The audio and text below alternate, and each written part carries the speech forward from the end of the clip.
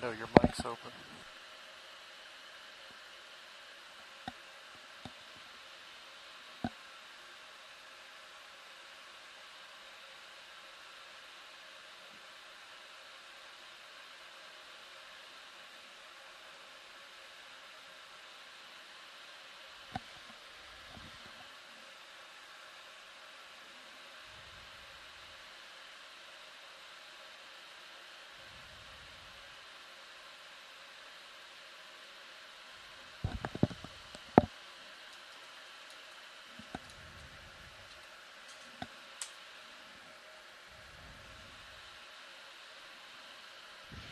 Pilot will wait for your confirmation of thrust before releasing the ROV.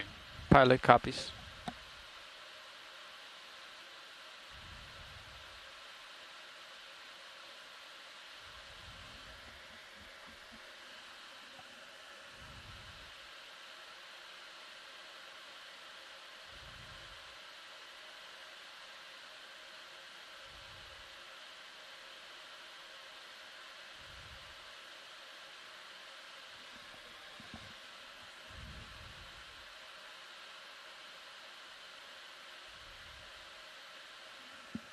Okay, pilot has control. Pull the pin.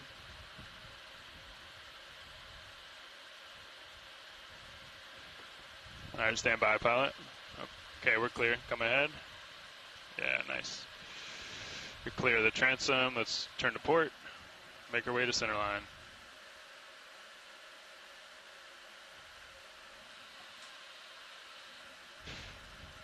You can come a little more port, pilot, so you don't pull the tether off. Push ahead. All right.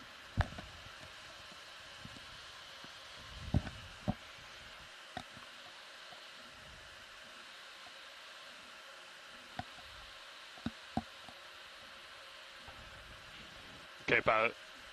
Let's lock in out ahead, inverse the ship. And we'll try to bring you to centerline here. Okay, out ahead is on.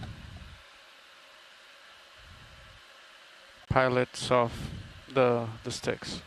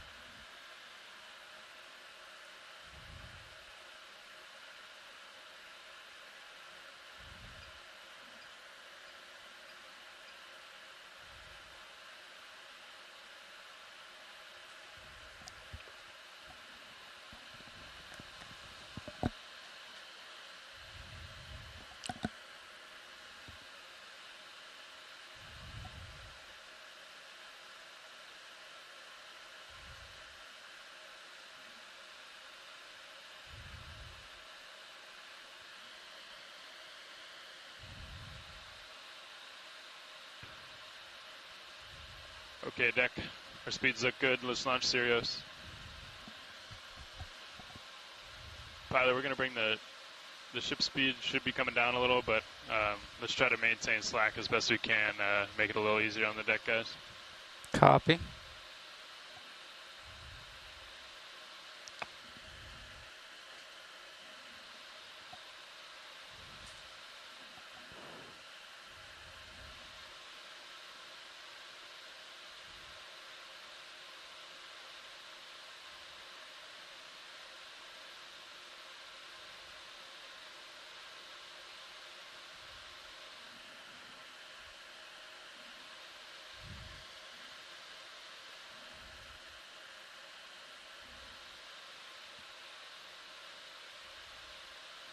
All right, pilot backing 70.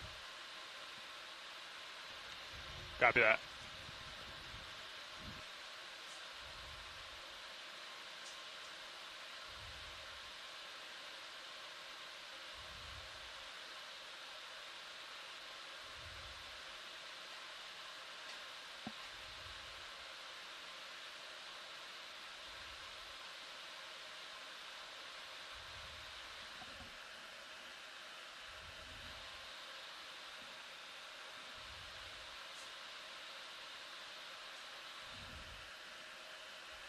pilot back in 40. Copy that, pilot.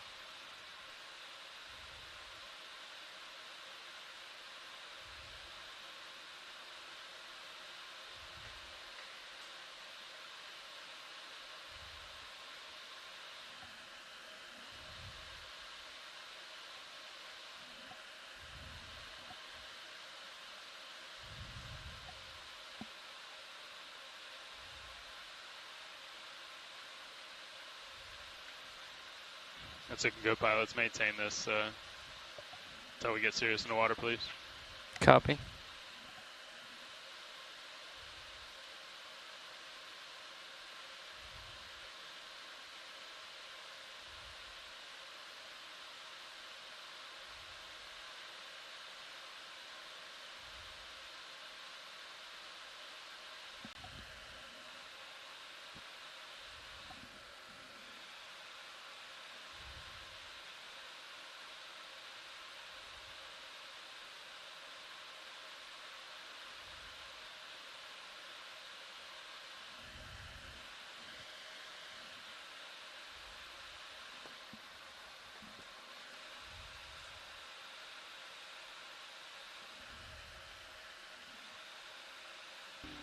All right, pilot, you can go off stick.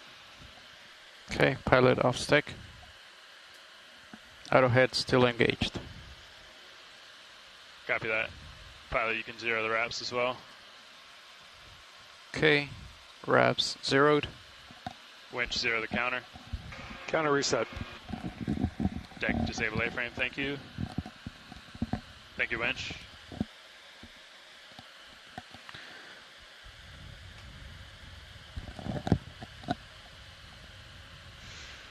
Okay, pilot, are you ready to descend?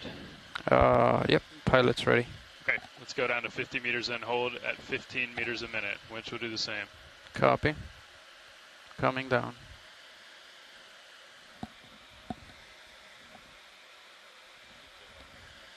Alright, pilot's gonna disengage arrow heading.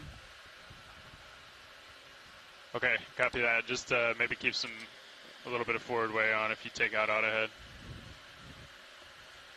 I don't have to, I can re-engage it. That's up to you guys in control room. Alright.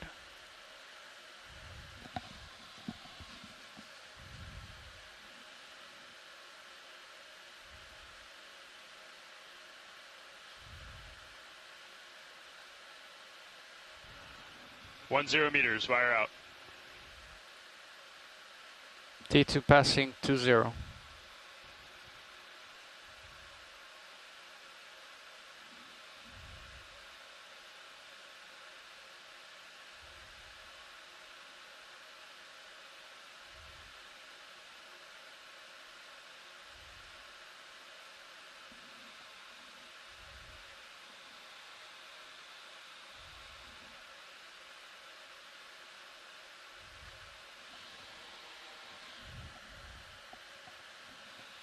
.20 meters, wire out. T2 passing 27. Good tracking, both vehicles. Copy, good tracking, nav.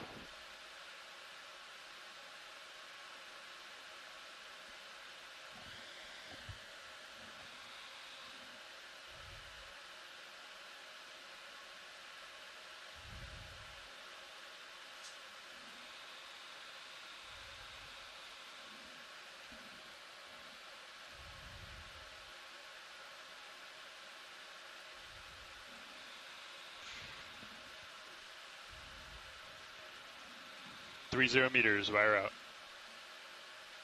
D2 passing 40.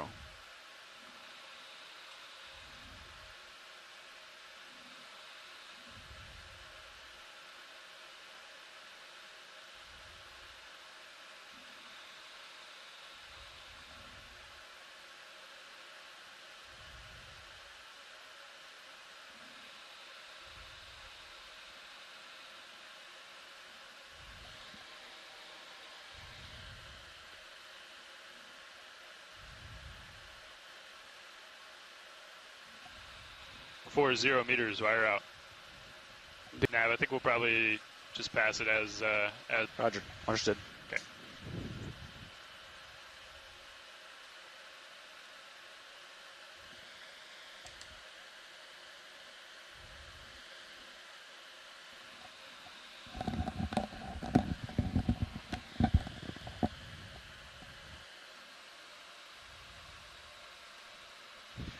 Winch, I'll stop 50 meters.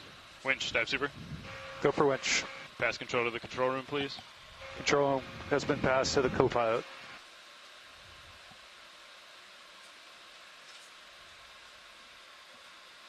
Co-pilot confirms good winch control. Copy, co-pilot. All right, Nav, we'll work on passing control now. Understood.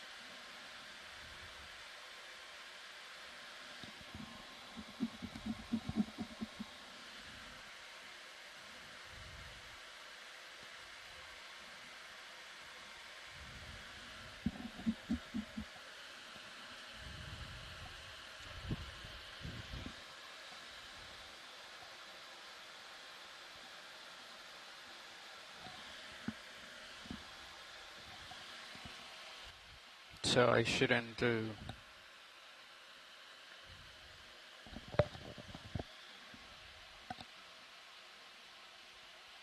to co-pilot.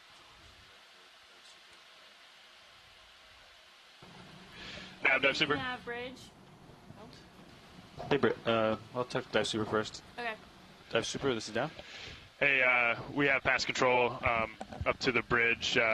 We request that they maintain that forward speed so we can come, or you can work with them to come to an easy stop. Okay.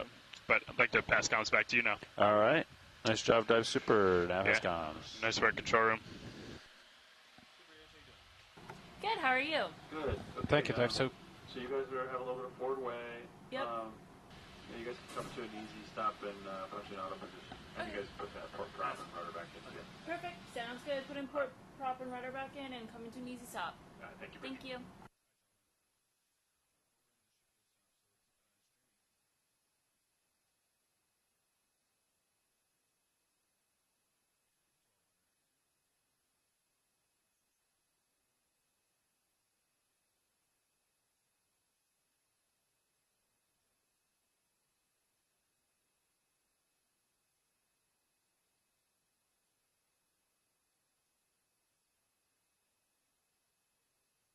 And remember to talk on EXRV.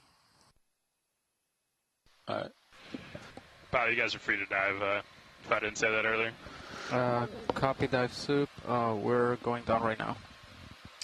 Let's see, I paused winch, Fernando. He's an auto dive this way. Winch all stopped.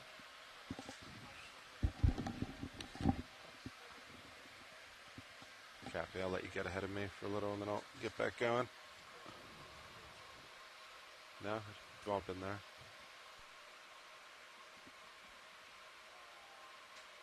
Alright, winch is heading down. Or I make too much noise. Okay, vehicles are descending. Normally you would talk. How you doing, Winch? Where are you at? Are you on? You in the workshop? Hey, how you doing? So do not talk on XRV, is that what you're saying? No, you can talk XRV. Okay, alright. Alright, I got 30 heading down, Fernando. Copy. Delta 10 looking good. Yep, let's dial it in. We're going to 1200 today, that is. First 1200. transect, 1200. 1200. Aye. ROV depth, 1200. Will we make it in less than 40 minutes? 50 minutes. Should be a 1200, we're passing. So 40-minute descent time. Alright. So, how do we do it in that case? Because it's 45 minutes for the transect, right? I guess we look for the current. I get it nice and steady, and then we switch, so the next shift does the 45 minute. Yeah. We'll get down there, and then you can kind of use the Sirius downward camera. See how looking straight down? Once we come to a stop, we'll see what the marine snow is doing. RV nav bridge. Hey, Bridge. We're in autopause. Roger, thank you. We'll stay here. Okay. So, once we get to 1200, the marine snow kind of gives us an idea of what's going to happen. And then we'll stream to where Sirius is heading, is pointed into the current, hopefully. Right? Like that'll be our weather vane. Okay. Right? So that's how we determine the direction, is if you just let it stream. Yeah. So like right now it looks like, north to south a little bit. So that determines direction. And then if it's like blowing by Sirius, we'll move the ship to southbound to slow it down. Right? Okay. But if it's like completely still, then we'll move the ship any direction we want. Then in case we would just choose the ship's heading, and we would just line up with the ship. But we'll see. We just want real slow water moving by D2.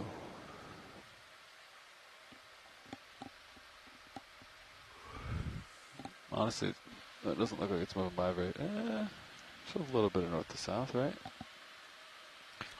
I mean, if I look at Sirius looking down, it looks like it's going like that. So yeah, I would say from 315 to 135. Okay. Just based on Sirius, but that's a pretty rough estimate, We also moved you a little bit Yeah. southbound here, so. That's assuming Sirius is like stationary, right? And we still have 1,000 meters to go. Yeah, so it'll probably change. probably change. We'll stay here, XY. Alright, the extender extended. That's good. It's still going down, but it's mostly there. Under 150 meters. Yeah.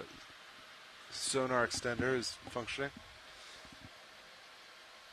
The sonar extender. We always just call it the extender assembly. It's for the extender assembly for the sonar is functioning as it should. Focal looks good on the software, doesn't it? I see all green lights. So I think I have the expansion card selected there, so maybe we could see red lights or something. I don't know. Let's see.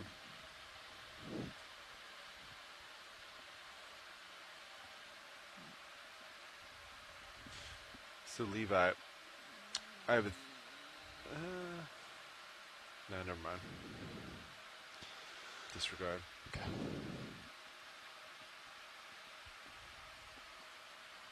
You guys know what we're looking for? Of course. Jellies, lots of jellies. Yep. We did extensive research on the images provided. We're burned into our eyes now. I'll lower your ox light, Fernando. Nice and bright there.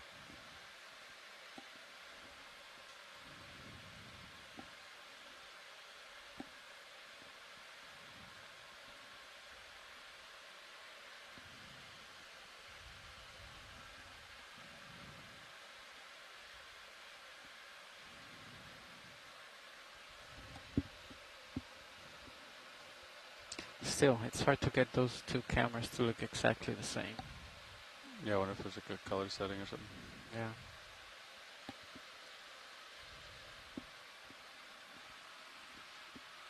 So, and then, yeah, we leave swing arms in for these. And I think so. We leave them all. we leave them in because if you whip, right, catches the fiber could You could catch a tether or just the quick whipping if you're constantly whipping it hard on the swing arms. Yeah, I agree. And then yeah, we could, depending on what pilot wants, you could extend the drawer a little bit to get the nozzle out, or Leave it out. or leave it in. If you leave it out, you're what? Let's see. Your up and down will be a little more draggy, right? Yeah. So I guess it Thought you were depends. ready to go. Dive super.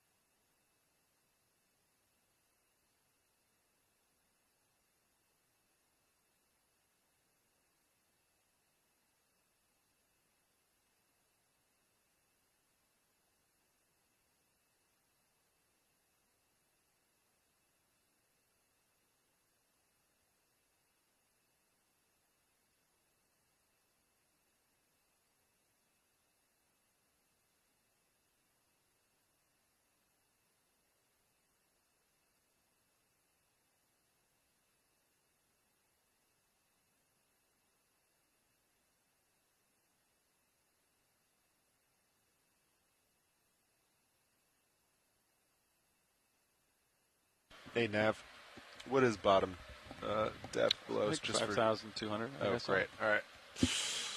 There's no obstructions for like 50 miles. The off chance we moved a lot last night, I just want to make sure we weren't.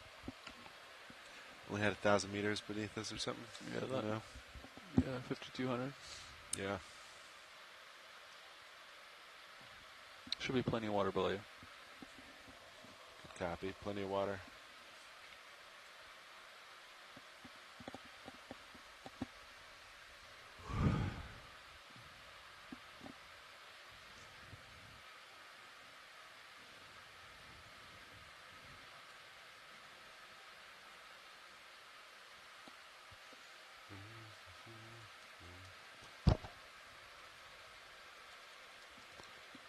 Did the extender again this morning for Monday. Held pressure, put it back, so extender should be nice and happy. Probably get 2 more weeks out of that, no problem. No problem.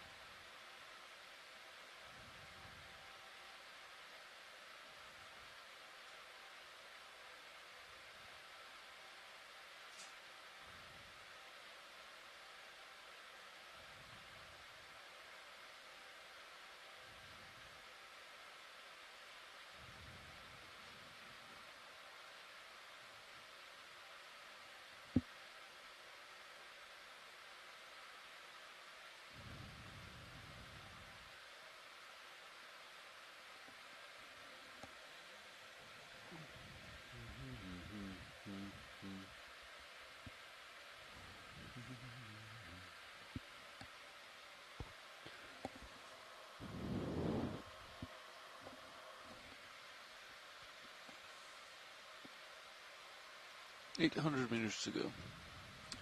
Aye, nav 800 meters.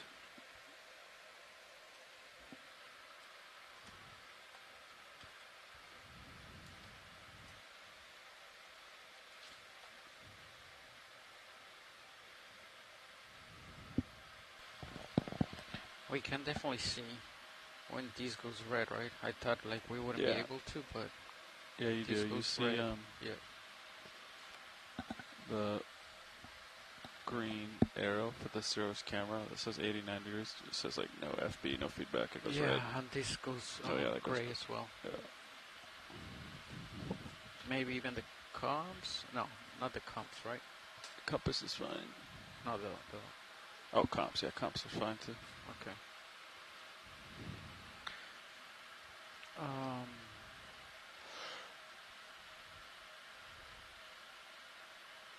How does this get topside? This data? Is it one I of think this? there's a 45 line through the one of the D2. I think each of those is a 232 line. No, 45. I think each one of those is a 45 line. Each one of those Okay. squares is a separate 45 line. Like Okay. Bender 1, 2, 3, and 4. Okay. Yeah.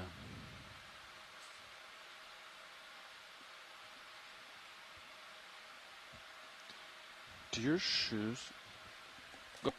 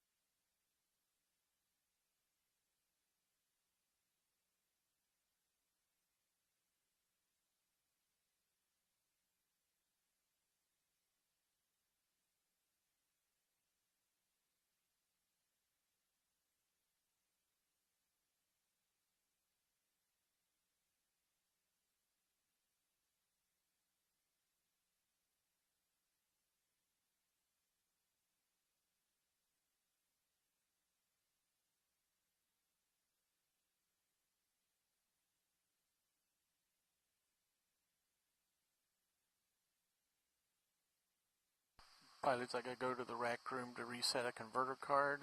In the meantime, the port manipulator is green again today. I was wondering if we could go in and trigger that white balance again.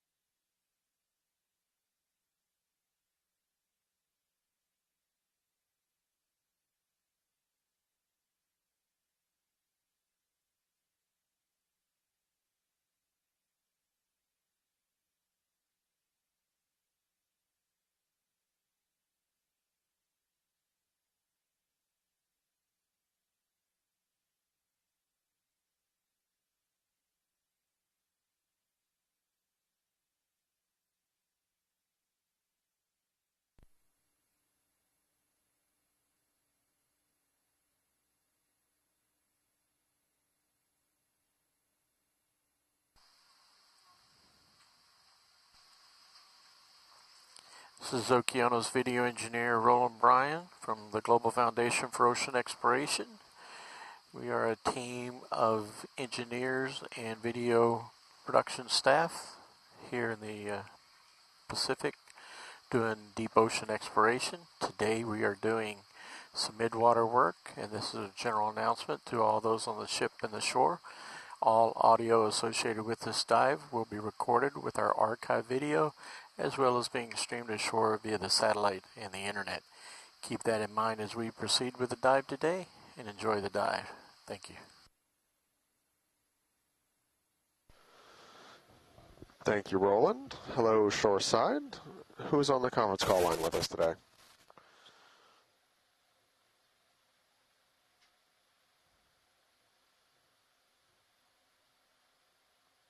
Hi, I'm Ashley Martinzino, a benthic biologist affiliated with NOAA Ocean Exploration. So hopefully I can help ID some of the critters we're going to see today. Yeah, I guess that's it. Hey, Ashley. All right. Well, for those of you watching along, today's Midwater Day, so we're on our way down. We are not actually going to get to the seafloor at all today. We're out in super deep water. The water depth here is over 5,000 meters, but we're only going to go down and start a first transect at 1,200 meters. Then we're going to do transects at 1,200, 900, 700, 500, and 300. And once we get down and have a CTD cast and have some time to look at our fisheries midwater sonars, we might put in 2 additional transects at specific depths that look interesting. So today it'll be all blue water flying, and we will be looking at the least explored biome on the planet, the midwater ecosystems here. So stay tuned. This is definitely not my area of expertise, but we have a team of people on shore in the chat and on the phone to help us out. And looking forward to seeing a lot of really cool gelatinous creatures and small fish in the water.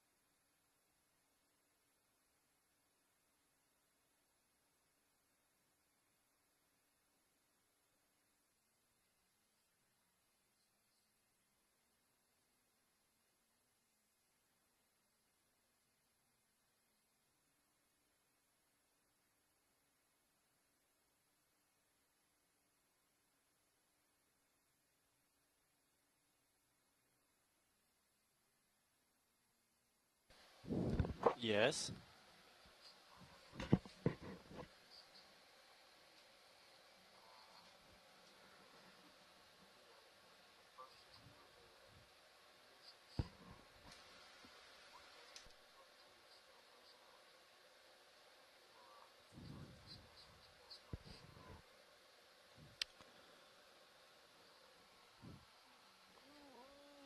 Yeah, I just got a note from Sam.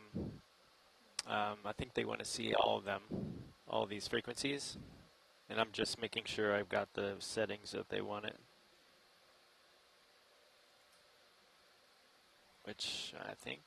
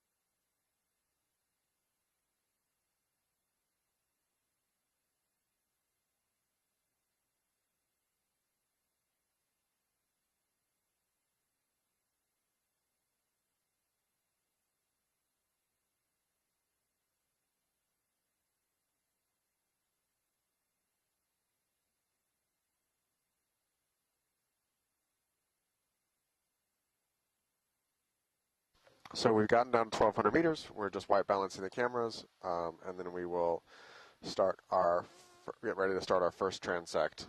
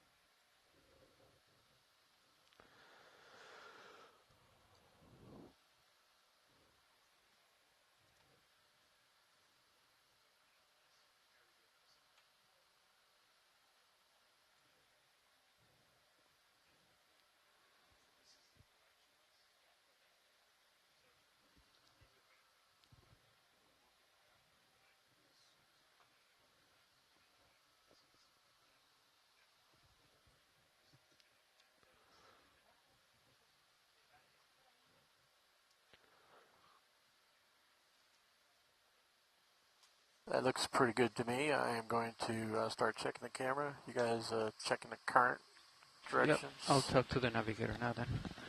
We're ready, Nav.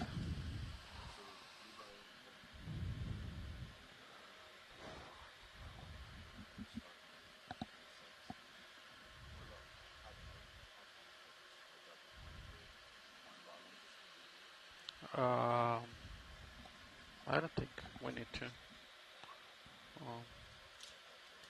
All right, yeah, well, you can, yeah. No, it doesn't. But yeah, you can. So it doesn't affect post nav at all.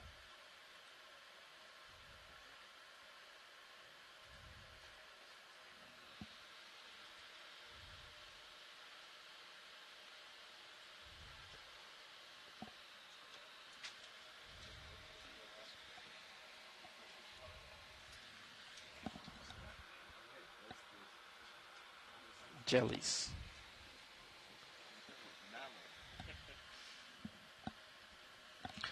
How does the current look on your camera, Copilot?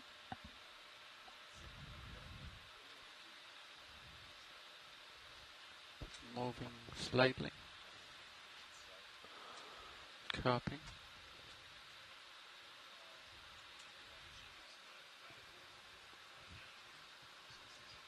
All right. Should we get information or should we wait until the copy?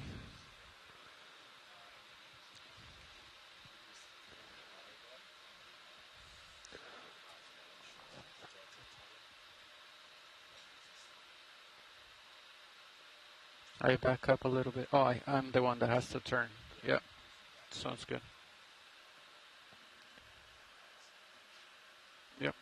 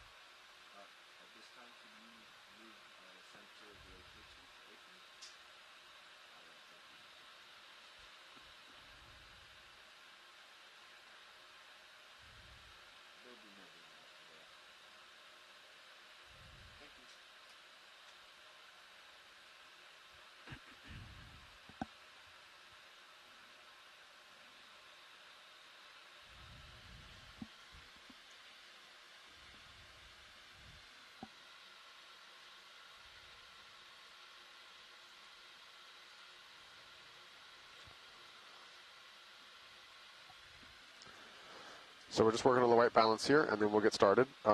Assuming the standard transects plus 1,200 meters plus 2 specific depths you all pick, we should have about 45 minutes per transect is the current plan. and we were planning on getting Niskins at the standard 9753 transects.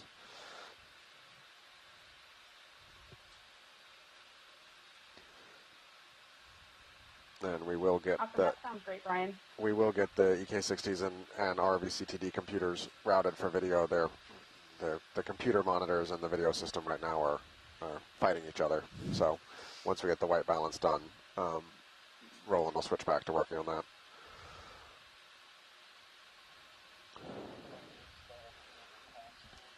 I suspect they're going to want full screen when you got a second, at least to study at the beginning.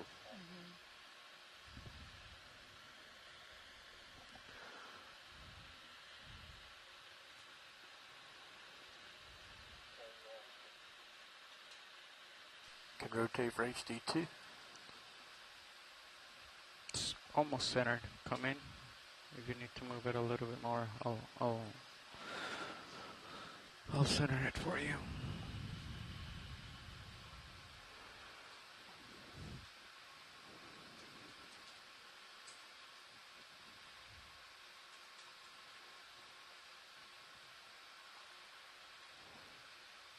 All right. How does that look? It looks good enough. Okay.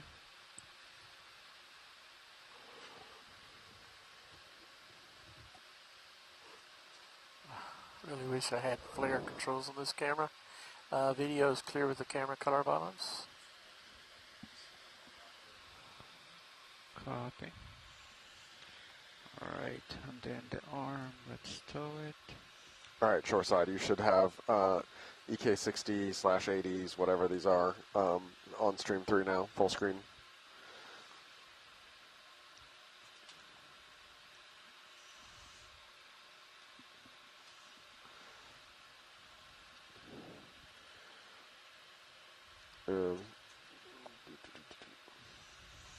So salinity is 34.5, shocking. All right. Dissolved oxygen is Let's 1.03 milligrams per liter. Currently right at dead on 1,200 meters at the temperature of 3.1. About 17 degrees. Yeah, I and see just as clear, a reminder clear. for how this typically goes, So let me the move the ROV arm, make navigators sure will that it's let not us coming know from the official arm. start and end times of each transect. Is We've it budgeted some improving? time for setup at the beginning of each I one. still see it a little bit in at our the planning bottom for the dive. right of the camera. Not sure where that's coming from. And we've been playing with the other sonars on the ship, trying to clean up the EK60s this morning, but it's mainly that we're pretty sure the interference you're seeing is primarily Maybe if you USBL, move and we need that for the vehicle safety. the So lowers, sorry for the little bit they're choppy already all the way view on the outward. EK60s. Because I see some glare there, and I see a little bit of glare there, but all right. What is that, Variant? It's shining off your craft jaws a little bit as well. You may want to tuck the shoulder in. So tuck it in.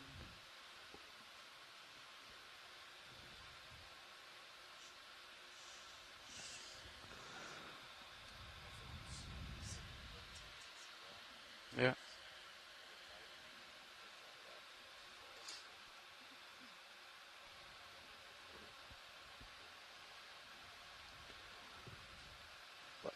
Check the other.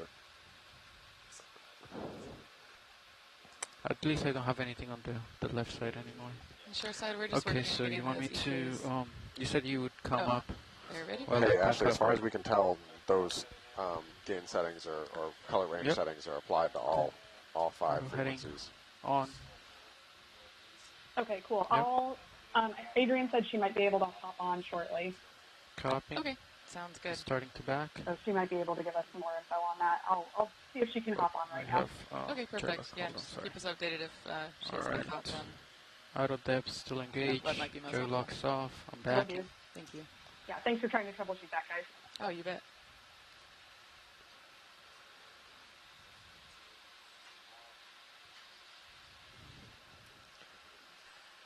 Watch these. I've got a clear and audio issue. I've got to pull that power to the intercom station and then reset it. Okay. So your comms will be down for a minute or two. Copy.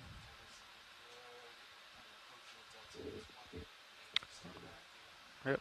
So shoreside, we got to reboot the RTS system, so we're going to drop off audio for just a moment.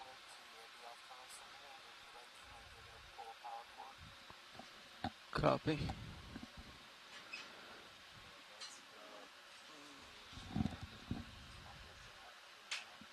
Yep.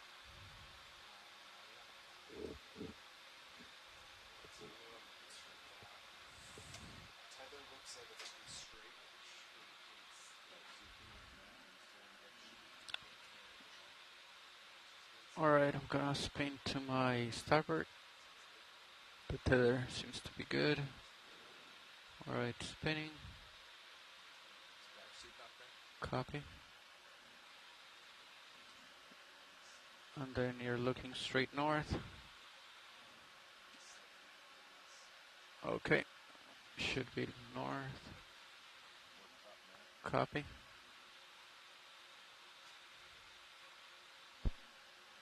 Alright, and stop at 45.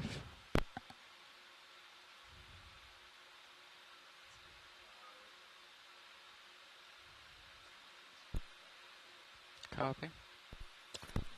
Alright.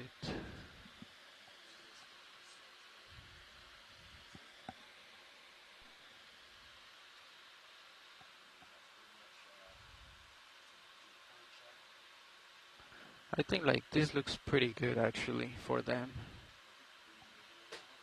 I am off. Oh, maybe. Copy. Alright. I'm gonna center on your screen.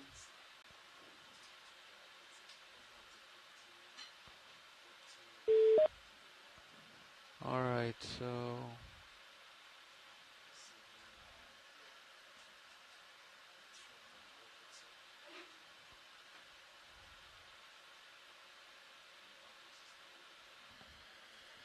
okay, I'm gonna turn off. This means the hydraulics are on the arm, right? The green light or the blue light means on, or I don't remember if I disengaged it.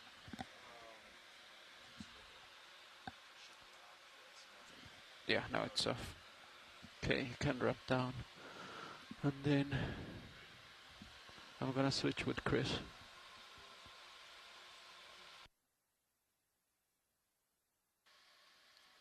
Just checking to see if we're back on audio. 2, test 1, 2. I did not hear you, although I saw you keyed up. I hear you. Can I have you, you're talking on...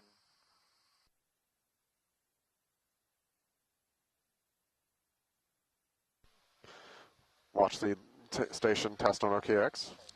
Watch 2, station testing OKEX.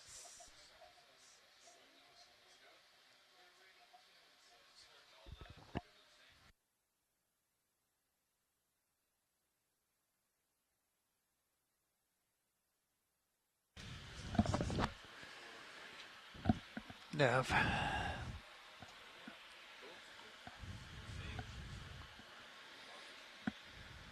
So I'm on arrow left.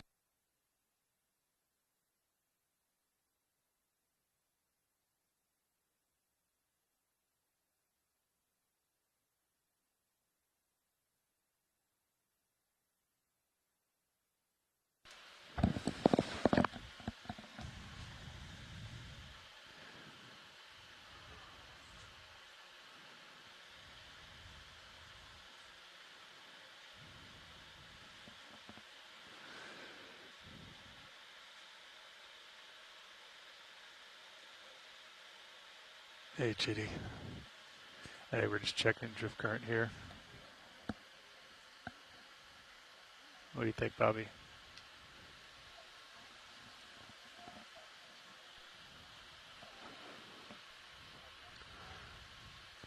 All right, shoreside, we are just getting set up, and the pilots are doing a watch change, and then once that's done, we should be ready to start the 1,200 meter transect. For those of you who are in the chat, thank you all. If you I know some of you, it's early, super early morning, you can't call in, but we would appreciate, love to hear your voices, and it'll be faster for you all to weigh in on what we're seeing and potential collections if you are on the audio as well. And as you're logging observations, I encourage you to do so in CTube. The chat is not as good of an archival place for identifications as CTube is. So if you can log in there and make your identifications on that platform, that would be great. Steady up.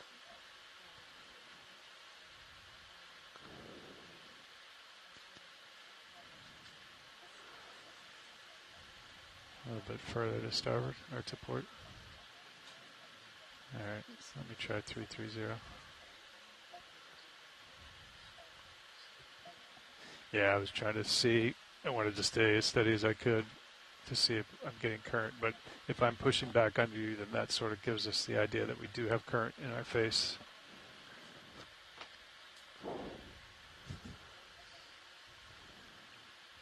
All right, so that's 330. It still looks like it's a little bit blowing to starboard.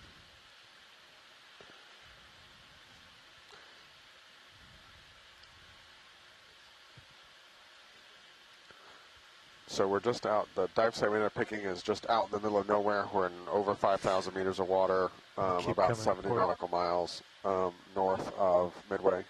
Or Kuehilani, or Papahānaumokuākea, depending on who you ask. There's a lot of birds there. And we've been seeing a lot of birds. We've had I've seen more, many more albatross on this cruise than I have ever before seen cumulatively. They've been a constant companion since we've been out here. Yeah, there was one checking out Chris Ritter, the ROV team lead this morning, flying right up to him as he was deploying. That looks better. They're really curious. And we got some teenagers too. But on both sides, sort of nice coming. to be out here. Birds like it. Hopefully the midwater critters also like being here, so we can see some good stuff today. Well, given what we saw just on the descent, the squids and everything, it looks like it should be a good area. Yeah. Yeah, Dougal was going off with the IDs. That was awesome. Let me come over just a hair more. Should be a good dive. And yeah, we're in northwestern Papahānaumokuākea. This is our first of 2 midwater sites planned for this expedition. And neither Brian nor I are pelagic people. Our Jetly IDs are not that great, so we will be relying on our shoreside scientists to help us quickly identify interesting still looks like I've got individuals that we see in the water column, it's not just fish, me. and help guide the sampling objectives. And I'm not moving lateral for folks just or axial. Calling in, we are planning a couple of transects at 1,200 meters, and then standard transects at 900, 700, 500, and 300 meters.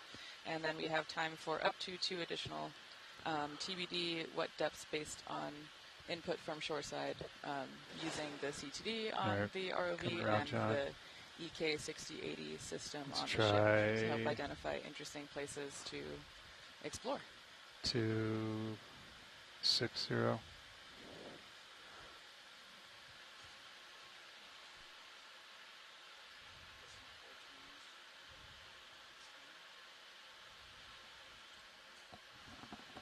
All right, I think I can live with that. That looks like it's pretty good. Yeah. You guys concur with that? Okay. Looks good. We do have a little bit coming towards us. I don't know if it's enough to... Yep. Thanks, now. 260. All right, I'm going to square up on you then. Yeah, if you want to square up and then push out a little bit, I'll come down. Yep. Bridge, ROV nav. Pushing over. Ship move, please. 500 meters, bearing 260 degrees at decimal 2. We got a request to show the CTD cast, so just for your awareness, the CTD is now being broadcast on stream 2. That was a good copy, but I'd actually like to change it to decimal 1. I'm just in the habit. That to inform so yeah, decimal 1 today, please. Objectives for our additional transects today. Yep, thank you. All right, and we're just getting underway. The ship's starting to move. Position, ROVs are in position. So we are calling in so many decimal 2s. Headed that way. Habit, force of habit. All right, bring my camera up as you push out. Okay, and I'll pushing out. Send a little bit. So front row watch lead. Go ahead, watch lead. So you all are going to have, and you've done this more than I have, but feel free to chase dots and things as you see, because you'll see and be more responsive than we are. So feel free to chase things you want to look at without us specifically saying it. Copy that. All right, the camera angle's just about 45, pilot. All right. Let me know when you're comfortable, pilot, and we'll start the transect. Yeah, I think we can go. I'm going to let this settle here. It's pushed out. So. Yep. All right. So we're going to start right now. Dropping the target. Starting Midwater transect. Begin 45 minutes.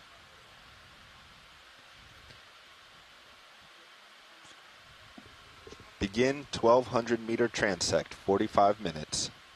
And you are out just a little bit, pilot, but Okay, so yeah, the 1200 feel free to explore, yeah. It'll just come back easy on me. Roger that. I'm gonna Dead center roll, red dot. I'll keep my camera at 45 for you, for reference. Latina 4, maybe. Watch lead, I apologize, I had my mics down. Did you copy that we started the transect? It's an amphipod of some sort. Roger. Okay. So this is a copepod. See if we can get an ID from Dougal and Adrian, who are already on It's it. getting very close to your lens. Yep. And I think for people who are not necessarily midwater pelagic folks, this is the plankton that inspired the plankton and SpongeBob. Yep. Oh, it's All Calanoida. right, thank you very much. Can we look at Upper top left? Upper left. The ball. Yep.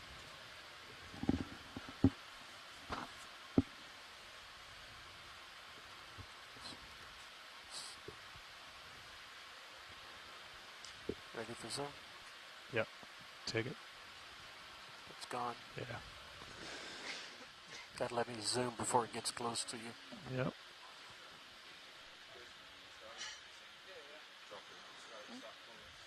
Looks like it is out of frame now, but that might have been a larvation house. Top Thanks, center. Dougal and Adrian. White dot in the distance. Different than all the rest. Yeah, go ahead. Yep. Oh, Dougal's saying the white spot is the animal's body. So, yeah, that's wild. Larvae will build these structures. Larvation, yeah. Larvations will build these structures that look like, I don't know, really large jelly-like things, but I guess the individual animal is a lot smaller living inside of it. And it helps them in filter feeding. Yeah, they cast their house and then it collects particulates and they eat all the slime and take it back with it. And if they get scared, they'll also bail and the animal will shoot out from the house. And they leave their snot ball behind? And they leave their snot castle behind. Oh, snot castle. That's awesome. It feels like just the feeding strategy here is just picking your nose all day. I mean, that is what our noses do for us.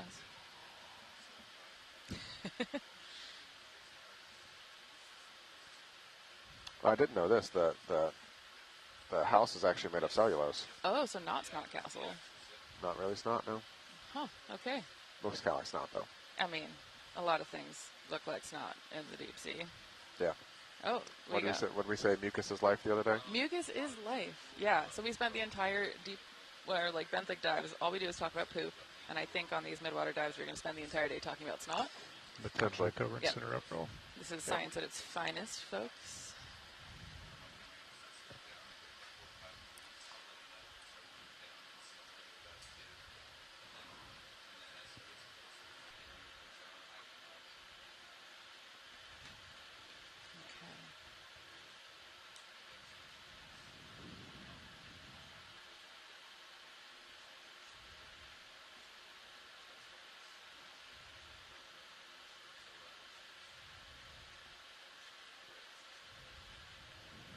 I'm looking at the history of snot castles, larvations, and I guess in the mid-1800s, Huxley thought that larvations were tunicates. That's cool.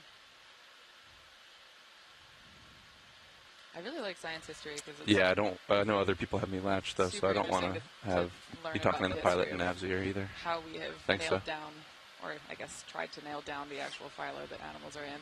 Forams I'll were try thought not to be to speak too gastropods loud. for a long time because they look like snails. And if we see a foram today, a planktic one, I think I will die. Just prepare yourself. Line coming towards center, right-hand side. Yep.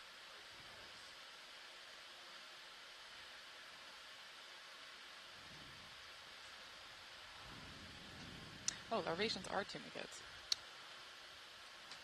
Okay, you learn new things every day. Way outside of the light pool. Yep, let it go. How long have we been on this dive? 5 How do you minutes. like your speed That's so a new far? record of how quickly I Too got fast, too slow? We can't do wrong. much about too slow. No. Or sorry, too fast. Brian's laughing at me. As Laughing he should. with you. I'm laughing with you. Thank you. Hey, you know, Just we're let me all know if learning you in need public up or down. out here. Yeah. I'm just learning a think lot it's more than other okay. people sometimes. Roger. So we've got a whole I host of, misspoke there. We of can slow Midwater it down experts or speed it up. We just on, have to go the other onshore with us direction. as well. I think We've this is got okay for Heather now. Jenkins, Roger. Let's Alan not get Collins, much. Google Lindsay, Adrian Copeland, Ashley Maranzino, all in the chat or on the line with us, helping Sure us can. I haven't seen many coming guide straight the at us. exploration today. I'm almost curious if we're... Yeah, and we could not do this kind of science without the incredible telepresence that we have on this ship, and thank goodness we have shoreside scientists that are experts in Yeah, let it go. It's pushing midwater out too fast. critters, because Brian and I would be so lost without them.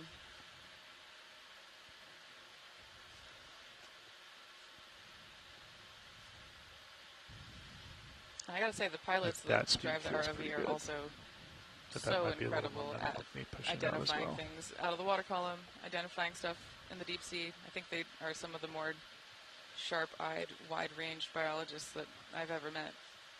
They oftentimes get IDs way faster than those of us here in the back row. Upper right. It takes a village. I don't see it rolling. No. Oh, we missed the Siphonophora. But This dot right here coming to center. Far right. All right, stand by.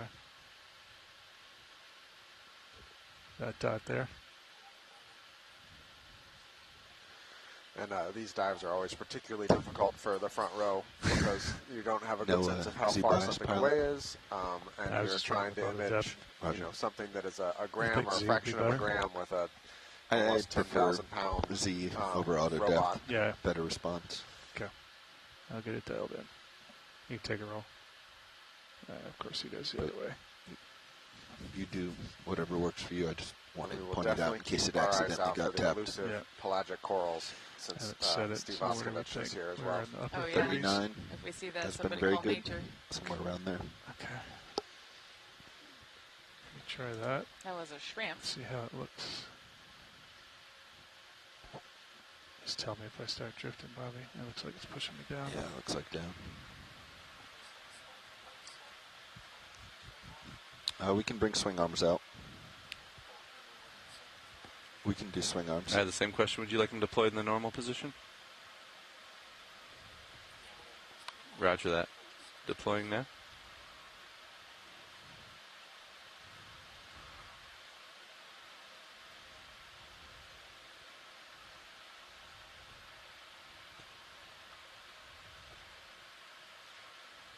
So this is the first of two planned midwater dives this expedition.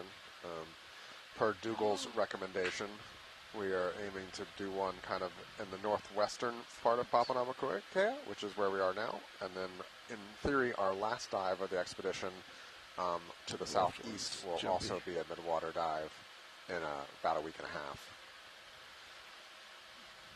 Yeah, and part of the reason that we planned that transect is because there's potentially a productivity gradient across Papahānaumokuākea, yeah, Brian? That and some interest in the biogeography of different Solma species. Ooh, that's going to be cool. Take it. Does that light config work for you, Roland? It's the normal Kitty positions. Ooh, really? That's my first guess. You have the one in the back or the foreground?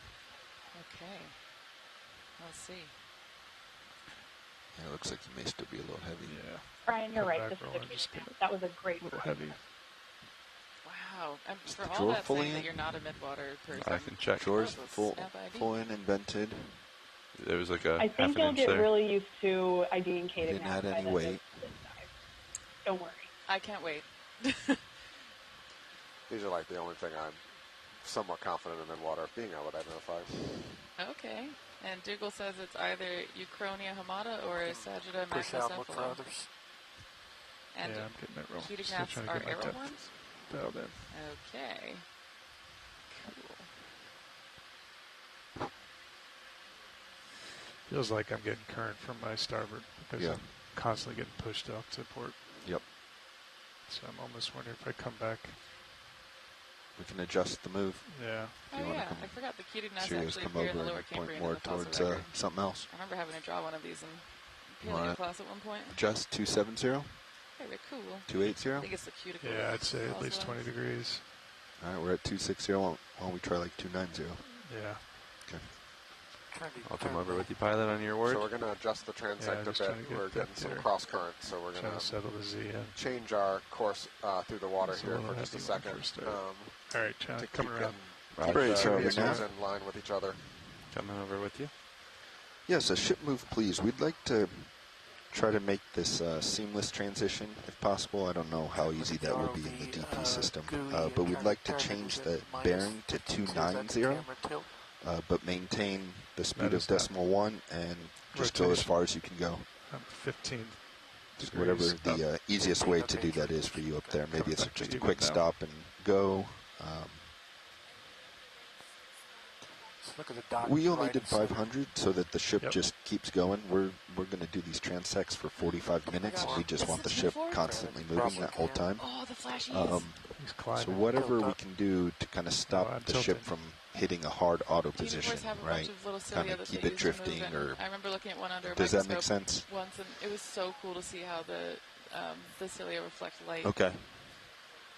There's also another copepod there as well, just out of focus in the back. Oh, that's so beautiful.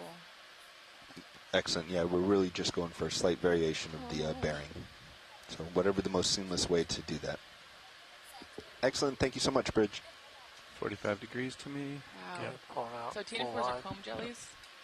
I think I was in your ears, but they're And I making don't that know, the change way that now. I just remember them as the super flashy disco jelly because they make those really beautiful light Pushing patterns. back out. when you I look at feel them. like that current's a little bit better. The light refracts off there. And always recenter camera on reset. Yep. So we do have 5 slurp sample containers available for attempting sampling, but we're going to have to be exceedingly quick as a science party asking and identifying which organisms we want to try and sample, just given the nature of the flying and the moving and the organisms being so small. So, I think if you really want to suggest collections, it's going to be pretty critical that you're on the conference call line and can interject instead of waiting for Sarah and I to look down at the chat and see what's there. We will continue to do so, but just literally the time it takes us to bounce our eyes from the screens down to the chat and back is going to potentially limit our ability to sample things.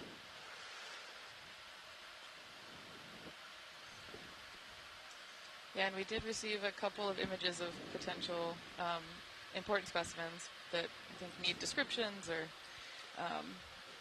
it would be really critical to collect. So we have that list in front of us and the images printed out.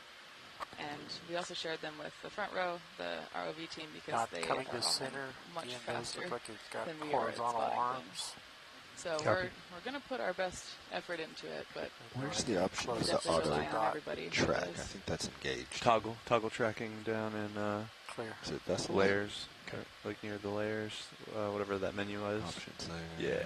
Yeah, should be down in the survey window.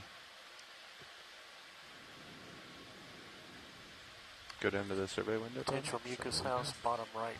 Copy. Third. Like file, whatever that first one is. Go down. Oh, down yeah, here. Yeah. Sorry. Yeah. Toggle track. Yeah. Okay. Is this Thank you, another Copilot. No worries. thingy? This is the day where I say, Brian, what's this? And Brian goes, All right, looks like they're heading to 290. Should have your movement again. It looks snotty. Yeah, Sarah, this looks like a discarded larvation house, so I don't see anything inside of it. Oh my God. Doesn't look like there's anyone still in it. Yeah, so they frequently will discard their mucus houses that they build, and so we tend to see a lot of discarded mucus houses or snot houses in the water column that have started to sink back out. They collect a lot of particulate matter, so they're a really good way to transport some additional carbon and nutrients down into the deeper depths as they sink down through the water column. A little low too.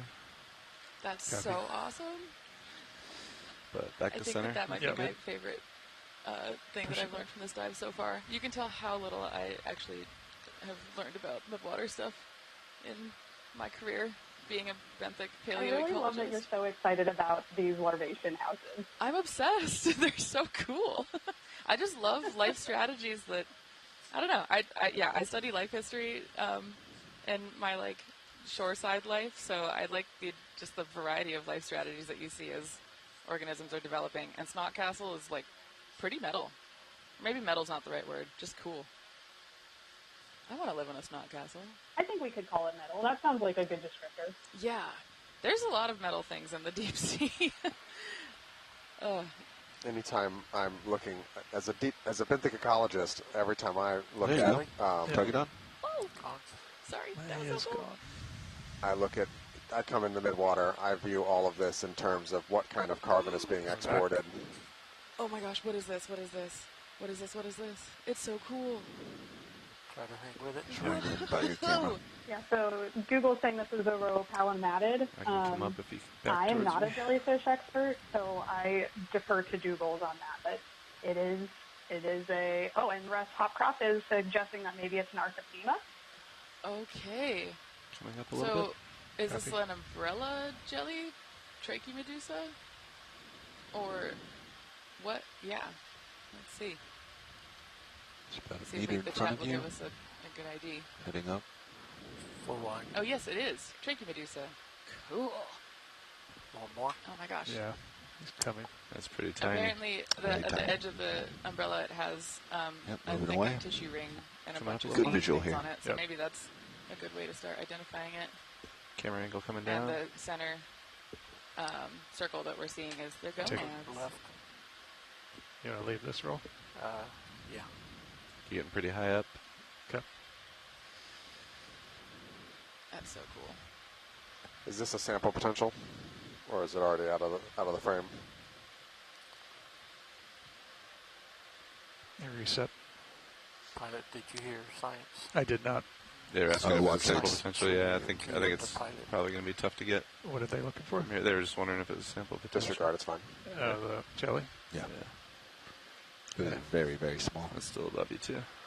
It's still right above you coming into right view. here. Yeah, I got him. And keep coming up if you want. There it is. Yeah, we can take him. Okay. I don't know. You can sample it. You want drawer pilot? If they want it, let's take it. Come back full wide roll. Confirmation Okay, we're going to attempt. Yeah, let's get confirmation from science. Yes, if can sample. Yeah, sample please. Roger. All right, drawer side, we'll see if Drawer coming out. Full drawer. Standing by for suction. Copy. You're on 1. Lights, sample light. Drawer's full out. Starting suction. Copy. Jar light. Standby roll. Maybe bring his Got a lot pan going tilt on. down a little bit. Fan tilt coming down. There you go. Suction light coming on. We got 800 suction. It's about 6 inches out. Increasing. Got It's it. Slowing down. Give me eyes, Bobby. Not yet in the jar. In. Copy. It's in the jar. Securing suction. And Jar 1. jar 1. Mark. Copy. Securing. Nice job, pilot. Shoreside journey samples stream through Securing the- drawer. over to the quad. Confirm visual right on the filter. Nice job, pilot. Awesome. And Copy. pilot Coming notes, back was over that center. sample Roger that. 01B? Yeah, it's reset config here. Nice job. Confirm 01B. Thank you, now. 1 of 5 samples. Alrighty.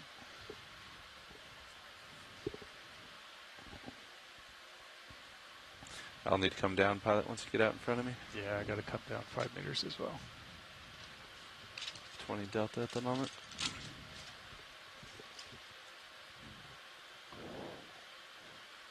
Shoreside, I'm assuming the preference here is a couple tentacles for genetics and ethanol, and then the body of it in formalin. Good snag, pilot. Copy. Thanks, roll. You can adjust your rotator as you want. I was Yeah. looking down at the drawer for you. Coming down. Can we center up HD2 on the front Thanks, of the Dougal and vehicle? Ellen. We will Stand pass by. that on to Or our adjusting channel vehicle position. managers. Takes priority.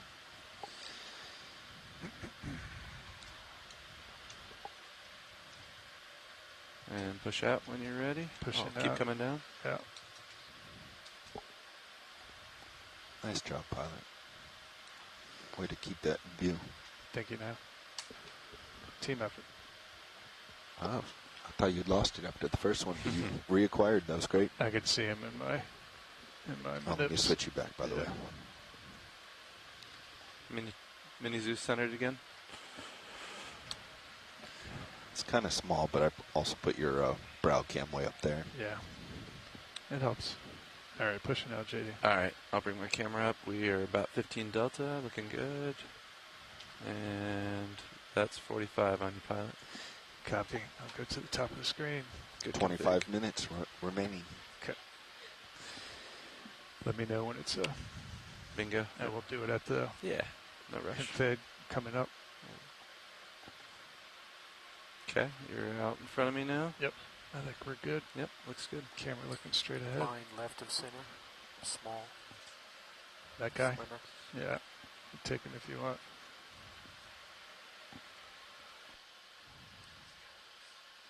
He's coming up above me. Clear. Yeah, we'll let him go.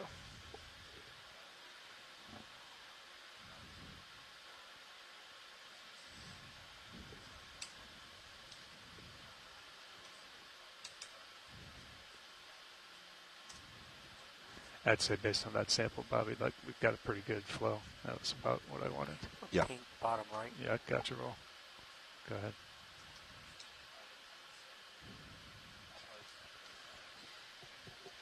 Probably another copepod here, maybe. Maybe a shrimp. Shrimp. Shrimp. Good shrimp.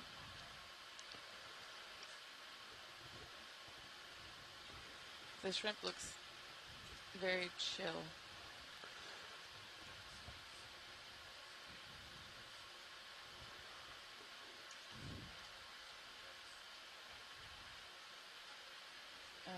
Nice job. Gnatted shrimp. Everyone else in chat is just saying shrimp, and Dougal, of course, has an ID. Gnatted shrimp. Okay, let We'll me let him go. Yeah, he's way up there.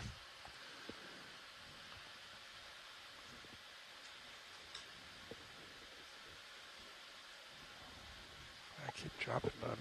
I think we're going to be like low 30s.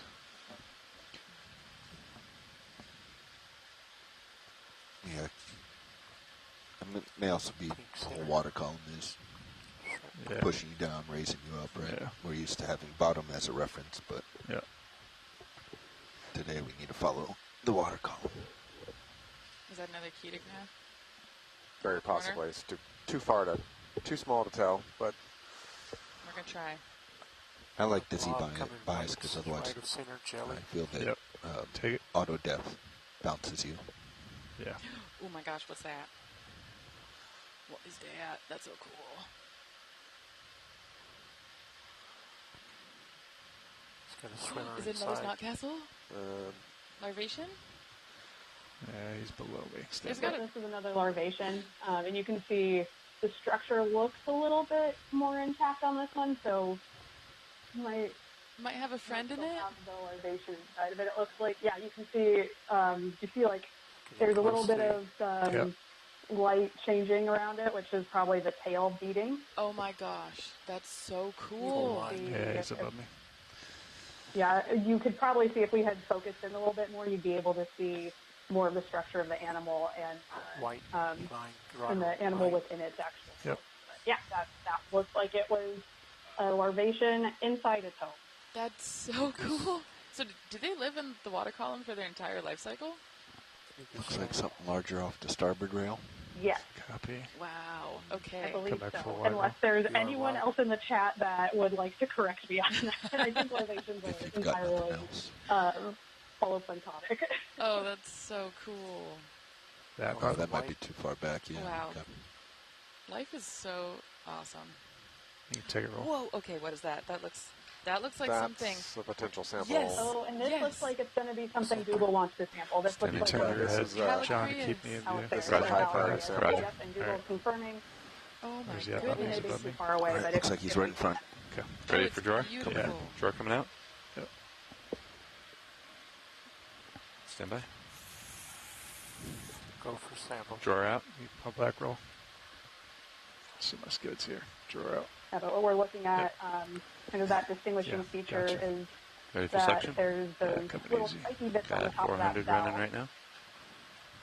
So that's if you guys see any more of those, I think. Dead ahead. That's color coded. Increasing suction a little. Awesome. number We were very 2. excited because we printed out 400 images of this suction. earlier That's looking today. good. Nice job. I'm going to let that run for a second. Keep Nice and easy. Low RPM. Low RPMs, yep. 230.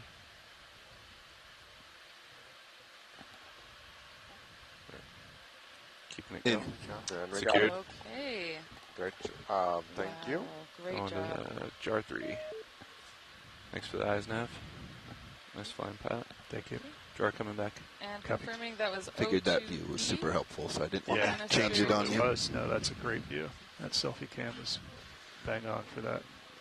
That hose is yeah, I see not that. fully cradled, but I'm going to try to jostle it just a little bit. All right, shoreside, just also keep in mind that There we've we already go. used close to half That's of not our fully sampling in, capacity yeah, for so midwater that's critters. So still that's dangling a 2 little of bit. 5 samples collected in the first 20 minutes. All right, push it back out. Awesome. That was an amazing catch. But And yeah, great job, guys, in the front row, because that was on the highest priority list. yeah, and it was on our high priority list because there's That currently looks like only it one holstered accepted a little species, better there, but Chris.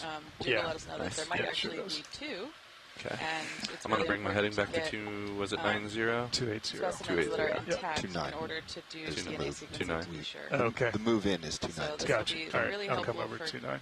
Sorry. That's 29 on improving our Sirius. understanding of the diversity of And my jellies camera that live angle's in still the water 4.5. column. Yeah, you're a So little stretched. Thank you, Dougal, for Yeah, I'm just going to let it come And back. watch Giving us leads that nav. time. We're confirming that is 02 bio and canister 2.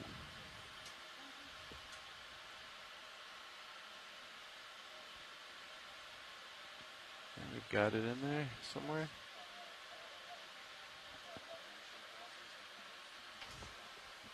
And I see you're on 3. I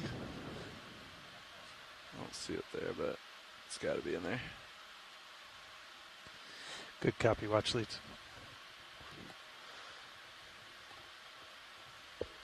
Still pretty stretched out there, pilot. Yeah, I'm just going to let it come back. Roger. Nice samples. Thank you.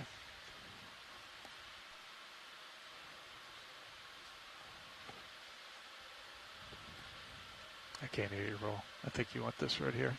Yep, right hand side. Yep, go ahead. Larvation house. Larvation house. It's underneath the filter, John. Roger. Thanks. Goodness. He's below me. Let him go.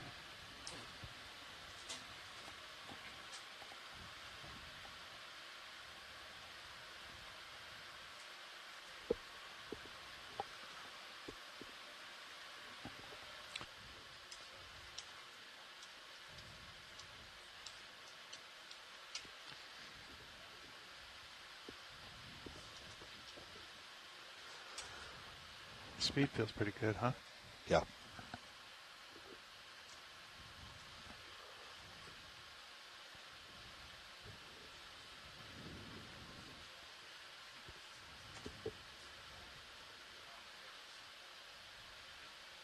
I'm really excited for a zoom in on the larvation house.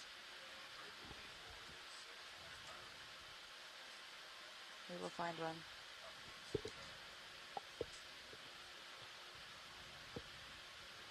Just coming back down roll. Just floated up a hair.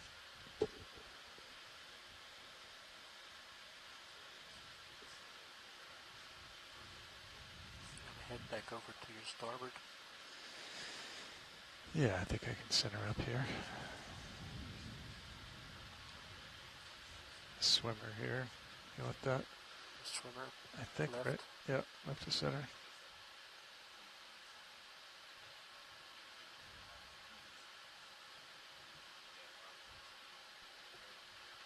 What is this? He's above me. Is it alive? Oh, it is alive. Oh my gosh. Is this another copepod? Really close the to plankton? Yeah. Plankton? Very cool. Try to back away.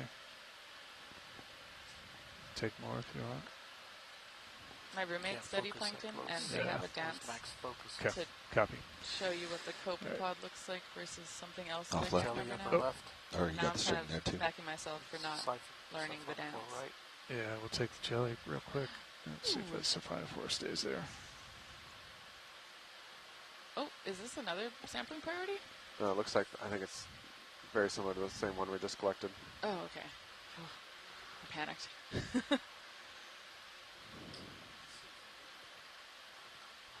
So that was Halocreus? Halocreus. Not the same, though. That's good track and roll. I know that focus is hard. Very hard. Yeah. Oh, this is Botryonema brucei. Oh, okay. Look at the other. Yeah, he might be gone by Snap now. IDs on these are amazing. Apparently Dougal can tell that because there's no Maintain, spikes I'll on the let you corners of the reset. bell, which Yeah, I don't see him roll. I think we lost him. is incredible. All right, let me slide back over. And this one is not a priority because it is known from the North Pacific. So because our sampling capability is, I mean, it's very good, but we have a limited number of samples.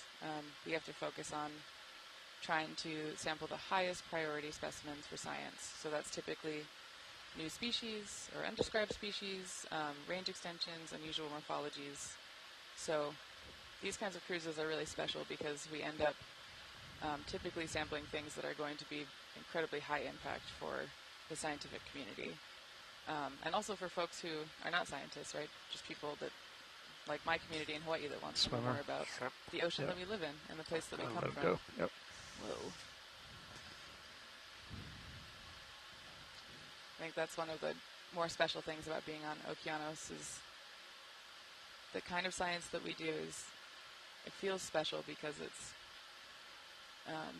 yeah, it's Top left. territory. Ooh. Copy.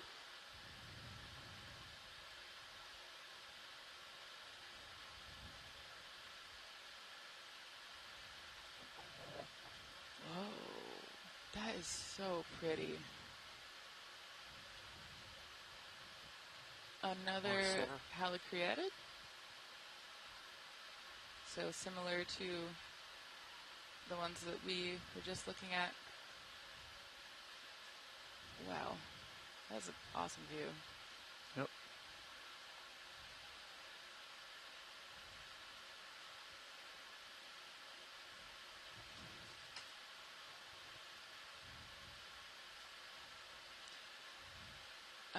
We're asking for a good zoom on morphology. Looks like we're getting it. Wow. Dougal says it looks fat. Yeah, it's a little high. I think it's fine. Just showing you where it is. Thanks, Bobby. All the white things are wow. look similar at a quick glance there. Out of light. Great job. That was gorgeous. Alan says it's not fat, it just has big bones. That's what my mom tells me. Except that it has no bones. Shh. We don't need to tell it that, Brian. It has a short life. Let it live. I actually don't know what the generation time or the lifespan of jellies is, but I assume it's relatively short. Ashley, do you know that? By chance? I think it varies a lot, especially depending on how they are reproducing, because they can reproduce asexually or sexually, Red. and so then if Right of there's Like one type of jelly that has been touted as being immortal because it just continually reproduces asexually, and so technically it's still the same individual. It keeps going, but I don't think that is a species that lives in the deep sea. So Alan Collins is saying that the lifespans are short in near shore waters, but we don't know as much for the open ocean, and probably not very little about the deep sea. That's so cool. There's maybe a fish. This is one of those, could be fish, could be cadignath. We'll know when we zoom in. Take fish. one, got it. Oh my Probably gosh. a cyclothony. What is that? Oh, cadignath. Oh. They always get you. There's a lot of, is it a fish? Cadignaths are really frustrating because they look very suspiciously similar to the most abundant fish in these depths, most abundant fish in the planet, called cyclothony. And usually it's just that they are a little bit more slow swimming, and the fishes tend to be a lot faster, but sometimes you get some fish that are being slow, might be stunned by some of our big lights, and so they can look very similar. That is a fish that is midstream right now. That is probably cyclothony. Oh. What is a cyclostomy for folks like me who do not know? All right, gonna push it Yeah, over. that's a great question. Yeah, so cyclothony is the genus of fish. So it is in the order Stomiiformes, which is the dragonfishes and hatchetfishes and bristlemouth. So cyclothony is a bristlemouth. Oh. The most abundant vertebrate on the planet. They're very, very abundant. They're called bristlemouth because they have these teeth that just get stuck on everything. So if you were to take a net down and take a sample here, then the bristlemouth will get stuck all over the net. They'll get stuck in other fish, and the teeth get stuck on everything. And they're super abundant, and they're really difficult to identify species-wise. So there are 13 species recognized right now, and they all look very, very similar. They're hard to ID, so a lot of people do not think of cyclothony very far. I think there are very few of us who like them. I am one of them. Oh, really? That's, I mean, who is that for? That is so cool. Go ahead, do you know, I was trying to figure it out. Do we know how much, like what their estimated biomass is? Do we have a good sense of that? Like being the most abundant vertebrate on Earth sounds wild. Upper left. Yep. Oh, you know what? We do have. Give me a second. We have estimates. I don't know it off the top of my head, but people that work on that sort of stuff have estimated their biomass. That's another cadignath. Oh, cool. Actually, yeah, I Googled it, and because of course the internet is amazing, and it seems like there's the estimate for bristlemouth biomass is that it's, let's see, in the quadrillions. Oh, no, sorry, that's for the number of bristlemouths. There are, okay, so there's potentially a quadrillion bristlemouths in the ocean. Yeah, there are many, and they're found, they are usually so mesopelagic and bathypelagic, so they will tend to be in waters deeper than 200 meters, but they can be pretty deep flowing as well. And they're really interesting. Here, I'm going to wax poetic on cyclothony. Maybe I can turn some people into liking them a little bit. But they have like really interesting. The species follow depth time. Oh, this looks like something you'd be really interested in. What is this? I'm going to stop talking about cyclothony. What is this? What is this? Is this this looks like it's a foram. Are you kidding me? Oh, it's a coelodendrid. I don't know. Coelodendrid is a protist, and that's as much. It's a radiolarian? So it's a radiolarian. Oh my god. I get radiolarians in my samples often, but I have never had a chance to see one living. This is so cool. Yep. Oh my gosh. I don't have eyes on that many It is tiny. Oh, that's so cool. So radiolarians have a silicious test. Yeah. So they make their shells, or we call them tests. I honestly don't know why. Out of silica. So you get a lot of them in deep sea core samples, and they're also, in particular, in the abyssal sediments. There's many more radiolarians than calcareous things because we tend to get those below War of the Worlds. carbonate compensation here in the Pacific. So I was just looking through some from the Murray Fracture Zone from Dive 2. Come back And we have a bunch of teeny 5 radiolarians. minutes. Yeah. They're so cool. Don't worry about it. Wow, that just made my day. That and the snot house. We'll see if our next Tide, depth lines up. Yeah. Pushing out easy. Roger. But actually, I will happily listen to anyone wax poetic about anything. Oh my gosh, another copepod. Right there, roll.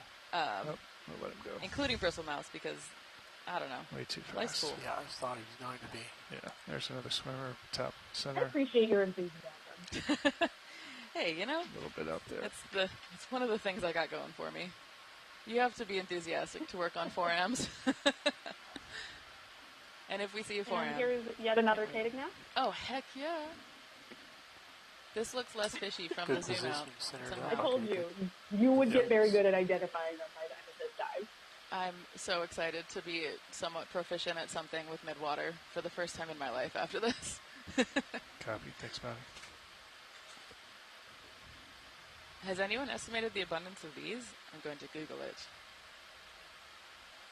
Do you know, I'm Brian? sure somebody must have. Oh, yeah. So Russ Hawcroft is saying that this is the male phase, Coming so up a the little two bit. kind Just of coming in slow. whitish Perfect or view, though. pearlescent structures towards that tail are the gonads. Oh my gosh, that is amazing. Huh. Still I coming love in, how It's about a gonads meter are out. so obvious in jelly-like things. It seems like Want the to try plankton fogs? Would that help? things, We'll see. their gonads are sometimes the most Coming in visible close, looking back. part Fogs? of the Just a hair. morphology. Try it. Send it. 50? There you go. And I don't know, I love that. This is amazing. Right here. Yep. Okay. I'm Oh, particularly. apparently, so Dougal was saying that you can see the bioluminescent organs on the tail fin, which I did not know that Kadig now possessed, so that's new for me too. What? Could you try to orient us Yeah, to it? Dougal or Russ, where are the Changing my camera bioluminescent view a little organs bit. in these guys? Copy. Go to the top. Yeah, and one of the things that's really cool about the video we're able to get is the majority of information we have on some of these midwater organisms is because of net collection. And these organisms are extremely fragile, super so small, we and he's can getting up on me. get a lot of valuable right, we'll let information him go. He's from above me. seeing them in their natural habitat while they're still alive job. that we can't necessarily get once a sample has been brought up through a net. Fox. The net's really Came up just a are couple pretty meters hard on there. animals, Copy. so Thanks, Jenny. you tend to Yep. get them with If you want to their push back skin out, or I think parts we're of their getting close. tissues 2 blocked minutes. off by that net. So getting Last these reset. videos of these Can, midwater organisms that are so probably start fragile doing gives us a swing lot arms, of information Center. that Roger we that for it. can't Or we can wait till necessarily after get this one. from net collected samples. Tino 4. Nice. That's And of awesome. course, then we also have the nice behavioral Be good. notes as Good well. to see you.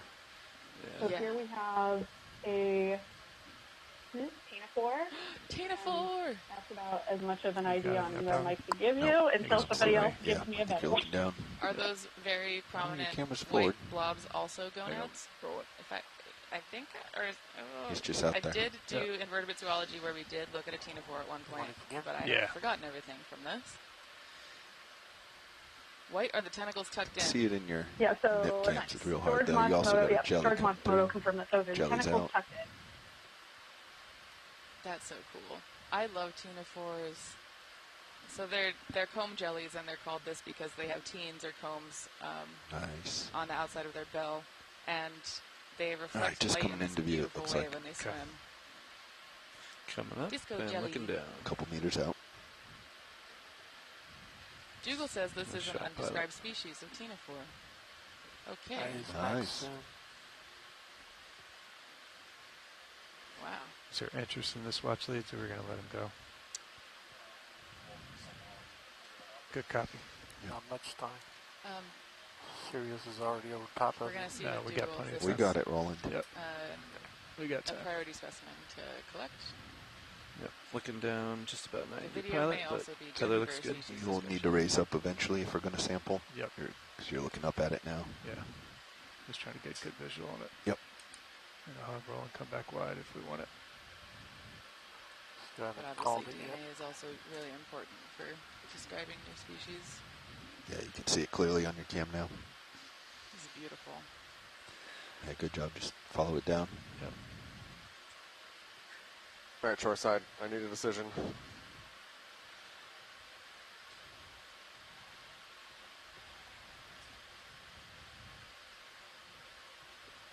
Okay. All right, vote is to collect. Okay. Roger. All right. Come wide roll. Shore coming out.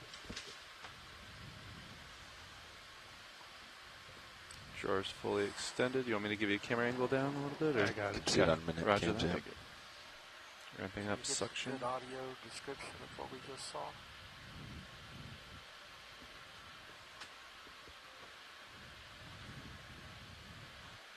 Enabling suction. We got 400 RPMs.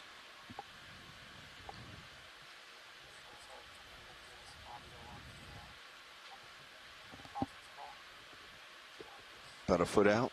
Looking good.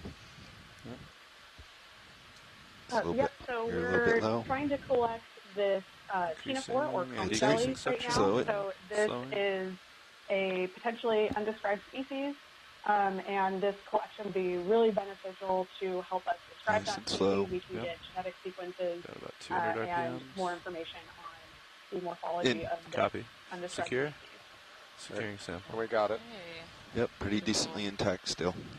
Nice Awesome. job, John. Thanks, guys. Excellent. Just as a reminder for everyone that in the chat, so this should And be... that's probably the And end of that's the end. transects. Yep, so let's bring arms in and get back into tow. Right? I'm just centering up here on you, JD. While you Roger. do that, you're already looking straight down at me. So, sorry, Yep. us It's on the fortuitous. ship, we are doing our sampling logging right now. So, just to Lowers in. confirm, Nav, that was O3B and canister 3. Correct. Thank you. All right, and that was also the end of our transect. And so we're gonna switch back into tow formation Jog and secure. come up to 900 meters. I think we're perfect. I just turned port here and we should be Hey, good. we're getting some really great additional information on that Tina-4 that we just collected. So That was awesome, Chris. I asked for a Thank you. field ID, and then I got I've never seen one of these before from Dougal. So that's 3 samples. amazing. Did you hear that? I've never And seen this it before. sounds Oh, wow. Sure. There's a Awesome. PhD student, Nick Bezio, at the University of Maryland, who Tether's is on your side, it looks going like. who's studying Tina-4s and is going to use this to describe You this new wanna come up species. here? So the Yeah, sample I'll come and up the just a little video, bit. I think, will be incredibly Stretch important it out. for that description. Yeah. And That's yeah, looking better. coming from Dougal, Pull Nice that up for me. hearing, I've never Yeah. seen one before, is huge. So, Nick, All right. really looking forward to reading try your nice and dissertation when it slow, comes out. Chris. I don't have great eyes behind you.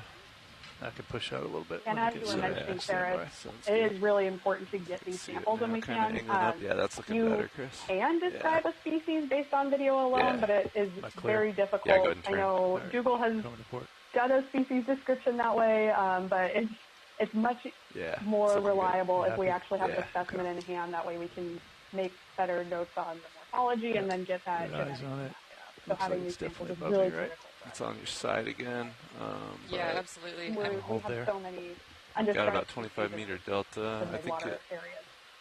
Yeah, and foraminifera Coming up are a kind little of bit similar. more. There we go. Obviously, there's a limited just change diversity your of delta. It's planktons, here on but, your port rail. there's a ridiculous number of benthics, Yeah. and we are Yeah. All right, continually let me push finding down. so much yeah, if you cryptic could push speciation down, I'm because pretty for stretched so out long, above you already. all of our species Coming IDs down. were based See on if you can morphology, lose it. since we typically get the test preserved in sediment. We know more about forams from the You fossil can also record just than we push do forward, from do a little bit more of a curve. modern Yeah, biological right. observations. Start going forward and towards now his that tail. we've been Yeah. starting to do some foram omics, we're starting to realize that what we thought was a single species is So actually a 30 species delta, I'm complex. coming down a and little Yeah, bit. it's a little hot. it's genetics are really important for accurately describing you're pitching, what we're seeing, because there's so much serious. I think it's convergent on top of you now. evolution, convergent morphology, that DNA is critical. I can see a faint. So I'm yeah. really glad that we were able to I think it's pretty good, Come Chris. back up to Yeah. 25. make This that happen. Thanks, pilots. Yeah, I'm paying out right now. 30 Too. is too Dougal much. and Allen, with that one being so small, with with the tentacles Come back retracted, up and push forward. Yeah, I'm coming how up. do we do genetic sampling versus formalin preservation on a Tina-4? I got good view on the Yeah, tether. it's clear me now. Okay, let me center Yep, up on you. that's good, Chris. Yep, I'm coming over to your center. sounds good. Holding. All right, push it out.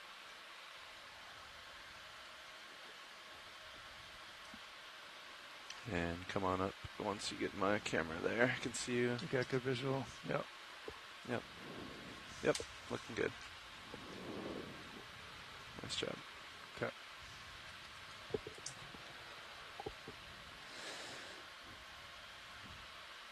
All right. Coming up. Roger. Adrian, it looks Just bring a like little forward way on. 420 at the top. I'm going to bring the ship easy stop. Like good copy. Easy stop. 570, kind of the mid and Bridge the over bottom 16 is and dropping, yep. 800 almost. It's looking good. Let's come easy stop, please. I'm off winch, waiting for you. Yep, just coming up easy. Roger that. Thank you, Bridge. Oh, thank you. Ready for me to start tickling the winch? Yeah, we'll do that one just in ethanol. Yeah. Yeah, and we'll try to make sure to get some good shipboard microscope No photos. apologies, I should have brought that ship easy stop right away. No, you're good. My bad. Features. We've been having good recovery of jellyfish from our deeper sites, so I'm hoping we'll be able to get those photos for folks. Hauling in about 15 meters per minute. Okay. See you ramping up there. Yep. Nice. Ready for 30. Give me just a second. There's a very awesome discussion going on in the chat about that Tuna 4. Losing the battle right its now. morphology, how it's different, what we're going to call Yeah, it. Delta's a trying little to come up too. with a name. Yeah. Want to get on it? Go ahead. This is awesome. Go, go, go. Yep, that's 30. Okay. I'll let you adjust. Yep. Next stop, 900.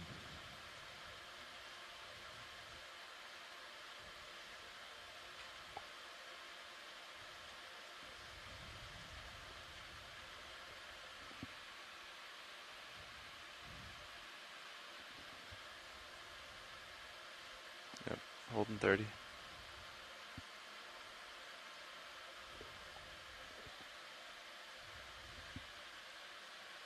You're above me just a touch. Yeah. Got all that momentum. We got to note that that was a great transect, except for the lack of squids. You're too hot. Sorry. Yeah, coming down. He's working But on it's it. not responding. Can't have it all today. Yeah, you may want to give it a good thrust down. There you go. Yeah, or do that. Yep.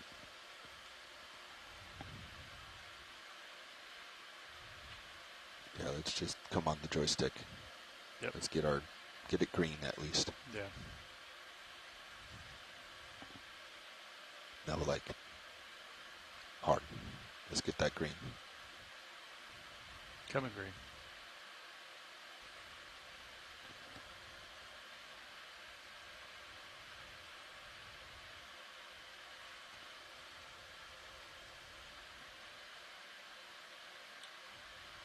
Looking better.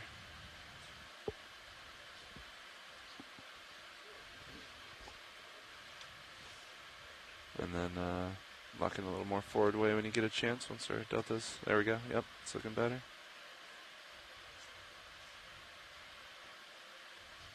Get after it. Yep. I'm going to ease on winch a little. Delta's getting high.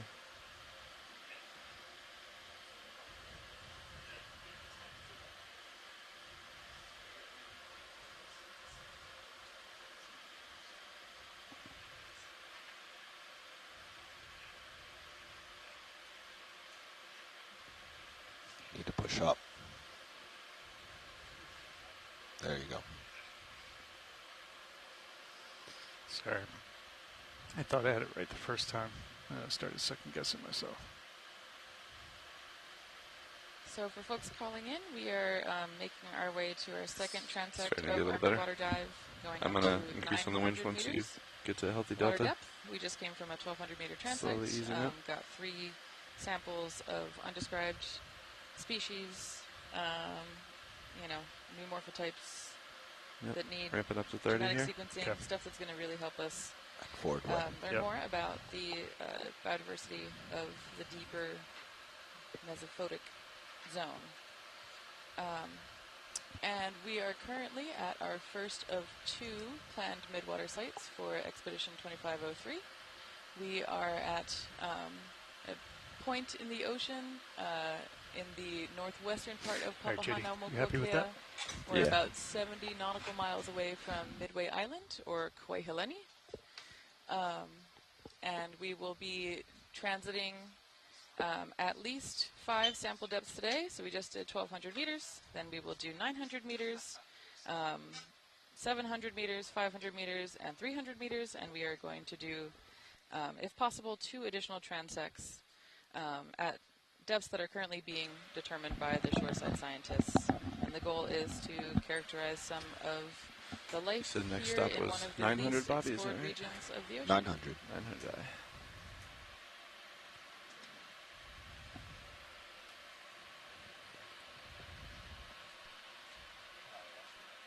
Go ahead, watch. Yeah, absolutely. Front row ready for that? Yeah, I'll let you do it, JD. Roger that. Hi there, this is John Mefford with the Global Foundation for Ocean Exploration. We're a team of engineers, videographers, data engineers, electrical, mechanical, and we're currently on EX2503 doing a midwater dive. We just completed a transect at 1,200 meters depth, and we're ascending up to 900 meters. Sitting to my left is navigator Bobby Moore. Sitting to my right currently is co-pilot Chris Wright. We have Roland Bryan, our video engineer, and in the back we have Caitlin Bailey sitting for clipping. Again, thank you for joining us. We're with the Global Foundation for Ocean Exploration. Enjoy the dive.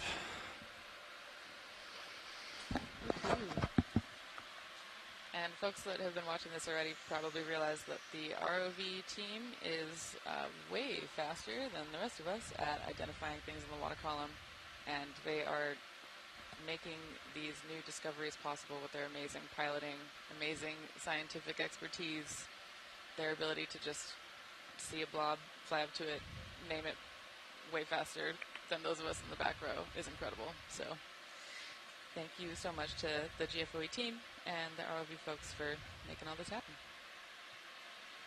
It's our pleasure, and thank you guys. Yeah, can't wait for the jelly puns, John. Try not to disappoint.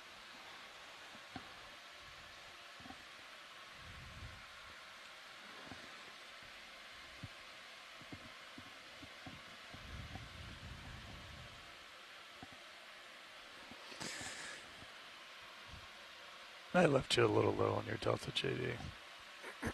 Sorry. Roger that. I'm going to back off just a hair. You're good.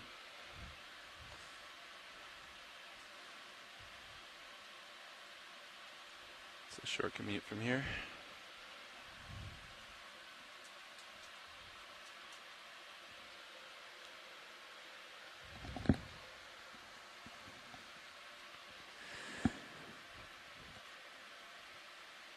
$900. Is that right, Bobby? Okay. Correct. 900. So I'll let you get to 900. I'll come up to 970.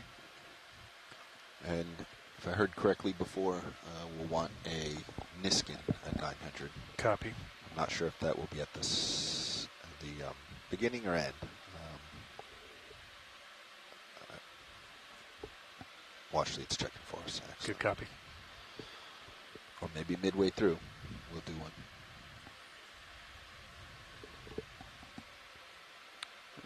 And we did not collect one at 1,200, it looks like.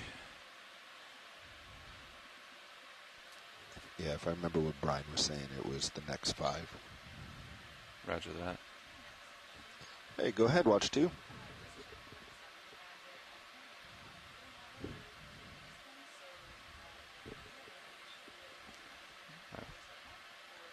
You got to back off just a hair, JD.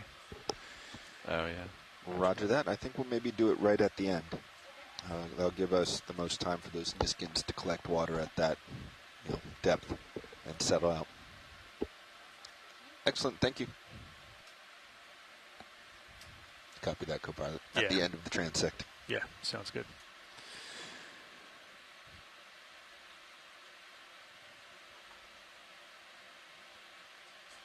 So 1, 2, and 3 are on jar 4.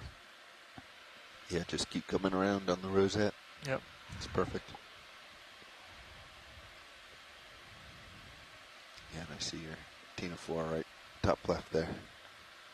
Looking real good. Nice. Yeah. Yeah, that low RPM is plenty. Yep. Like even with that, they come shooting into the jars pretty quickly. Did you actually turn it up at all, John, or did you just leave it down at 400? No, pretty much suction. 400. Yeah. Oh, the suction. Yeah. I realized, Chris, I think one of the reasons we're having trouble flying is I left that drawer out, so you may want to bring that in when you get a chance. Yeah, we could do that. If you don't mind. Yeah, so shoreside, just to Since we tried relay, to secure so fast, apologize for that. So yeah, no worries. Can confirm the plan is to collect water samples at the 900, 700, 500, and 300 meter transects. That leaves us one additional Niskin bottle in which to collect water. After talking with the ROV team, it is a little bit more logistically favorable to collect those samples at the end of each transect. Yeah, I jostled So it we a will few be times planning to get to it collect water in there all the samples way. at the end of the 9, 7, 5, and 300 meter transects. And we will rely on you to choose the additional Niskin depth.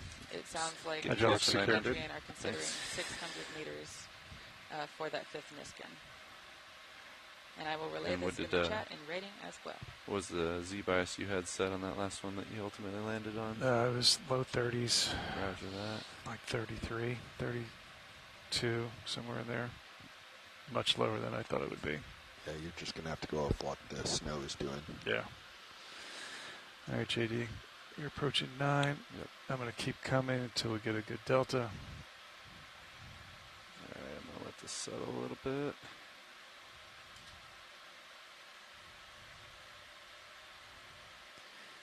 You want to auto-depth that while we're waiting? Yeah, I think so. Okay.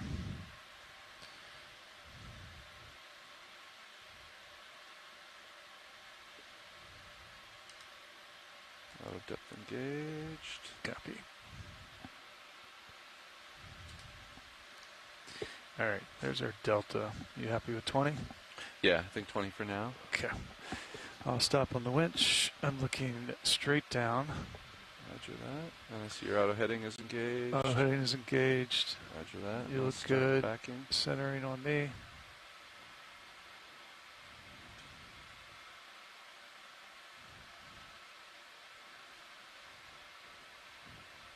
Yep, looking good.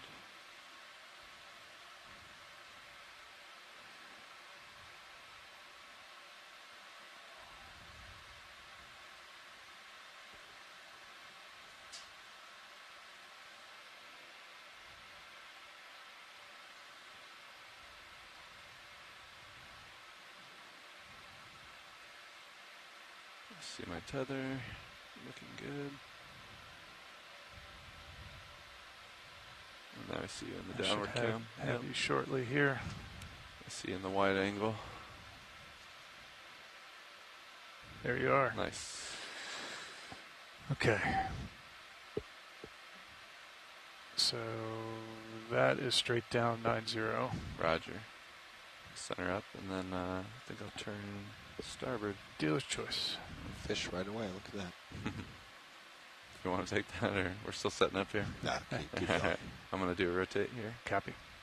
Turn in starboard. Coming around to starboard. Tether looks good. Yeah. Tilt is good. Just as we're getting set up here, it already looks like this depth has got substantially more biomass. We've seen a tomopterid worm. We've seen multiple copepods just as the ROV is maneuvering. Roger. Pushing out and coming up just a touch. Copy. I'll stop at 45. I'll let you know. Roger. Okay. Thanks. You're pushing out. I'm just following with your camera. Copy that. And I'm sitting at 900 depth, so feel free to come down as you feel comfortable. Yeah, I'll let you get out. Yep. You kept me, what, 14, 15? About 15, yeah. Yeah. Okay. And I'll try to stay center screen. That'll be our home position. All right. That's 4-5, John. 4-5, copy. I'm going to come down easy. Roger. Center up. Well, let's determine your path forward first. Let me, I'm going to go off stick and see if we can read the marine snow here. Yeah, just let it settle. What is that above Sirius? What do you have there? I don't know what that is. That's cool. Something big? I don't know how to light it up anymore, Roll. Do I have time to zoom in on it while you're setting So you all might want, I'm sure, might want to look at stream 2. Yeah. There's something in Sirius's view. I can't really get a good look at it yet. Potentially a pyrosome or something.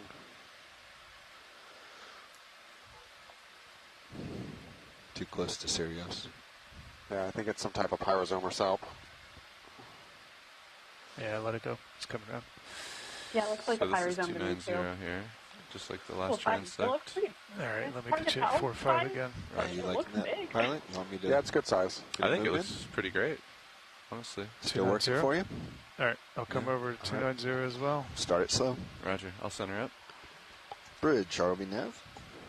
All right, I got you at Move, 290. please. 500 meters at 290.1. Bounce it a little bit. And I'll come down a little bit more. Roger. That's a good copy. Thank you, Bridge. And I don't think we'll ever get there, but should we get close to the 500-meter endpoint, if you could just call down and give us a heads up, that'd be great. Thanks. Let me dial in my Z-bias here while we're waiting. Yeah, I think 32, 33 probably gets you close. Copy.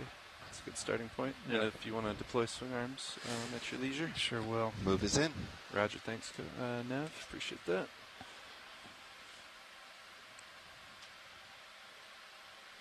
Pilot, you feeling good? Ready to start? 1 second. Yep. You got it. On your call out. Yeah, Z-bias looking good, I think. Okay. I think we're ready at your discretion, Nev. Roger that. We're starting. All right. Beginning 900-meter transect. All right, we're on transect now at 900 meters. Woohoo. Hello, Peter. Welcome back from your field work.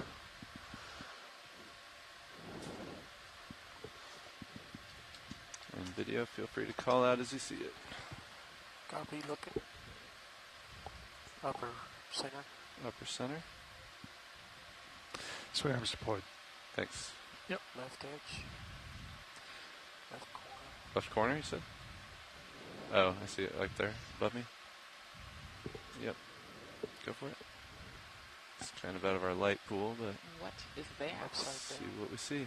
Looks like a siphonophore. Oh my gosh, really? Wait, actually? Oh my god. What kind of siphonophore? One I've never seen before. Squid? That's what Google said. Question mark. I want to see Siphonomore. Yes, John. He is back. Get it? He's back, baby. There's one. It looks like an alien. Oh my gosh. Okay, so a siphonophore is a colonial organism, right? You're looking pretty high up. And You might be sinking. If I remember correctly, they often have different Good. individuals that have specialized morphologies that do different things. So the colony can look really different across it. About where you started. Maybe corals or something like that, where I'll they come might up be a with little you bit if you more want. uniform. Going after it, pushing out. I need to come Yeah, up, you I said, believe Bobby? I believe the individual components are called zooids. Your camera's Yeah. tilting up. Zoids. Yeah, I'm tilting up. Like I'm going to come up a little bit. Oh my gosh, that's so cool. I don't have eyes on any Roger. of your cameras yet. If you want to come back to partial for a second video, I think just a little bit out. Yeah, I'm going to bring it up into my light pool. Full wide. Thanks. Coming towards it. And It's still It's above just you. coming into your minute cams. Roger that. See it right I there? see it. Yep.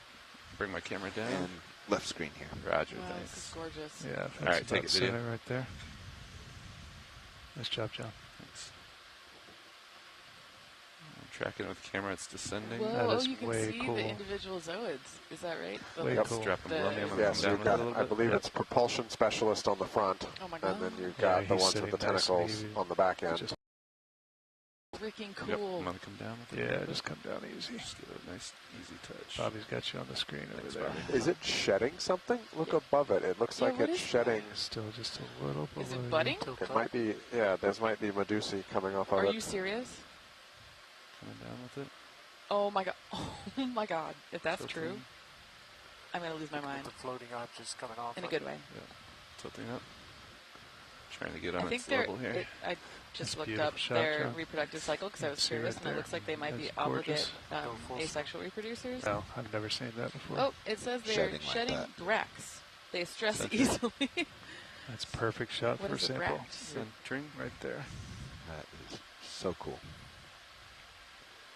If we can get a zoom on what's coming off of it, that would be ideal. Oh, it just retracted. It knows you're here. Yeah, we disturbed it. I'm sorry. Just creeping in on you easy, I'm John. backing a little bit. Yep. Backing. Yep. That's a beautiful shot, man. Oh, that's gorgeous. Okay, so Dougal's saying that they're shedding bracts, which are jelly shields to protect their gonad and stomach. So, not budding. Follow them up, co-pilot. But still very cool. Oh my gosh, and look at how it's swimming. Yeah. Thanks, Bobby. That's the coolest thing ever. Go to the translucent part. Okay, take it. Oh my god. Tracking with camera. Oh my god, Brian. Raising. Are you not moved? Do we want to It's try pretty. fogs at all? It's so pretty. Oh my gosh. On your roll if you want more light. So we can see the, these are probably the zoids that are specialized that's in 50%. Propulsion. swimming, right? Yep. Propulsion. That's the more professional way to say that. Tracking. It is so cool to see them all individually moving like that. That's perfect, John. Oh, and apparently these siphonophores eat fish Raj. because they have, Nice yeah, focus they have with it, really doing great. powerful stinging cells that allow them to catch the fish and eat them. Called nectophores. Oh, sorry. Lies. That's an The idiom. propulsion Yeah, specialists are Maybe called pull the fogs nectophores off just so they because can get that necto means snap. swimming. That makes sense. Like Rolling necto. on you. Go ahead. This Fogs is down. so cool. Yep. There we go. That's the shot. Selfie cam. Selfie cam's a good one right now. Got it Selfie. on the steel camera Coming up also. with it a little bit. I'm putting your still cam up top left. Oh my gosh. I'm good. Yeah, looking great on selfie. Full screen. Or on the still. Roger. Yeah, it's bang on for the still, John. Roger. Just creeping in towards you a I'm little going to try to bit. lower a little bit I to feel center like that this is- R3. There you go. It's He's coming going. into view. Yep. This is going so up. cool. Yep. Tilting. You come up with him. Yep. He's coming right into my light pole and backing a little bit. Yep, coming up with you.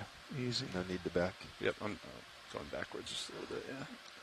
Yeah. Just for awareness, it also looks like there's a squid pseudomorph in Sirius camera where we spooked a squid off. Should I let it go or track it some more? I think we're good for science. Roger. Probably Really time, nice time job. to center up. Really nice. I think we did That get his head. is Google gorgeous. just requested a close-up of the end of Time to get the head tight. You may need fogs with it this Copy. close. Talking about the very tip there? Yeah. Yeah, go for it. It's just a little high. Yep. It's above me. Bring it down. There you go. Perfect. Tracking. Yeah, that's nice.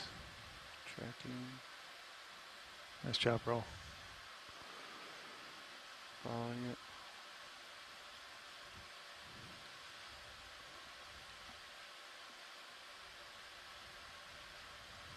All right, you're off screen on Copilot. Roger. Pulling out full bar. Yep. Just slid off to my port. I'm going to let it go. Look at that. That's beautiful. Yeah, go ahead and let it go out of your scene. Roger that. I'm translating to the starboard. Really nice, John. Thanks for the help, everyone.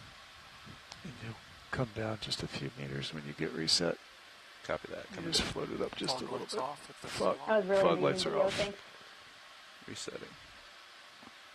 I've got you at 4-5. Oh my gosh. Cutie math? Yeah. See, you can already get it. I And a got copilot. it. You're still looking up. Roger, Nope. thanks. Ooh, Yep. yes. For a second there, it looked darker than a Kadig nap, and I got excited that it was a fish. That was nice, everybody. Oh. Dougal's suggesting You're that bang on. because we saw That's that great. siphonophore, it's Come down with you likely that easy. its fish prey is also around. I kind of doubt well, maybe we'll get lucky and we'll see him. I feel like fish are particularly quick. Dougal, do they have any sort of preference in what type of fish they usually prey upon? Okay. Back to home position here. Yeah, it looks great. 290. And we're on the hunt again, everyone. Something dead ahead, yeah. take it. 36 minutes. There's Oh, one. fish! Oh, bristlemouth. Is that it? Maybe? Yep, here we go. This is a cyclothony. Let's go. So, these guys are the You may most have to push abundant out vertebrate towards him. I don't on think he's going to come to you. and Easy. this Yeah. is one of those Towards bristle mouths. So this especially since we're at 900 meters.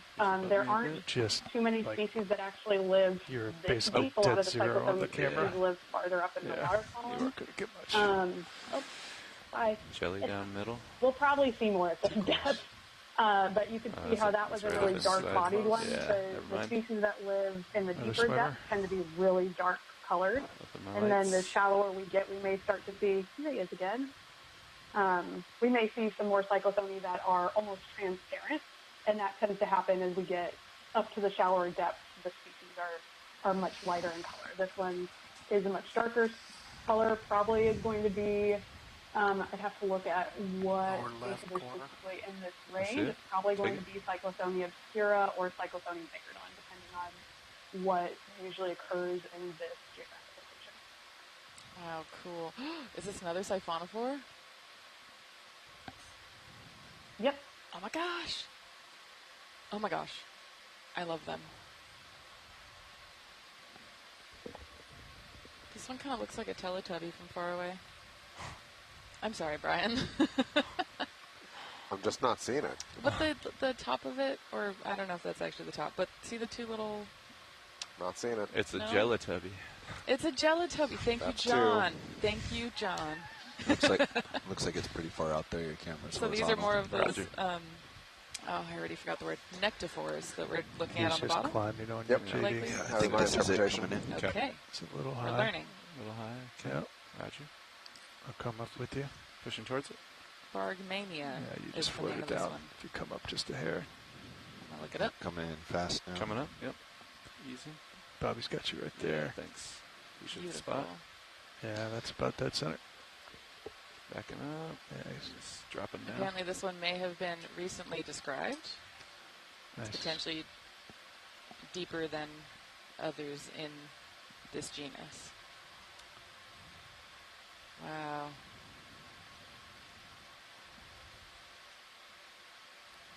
Siphonophores are so pretty. And these are particularly a class that does not collect well in nets. Dropping, standby. Coming up. Which makes sense because they're pretty gelatinous. And we just saw one shedding Brax earlier when we came upon it and scared it a little bit. So having these you have to have very special nets that are moving at a pretty slow speed to catch most of these gelatinous taxa. Yeah, we just ejected something. Yeah. Did it just eject a copepod? Go to it, upper right. Whoa. Coming back to it. Yep. Take it. Leave that there, yep.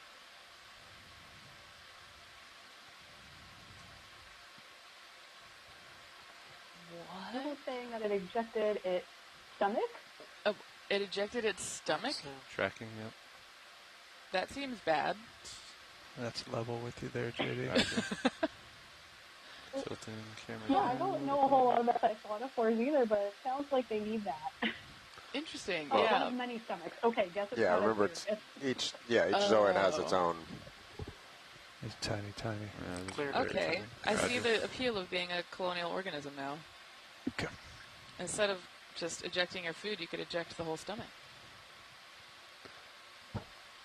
Keating Top right. Roger, take it, Rowan. Wow. That looks more fishy than Kate Ignathi. Okay, I'm going to learn. Tracking. This is a shrimp. Shrimp. This is a really gorgeous shrimp. He's coming down with I you. could not get you very far on an ID. That's about dead center. Let's see if anybody in the chat has a better ID. Yeah, neither can we, Ashley, but Bobby's still up. You're probably still quicker than we are. Yeah. Tilt up and you can get them. Yep, coming in. Russ is saying it's a mysid. If we want more. Okay. Wow. This looks similar to shrimps that we've been seeing deeper on seamounts, Brian. Do they extend pretty deep? Oh, I think, this is, there are some mysids that are found in the benthos or demersal. Go. But the swimming arms on this one are substantially larger than what we're used to seeing in even the swimming shrimp that we see in the benthos. The shrimps. You guys want any more look at this, or? I think we're good on the shrimp. Roger that. Oh, cool. Centering camera, and I'm going to Apparently come up a meter or two. MICEDs are known as a possum Sounds plant? good. You're in a good spot. Why? Roger. Center if you want. If not, you're fine. Huh. See you Oh, later, Mr. Google's Shrimp. saying it's not a mycid because its cephalothorax and tail are the same width at the center. All right, laterally over to center It's here. potentially- This is very convenient that Heather Judkins is with some shrimp taxonomists right now, and so based on that, Are you they're feeling you saying want that to it is adjust more to starboard? Stop that. Yep, come on in, Roland. Hopefully I pronounced This it is on the correctly. list. This is And on it the looks like there's pictures. a cyclotony, and I don't know what that other Oh, fish you was. got him? In this Dead one, center. Yep. was You're there just on your a left screen. Raj. Fog lights. Yeah, and the shrimp I got ID was frogs thanks at to Stormy 50. Collins. And It's washing this it out. is in Okay, fact coming a down. Paraphila It's all paraphila. going off screen. Just a little away from you, Roger. What is John. that? Pushing out. Yeah. Helmet Push it jellyfish? upward. Nice and I easy. believe it's within Narcomedusa. Yeah, he's coming in there. Roger. So- Up, back. Yeah, he's coming in. Narcomedusa? No need That to is back. a You're match. good. Try to match him. You're Yep. perfect right there, John. I need to That is back. definitely a better. Perfect. Wow. Nice. Oh, but it's a coronate Skyphomedusa, so I was mistaken. Let me It know still if I looks turn too pretty much. metal though, No, so you, we can you still. go. You got I plenty. agree. May Yeah. need to do a Apparently, pirouette it's if you're sometimes worried called about the telling. merchant cap. Copy that. That there's got to be a great story for that. The common names Just of coming deep up sea a critters little really bit. fascinates me. Roger. Just a hair. But they're also a lot of times very Coming up descriptive. with him a little bit. Yep, that's perfect, John. Okay, and this is the only species in the monotypic genus Paraphyla. Cool. Apparently it does Yeah, not like nice. light, so it might be Good kind of shot, mad John. at us right now. Yeah, it's Sorry. perfectly on stills. Great job. Back just a little bit. Try to keep him in center. Yeah, you're I don't think you need to back. You can let him come closer. Yeah, Whoa. that's a great shot. Because you're, as he comes in, you're getting That's more and more so light. cool. Roger that. It's just creeping away from you and Yep. up. Yep. Yep. Pushing forward. Yep. Nice and slow. No. Creeping up just a little bit. Tether still looks fine. Yep, I've come up. You got plenty of tether. Roger that. Just you probably can't go much more to your right, so you'll just have to start pirouetting to your Yep. left. Roger that. I'm gonna try that now. If the opportunity arises to get a tight zoom inside the bell, it looks like it might have food in there. Looks like he's about to come around. Pirouetting, Chris. Just a little bit. I You're think good, just hold Jay. it. He's going to turn Yeah. on you. Just let him come to you. Roger. It's just a little high, JD, but you're fine. Oh my gosh. Just So we're looking at its stomach right now? a little high. Yep. I'm trying to figure Yep. out what that You white got bit it. is. Yep. Nice. Take it, video. Oh my goodness.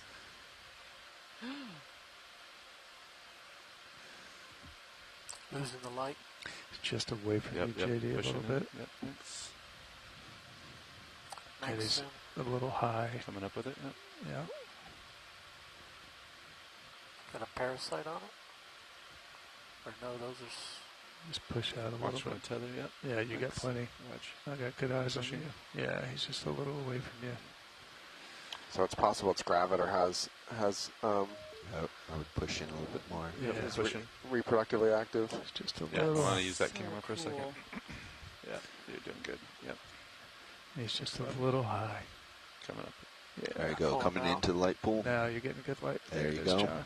That's perfect. Holding. Excellent. Steadying. Pulling out. That's great. Good tracking. Back. Yeah, that's where you I want want to it. bring my camera down. Yeah. And tracking now.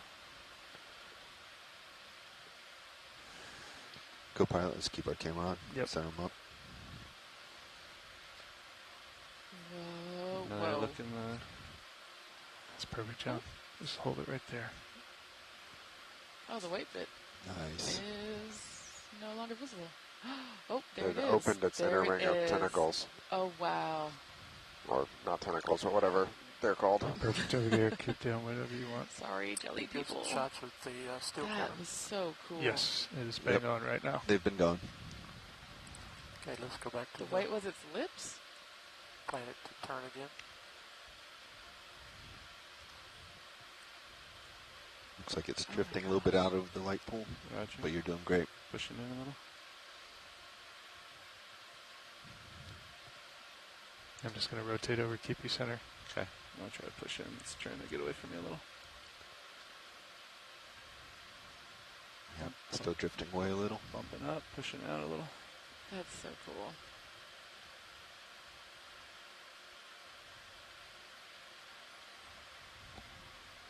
Watch Leach, you guys happy with this? I think science is happy. Okay. No collection? No collection. Okay. That's a beautiful shot, Roland. That's camera zooming, yep. That's beautiful. Your position looks great. Roger. That's awesome. That's awesome, Roland. Still coming in on you. Okay. Steadying. Yeah, you can look down in there. That would be great. He's going to flip away from you, though. He's straight up and down. I can try to come up and look you down. He's straight up and down. Yeah, there he goes. If you do. Okay. Yep. Oh, I think maybe time to... Yeah. That video of the pulsing bell is so soothing. This is gorgeous. I know, I like don't even know what to say about this other than to just stare open-mouthed. Yep, he's now left of the screen. Yep. It's so beautiful. And thank you, pilots. Shoreside is very, very happy with that fantastic Roger. video. Want to let it go, Roland? Yep. All right, buddy, you come back to starboard. Roger. We 290? I'll drop down 290. Okay. Details about that guy. 25 minutes. Plenty of time. Come Thanks for over the with follow. you. Yeah, sounds good. Nice and easy. Coming down and And pushing then out. push out, yeah. Wow. And Alan Thanks for the extra Collins eyes, guys. asking in the chat, how is there just one species of these because they're so varied? Yeah, in my very On the flip side, cursory if Googling. Oh, go we're ahead. talking too much or something, just Will do. Yeah, tell us to stop that too. It's been perfect, yeah. Thank you. All right, JD, I'm 290. Roger. On the small ones, at least, I know, glancing over, it's like, where is it? Which white thing? You know. It was really helpful when you told me I was centered, and then I was almost driving by that camera, actually, the selfie cam. So Yeah, that's a bang-on cam. it's pretty nice. Something that big, yeah. Don't need to point out, but the small stuff, when you're glancing around, it's like, oh, which one is it? Okay, I think we're back to good home here. Yep. You want to push out? Pushing out a little bit, yep.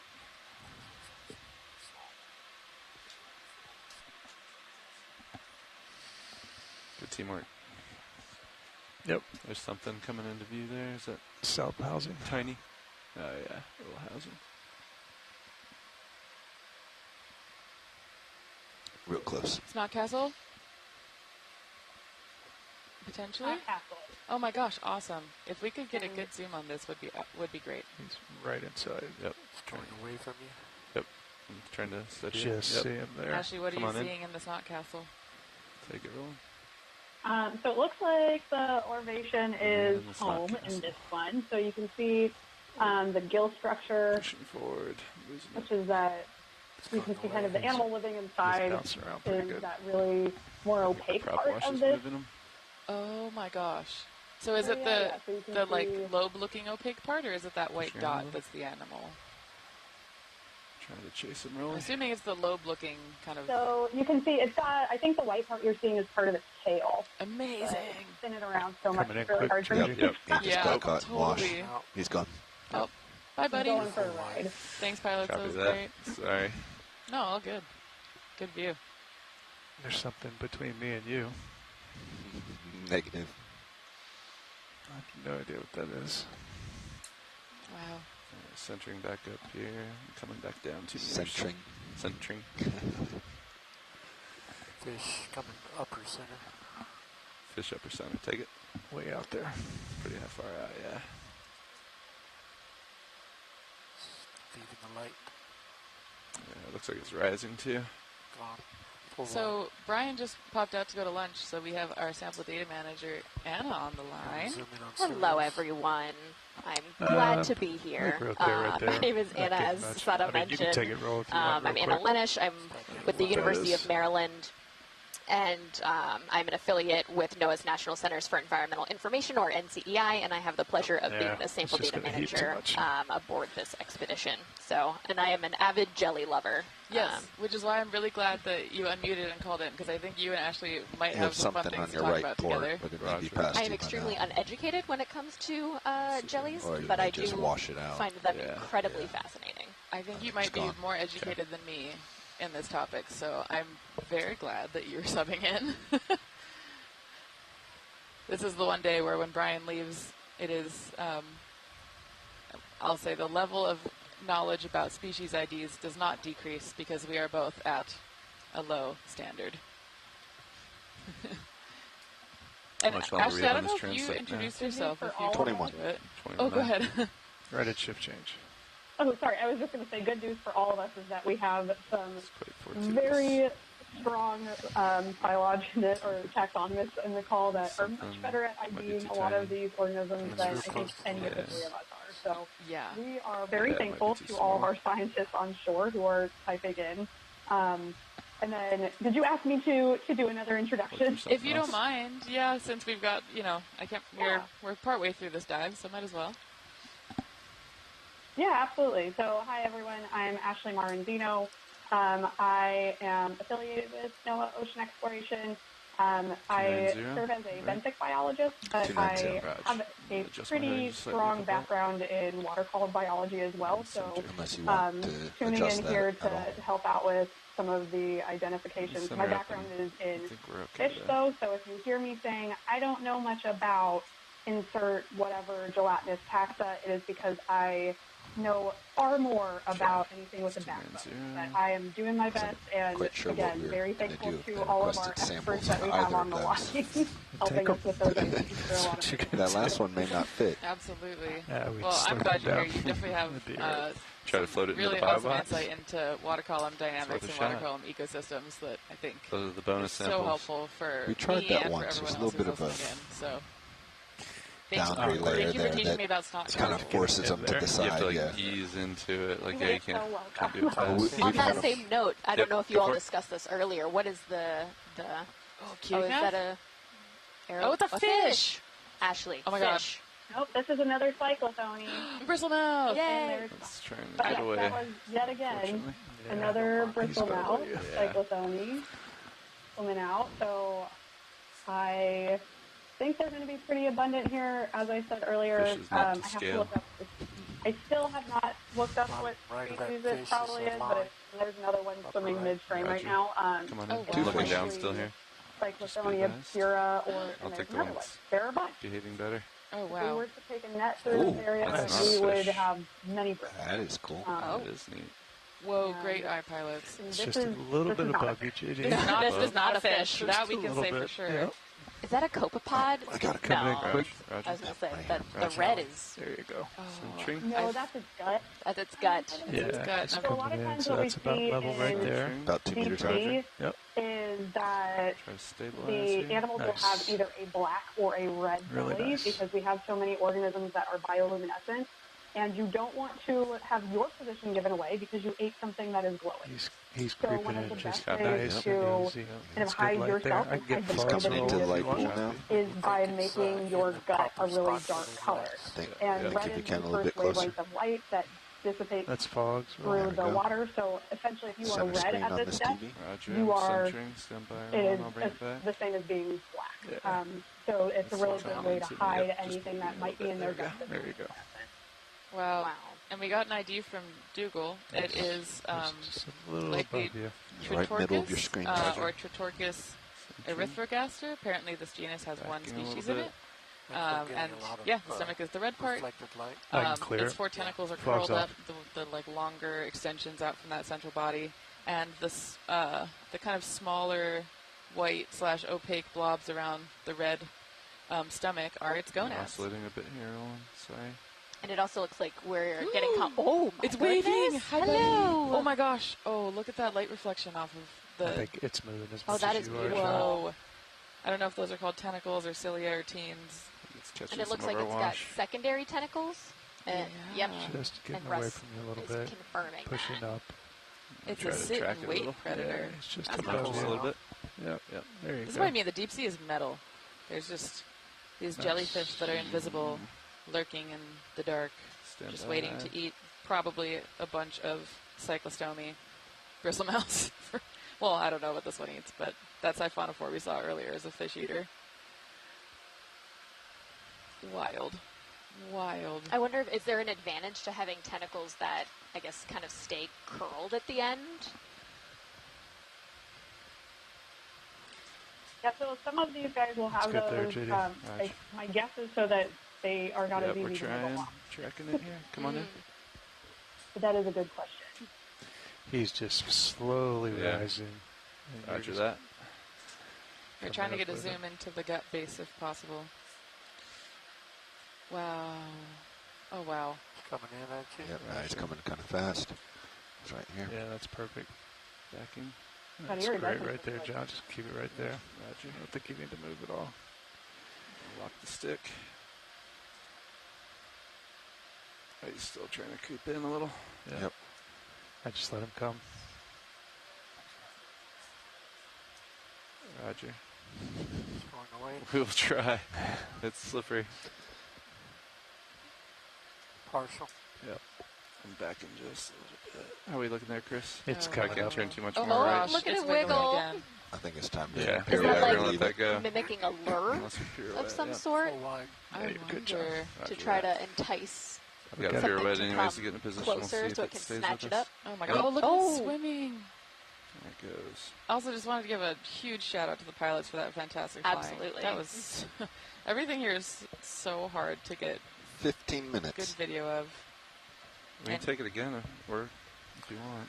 Are you guys getting enough? I think we should look for something else. Okay. Yeah, it's going Yeah, I off think we're to good my for science. left Thank now. you. Yep, no worries. We're doing our best here. Thanks, gang. You're awesome. And yeah, shoreside, just repeating, 15 minutes left in this transect at 900 meters. Centering. And we will take a Niskin water sample at the end of the transect. Coming down a little bit too. Yeah. When you get a chance, no rush. And work. Oh, and George Matsumoto is saying that the wave that we were seeing is potentially, a lure, so that the tips 900. twitch and they try to lure in food. See, Yep. you know a lot about jellyfish, Anna. I'm guessing a lot. You're doing great. Deductive reasoning, maybe. Oh, yeah, it makes the world go round. Oh.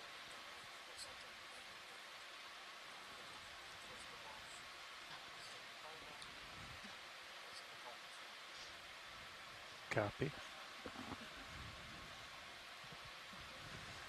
Stringy center. Yep, take it. Wow.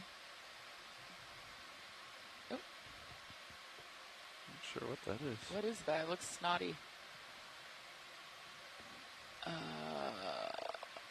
It looks like it's a siphonophore. I'm gonna defer to Dougal, but it looks like it might be a Lenzia. Oh my gosh, cool. It's getting down below you. Oh, never mind. Yeah, let it Classified go. It's pretty far for me, huh? Okay. Glossophyces siphonophore from Dougal.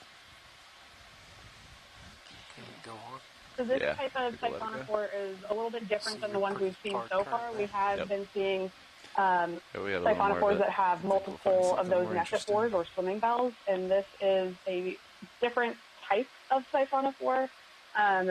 So you only saw that singular bell. Wow. 13 minutes. Copy, thanks, Nev. Back to center here.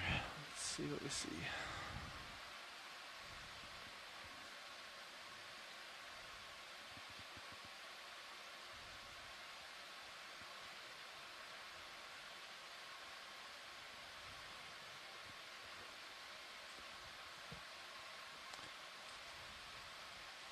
And so I think for folks who are not super familiar with siphonophores, the one that I'm most familiar with is the Portuguese man o' war. Upper right. Yep. Because those tend to come to Hawaii Slow. relatively often. So I used to think it was a jellyfish, learned That's it was a about dead siphonophore. center for you, JD. Roger. Colonial organism made up of a bunch of individuals called zooids. He's going What is down that? on you just Roger. a hair. Coming down a little bit. Is this another wormy thing? Giving How far worm. away is It's it? giving worm. It's pretty far out there.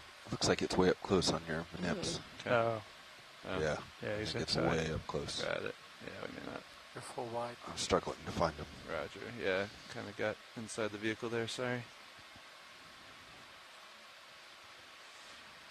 Better eyes than me, Bobby. Centering the camera.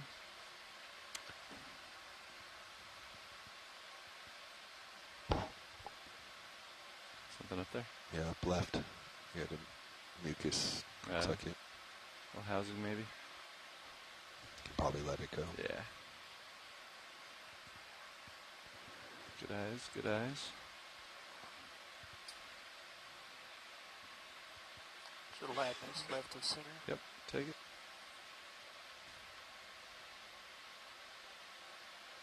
Swimming. Yep, tracking.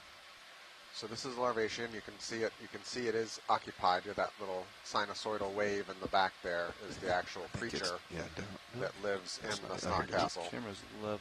It's right center. Roger. Thanks. And that white head is its head, and that larger thing that's moving is its tail, where it's beating water Just through coming into you nice and easy, snot house, mucus house. How big do these snot houses right or castles get?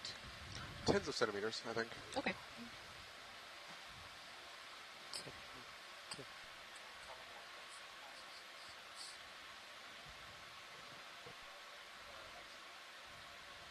It's a nice shot.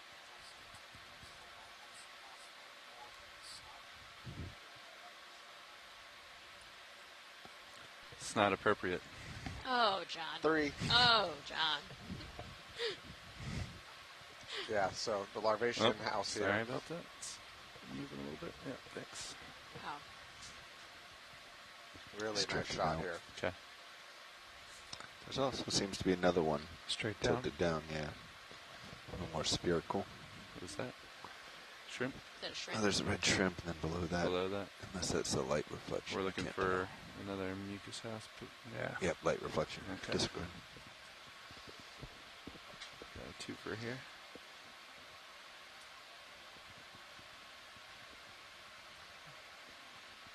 Which one would you like? Either? Shrimp first. Shrimp first. Go for shrimp. Yep. Coming up to it a little bit. He's above you. Yep. Pretty Perfect. high. Perfect distance, though. Nice. It's right in the middle of your light pool. Sentry. Upside down. Do they have, these shrimps have anything that helps We're looking up a orientate little them bit still. I'm in the gonna water try to bring column, it whether center. they know they're up, down? I don't know. I mean, really, It's a up little down better. is in many ways is Coming where I want it to. kind of not relevant in the moment to moment, but a lot of these are going to be vertical There's a migrating jelly just organisms, so floating they're going to go up to the surface might be at coming night into your and then view. come down to the Roger depths that. in On the your dark. left. So they I'll take definitely the have a jelly. sense of Center up and now. down There he is. in terms of migrating. Okay. Coming on I that know wall. some jellies have the ability to Distance tell whether looks they're good. upside down or Roger, not thanks. in the water column. So, Just a little above you. Just Oh, rising iridescent up a little sometimes. bit. Beautiful. Copy that. Oh, yeah. Yeah, That and is- this is Dougal's saying this is an Arctic. Coming up a little Yep. bit. Coming up with you. Yeah. Wow. It's on the move. There we go. Yeah. Take a little more. Waiting for you, center. Yep. Go for it. It's going right where That's I want perfect it to. position, right center. Roger. Yeah, the color change on this on the bell is amazing. In different ways, the light hits it. He's coming into you. Roger. Yep. See that backing a little? Thanks. Still coming into me? Yeah. Yep, right here by your arm. Roger. I'm going to fly by that camera for a second. Yep. You're good. Stop moving. He's going. Come on, Yep. Jelly. We're in the wash. He's going way up Yeah. now. Let's look for other things. I came around to grab you in center. Okay. Yep, let's center up. Back to 2.9. Yeah, you slide. You push straight out there. 7 minutes. 7 minutes. I see if we can find a couple more things to look at. You know, lateral over center. That should work. That's 290 right Nice, there. nice jelly coming in your view. Oh, over there. look at that. Got a big salp, it looks like, Oh, salp. in Sirius. I don't want to leave you too much, John. You're good. You, I'm pushing out. you can take it roll. Looks to be making its way a little bit closer to D2.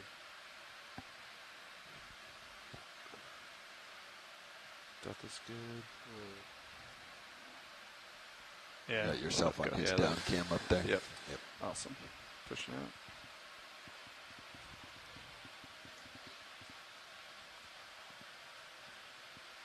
All right. I'm looking at you 4-5. I'm going to come up just a hair to 290. Follow you there. You're about to get a close look, co-pilot. Yeah, he's coming right up at me. All right, that's 290 JD, roughly. Bouncing around a little bit. Good copy. You push out, you'll be good. Bottom right, white dot is big. Right there? Yeah. It's small, it's coming right up into the vehicle. Yep, See if right we can in look center. at it. Yep. It's going up a little bit, tracking. Not sure what this is yet we're looking at. Distance still looks good. Okay, still coming in towards me. Trying to keep it there rolling, hold on. Yeah, there we go. You got it. So I kind of think that's the big butt worm. Yep. That was what we were just whispering around in the control room as well. Dougal and George and Russ for confirming that. Thanks. I'm going to try to go And to I it. think It seems they're to be a type stabilizing a of little. annelid, if I'm remembering correctly. He's moving a lot. Yeah. He's not that much. He's twisting a lot The now. He's species coming is He's Catopterus above you. You're full Hug wide. up Yep, or Raj, sinus. thanks. Up in your brow. Yeah, I'm Probably trying to go up butchered to that Latin a little bit. Just keeps getting sucked in to the vehicle. Yeah, we saw one of these down in the Bentos a couple dives ago as well. A little guy. All right, I think Science is happy with that one. All right, sounds good. Sorry, we couldn't get it fully in view there. Did a swirl back? Yeah, I think we're letting it go. Yeah, we don't see many And of it's those, so that's pretty cool, and Drop it's it down. really interesting that you saw them near the Bentos, too. And there your lid. There's your lid. Looks But good I do there. believe that Come they down with you. also cast a web of snot, so yet another way to Another talk about look snot or two, within hopefully, the at something. midwater. Camera's about where we want it. Something center there. Really tiny. Similar thing. Upper left. Yep. It's coming right at me. Yeah, we'll let it go.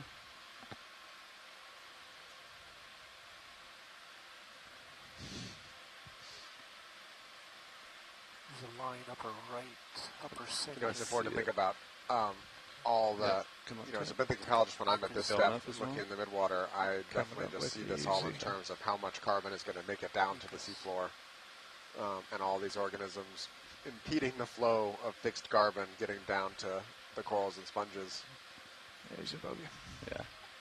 I think it's Something so funny coming that in you the think of center it there, as rolling in the impeding, because distance. I was going to say, yes, this is the way that corals and sponges are getting so much of the nutrients, is because a lot of the organisms are sinking down, or He's out there. larvation houses are helping to aggregate some of that particulate and helping to shuttle it down a little bit faster. And and I definitely This is another paraphila. say that in jest partially because, a major component of how particulates export from the We'll let it go. surface See if we to can find the something deep new. is how big they are. And so you have the larvaceans and things aggregating right the here, smaller my camera. particles Oh, yeah. that may or may not sink, and the Everywhere. larger particles that will sink faster. So I definitely say that kind of in I'm jest. just going to take it real But quick, it is JD. a super complicated, process on how Yeah, it's another carbon one. gets Same exported one. from the shallows into the deep. Grain size, different number Looks of like times the it's same ingested two and jellies that we recycled used. at different depths. Any interest in either of these again? We talk about the microbial Top? loop and the viral shunt. Go for Bottom it. center is the more important one. Bottom center. Bottom center. Yep. I thought you said top. Yeah. And we have another watch the jellyfish in the requested center of the bottom Got center. screen. Got it. I'm going to drop and drag It's the it. same one we But saw yeah, earlier. exactly. This one looks like the same Yeah. guy that we were seeing a little bit ago. Right here. I see it. Um, Come on, stabilize. It's about dead center. Yep. Okay. Coming up with it. Stabilizing. Is this another one of the Stay with me. Tetrocus? Yep.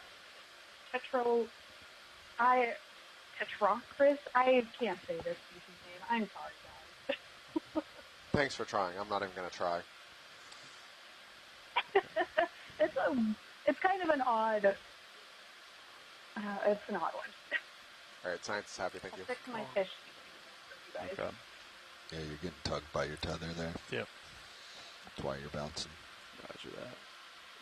I like to keep it kind of in the center of So we've Sirius. just got like 2 minutes left on this transect.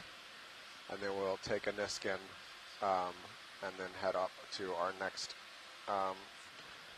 depth at 700 meters.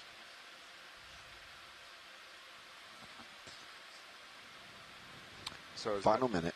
Is the current consensus still 76543? Yep. Okay. I think that is what everyone is agreeing with. Everyone on shore, if you have any disagreements with that, put it in the chat. Final minute here, Chris, so we can start ramping up. Get ready for a Niskin. Yeah, we're already there.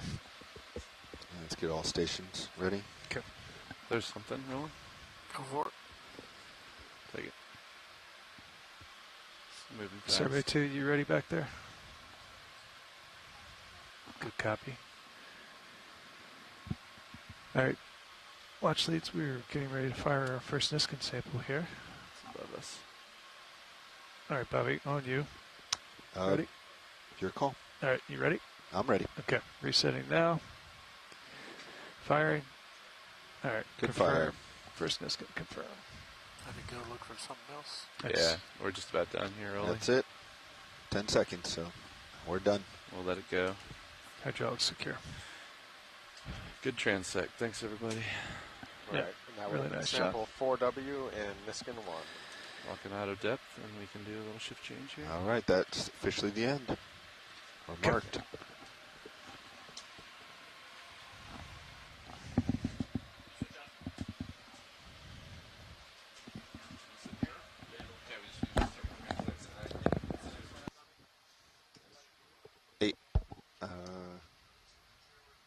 I'm not sure, actually.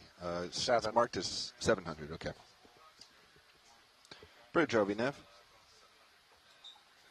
Let's come easy. Stop, please.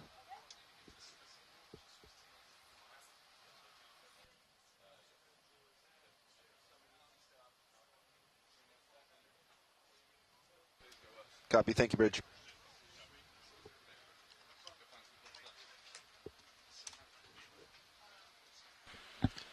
Yeah, next transect 700. Hey, probably not. But I'll start by stowing your swing arms. Sound good? Sure. Jogs on.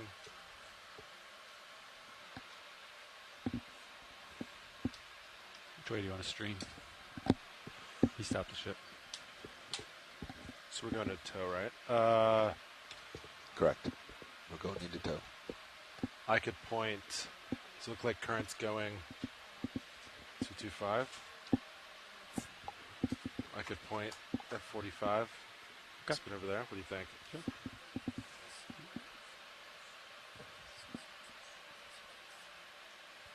Yeah, we're gonna. Yeah, we informed him. Yeah, we're gonna pack up. He's Right. gonna Shore side, so that completes our transect. We collected a Niskin. We're going to flip back into tow formation and come up to 700 meters. So we'll be kind of busy doing logistics stuff for the next 10, probably 20 minutes. And then we'll get back to looking at things. So go refresh your coffee.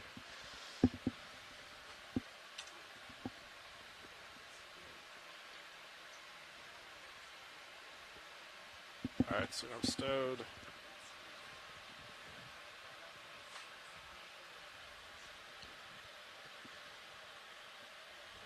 Drillink's off. Delta 20, I'll come up a meter.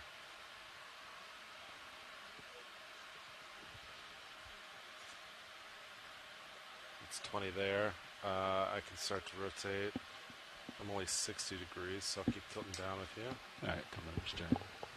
Copy that. You said you want to go starboard a bit. So, I mean, I've only been sitting for a minute, but it looks to me that I should look at 45, right, which is this way. So I'm spinning a little bit here. And I could just go opposite you if you want. I'll just keep turning left along. Yeah, stay there. I'm staying there, 4 or 5 degrees.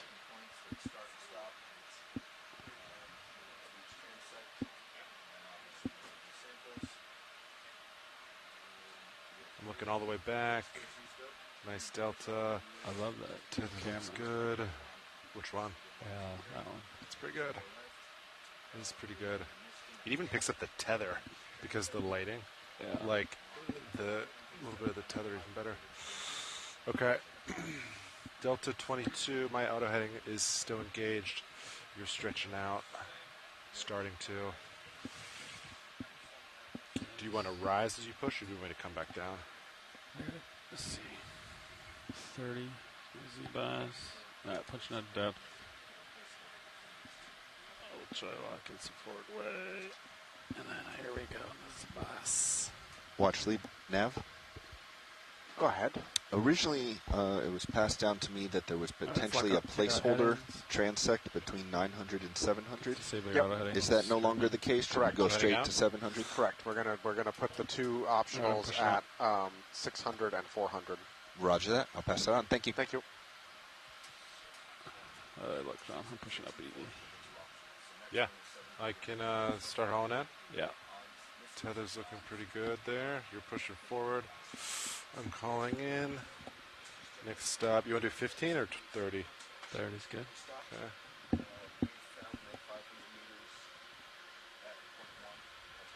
25, approaching 30. That's about 30 there.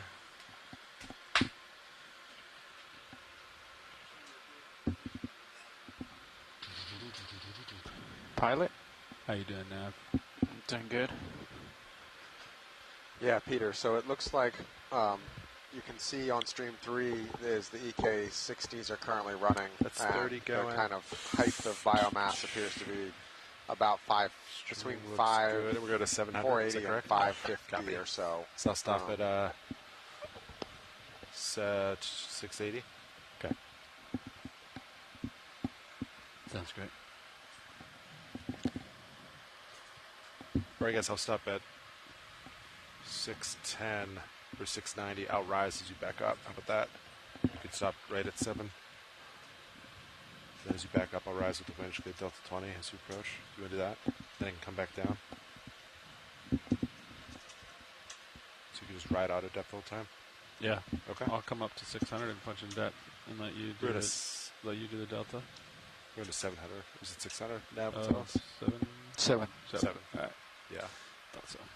Yeah, I'll punch in depth at 700. I can modulate the winch as necessary. You can do the delta thing. Keep a nice delta. Oh, you're already coming up, right? Yeah.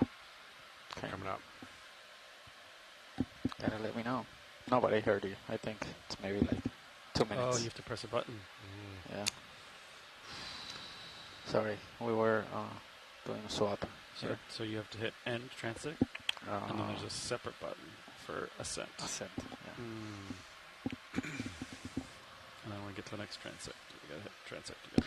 And then the pass down was that we were gonna do Niskin bottles at the odd depths. So that's fine. So 700 is an odd. 7. Well, 700 is an even number. 5. I mean, yeah. Okay. So it would be 7, 5, and 3. And Fernando will also probably do another one of the evens, but we're still debating which one. Copy. So the next stop is 700. Okay.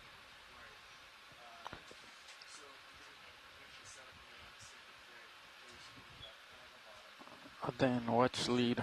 I think Bobby said that they were doing them at the end. Does it matter? Last watch preferred to do them at the end.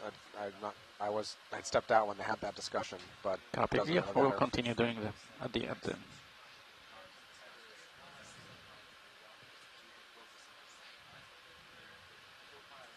All right, we'll do one at the end of 700 then. Thank you. Still let me forget, Mr. Fernando. Yep.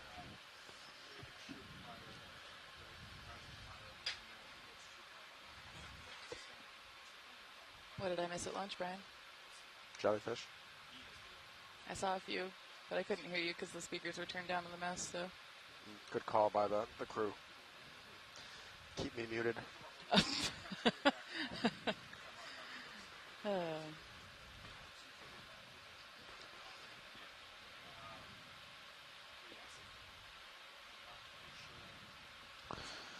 Okay, we're passing We saw several 780. good examples of things we'd seen earlier. Another couple more of the helmet jellies. I did see the helmet. That was very cool. And Halacreus? Question mark? Yes? Yeah. Okay, cool. Got it.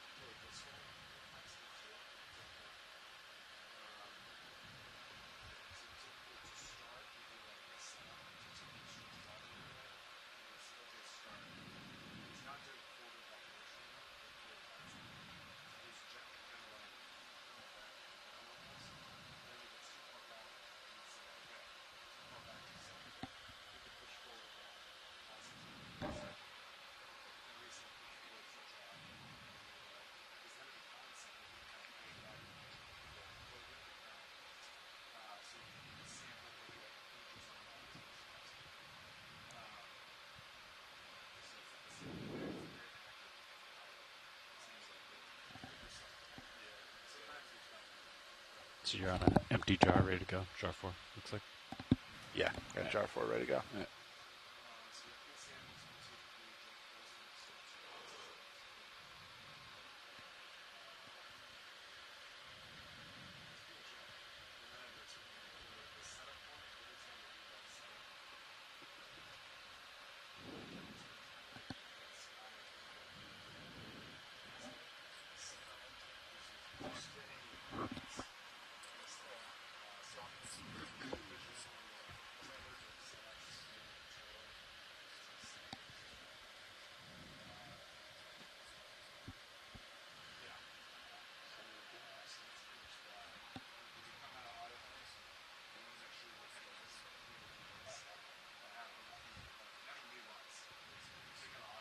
So it looks like we are coming up slowly to our 700-meter depth. For folks that are just calling in, we are currently at a point in the open ocean, about 70 nautical miles away from Midway Island, or Kauai in northwestern Papahānaumokuākea, and this is our first of 2 midwater dives planned for Expedition 2503.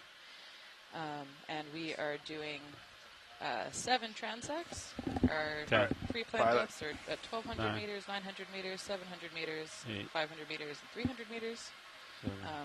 We're doing 2 others to try to target the deep scattering layer, or the more dense, I guess, the part of the ocean with more individuals in it than other parts in the water column.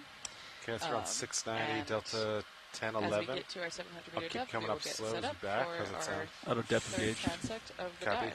When do you want Yeah, for those of you looking at home, if you look at stream 3, you actually can see still coming the up sonar image slow. from Delta our 12, midwater 13. sonars. It's a suite of EK60s My and camera's pointed straight EK80s, down. different frequencies. So if you look at it, the frequency on the far left kind of column is the 18 kilohertz, Delta followed about by 15, the 38 you're coming kilohertz, back. and then the 70, the 120, and the 200 kilohertz. Stay there, Each and of I'll those take different starboard, using my frequencies Sounds good.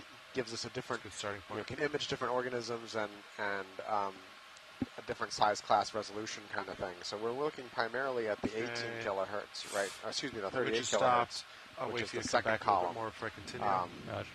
And that big blue band in the top third of the thing is the deep scattering layer. And if you actually see in the 18 and the 38 kilohertz, that red line that goes straight and then angles up towards the right-hand side of those panels, that's actually the ROV. So you can see where the ROV is in the sonar in relationship to how nice good delta. how much density of organisms there is in the water column. So this will be our first transect of the day. It's just kind of touching the bottom of the deep scattering layer, and then our next 3 or 4 will get into even higher density communities as we move ascend in the water column. So this is a pyrosome. Oh my God. Video, can you? Oh my God. What's a pyrosome, Brian? It's a group of colonial salps. I think it's like in the more or less. Way too sure, close that's now. not exactly the kind of blue into you. thing, but something similar. Yeah, free-floating colonial tunicates. Yeah. Why are they called pyrosomes? Kind of that looks like a good starting fire? point to me. Oh, fire body. They are very bioluminescent often, and so that's my guess has something to do with it. But I'll rotate my camera up as you push out, and I'll come down a little bit. And apparently these sometimes create massive blooms. Copy that. Yeah, it's okay. Yeah, so they're named pyrosomes because of the bioluminescence. Russell's saying. Thank you, Russell. That's awesome. Ooh, good common name on this one. Sea pickle. It's definitely too poor. They can also get huge. Yeah, I agree. And I have always, like maybe sometimes like in scuba diving depths, you 3, can 4, encounter 5, like maybe 10 more. meter long ones. that are All right, almost a rotating. meter in diameter, and I've always wanted to see one diving. 3, 4, 5. Yeah, I've seen those videos. Are those the ones where sometimes people will be next to them and they're 5. We can watch like, that. you know, large enough to potentially ride on like a horse, that kind of thing? They can be, yeah. I mean, there's not much there. If you really touch them, you'll tear them apart. But yeah, they are in that order of size sometimes. Yeah. Oh, yeah, and Russell's noting in the chat that these are some of the organisms that have caused those major blooms along the west coast in recent years. I know some of those have made the news about the bioluminescent blooms. All right. Off stick. That and algae But it becoming looks a like lot the more draw's common already a along little California out. coast. Is that how you want to fly with that? Sure. Okay. It's ready to go. Sure is. I can just like rotate down. My nozzle should be right there. Yeah. All right, I'm coming down a couple meters. Camera 6.5.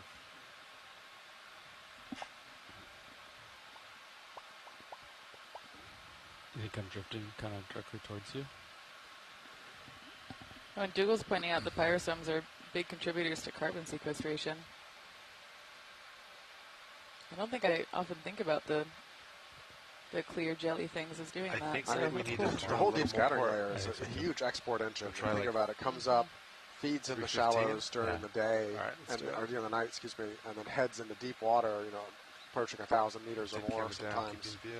and dies, defecates all the things, and then floats into the abyss. So it's a really ginormous carbon pump. Try that. And considering it covers basically 70% of, 69% or something of the entire ocean, if you eliminate the very close to shore coastal waters, you're still looking at high 60% of the entire surface of the Earth experiences this giant daily migration from shallow to deep water and back. Yeah, and there was a really cool paper that came out a couple years ago that I think it just talked about shrimp in the deep scattering layer, but how the migration, that daily migration, drives ocean mixing too. So it helps to pump nutrients down and oxygen down as the organisms are going you think you might up and down want each day. ship move? So the ocean really good. serves. I think it's good because you're drifting back. Oh, go ahead. Oh, sorry, Sarah. No, go ahead.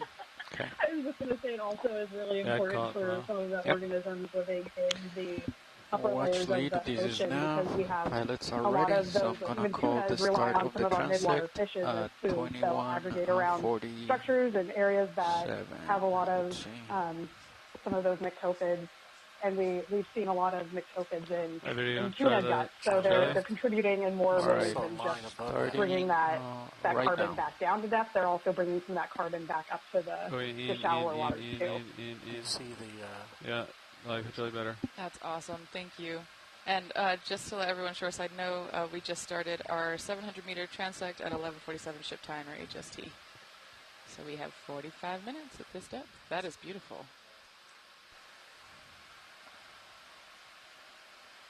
My camera's at 7.5 for reference. Okay. Drifting back nicely. I'm hoping we get an ID on this because we have fog my brain lights says on jelly. 50%. Oh, another Halicera. Oh my god. Fog's Whoa. at 50. Oh my god. Go back in. Oh my god, oh my god. He's real close wrong. He's I like love how touching it the lens. swims. Kill the fogs. And there's Fog's a off. siphonophore in the background there, blurred out. Pilot Let it go. camera 80. Siphonophore. I'm going to come up for it, Sean. Copy. Rising. Bring it up, Rowan. Coming up to it. Sorry, Dougal, that one escaped. But do you want to? We've only to got the 2 first. sample collections left. Okay, go ahead. So I don't know how we want to spin those last 2. Whether collecting another Halicera is the best use of Oh my our God. remaining 2 samples. What? Yeah, we. Pilot camera. Sorry, Straight brain down. short-circuited with how beautiful this Starting to is. fall behind. I'd recommend pushing forward. All right, Wow. video. Full load. I'm going to reset. We'll buy some more time for the next. Yeah, so this is a Calicophryn siphonophore in the genus Lensia. So that's the Calicophrins are the group of siphonophores that only has a singular nectophore or swimming bell. So you can tell those apart from some of the ones we've seen earlier in the dive that have a lot of those nectophores, and those are in a different surface siphonophore. That's so cool. I'm just There's a larvation that was coming through. Yeah. Oh, already so many organisms. A couple more copepods that look like there. So we'll get back to zooming on things in a second. With we gotta just get a little more tether in front of the motion of the ship, and then we'll start focusing again.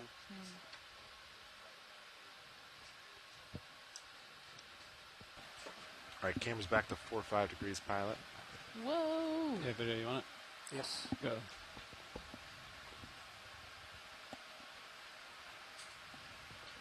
Whoa, is this another siphonophore? That's so cool. Oh my gosh. Oh, sorry, buddy. Bye. Used to be. That's a smaller one. Now it's 2. Okay, video, come back in. Now it's 2. Yeah, in. Yep. Luckily, Something. they're colonial. Reproduce asexually, so. Roger, bottom is ahead. See how it goes. It's on the tail. Oh, that little guy. His name is Squishy. He shall be mine. I was going to say that. I shall call him Squishy. We shall call him Squishy. Great job. Right. Roger. Yeah, so this is a good example of one of those other types of. So this is the siphonophore in the genus Spargmania. Wow. So this is its nectophore, right? You can The see swimming all of part? those nectophores. Cool. Oh, scared it. Started Oh my to retract goodness. its program. And another Halicera jelly in front of it, looks like. Wow. Those stinging let's deploy all the light bars. zooids are just so That's beautiful. fine. These are not quite lit right. I think, Roland, depending on the pilot, sometimes you keep them in. I can ask Levi what his try the lowers. Top center. Yeah, come in. Copy. Everything is washed out right now.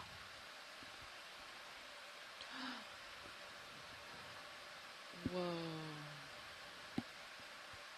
Yeah, we got so much backscatter.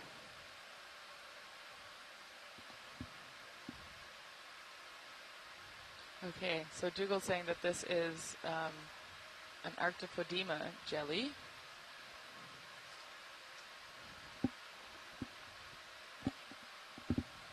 That was gorgeous. Right, pilot. Drift a little.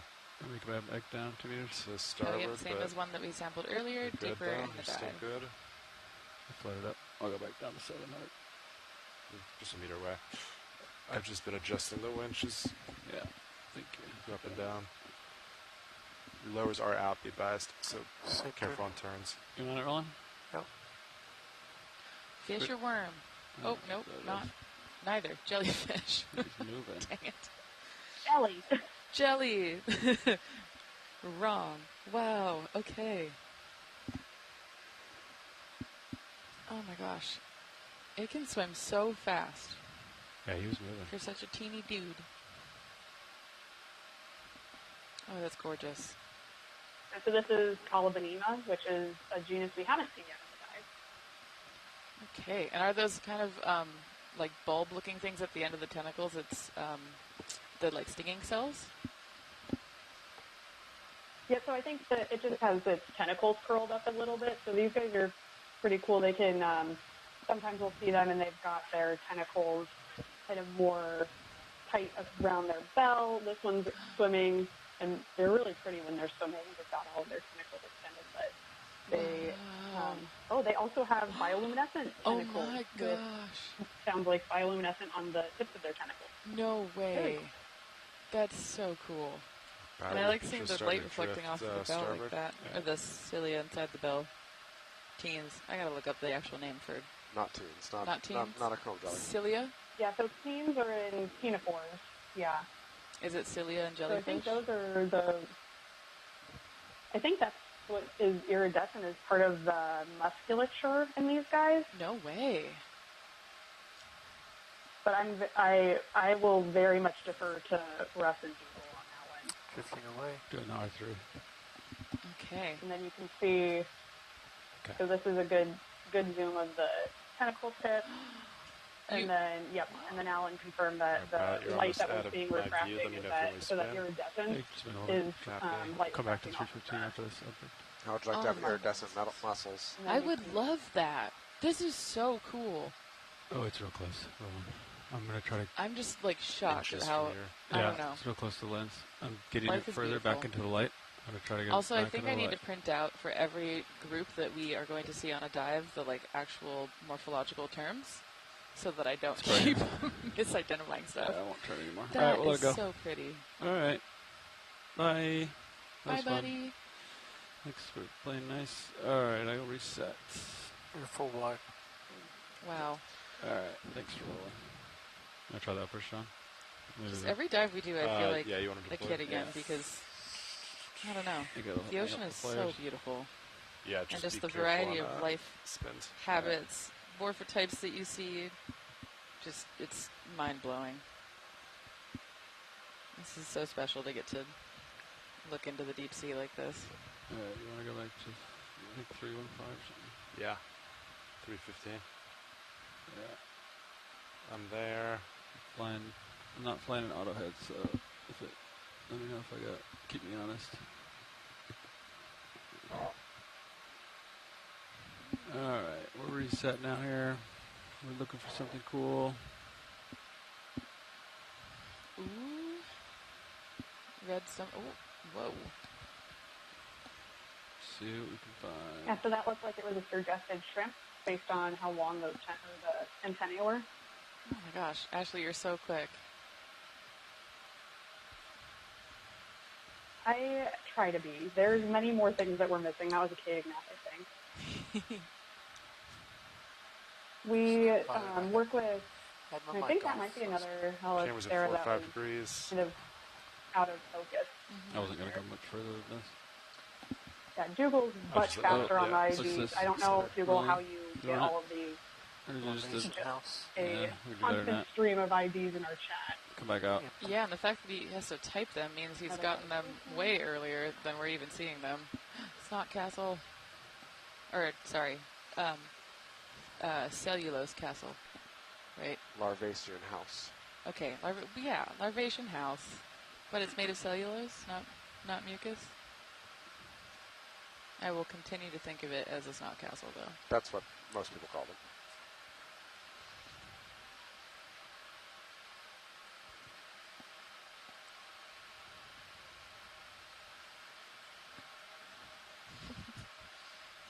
Find something sample worthy. Okay. This is the best depth. 700 is my favorite depth. Looks pretty good when you're coming down. Pilots, why is 700 your favorite depth? That's where there's the most good stuff. Heck yeah. The EK60s might argue you are not accurate. What depth does the EK... Is it 80 or 60? We're looking mainly at the 30. It's both. There's some of these are 60s and some of these are 80s. Gotcha. I forget which is which, frankly.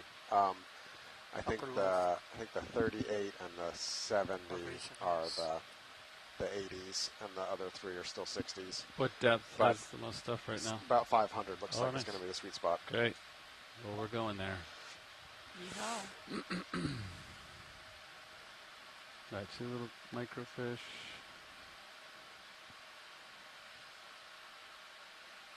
Can we zoom microfish? Yeah, you take it. Echidnaster, whatever they're called. Not microfish. Micro worm. Oh, worm. Macro worm? Macro worm. Big worm. This is a new fun game. Fish or worm. Instead of eel or eel-like fish.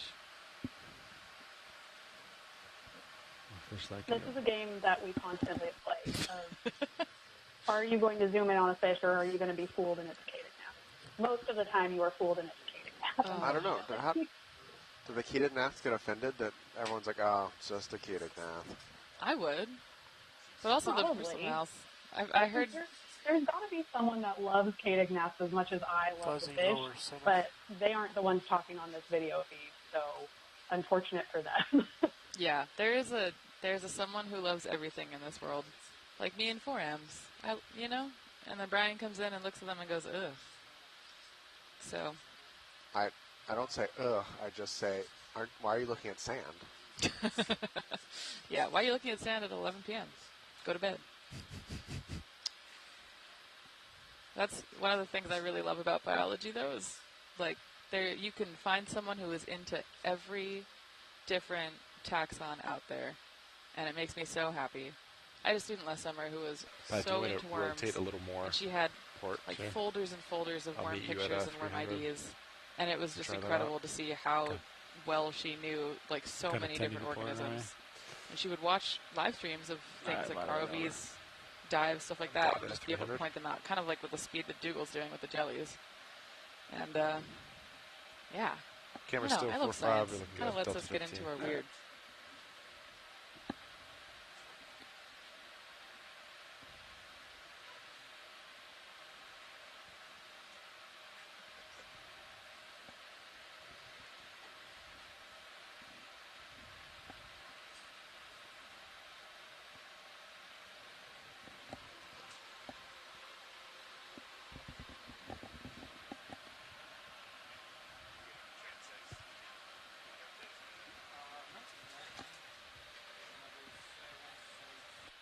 I hope there's more 500, Brian.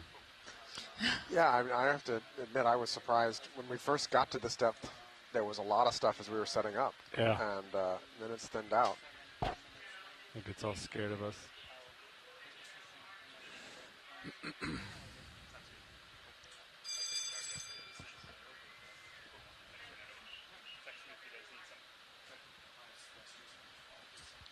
we look at the swimmer center? Yeah. Top?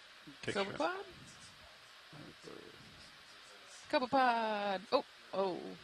Copepod smacked into something. Copepod car wreck.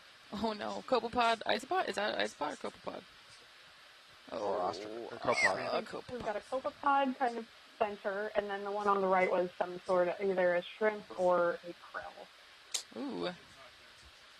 Good. Krill. Krill! Wow.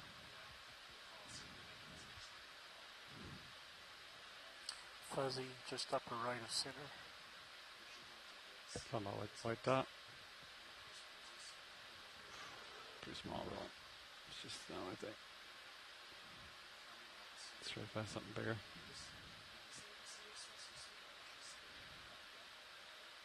Lots of copepods.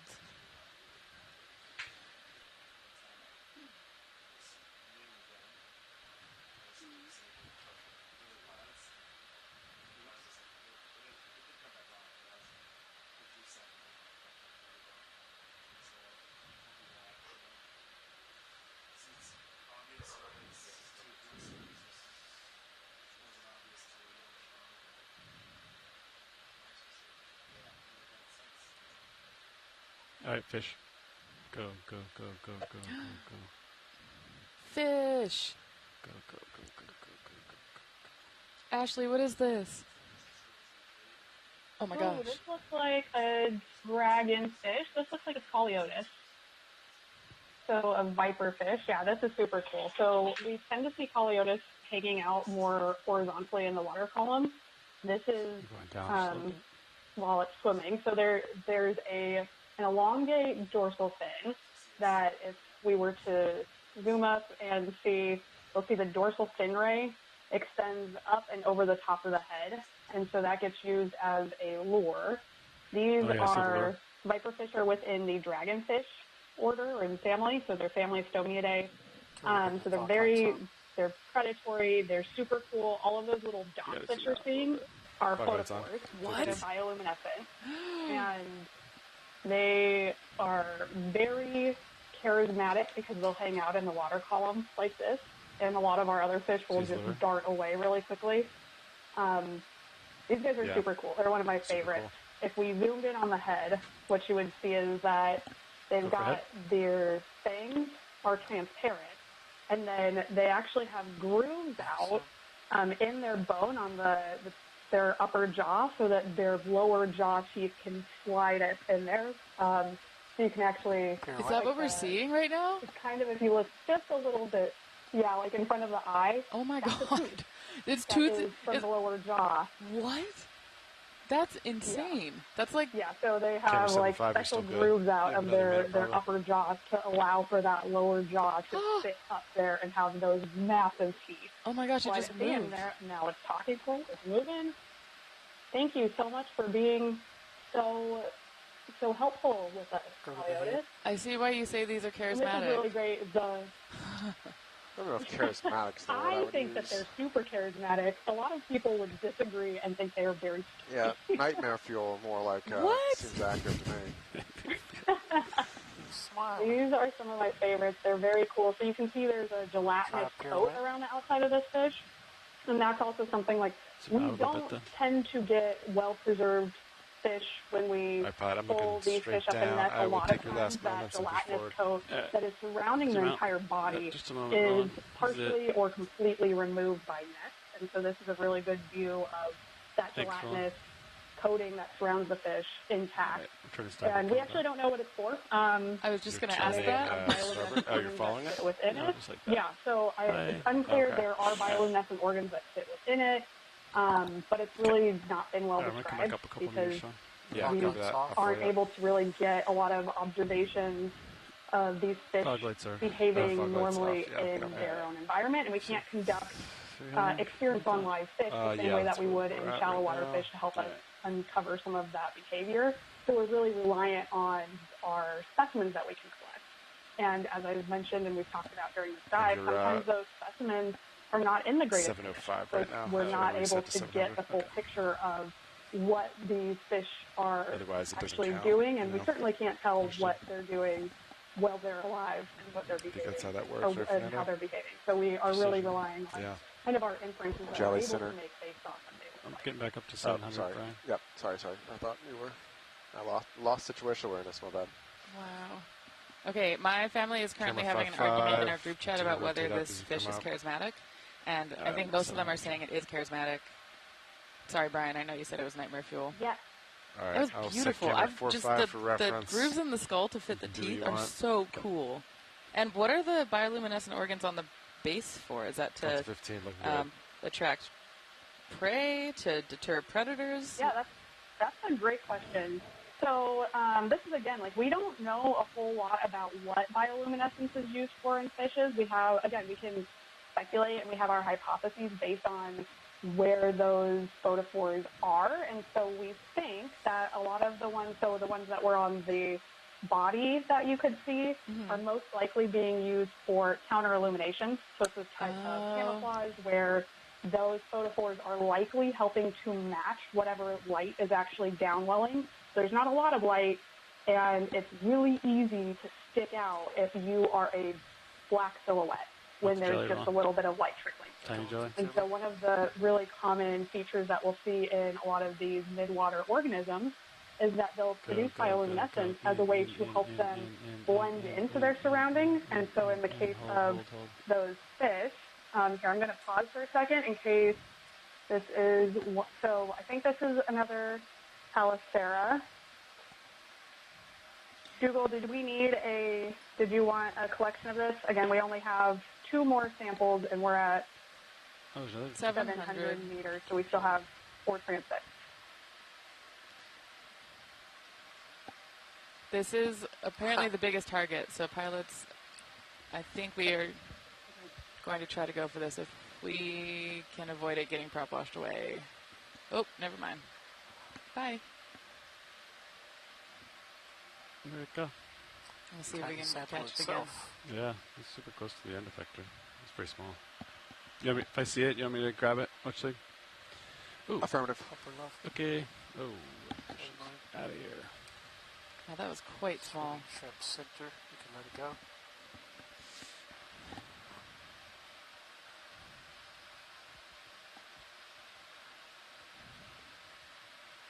What's in the background? Go ahead.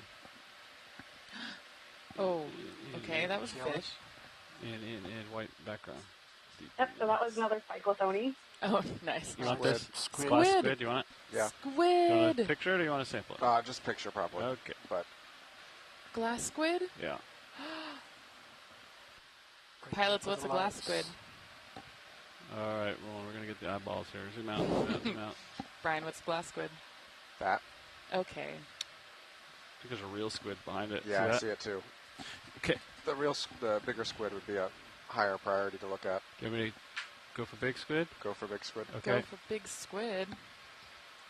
Mike Vecchione, squids. All right, Roland. You ready, buddy? Gotta light it. It's going up. All right. We're going for chase. Talk to me about range. I don't really have an idea of how far away he is. He's way out there. I'm puppy dogging off, Sean. Yep, copy that. Camera's 4.5. I'll come down a little bit. In. Zoom in. All right, hold that. Okay. Lasers on in case it passes. All right. Let me splash him. I probably watch it rotate. Zoom out. You're getting tight on tether. All right. You're good there. I'm lateraling to port. Copy. Looking good. Your tether looks good. You turn serious a little bit. Oh my goodness. I'm coming towards you, Sean. Look at its color change. You're coming towards me and I'm coming up. Oh my goodness. Coming back.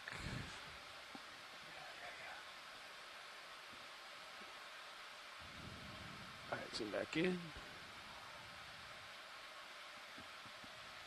Oh, you can see its little mouth parts. Oh my Whoa, gosh. is that a siphon? That's its siphon, the jet, yeah. Oh my gosh. And earlier we could see the melanosomes, so the organs that help the squid change color. It was cool to see it kind of like sparkling like that. It's really making me work for it. Take it. Zoom. As we say goodbye. Bye, buddy. Alright, you're going off screen. Right. Backing up, Sean. Alright, copy that. I rotated 25 to keep you in view, so we've got to go starboard after this. Okay. Alright, I'm resetting. Keep your eye out for the glass squid now. I'm sure we've gotten way past it, but if it shows up again. Alright. I'll rotate starboard as you come center. Okay. I'll line us back up to 300. Okay.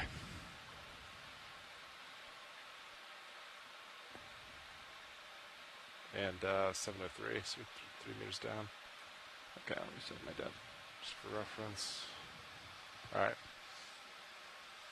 Back to 300. Camera's 50. Delta 15, looking good. Okay, I'm going to come back up to the proper depth. Video, 2 balls with a stick between. Go ahead. What is it? Whoa. Whoa. What is that little guy? What is that? Eco-strand. Oh, okay. We'll let it go. Alright, reset the camera. Just looks like some depth. Go back Some out. detritus. Just some discard. Yep. Sinker is the scientific term. Oh, hey, that's carbon export in action. Alright, back to still too low. Those cool little chains. Okay, camera's 3.5. Top. Another siphonophore. Ooh. I think siphonophores are my favorite. I'm coming up. Just all the zoas are so cool. Oh my gosh. Bye, buddy. It's like sparkling.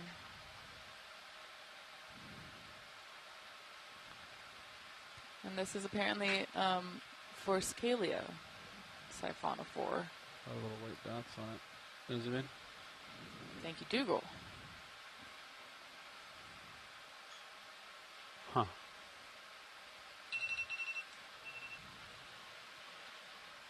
Zoom out. I think we lost it in the bars there. Forscalia formosa. So this is a species that's in a genus that's the only genus in the family Forscalidae. I always find the monotypic groups really interesting.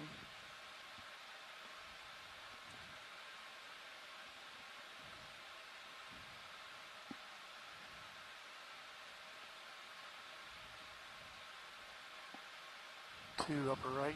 All right. 2 jellies. Are they friends? Or potentially 2 radiolarians. Radiolarians. Oh, I think they're radiolarians, Brian. Oh my Yeah, god. I think these are the Phaedandrin. Oh, this is so cool. Philodendron Phaedarias, I think is what they are. Okay. Oh my gosh. Oh, yeah, and they're twins. Background. What? Coleodendrid twins. That prop wash got them and they spun around. Wow, these are things that, again, this kind of behavior does not fossilize, so I'm blown away. Looks like the one we just saw, except more undisturbed. Take more zoom, you can. Yeah. Oh, great shot of siphonophore. Oh, it's dropping its little things, right? Or is it extending its chain? What's it doing? Oh, I think it's dropping them. Oh, it's dropping them all. Oh, it's dropping the nectophores. Those are its swimming zooids. They're all bailing. Oh, what's going on? Oh, bye, buddy. Earlier, the scientist said that was the stomach lining. I guess they do that when they're startled. Sorry, little guy. It's probably a good strategy to avoid getting eaten. Huh. You turn yourself from a big target to a smaller one, maybe? And leave a little bit of food behind and survive to reproduce another day. Yeah. What is the very extremely red thing on the top left? Oh, yeah. Yeah. Is it photophore? Like bioluminescent thing? It's small, I'll tell you that. Super small. Yeah. It's probably going to spin around. All right. Russell Hopcroft says these siphonophores are shy. They do not want to be perceived. Understandable. Me either, buddy. That's why you don't see us in video here. No, I'm joking, but...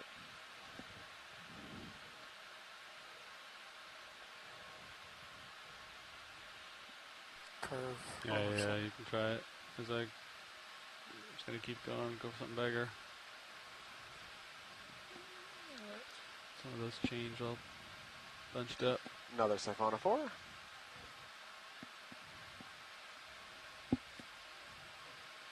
Whoa, what is this? What are those bulbs? That I'm not sure of. Oh my gosh. Probably prey would be my first guess. Yeah, maybe it's captured food and it's stinging zooids. Okay, this is apparently apolemia. Thanks, George and Dougal. The red are the guts? No way. Oh, that's cool. Okay, yeah, that is slightly more nightmare fuel than... Yeah. The giant toothed fish? Yes. No. These are cute and pretty. Look like blown glass. They do look like blown glass. My teeth are so big I might poke my eyes out with the look of the viper fish. Feels much more scary to me. It's like Little Shop of Horrors. They're just... All life is beautiful, Brian. At the top is doing some undulations here. Oh my gosh. Dougal is suggesting this is an undescribed species. Oh, wow.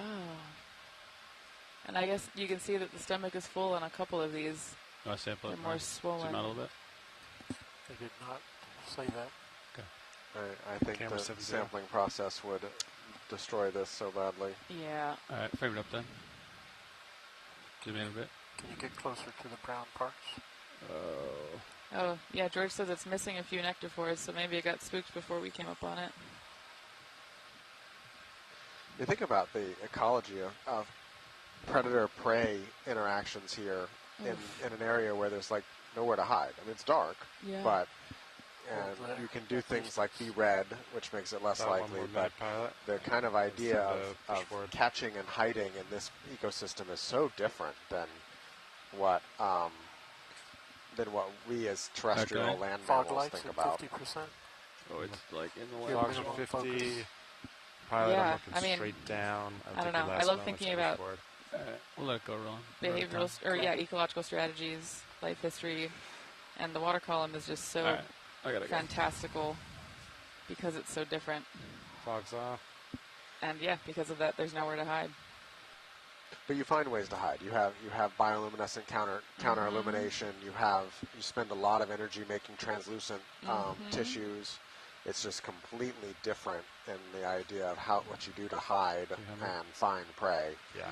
And so many of these are mesopredators, so they're both being eaten by bigger things while trying to catch. Right. So you think about the dragonfish, has a lure to attract smaller things, but is simultaneously hunting and running almost at all times. I would not want to be a mesopredator. That feels like the worst of all. No. Kind of trophic levels. Absolutely. There's just, you got to do it all.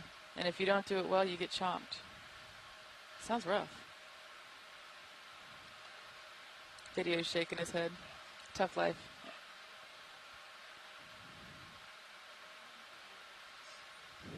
Tougher than video business, he says. Oh, as tough as the video business. Oof.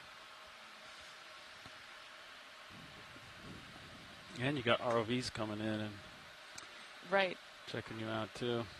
Yeah, roughing you about a little bit. Yeah. Making you drop your nectophores. Yeah. Additional predator. Yeah, this was one that maybe was not a part of the long evolutionary process in the mesophotic. Ooh. There's squid down here. Rolling. Snap. Oh, there's a squid. What is it? Whoa. Go. Oh. This is Siphonophore. Let it go. Look for something bigger. Oh, jelly. That though. What is that? Ctenophore? That would be my first guess, given the patterned light coming off of it. These are cilia. These are teens. Okay, these are teens on a comb jelly. And the teens move to help it swim. And you can see its tentacle off trailing like a trawl net behind it. Wow. These are gorgeous. So these are, what you're seeing here, the light here is not bioluminescence, it's refraction from its swimming appendages called teens that are these comb rows along the side of it, and they're just swimming along. And we're seeing the different angle kind of as a prism, reflecting prism here, which is where the color's coming from. Yeah, and apparently this is a ctenophore in the genus Urhamphaea. And I think up top, maybe, on the screen, those are filaments. Yes, not tentacles. Not tentacles. And it has those little red dots that we're looking at in these structures that release bioluminescence. Wow. Oh my gosh. It's called the inking ctenophore? What? Okay. I'm Googling this. Oh, from the red spots. Oh no. Does it actually release ink? Oh my gosh. Yes. Go back down, look at full screen.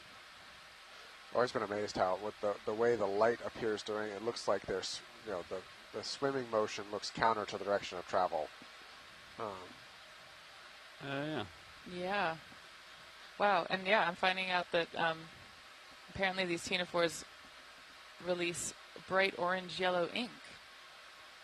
And they do that from these vesicles that line the comb rows that we're seeing that are making the flashing. Yeah, so the tentacles are retracted in the white there, it appears. This is apparently really deep for this 90. this species. Take your last moment, turn around, head forward. That's cool. All right, video. So your last 10 seconds here. I didn't know ctenophores could make ink. That is so cool. That's news to me. That's so cool. Thank you. Thank you, Nav. So we got 10 minutes remaining in this transect. I'm resetting.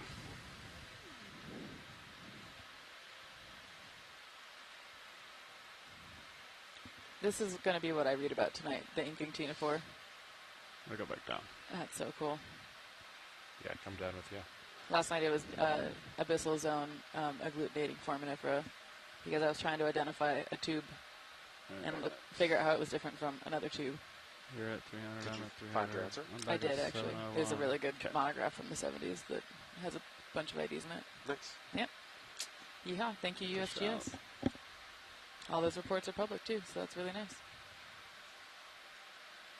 What is this little thing? I'm going to blow it out. It's going to blow out. It's going to go for a roller coaster ride. So this is an Narcomedusa. Very metal. Narcomedusa? Why is it called that? Roland? Yeah, I was waiting for you to stay. Yeah, you can go. I don't know. I imagine because they look like they're narked up, but that's my personal reason, and I don't know if that's actually why they look like they're narked. Google is IDing this one as Solmundella. Yeah, Google and Russ Hopcroft are both saying this is Solmundella bidenculata. Yeah, come back. Oh, wow. Cool. I'm trying to figure out why they're called Narcomedusa, but so far, no answers on Google. I think I saw this. Oh, yeah? Saw something. I will let you know if I figure it out, though. Alright, 701, I'm about right. I'm very curious. Let me know. Oh, Russell Hopcroft says it's because they like to sleep. Okay, camera is back to I hope that's 4 amazing. 5 right there. If that's the case, the nap jelly. Yeah. What a vibe. Whoa, come in. Another tuna 4 here. That's the same as we just saw. Yep. It's like the same thing we just saw, I agree. They're so pretty. We'll keep going. Try to find something new. Oh, hello. Come in. Potential Medusa. Nika's house? Oh, it's a Nika's house. Larvation house. Larvation. Oh my gosh! This is so cool. It's swimming! It's pumping water through its mucus net. It's getting super close to you. Oh my gosh. This is a type of tunicate? I love this. It's like it's carrying around a giant snotty kite to catch food on and sail with. Yeah, pretty much. And it's pushing water through its collection tubes with its tail there. Huh. All right. Let's see what else we can find here.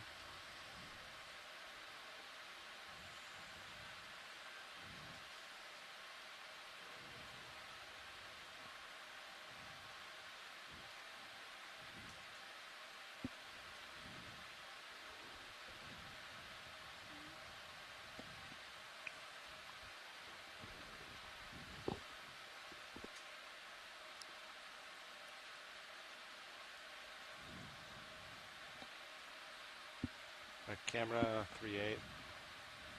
Okay, I'm good. Okay, take it with a grain of salt. I looked up Narcomedusa, the etymology of the word, and even though it was a joke when Russell said it's called that because it likes to sleep, apparently the word means sleepy snake-haired monster, right, Medusa.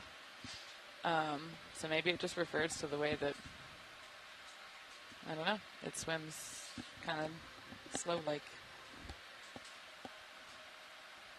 So, hey, I think that joke might have actually been somewhat accurate.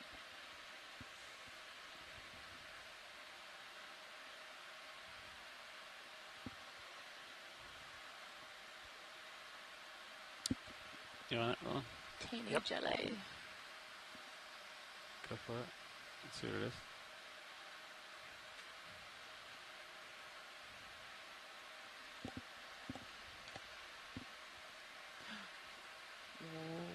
Whoa. Woo. It only has one of its little tentacle things and something else is in its place. Yeah, so this is another Narcomedusa. And it looks like it might have something hanging on its side, maybe an amphipod. No way. Along the awry here. That's so cool. Is it missing a tentacle? Yeah, it's definitely missing one. Whoa. Oh, that's the... I was like, what is that? It's the suction sampler. It's all relative. Yep. So supposition is a hyperdid amphipod ate one of the tentacles. And then is sitting on it? Possibly. That's metal. That's nightmare fuel. No. You and I have very different definitions of... I know. I just keep repeating it because I'm actually very secretly pleased, not so secretly anymore, that you use the word nightmare fuel. The term nightmare fuel. Did you say this before this cruise? Am I influencing your lexicon, Brian? Maybe. I haven't given any thought. Yes. All right, video, you want it? Yep. Keep not giving it thought, and then by the end of this... What is that? You're going to be saying things like, gnarly. Oh, glass squid. Oh my gosh! This is a potential collection request. All right. This is the glass squid, yeah?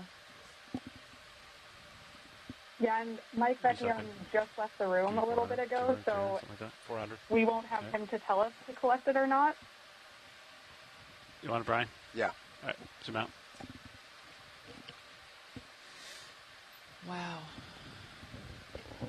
Give me nozzle. There it is.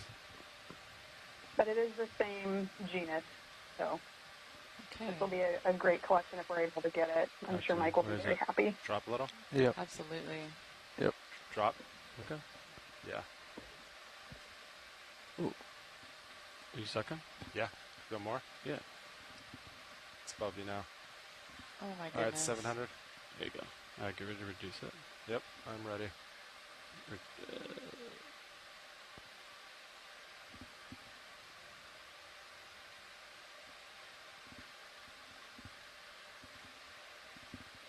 Easy, easy, easy. Oh, sorry, buddy. Oh, It is in. And it's more or less There intact. you go. Yeah, Switch. and it inked. It's inking. Amazing. It's inking. Thank you guys. Sorry, buddy.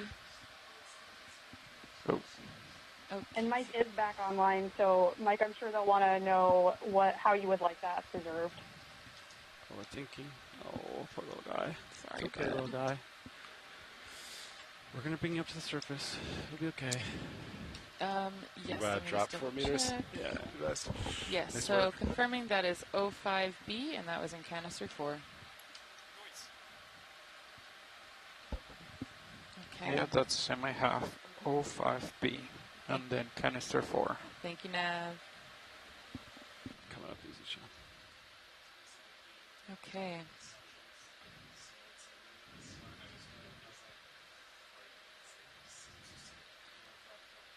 Wow. That was a really difficult collection. And so, yeah, for folks that are streaming in,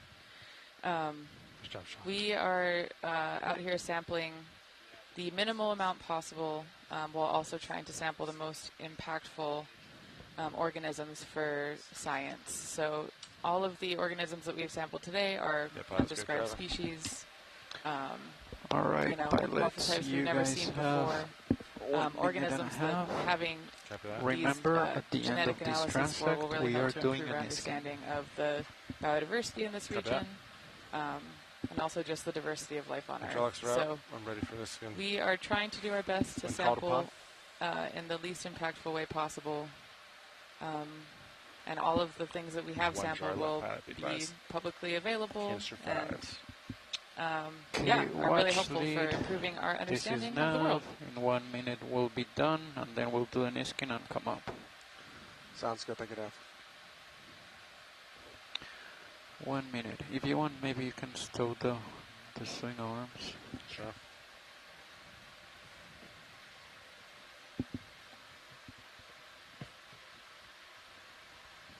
Check on something better than a self chain here. Got the thing at the top. And yeah, I think later on the ship, Brian and crew, I'm probably going to go and do an Ava ceremony for the samples we took today, especially because squids are considered one of the kinolau or body forms of Kanaloa, and so whenever we sample a Kanaloa kinolau, I try to do some protocol here on board to recognize at least my cultural responsibility to these critters. Copy. And also thanking them for their contribution to science. So, you know, All life's right. a circle, and That is the end we can't live without of taking, but we try to transect offset it at and be as respectful as possible. 700 whenever we meters. Transect end. Go ahead, navigator. Do we have everybody ready for the Niskin? All right, Servetus ready. I'm ready, and then science is also ready whenever you are. Copy that. Niskin firing in 3, 2, 1. Good fire. Niskin number 2. All right. So that was the end of our transect, and we just took our Niskin for eDNA. So let's see. And confirming that was Delta sample 17, I'm coming 06W up in some. Niskin 2. Tilt the camera That down. is correct. Thank you, Nav. What heading do you want for this? You want to stay there and I'll just take it? I guess, yeah. What? It's probably the, right? Yeah. Does it make no sense? You could just come. Stay there. Come up a little bit more. Camera's now at, it's 9-0 there.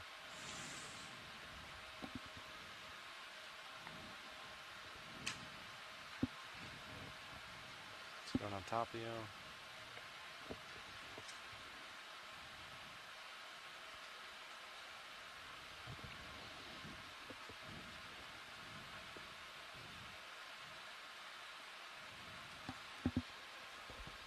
Take the camera all the way back.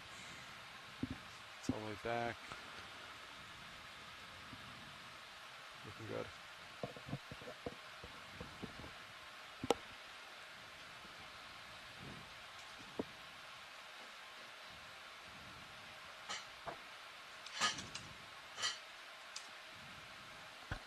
Alright, you can put your heading. Mark. Ready for it? Yeah. Auto headings out. Go a bit of forward way for the squid. All right, I'm pushing up easy. Copy that. Delta 20, I'll let you catch up a little before I start. Roger.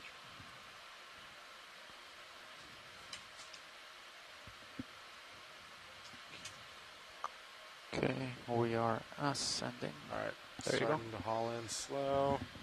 Okay, so we're making our way and up. then watch lead, next stop. It's gonna be 600, I believe. Affirmative. And then we're gonna do it every 100 until we reach 300. Affirmative. And then the next Niskin is gonna be at the end of transect number at 500 depth. Not sure about that yet. Still debating whether we're gonna use the last Niskin either at 600 or 400. Trying to figure that out for you now. There's 3 left. We've only used 2, so yeah, if you want to give me the depths for those last 3, I'll make a note and pass it on. Okay, that's 30. What's the next one, Fernando? 600. Okay. Sounds good. We'll confirm. So we're going to do Niskins at the standard depths of 500 and 300, and then one Copy, additional, 600 with the same time. either at 6 or 4. So we'll get that to you soon. Copy. 5 and 300. I'll wait for the next one. Thank you.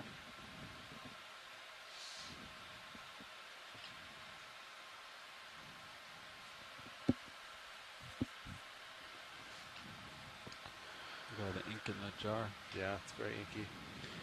I wonder if the ink comes out of it, like, so it's red and inky. But like, it has like a reservoir of ink inside of it that you can see, you know? Oh, look at them. So we have to, Those right? big eyeballs. Oh, we go for this good topside imagery of it. All right, 50 meters to go. 5, 4, 8 meters to go. Alrighty.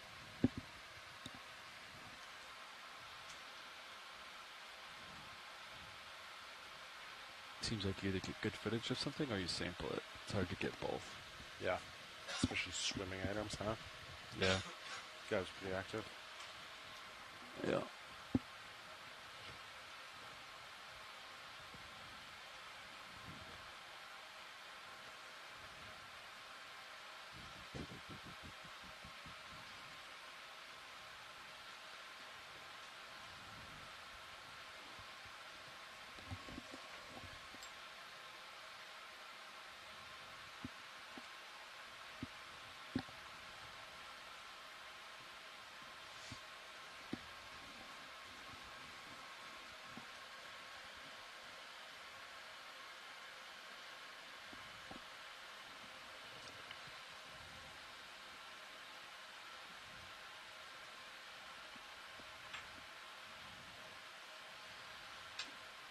Okay, let me go a little bit further. Okay.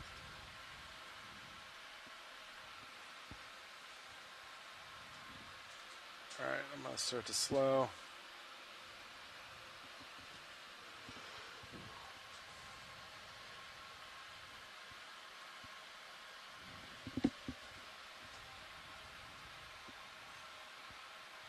Three.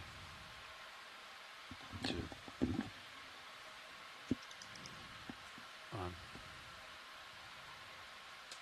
Auto depth. Auto heading. Auto heading. Ready for me to cover stern? Yeah. Okay. Delta 13 coming up more as you come back. My camera's pointed straight down.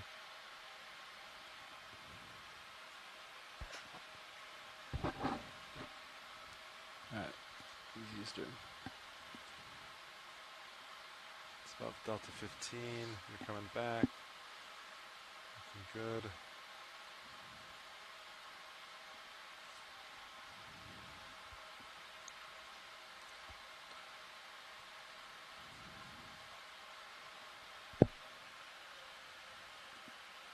It's Delta 20 there. You should come into view any moment. Did you want to fly? No, you take it. Okay. Nav watch lead, so it'll be 500, 400, and 300 for Niskins. Copy. Thank There you. you are. Just coming into view. Okay.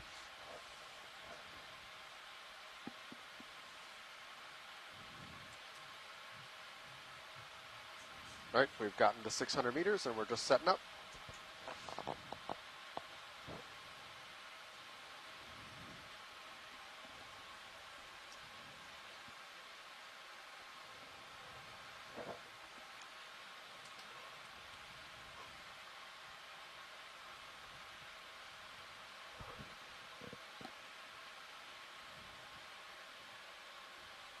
Do a drift test. Auto depth. Shoot. Way to get your swing arms out? Yeah. Or do you want to wait? Yeah, you put them out. Upper's coming out. So Avery's been diving. I don't know how much you all have been watching the EK60s and 80s. It appears that it could also be a function of where D2 is, changing some of the calibration or something. I don't know these sonars well, but it feels like to me that the deep scattering layer has been condensing about 500 meters. When we first got in the water, it was a pretty broad smear across the 38 kilohertz from about 400 down to 6, and now it seems to be tightening in between probably 400 and 500. I think this feels good. 300 is still good. Ready, Sean? Copy that.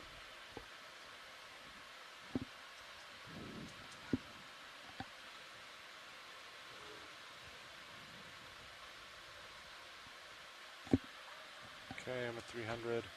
Swing arms out. Camera is at 75 degrees.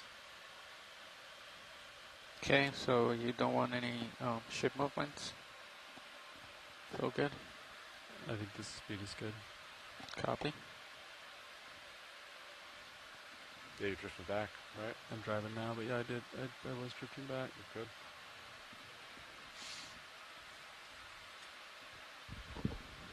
I think we go like a little bit starboard, try. Alright. Going Lined up with you. Let's do 315? Yeah. Okay. That's 315 there. Okay. Alright, push out, and then if it looks good, we'll call it start. We do have a flare on the right-hand side of the screen. I'm going to draw in just a little bit. Yeah.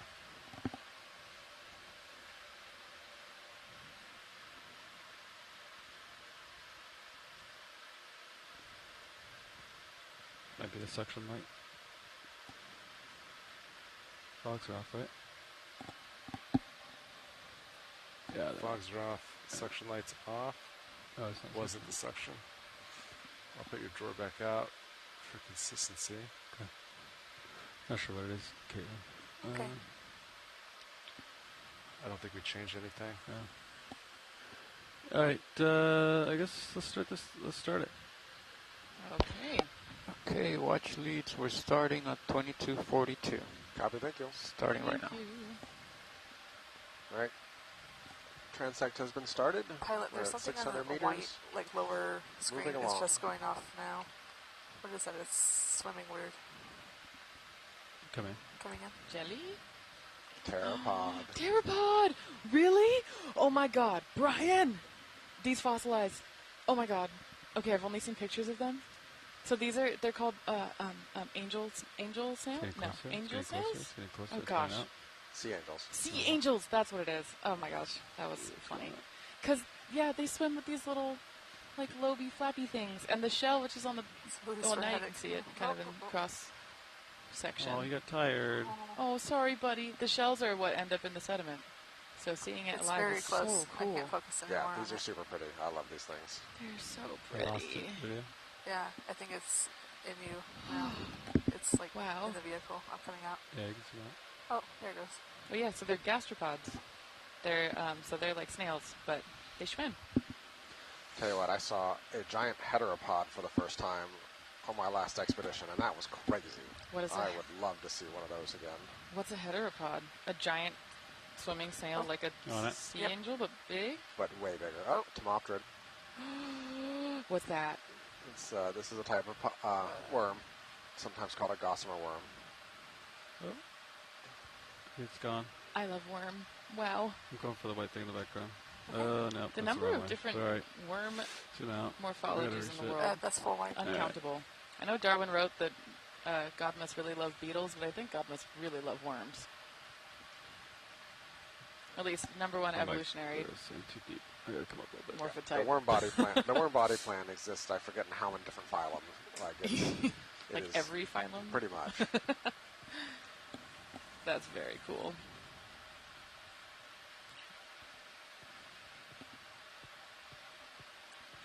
Nine phyla. I love the internet.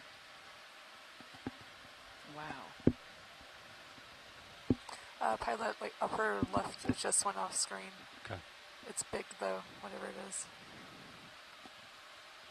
There we go. Oh my gosh. Is this another Tina-4? Yep, this is another big Tina-4. It looks like a hat. Try and get it in the lights video so I can do it. Oh my gosh, that's so cool. Frame it up. Okay, going in. Holding here. Google says even eels pretend to be worms, so maybe 10 phyla. Oh, it's like a disco party. I'm coming out. Whoa, there's so many different layers of teens. Whoa. Whoa! Yeah, that's cool. Oh my gosh, that's so cool. It's hard to tell like what 3D shape it's taking right now.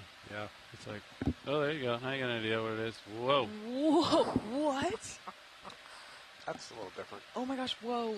Whoa, whoa, whoa. Okay, we're getting an idea. It's kind of looks like a hat, like a little spike on top.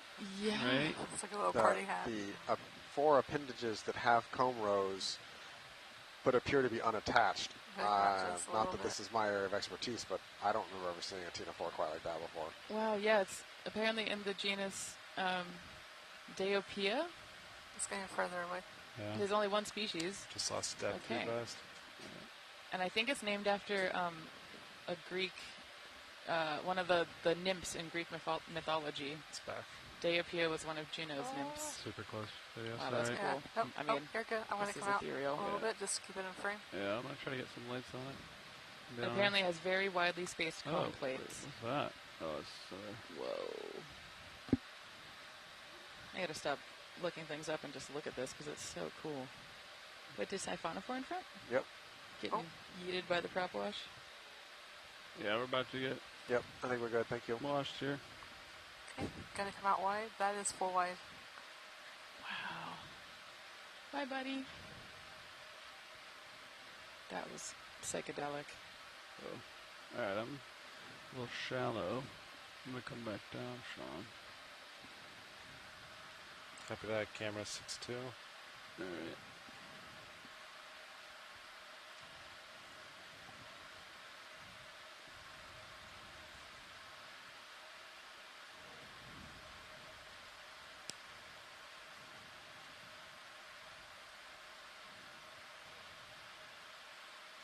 Alright, back to 600. Camera's back to 4.5. I'm good. Yeah.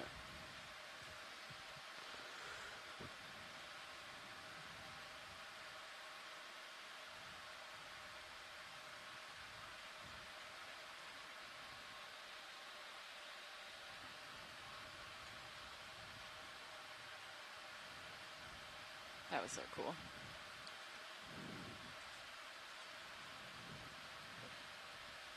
Russell saw a radiolarian. Where? There's a It's past. white Oh. subject coming down. I was trying pilot. to look up You take it. Tina-4s. That was a mistake. Take Oh, it. it's another one. In. Oh. It's Oh. so small. Another heteropod. It's I think. very small. A Or pteropod? pteropod. excuse me. Pteropod! It's very fast. You go, buddy. Goodness. I love pteropods because there are some years in the sediment cores sorry, that I look, pilot. you know, or different like sample layers in the cores that I'm Wide. looking at, where the pteropods will just be all over, and then the next layer they'll be gone. And a lot of the cores I'm looking at are annual. They have what we call marine varves, or like layers that represent a year or less of accumulation. And so these pteropods are apparently blooming and You want it? contributing Yeah, massive amounts sure. of You shells can to the snap zoom on sediment that. and then Yeah, it's going away. So it's, Siphonophore. I don't know. I like Kind that. of like Okay. ephemeral Try rock that. stars in my world because they come and go so fast. You want it video? Another cool Siphonophore. Sure. Yeah, we can do that. Who's that? Doliolid. Kelly? Come again? Yeah, so Ooh, it's is not this a Solmicid? Siphonophore, it's Oh. Doliolid, so they're colonial We want to get a good look at this, please. chordates. Okay. Oh, should I come cool. wide? Closely related Get to closer. I'll tickle south. in. And this is a Solmicid, so a dinner plate jelly. Oh yeah. Dougal was very Just excited sneaking about this closer. one. Okay. I'm trying to slowly get closer. That's what I'm trying to do.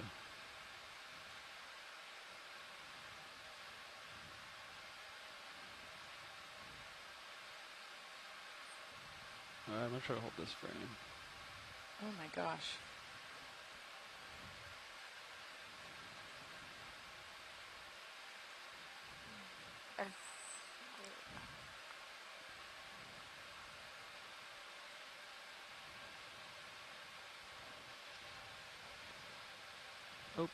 You just hit some of my prop wash.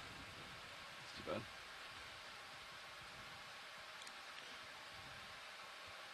Take more zoom if you got it. Any more? Gonna stop here.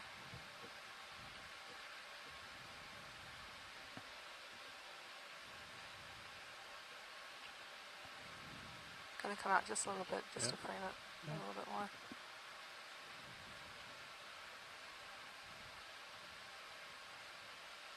Oh wow.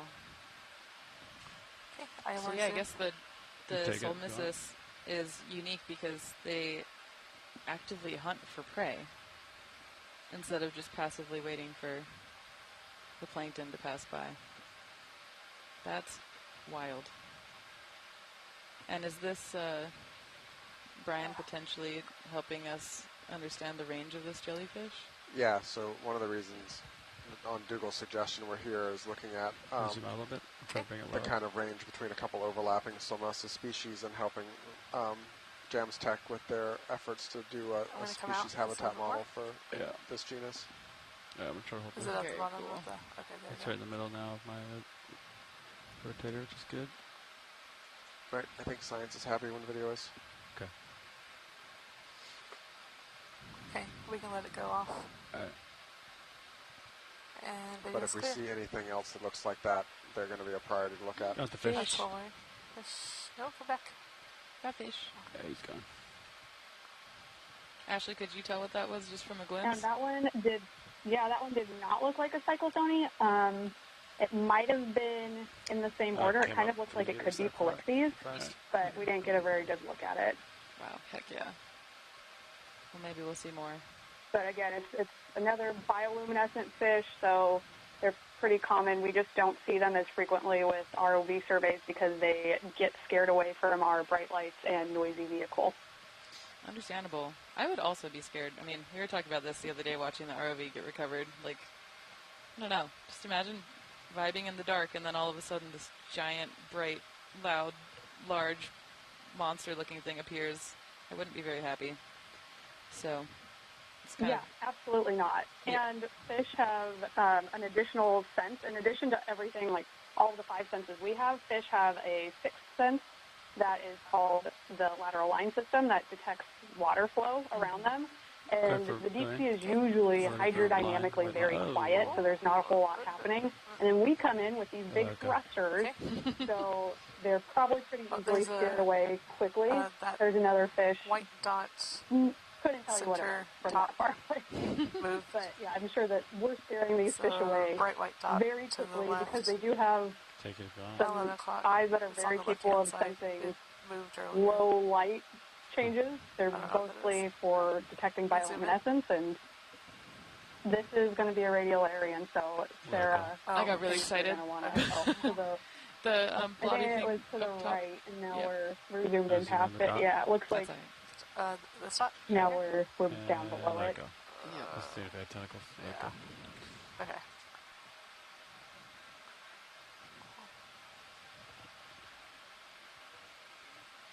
It's too far gone. That's okay. I got a glimpse. It fed my soul. I'll keep my eye out. Thanks.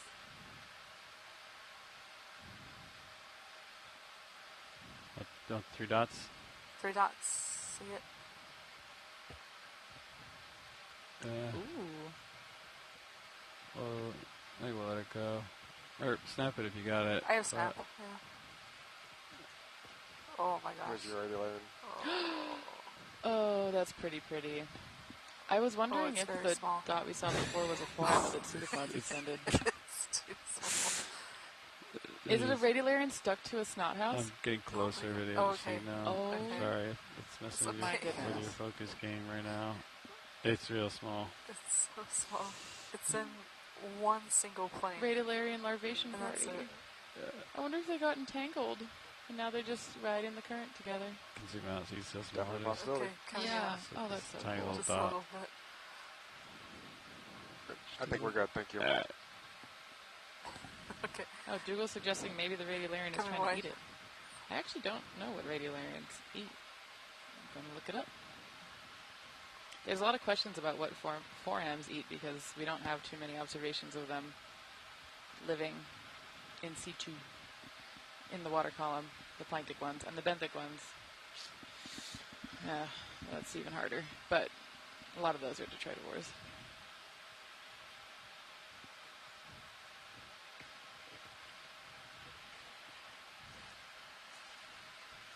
So fun fact, radiolarians are a large component of the silicious ooze that exists on deep parts of the seafloor. And if you've ever been to the San Francisco Bay and gone across the Golden Gate Bridge to the Marin Headlands. Yes. Ooh, the rocks over there are made up of silicious ooze, radiolaria. Oh my god. Oh, jeez, what is that? Is this a foreign or a radiolarian? It's gonna go. I have a feeling it's gonna be. Oh. I don't know where I lost it. Oh. Yeah. Sorry. No, it's okay. That was a beautiful glimpse. Thank you.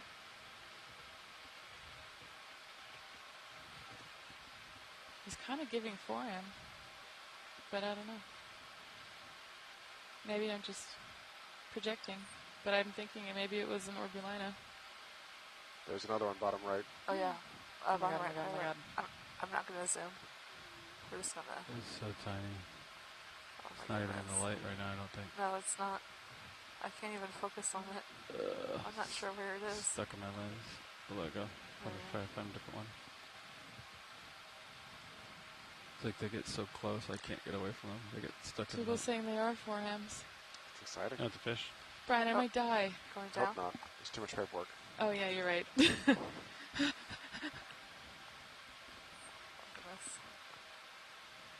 I'm internally screaming. Ooh, fish. Any more zoom or? Do.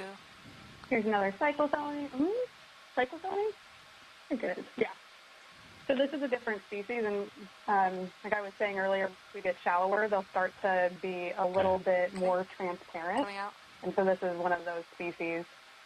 Couldn't tell you what it is. I could give you a couple of species IDs, but they're really hard to tell even when you get them under a microscope.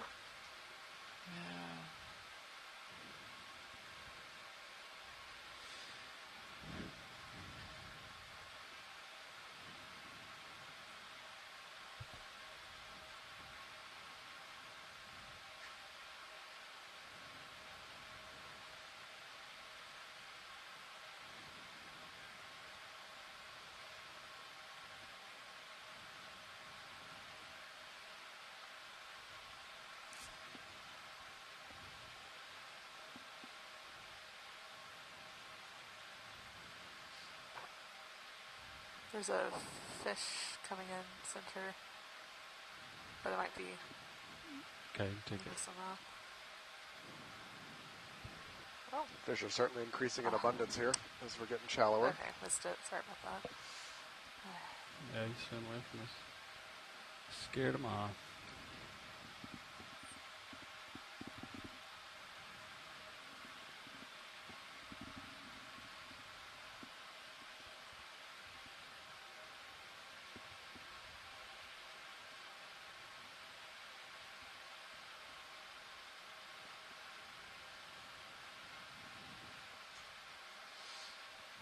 Alright, see this little jellyfish looking thing? I see it. I'm going for it. Okay. Coming in partial. Going in partial. Holding here. Okay. Take more. Okay.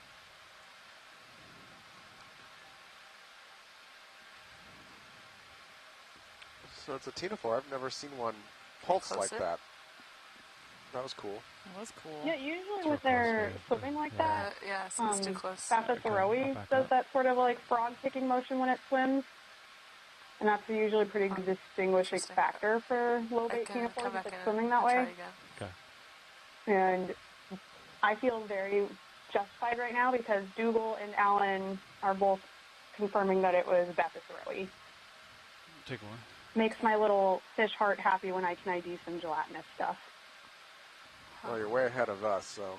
For some reason, I can't focus on it when it's fully zoomed in. I stare at a lot more blue water dives than you guys do. I don't think I've ever stared at a blue water dive. I just stare at sand and sediment.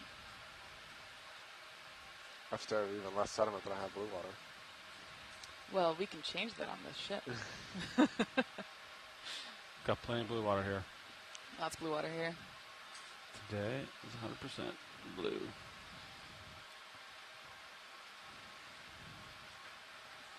I'm still panicking about the 4M. I'm manifesting that we'll see another one.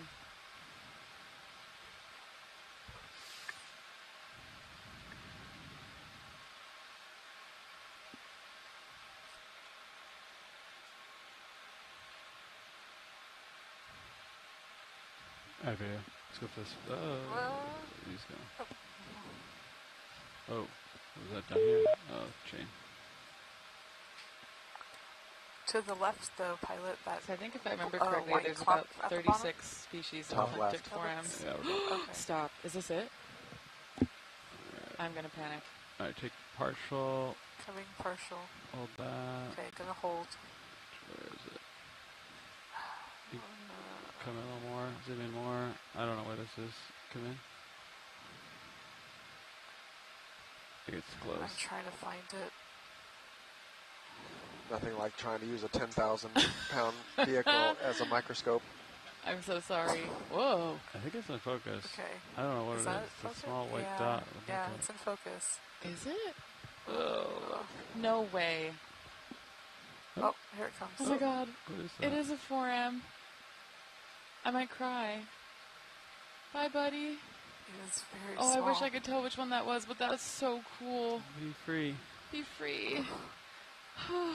You want to tell us a little bit about what 4Ms are and why they're so important for your work? Yeah, how yeah, small sorry, are I'm those just things? panicking a little bit. Yeah, so 4Ms are unicellular protists that make shells, though not all of them make shells, actually. Some of them are called naked 4Ms, and I can't remember the genus for that. Yep. Protist is kind of a junk term. I think now they're in the phylum Retaria. So they're rhizarians. Yeah, I'm going for the big and chain. they are super important in paleontology because 4M shells fossilize really well, and they're very abundant in the ocean. And so most of the sediments that we collect from above the carbonate compensation depth, so shallower waters, maybe let's say shallower than 4,000 meters in the Pacific, are chock full of them. And because 4Ms build their shells as they're growing, and they tend to grow in specific depth habitats in the water column, they're really good tracers of past environments. So a lot of what we know about past climate, and most of what we know about past climate over, let's say, the last 120 million years or so, comes from isotope work on 4M shells. And they're really sensitive to environmental change, too, so I use them to look at how rapid climate changes affect marine ecosystems. And I use 4Ms as a proxy for what other things might be doing in the area. So the sites that I work on have annual layers in them, so we can look at population dynamics and how 4Ms respond to rapid changes like land use shifts because of American colonization of California, climate change, warming, all that stuff. It's amazing. In Siphono, we're just looking at how few swimming bells it had. Yeah. Ooh, what's that, pilot? Shiny thing dead center top. If you have time. Yeah. There's a big chain. Yeah. What is that? I'm still stuck on the 4M. It was extending its pseudopodia, which is so cool. Ooh. So no Siphonophore. It looks like a dragging around dinner, probably. Okay, with that, we go. In case with this big chain. Coming out? Find it back. This thing. What is that? I don't know. Let me get closer.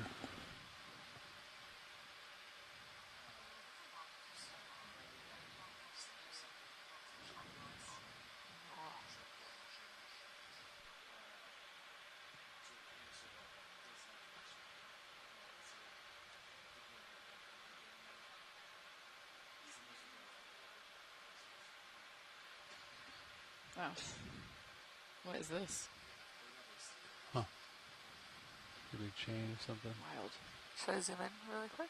Or I can't believe we just used the ROV as a microscope. Huh. I'm still stuck on that. I think we'll let it go video. It had a squid in There's a bunch of them. Multiple squids. Squid party! Oh my gosh. Ink. We got ink. That's squids. Look at all those squid Oh my gosh. Do they usually travel in groups? Really? Oh my gosh, cool. I know the shallow water ones sometimes do. There's a little squid clan that used to hang out at Waimea Bay by my house, and they would always be in the same spot by the same rock every day. Camera 70. Squid Squadron. Yes. Squadron. I like that. It's a nice name. Strong. They're just like little torpedoes zipping around. They're much faster than us, aren't they?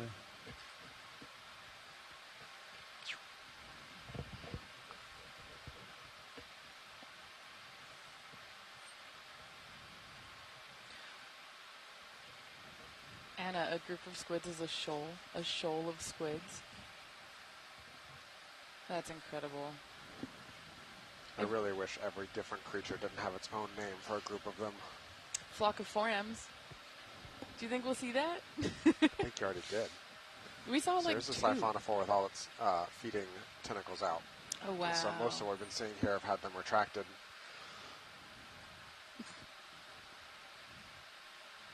Moving close to it. Sorry, video. Okay. It's gonna get tumbled around. Let it go. I'll line back up. Try to leave them in one piece. Alright.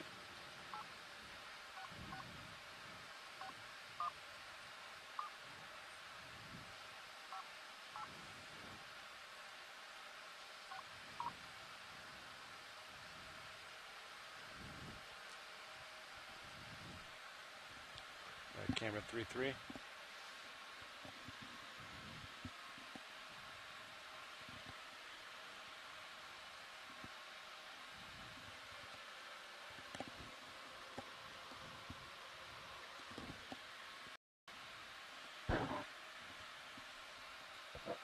Brian, I think this is the best day of my life.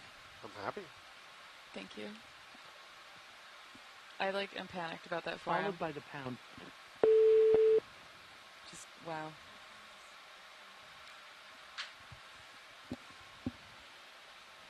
Thank you. There are 3 parties in conference, including you. Hey, Ashley, can you hear us again on the conference call? Yep, I can hear you. Thanks, guys. You want this? Are you gonna snap it? Sure, snap if can. I think it's a radiolarian. Is it? Yep. Yay! Also cool, but now that I've seen a forum, less cool. No, I love them too. I have already seen Pilot. It's not moving. They're so pretty. Take it. Oh my god. I don't think I've ever seen one of these before today, and looking at the pictures of them in microscopes and textbooks, you only see that kind of centerpiece. Didn't realize they had such long arms. Yeah, I think those arms don't obviously preserve super well, so it's kind of really cool to see them. Sometimes I found a few even from the abyssal stuff that have what look like potentially attachment points for those. Coming out. But obviously you can imagine falling a couple miles down to the seafloor. Okay. That's not going to stick around very well. I am blown away by being able to see them living and see stuff inside of the circular test. Because, whoa. Yeah, let's go for this. Okay. Yeah, Dougal says the coming in inside of that test, the white thing we were looking at is called the olive body, which is so wild. And I get closer. Okay. Wow.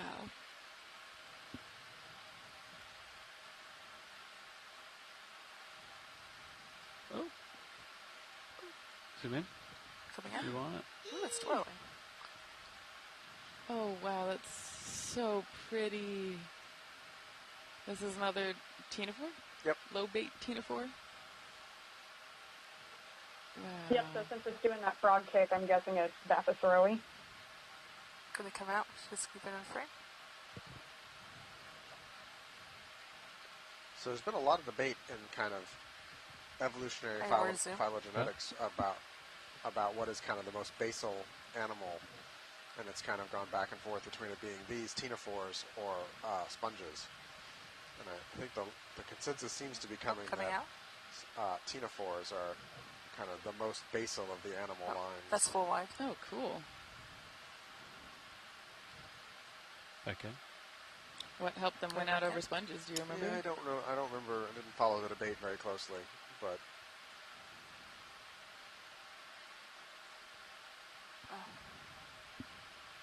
Okay. Okay. That's full wide. Okay.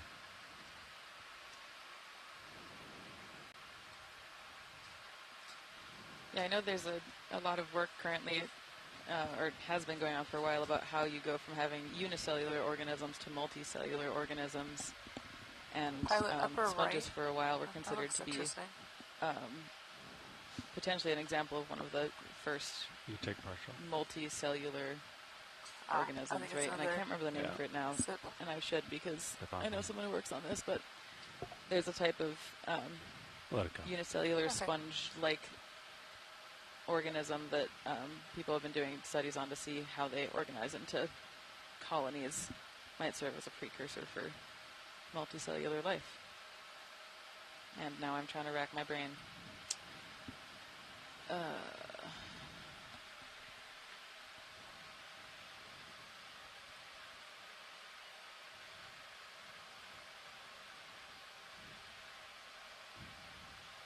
Quantiflagellates. That's what they are. Yeah, so those are, I think, model organisms used in the study of multicellularity. Because they can be unicellular and they can be colonial.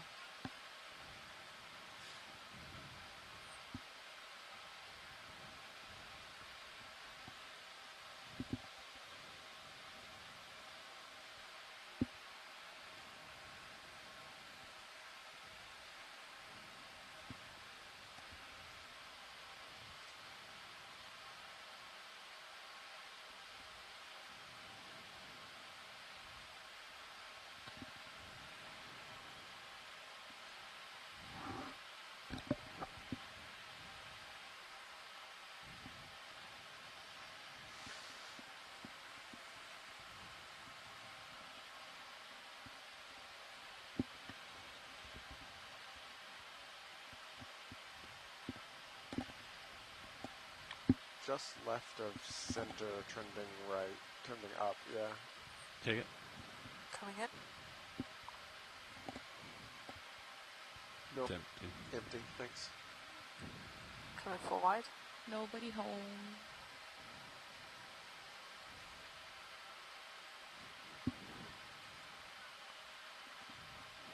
That's Jelly video. Okay. Coming in on Jelly.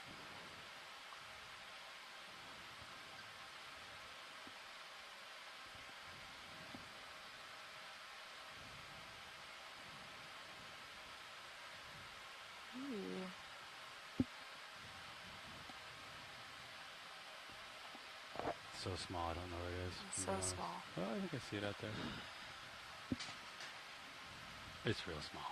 So this looks like it might be another Papahānaumokuākea, but this is my ID, and I'm waiting for Dougal, Russ, or I just got confirmation that it is Papahānaumokuākea, and feel very happy with that identification from the first person. That was awesome. Thanks, guys. Good job, Ashley. So we saw this earlier in the dive, I think at 900 meters, and this is, you can see the tentacles are much closer to the body right now. Yeah. And, yeah, the one that we saw earlier was swimming, and it had its tentacles really elongate. Might be a different species, I'm not sure.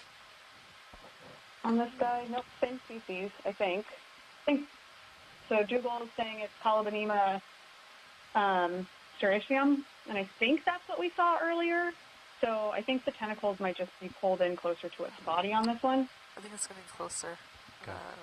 Or Dougal saying it has escaped being a prey item from somebody else recently. So maybe it's also gotten some of its tentacles bitten off a little bit and dropped some tentacles as an avoidance mechanism. Clear.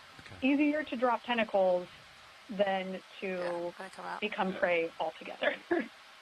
Goodbye. And was this the one that had the light reflecting off of its muscles? A little deep. I'm going to come up just a bit. Yes. Awesome. I think we just saw that as it darted away. So 2, coming up to 600.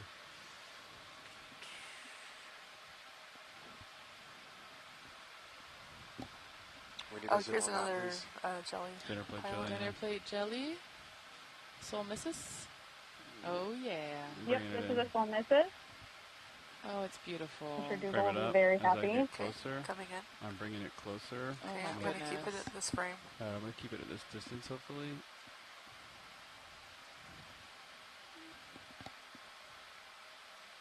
Alright, smooth. Here we go. We'll try to hold this framing for you. This is a dinner plate jelly. I think you gotta like play relaxing music to this. Like some orchestra music or something.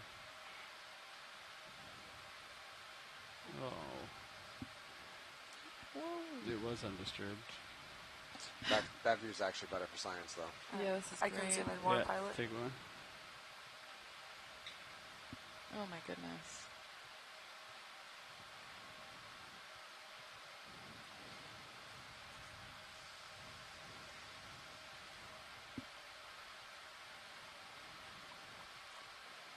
If we could zoom on the bell exterior, that would be wonderful.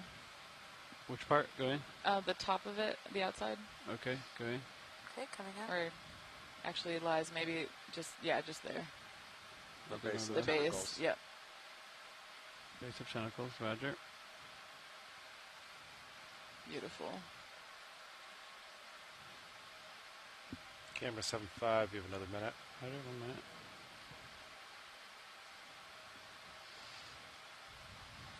Oh, wow.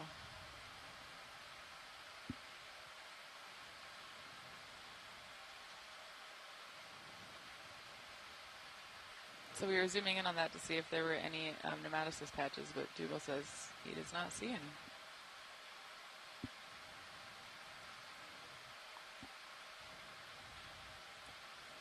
I know using the ROV as a microscope was tough with the forearm, but it works real well with these jellies. Take your last moments, then push forward. Especially this one. All right, video. Yeah, a couple seconds, and that's it. Okay, all stations, we have 10 minutes left. Copy, 10 minutes remaining in the transect. And we can let it go. All right. Thank you. You didn't change your heading, did you? I did not know. Right. That's full wide. Looks like I'm a little shallow. I'll come back down a smidgen. Yeah, copy that.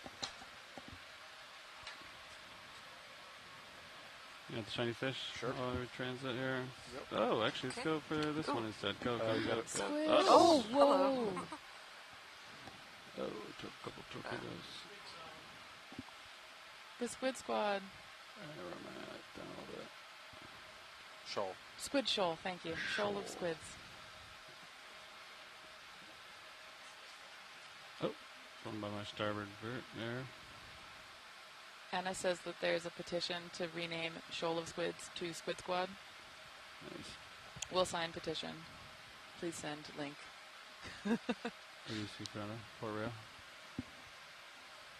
Is there something on your port, or that's part of the vehicle? Maybe it's stuck. By a sub chain stuck there.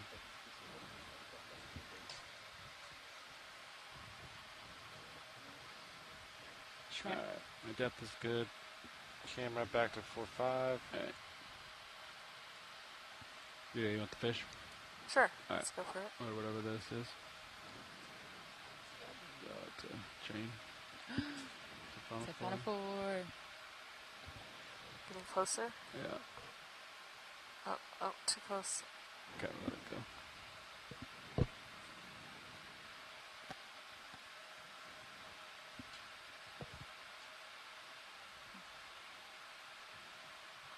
What's this? Come in. Are we looking at the chain? Not sure. Or the white object on the right? It's just garbage. Let it go. It's just goobers. Hey, one shrimp's There's a white object garbage up is on another top, shrimp's pilot. goober, or whatever. Bottom right. Okay, well, go. science one's bottom right. Yeah, so this looks like another one of those surgested shrimps. So you can see those really long trailing antennae. Surgesteds are pretty common midwater shrimps. They're also bioluminescent. Just as I got in focus. That's cool.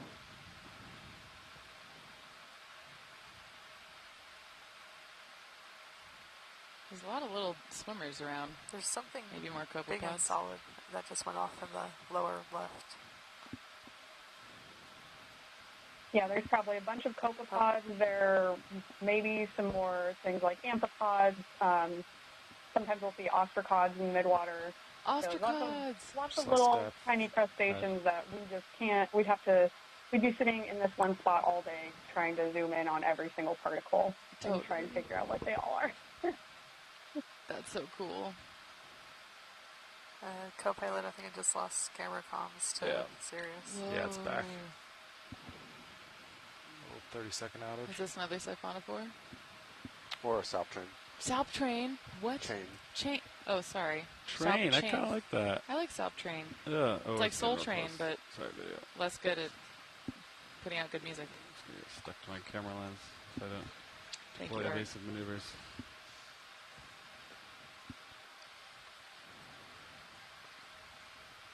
I might come up a couple meters, Sean.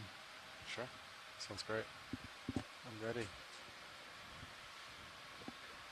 Yep, Salp Train, says Russell and Dougal. Let's make that a TV show. Like, what would the plot line be? The Salps attempt to make noise and don't because they're quiet. Salp fashion show? Be a short episode. Yeah, I'd watch it. Very short. I'm attempting to get Brian to throw me off of the ship.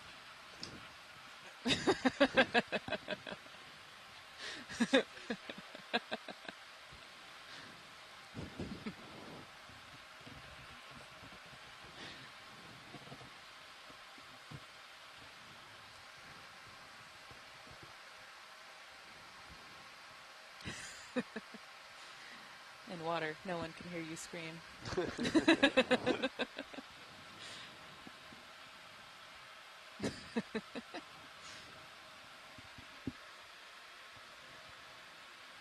Guess we can take this. Okay. No, see much else going on here. Coming in. Salp Train? Yeah. Salp Train.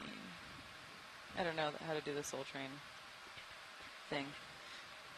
Wow, cool. So, why do Salps make these chains?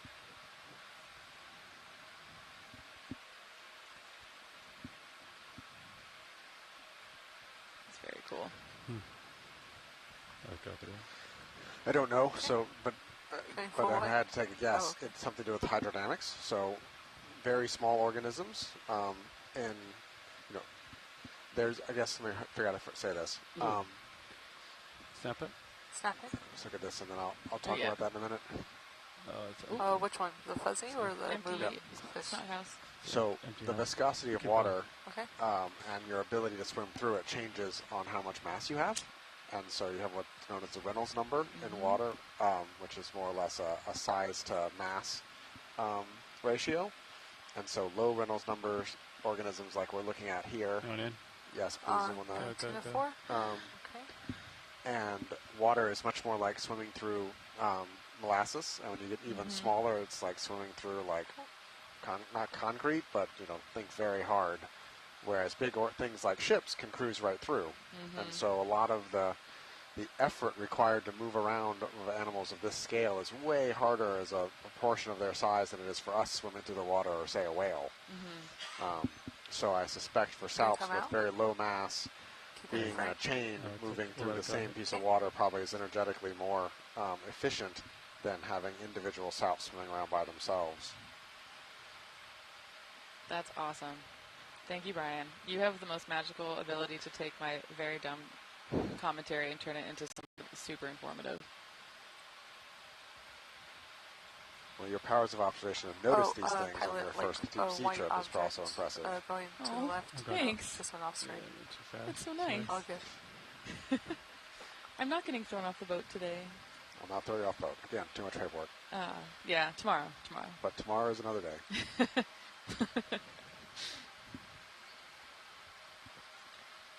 Pilot, on the right, there's a shiny Sparkly. The cotton ball, come in. Kind of center. Ooh. It's going to blow away. Come in. Coming in. Oh my god, this is a 4M? Brian! Oh, it's too close. Oh my god. Sorry. Unintelligible screaming. Holy moly. This is the best day of my life. I'm not even joking. Sorry, Mom. Oh my gosh. Oh my gosh. I don't know if I'll be able to get us an ID on this because from this distance you can't tell the shape, but it's so beautiful. So the ball with a bunch of little I can zoom in. Oh my god. I think we've converted somebody else into loving the water column with this dive. This is amazing. Yeah. Sorry, I'm speechless. Oh my god, I never have ever gotten to see one of these alive in my entire 12 years of working on 4Ms. They've always been dead husks. So, it's so beautiful. Could take more if you got it. Okay, and I don't work on the planktics now, but in undergrad I spent 4 years in a lab where we did a bunch of planktic 4M work. So I learned all 34 to 36 species. Next video. Oh, goodbye. Great flying. Okay, pilots, you have a little bit over 1 minute left. That's full wide. Okay. This is the best day of my life. Thank you. That was so cool. Wow. Just seeing how extended their pseudopods are compared to their shell is amazing. So that those arms that it sticks out. Dinner plate jelly and we'll Yep, end it. let's take a, yep, perfect. Oh my gosh, Thanks dinner plate! It sticks out those arms to catch things in the water column and eat them. Blow it away. Sounds good. Frame it up. And also probably help it swim. Coming in. I'm trying to get the base of the legs, maybe. Okay, I'll start talking about 4M now. Beautiful soulnesses. Give me more. Coming in. Try to fill the frame. Try to hold it steady. Hold that. Holding.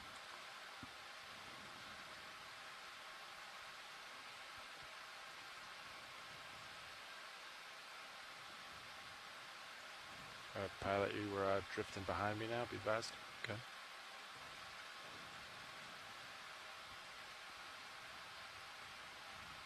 After this shot, we'll probably be done. Yeah.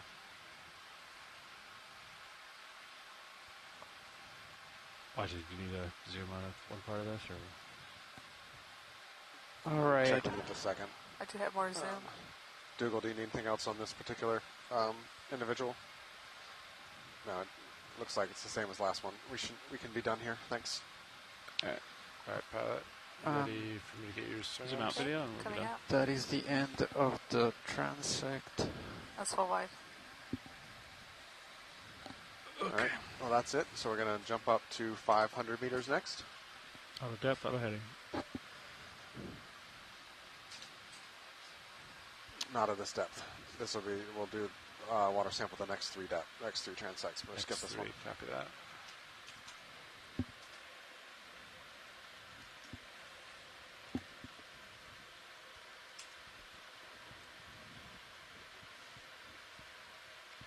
So looking at the water column sonars, the next transect should be the heart of what we're seeing the most. Delta 20 swingers around. Life in the water column on.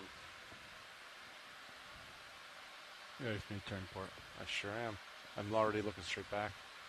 So we've got a good delta. Let's see, tether. I'm amazed. I'm used to being able to see the ROVs in the EK60s, but this is the first time we're seeing the two vehicles together making two different tracks. Oh, wow.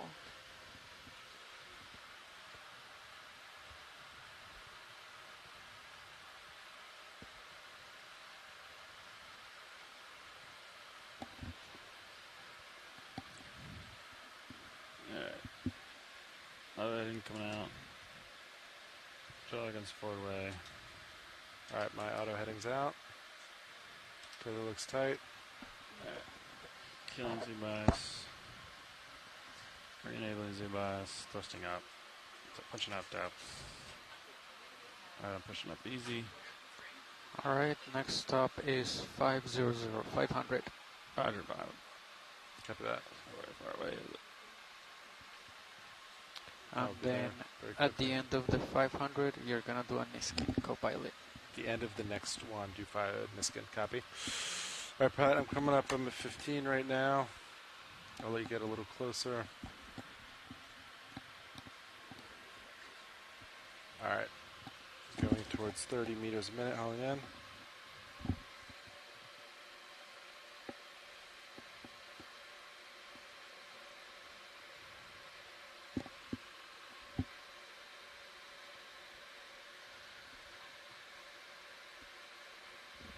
It's 30 meters a minute. Coming up. Be there quick.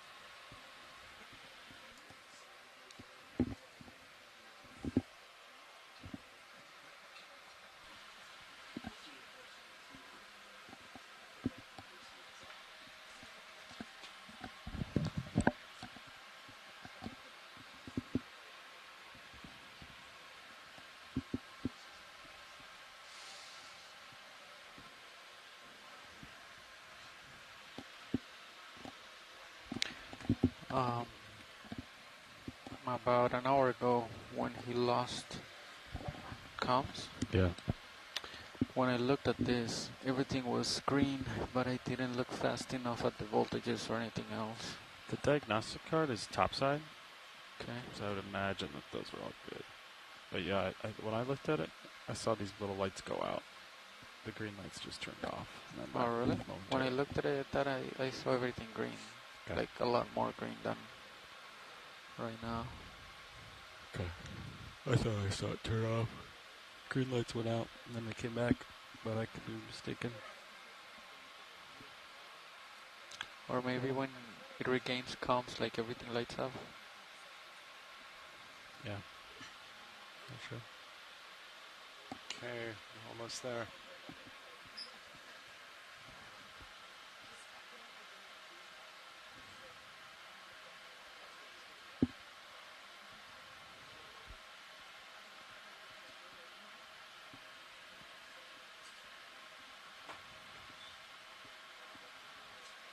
Okay, I'm passing 500, going a little more. Okay.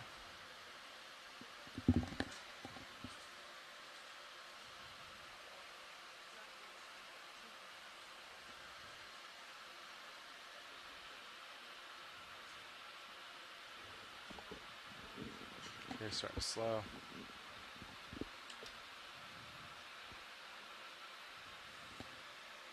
I have auto heading engaged. Winch is stopped there, but I'll keep coming up as you start to back. Are you ready for me to back up? Yes, sir. Auto heading in. Coming up a little more in the winch. Camera's pointed straight down. Co-pilot is ready for pilot. All right.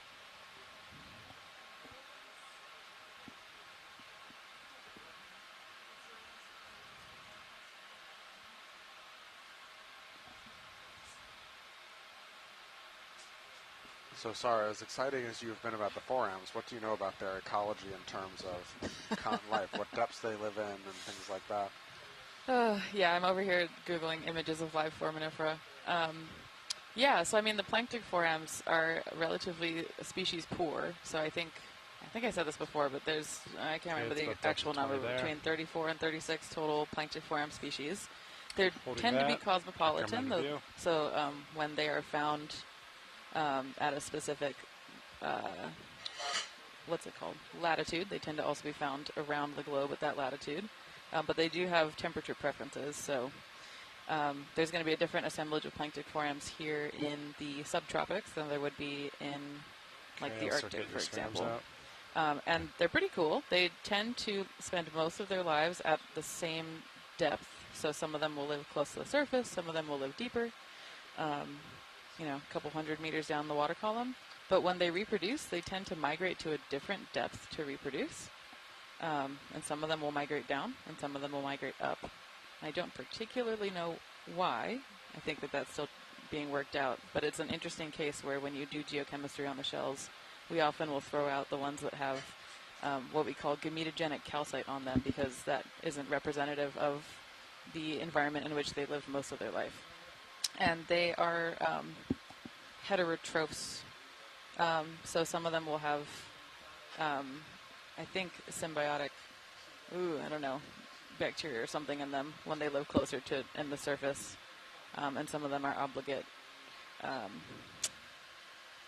Some of them are mixotrophs, and some of them are obligate heterotrophs. So they just are filter feeders that eat another one. stuff, or not filter feeders. She's gonna want it. They eat like zooplankton and things like that. I think there's been some. Oh my God! Stop. The pilots are trying to make me die. This is so pretty. There's been some images of some eating like copepods that are, like 4 or 5 times larger than the forearm itself, just externally digesting it on those things that are sticking out, which are called pseudopods. Oh my God. Trying to hold it still, sorry. Oh my goodness. Gonna start the transect. Do we cold start it, or do you guys want to come out and check the streaming? I think it's good. And so I'm thinking the ones down here are from the genus Globirotalia.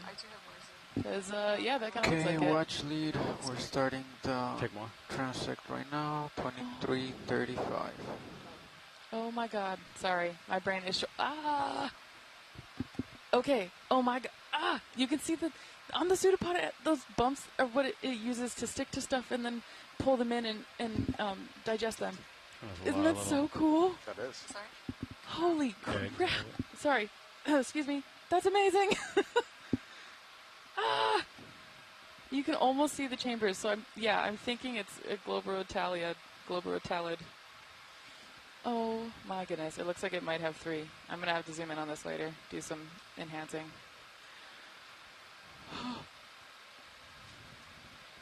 Oh, look at it. Brian.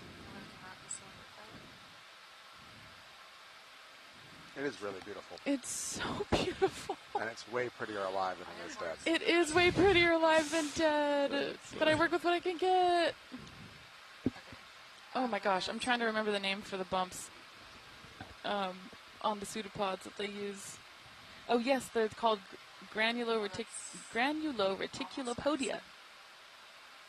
So they use these to catch their prey and then pull them in and digest them. Oh. And some forearms, I don't remember if the planktics do, but some of them have vacuoles inside their cell where they can store food for a long time. Yeah. So they've been seen to digest things that are a lot larger than them, and the thinking is that maybe they're storing them up for the future. Oh my God. Just going off port pilot, but I could always rotate. Okay. This is like the crystalline entity in Star Trek, but better because it's real. Yeah. It is also making me lose my ability to speak or do anything. This is so pretty. It's so small. Oh my gosh, thank you, pilots. This is the best day of my life. Yeah, I don't know where it is, to be honest. I've lost it. It's probably in the lens. Alright, we'll let it go. Wow. Thank you. Yeah. Great flying. All right, so we are on transect at 500 meters. We are in the heart of the deep scattering layer according to the EK60s. And conditions have changed quite a bit since our first transect. We're now at just about 9 degrees Celsius water temperature. Salinity's come down 4 PSU to 34.1. And we've now got a dissolved oxygen of 7.5 milligrams per liter. So very different water conditions than where we started our exploration today down at 1,200 meters. There you go, snap on the white thing.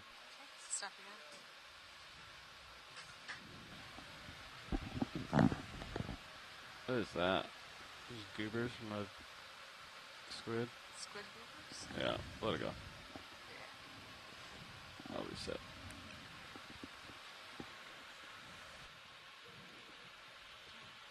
Maybe I'll go pot. I'm a little bit deep. I'm going to come just 2 meters. Get back up to 500.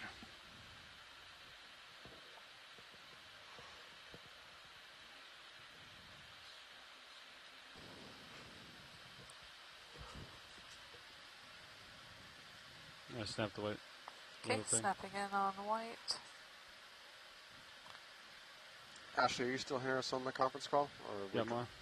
I do have more. Yep. Yeah. And oh my this goodness. looks like another one of those viperfish, Coliotis. Very tiny. Look at the speed at which so this is the same type of fish. It's like vibrating. Yeah. Just swimming along.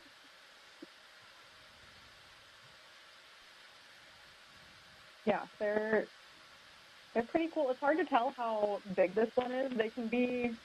These guys can be pretty big, and by pretty big, I mean maybe, I think the biggest one I've seen is like less than a foot. So take that into perspective when you're thinking about how much of a nightmare fuel this actually is. But they can also be pretty small, depending. So it's really hard to tell in the water column because those lasers don't have anything to back up against. So it's very difficult to get perspective on it. I think it's just really far away. It's probably a decent-sized one. But, yeah, I agree. Dougal says it seemed young, and I think it was probably smaller than the one that we saw earlier, but hard to tell. There's another 4M. I'm going to snap it. It's blown away. Oh, my God. It's still here. There's so many 4Ms. Yeah, let it go. It's going to be good. Brian, can we just stay here? Oh, bye. We don't need to do seamount anymore, right? Wow, that's quite the change. I know. No, I do want this. Right? I would like to look at sediment, but center. Center. Oh wow. So it's another one of those. Yeah. We've seen a couple of these. Oh, bye. Let it go. Okay. Oh my gosh. What if we see one feeding? That would just break me. I'm already broken. All right, we're 4M. There's a video team is coming in, looking and at me and there's squids shock below us. / with disdain. Okay, sorry. Started as a creative writing major, became a paleogeologist, Zooming in on center. and now you're going to become a midwater expert? I can live many lives. We can do many things in this life, Brian.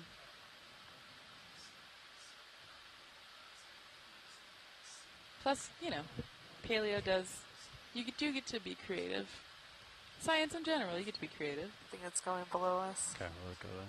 That's why I got into it, but maybe it's time for a career change. There's something in the center, well, though. We're just following 4Ms from a million years ago to current. Yeah. Oh, I would love to observe a modern benthic 4M.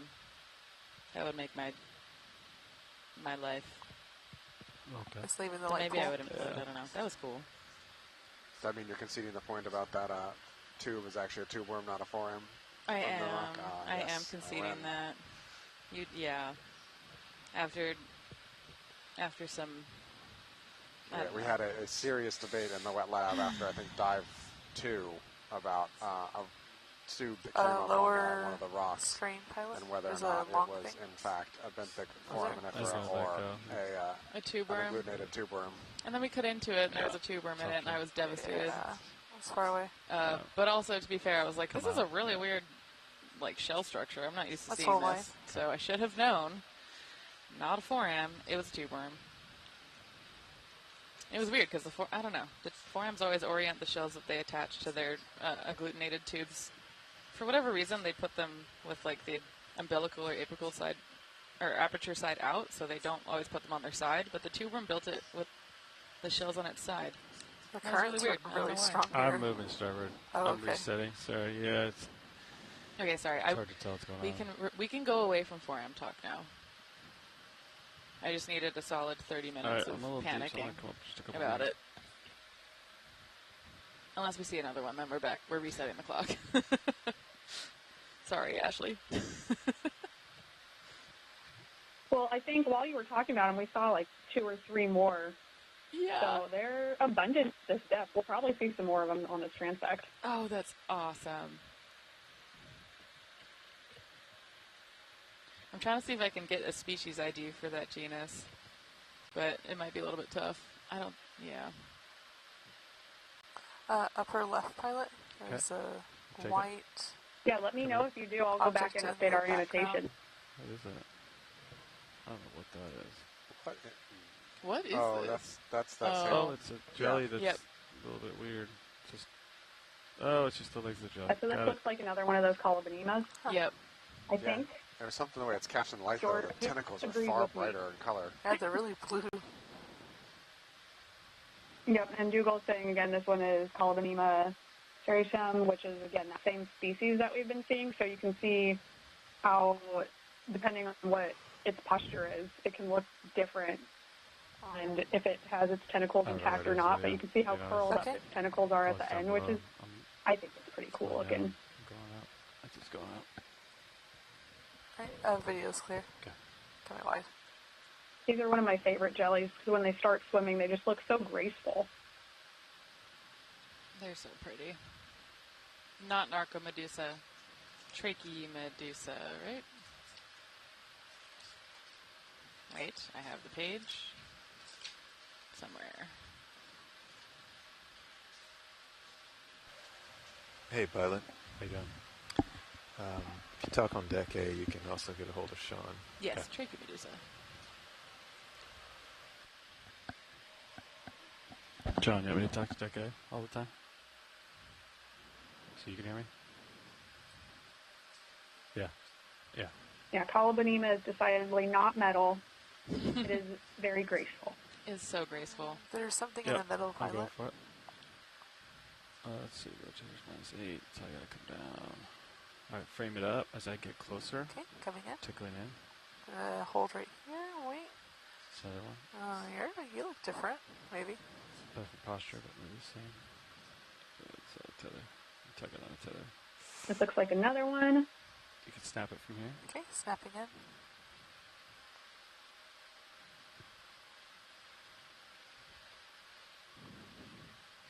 Okay, video's clear. Okay. That's good, thanks. All right.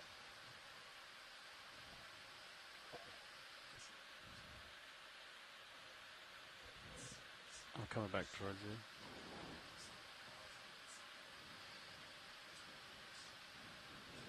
And there's a 4am for you, Sarah. Oh my gosh. I need to stop Googling. On the right bottom, it's just about to go out of frame. But it was there. Oh. What a gift.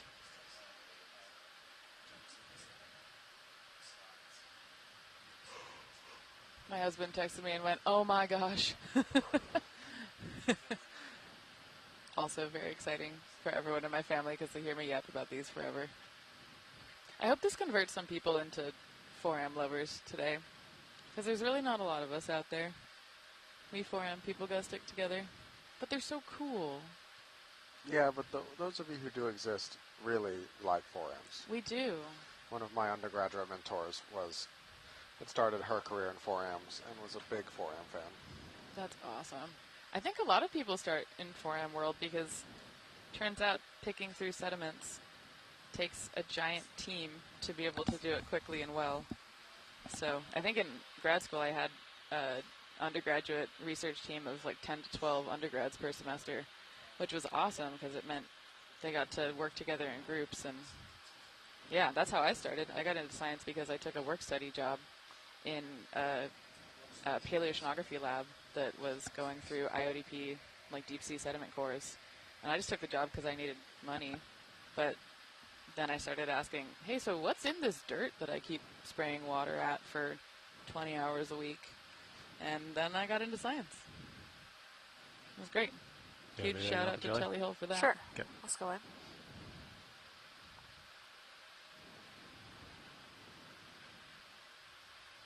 It's not a jelly.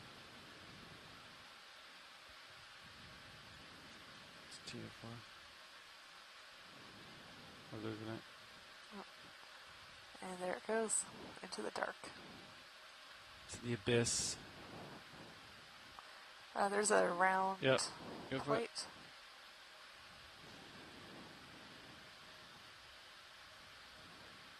It's another one. Come in. Coming in. It'll come in. There it is.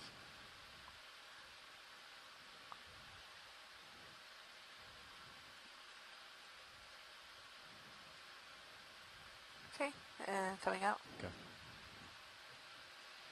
Thank you. different type of ctenophore we hadn't seen before.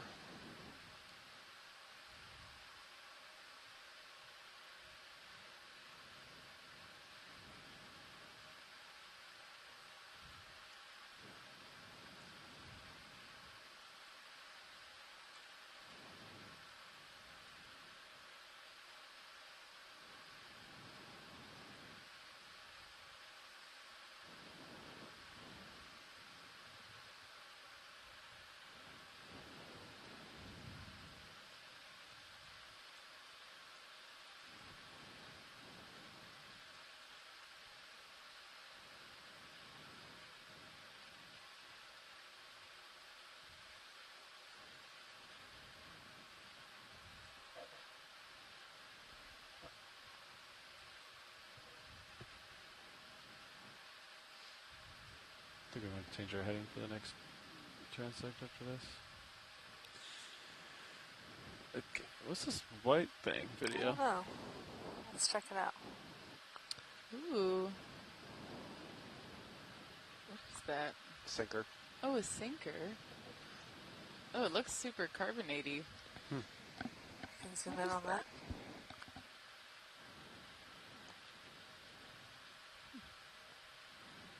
Oh, just a bunch of I'll let it go, I think. Okay. mucus and sturf. It's full wide. I just want to say good night to my daughter who's watching at home. Good night, Eva. Good night, Eva. Did Eva like the Midwater day? I don't think she's been watching very long. Oh. She just got a lot of us panicking about 4Ms and nothing else. Sorry, Eva.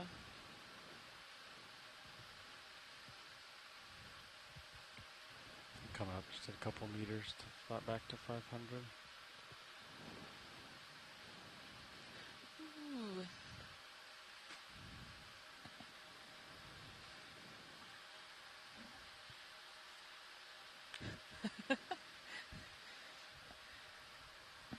Is her answer yes? Yes, she's enjoying Midwater. Oh, good.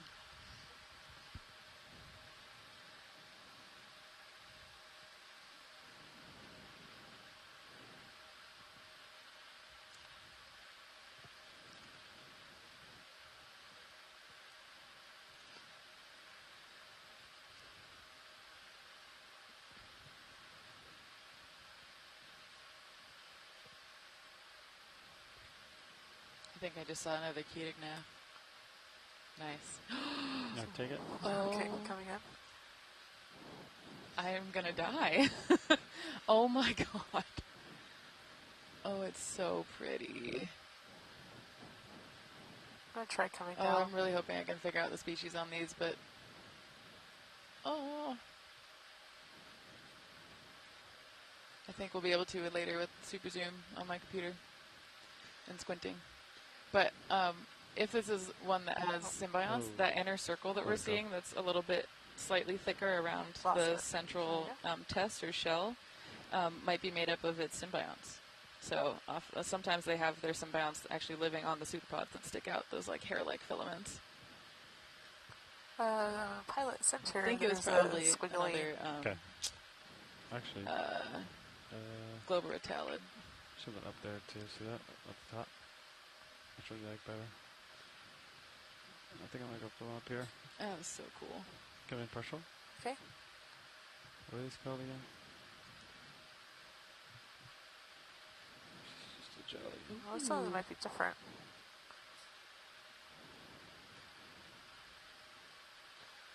Oh no. Gotta zoom out. Coming out?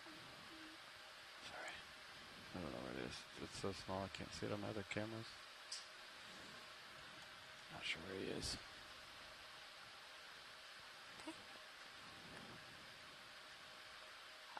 Alright, this is something we'd like to hang out with for a second and get a better view if possible. Alright.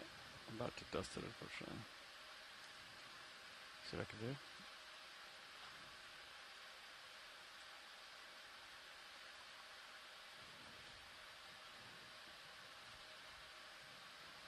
Yeah, zoom in. Okay. I can barely hear you, Pilot. Sorry. Sorry. Alright. I'll speak up. Coming in. Coming in. Oh, it's going down. Sorry, Diggle, this one is not being cooperative. It's all right. Shoot. Well, maybe we'll see it again. It's always exciting when Google says, "Ooh, what's that?" We have about 26 minutes, 25. Okay. All right, I'm going to go back down 3 meters.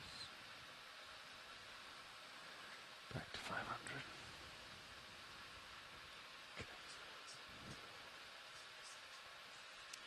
Ah, we got a potential ID from Google, potentially Helitrephes mossy, or the firework jellyfish, but maybe a juvenile. Pilot center, They're pretty there's... small, oh, so. never mind. It went off screen. Another so misses. Come in. Okay. Snapping. Nope. Ooh. Oh, bye. Bye. That's the yep. shy jellyfish. Okay. Coming out. Common name. Shy jelly. That's full wide. Okay. Pilot, I got you back at 36. Roger. Come back towards you a little bit.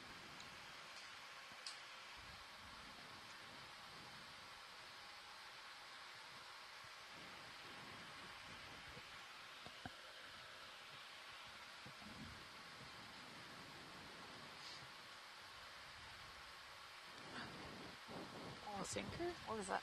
What? Maybe. Oh, what that was.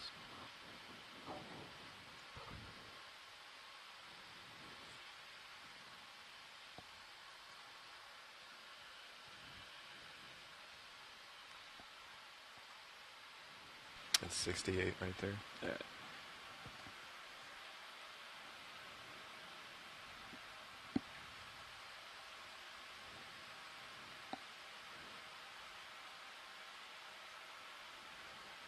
Maybe radiolarian falling out of the view there. Ooh.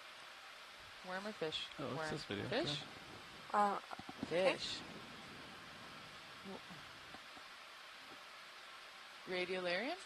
Yeah. Oh, cool. I think it's a different one from what we've been seeing, though. Coming out. That was awesome.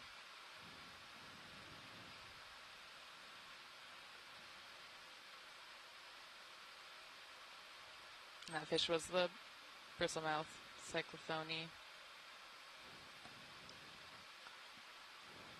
Yep, that was another one of those species that now that we're in the mesopelagic, they're starting to get more transparent. So there are a couple of different species that it could be, but they look different than the ones that we saw at the beginning of the dive. And here's another one of your forams. You're so much out of the bottom of our frame. Oh my gosh, you're so much better at There are a spotting bunch them of than I am. There are. I'm so stoked. What's this white long object? You can take it. Pilot? I'm not used to seeing them with hair. With pseudopods. Ooh. Got more? Coming wide? You can take more soon. Oh, okay. Yep, here's another one of those cyclothonies. Nice. It's being very still for us. That's nice. That's awesome. I There's see what you something mean on about it, being Pilot. less dark. That's more just reflectivity. translucent. Is it just reflection? Cool. Yeah, and they've got that black belly so that if they eat anything that's bioluminescent, it doesn't give away their position. Yeah, I can't get rid of the reflection. Right. Yeah, these guys are also bioluminescent. You can't see their photophores very well because they're very small, but they do have photophores along their belly, and then they have one right in front of their eye. And Sarah, you had asked earlier about the photophores in the viperfish in front of the eye. So in the viperfish, we don't know exactly what they're used for. It's possible that they're being used for communication. There's another fish coming into frame. So fishy right now. So fishy. But all of those, yeah, and another one of your forams. Oh. This is a great little area. Do fish eat Yeah, forams? so it's possible that those... Sorry. You know, I don't know, and I don't know how easy it would be for us to tell because we'd have to do, so the way that we tell what a lot of these species eat is by doing gut content analysis. So we cut open their stomachs and then see what is there, and so you'd have to have the test still available for us to see, and I don't know how quickly it gets broken down. Yeah, I wonder. So that would be they're carbonate. Swimming up pilot. Yeah, and we are now having scientists start to use to take genetic samples of the gut to see if we can get a better idea of what species have been eating based on the genetic composition, but that's still kind of in its infancy and hasn't been done in a lot of fish yet. Yeah, and I could also imagine another with fish? unicellular ones, a little bit hard to find in the gut contents. What kind of fish was that? Oh, I don't know. It was a swimming fish. Beautiful. It was a midwater fish of some sort. Fish of the swimming variety. Fish of the swimming variety, absolutely. But yeah, it's also hard. This one is a Cadignath that's coming to frame. But yeah, it's hard to tell just from the gut content DNA as well, because then it's also hard to say, is that something that fish ate, or is it something that the fish's prey ate? So there are still some questions to get down and figure out how fine of a resolution we can really drill down using genetics, but it's a promising new tool that we're starting to develop, which is interesting. That's awesome. Looks like here we have, it's going to be Doliolids again? South? Maybe? Yeah, so. Doliolid? Doliolid. What else we got here? So that's a chordate? Is that right? Yeah. Awesome. Can you give me a ship move, Fernando? Closely related to us. 330. Very cool. Yep, and to south. Just like 500 meters or something. Euro coordinates. Get me moving? Thanks, Dougal. 330, yeah. 0.1. Copy. Bridge to Zarvinav. Let's do a move if you're ready. Let's do range 500 meters, bearing 330, speed 0.1. So while we're waiting for something else, oh, never mind. Here's again another one of your forams. This is a surefire way to see your foram stars. I'll start talking about a fish. Oh, yes. And then a foram will come into view. And then when I start talking about the forams, the fish will come into view. This is a good trade. Yeah, so maybe that's the way that we see things that we're interested in. We'll just keep talking about our own study organisms, and then we'll see each other's come into frame. That sounds great. Well, I can give you a foram fact. So I've been trying to figure out what the species ID is on the forams we've been seeing earlier, and I don't know if I've got this right because I don't quite remember the latitudinal range of the species, but I know Globirotalia truncatulinoides, I call them truncats, are some of the deeper dwelling plankton forams, and they're actually thought to reproduce, I think, around 600 meters. So, and they're kind of like thermocline lovers. Go for it. So this might be a good spot for them. Ooh. Okay, not a fish, but we got a non-foram object by talking about them. Yeah, here we go. Dougal had just asked us to talk about squids to get some more jellies. So here we've got another siphonophore. I think it's calicopteran of some sort. It's got some very pointy nematophores. So this is going to be Vogtia, I think is how you pronounce that. Vogtia serrata. Oh, go in. It's retracting its coming in program. Not anymore. Oh, wow. Apparently it is still young. I'm not sure how you determine the age on these siphonophores, though. So, Dougal, how do you tell?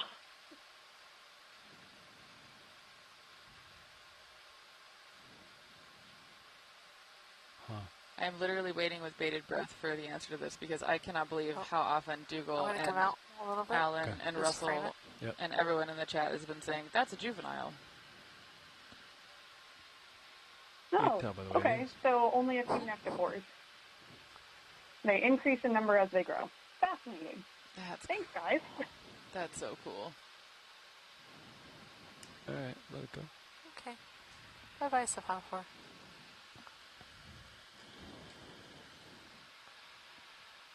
Oh, go back in.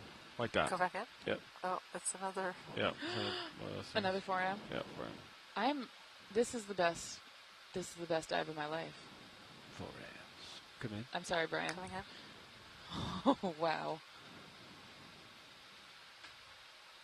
I'm just thrilled that we've managed to convert you over to water column today, Sarah. Yeah, it was, honestly, it was not hard, apparently. Now that I know these are out here, I'm going to be calling into all of the water column dives. Wow. Yeah, I think this might be a truncat. We'll have to look at it closer later on, but do they want to that would be one? very cool. I haven't heard. I haven't heard anything either. Oh my gosh. Oh, they're so pretty. That's going off screen? So the center looks a little bit brown in the video because that's the calcareous test. So they make their shells out of calcium carbonate. Okay. And they actually use those like long hair things, the pseudopods, we think, to help partially in that chamber formation for their shells. So they grow by adding on chamber by chamber. Depending on the foram, they add on chambers in different directions. But they're super cool because, in theory, you can use the shell to track their entire life history in the water column if we were able to do microsampling on each chamber for things like isotope work. Zoom in.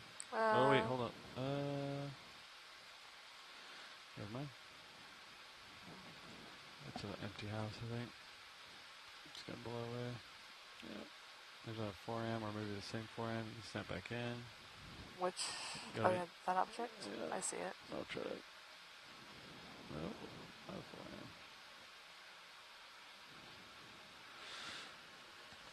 We'll keep looking, video. Okay. Coming wide.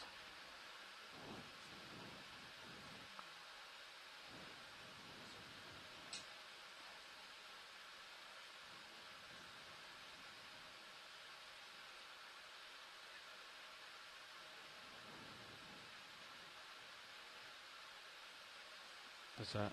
Come in. Distance, white. In the distance? Yeah. It is...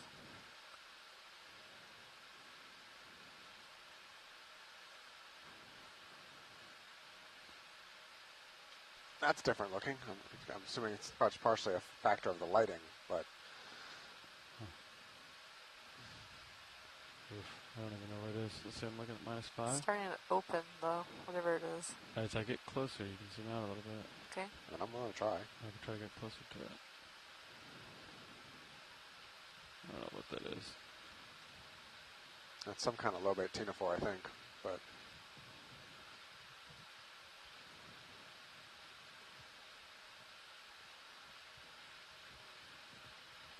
Huh.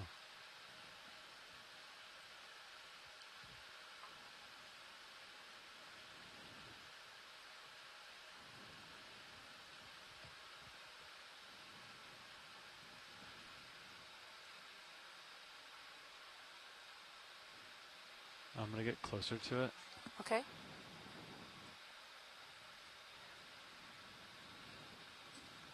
I'm tickling it closer.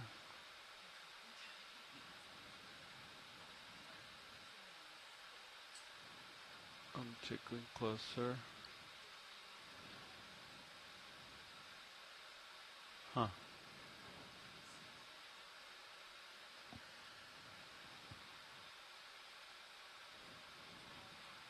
Oh. Whoa, what is this? We're getting closer to it or something. Yeah, I'll try to keep it at this distance. Cool. Yeah, from shoreside midwater experts. Whoa. What is this? It looks like a giant brain.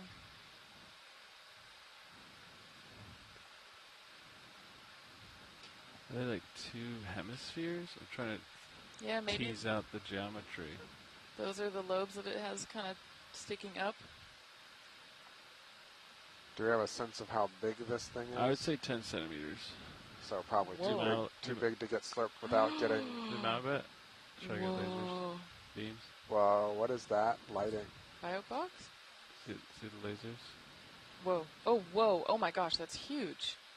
So trying lasers are showing 10 centimeters. I know, it's hard to... So too big to slurp. Apparently this is an undescribed ctenophore that's been seen several times in Monterey, but they haven't been able to sequence it yet. You want me to... I could try to get it you close. can open a biobox and fly it into a biobox? I could try to get the section hose close. Maybe it's honestly pretty close to the section hose size. See that? Yeah, but if it touches, it's just gonna shred. I'm afraid. So we could try a BioBox. That would be incredible. Okay. I'll let my co-pilot do that. It looks like I'll just touch it and it'll shred, but. Can I zoom back in on that, pilot? But before you do that, let's get some really good visuals of it in case it doesn't survive. We're gonna hold right here. Whoa. What is that? What is that flashing pattern that's coming and going? It doesn't look like it's actually teens. Oh my god. So they are bioluminescent as well. Let me know when you're ready for Yeah, you can draw. I've just never seen bioluminescent bright enough to be seen over the brightness of D2's lights. Yeah, George is saying that the teen rose. So much to see really reflecting our light well. Yeah, it's very bright. Yeah, I mean, like I can see the flash of the teen rose, but there's been other longer flashes down the lobes that have occurred a couple times. All right, Brian. You want to go sample or you want to watch it? Let's watch it for another second. All right. All right, shore side. If we're going to try and collect this, would it be better to try and put it in that the slurp that has the flush out one that doesn't have a... No, because if it'll flush right through, I'm afraid. Okay. So we're running out of time just with vehicle motion. What's the call on whether we're going to try and collect this or not?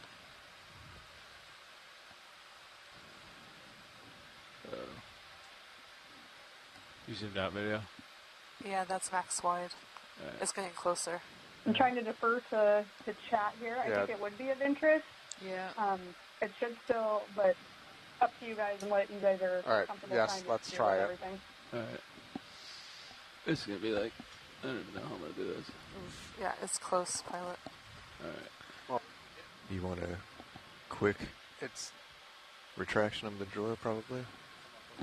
Yeah, coming up. So I think most of the thing they're saying is slurp it, even though it'll probably get torn up. We can at least get genetics on it.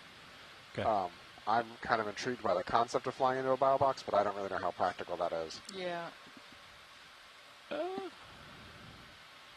Yeah, slurp probably has a higher percentage of DNA. Okay. Yeah. Well, then let's slurp it.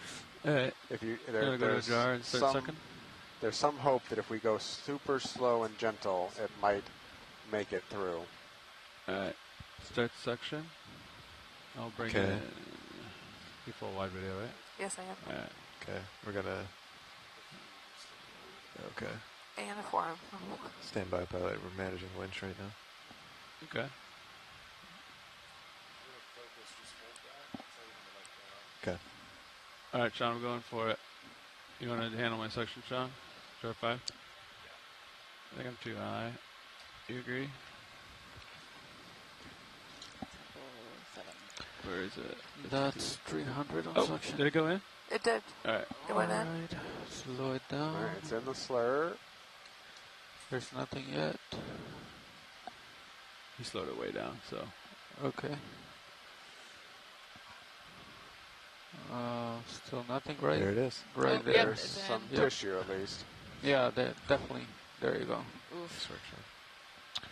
There's some part of it. I don't know how much of it. No, I think a Thanks, good guys. part, most of it came in, and it's right there. Okay. And then, just to let you know, we have about 7 minutes left on this transect. I'm going back down. Yep, so just confirming that was sample 07B and canister 5. 07B, canister 5, that is correct. Thank you.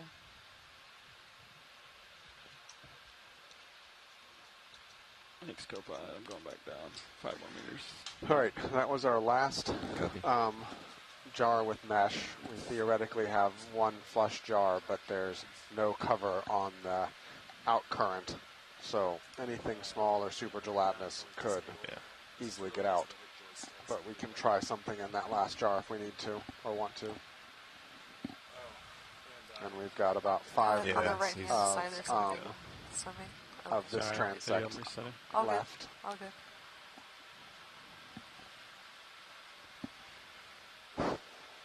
Thanks for coming up with me, co-pilot. You bet. Okay, I got you at 45 right now. Okay. 4M squid would be the best choice if we wanted to try it. Okay.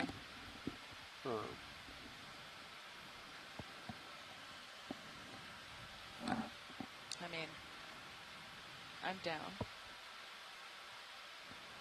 Squid would not. It'd be ejected from box. Oh, so. hello. Oh wow! Hi. Let's see him.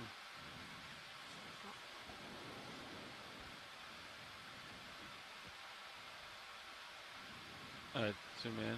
What's this? Okay. Potential jelly or Zooming something? in.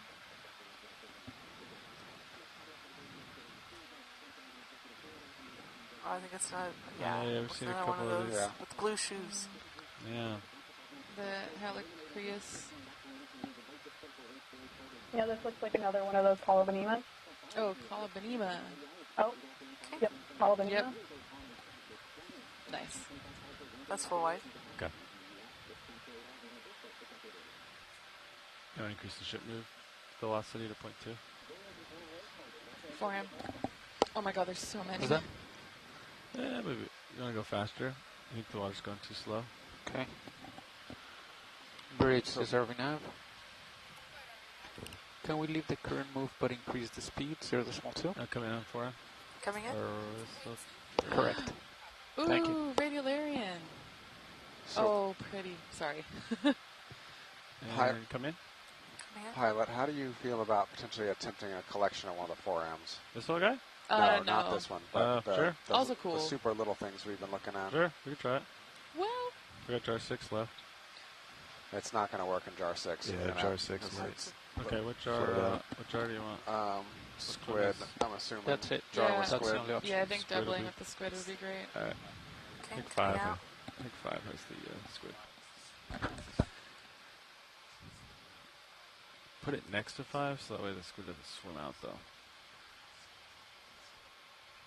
Alright, we're looking for 4 amps. Wow. Pilot, what jar are we thinking? I think 5 has the squid in it, right? 5 or, has the or squid. 6. Or maybe 4. I have four the is 5 the is the gelatinous. Yeah. Tina 4, I think. I was mistaken. It's 4 Yeah, it is should be squid. 4 is squid? Awesome. Yeah. Okay. We just gotta not let him swim out of the end of the tube. Yeah, Yeah. so we... Which I don't think he will. Just index over to us, see how it looks.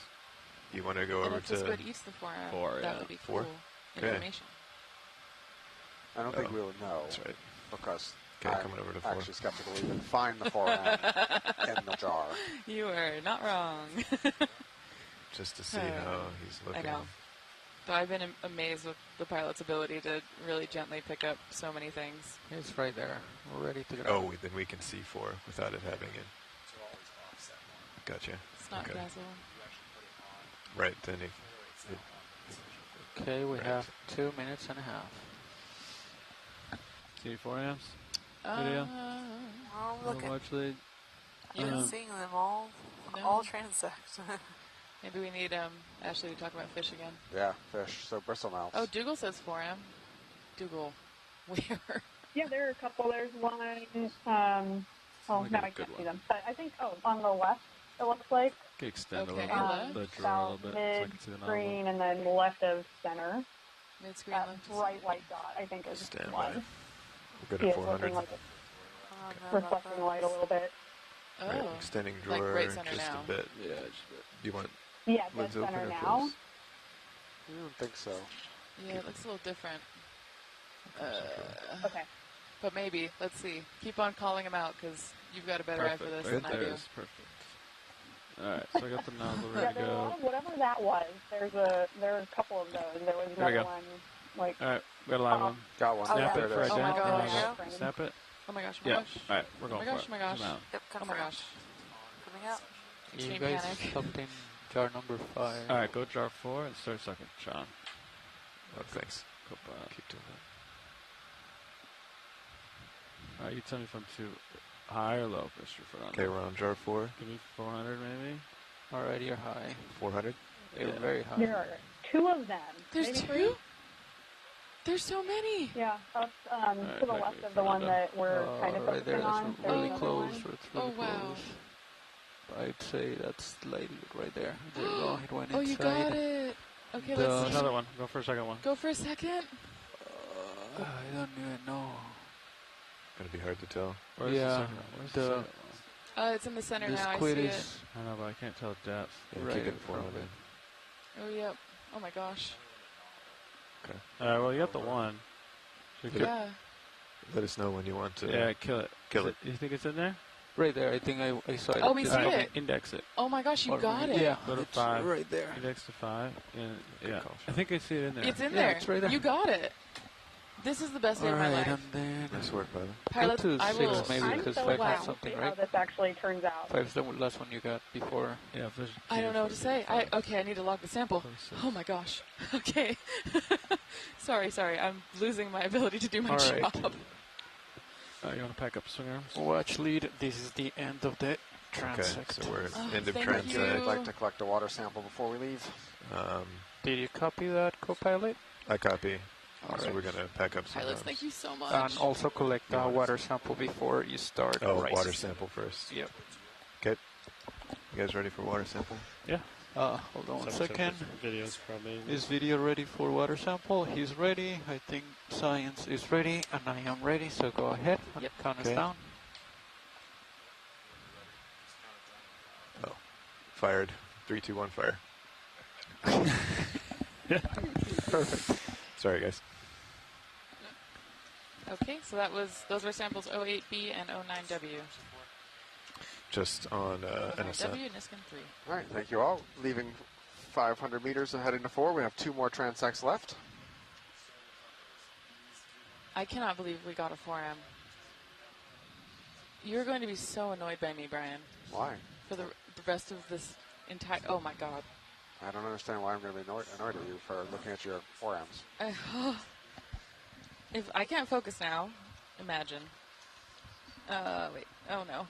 I'm messing up the sample sheet. A real live 4AM. Oh, my gosh. Thank you so much, pilots. From a depth of 500 meters in the middle of the Pacific Ocean. Wow. I got to call my advisor. This is a 4AM. This is a 4M. The most common thing in the ocean. The gosh dang most dominant species out here. It's a 4M's world. We're just living in it. They were here before us, right? Oh, that was a good one. Wow. Thank you, Art.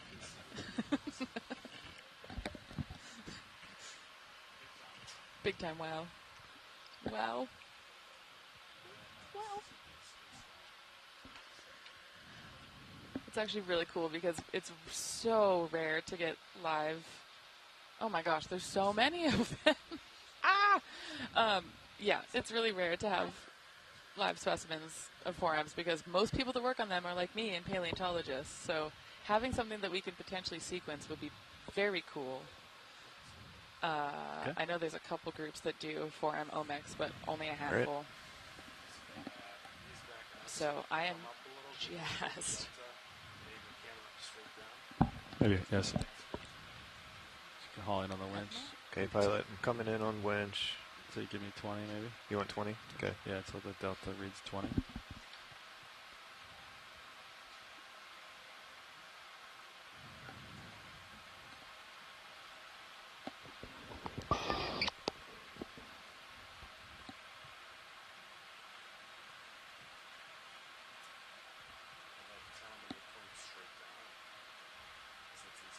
Copy, you're So Brian, just to confirm, we still have 2 Niskin bottles left to fire, correct? Yep. Okay, that's a delta of 20. We're pointed So then we'll just fire those straight at down the right remaining now. 2 transects. That's great. Okay, yep. Sweet. And 1 suction canister left unless we use 6, which has no filter. No, we're out of Niskins except Okay, for, you're we are to come off screen a lies. little I'm bit. so sorry. Can I do that? Marking that off. We are out of suction canisters. There we go. This is why I like to check. With mesh. We've had amazing collections so far. Incredible collections.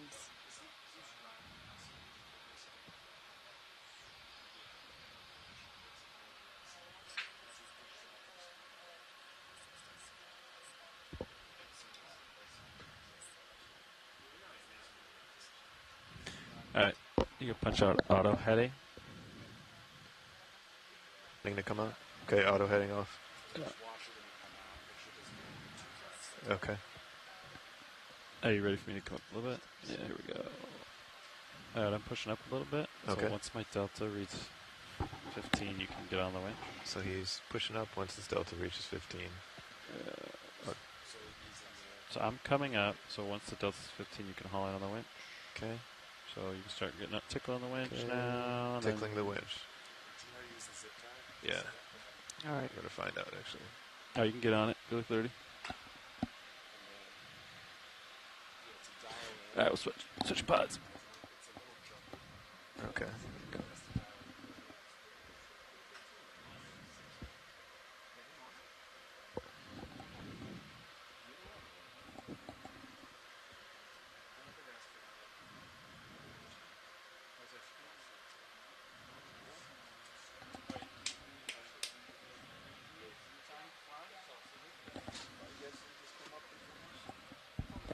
Yeah, we got it at 30.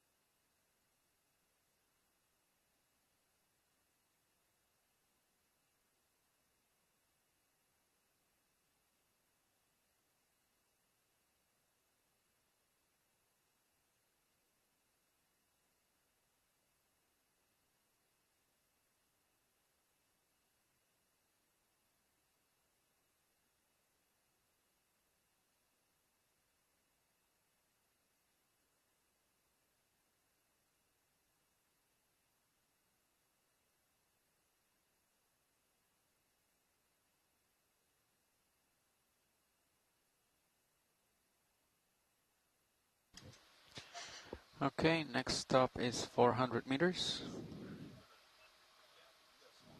Copy that.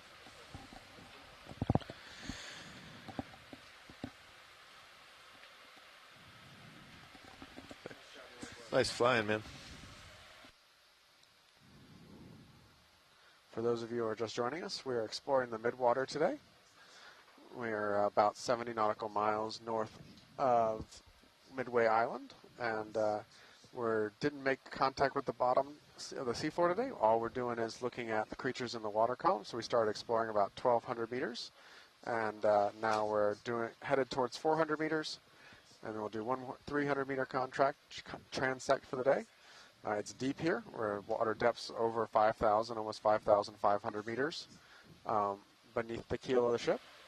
And then tomorrow we'll be getting back to benthic seafloor exploration when we explore seamount another 30 or 40 miles south of here that's never been explored before. Okay, pilot, I'm going to start slowing down the winch here. Yep, roger.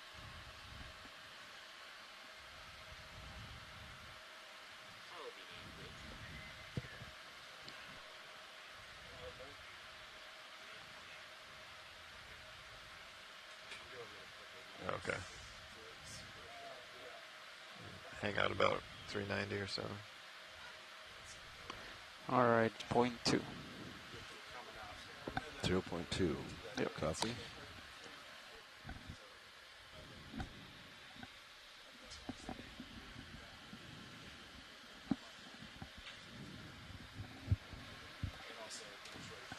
Ready for me to back? I'm ready. All right, cameras Start down. up a little bit more. And you need auto heading? Yep, go ahead. Okay. Gauge auto head. Engaging auto heading. Come up.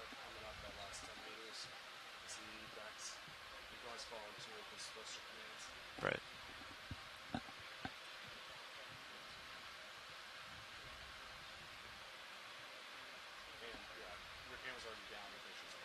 Yeah.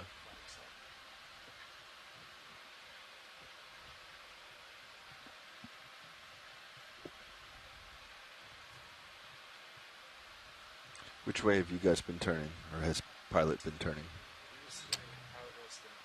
Clockwise. Starboard, okay.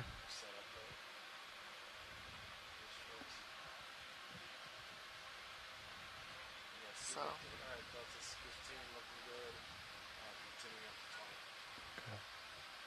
And pilot delta's 15. Gonna keep going up to 20 here. Roger. Got eyes on you. Yep. Gonna make my turn. Okay. Levi was deploying both lower and upper swing arms. Yep, we'll do that when we get stretched out. All right, there's the turn. Follow me up, please. Okay. You can hold your delta. Yep.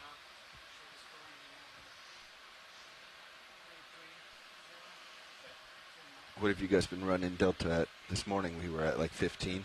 Yeah, that's about what we've been doing. All right, so you 15 can at 45. You can come back to that. Okay. Now that I'm clear of you, and let's bring your camera to 45. Okay. That'll kind of be a good framing point for me, so I can tell if I'm falling behind, getting too far ahead. Actually, let's hold it right there at like 55. I like that better. Okay.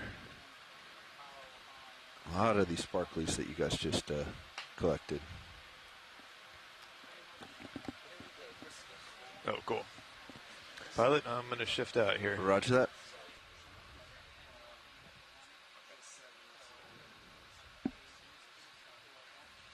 So we're getting set up here at 400 meters. We are just doing a pilot change here, and then we'll get started. I know that we haven't started yet, but... Roger, thanks. We'll hold here.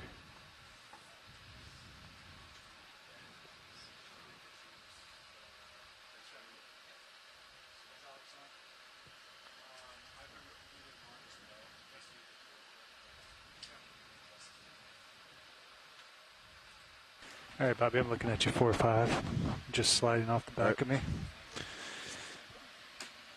Hey, get your swing arms. Nav, we're moving at 0.2. Can we slow that down? Let's slow that down.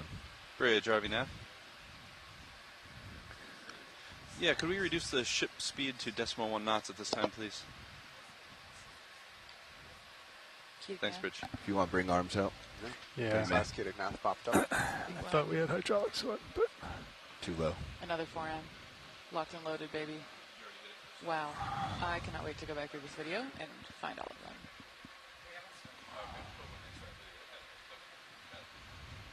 There's a lot more stuff up here, it looks like. But more like particulates is mainly what I'm thinking. Or maybe that's just because the lighting's better. I can see it and visualize it better. Can you confirm, pilots, you guys are getting into config at the moment? No, it's definitely been coming. It's definitely been coming We haven't up. actually begun the transfer. We have not begun. Okay. No, I'm still. And that's kind of what we expect, right? That as you move down in the water column from the surface to deep, the amount of food available gets lower and lower. That's a general rule, yeah. But at the same point, while the food availability, you're correct, but here we have, you know, the deep scattering layer of migratory animals that There's concentrate. something big on top. Yep. So. Go ahead. Whoa, what is that? Oh my gosh. What? All right, Bobby. Is Your this swing arms are another out. Tina 4? Still getting. I don't know yet. Oh, it's cool. Assested. Cestum veneris. Back just a little bit. Yep. Still getting the feel. All right, you can go partial. Okay. Yes, it is a Tina Coming 4. in partial. Wow. I've never seen one flat like that. Yeah, and Shoreside's interested. They said, please zoom, so I'm glad we're doing that. Oh my gosh, cool. What's the direction of that last move, JD? It's 330. Okay. I have more zoom, pilot. Yeah, go for it.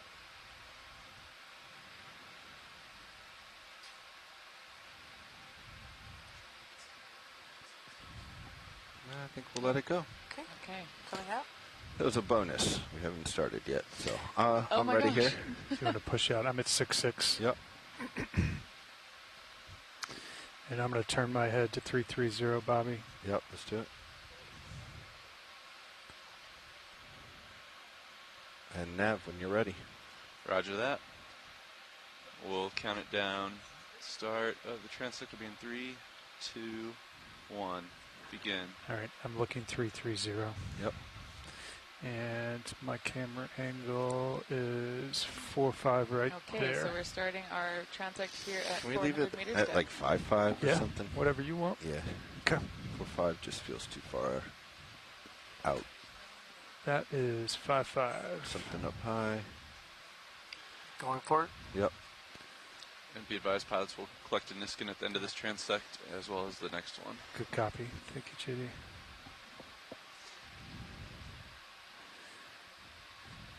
I got your selfie cam up, Bobby. Thank you.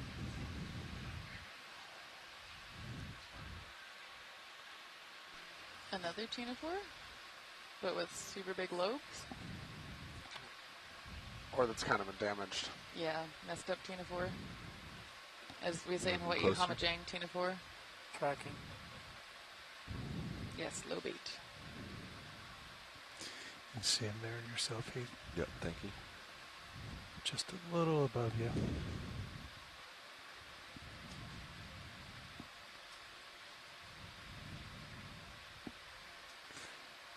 I can get fogs rolling if you want. He's a little bit Yeah, we can try it. still out in front. I think we've gotten this one. Try fogs. Copy. Go Fogs ahead, Rich. going up. That's 40%.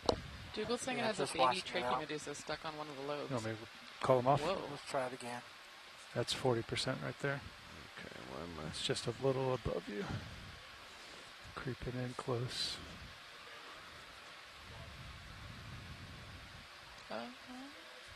Oh, that's why. All right. Auto Sorry, depth? Roland. Yep, I had auto depth on. That's why I was That guy bouncing. behind it. Oh, we're going to have to get a passing by. It's going to come into view. Copy all. Thanks, Bridge. Whoa. This siphonophore is so cool.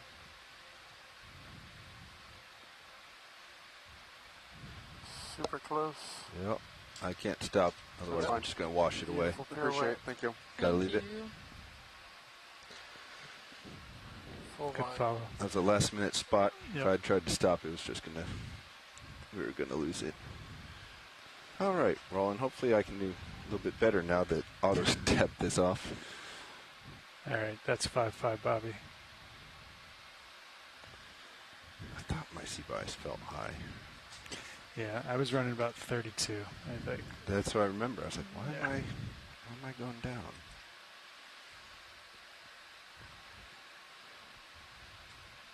You want to push out just a hair? Yeah, pushing. Copy.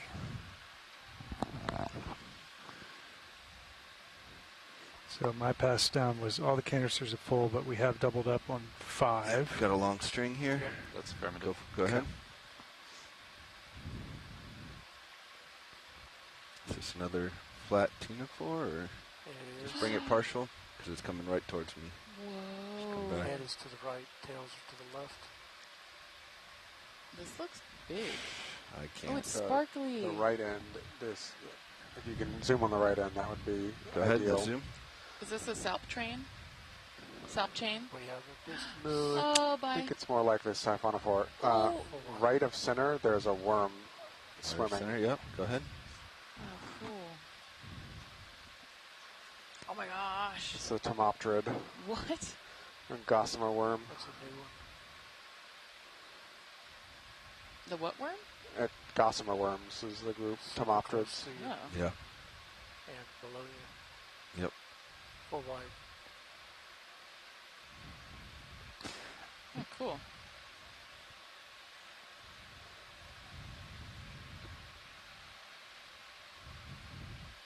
I'm looking down at you, 7.5.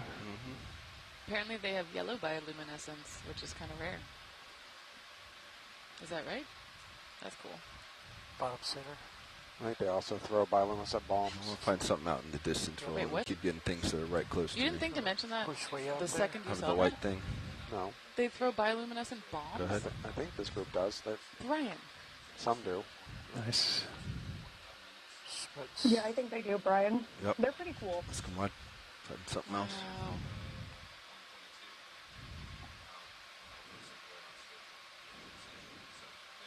What are those orange objects left? Is that remnants of the siphonophore?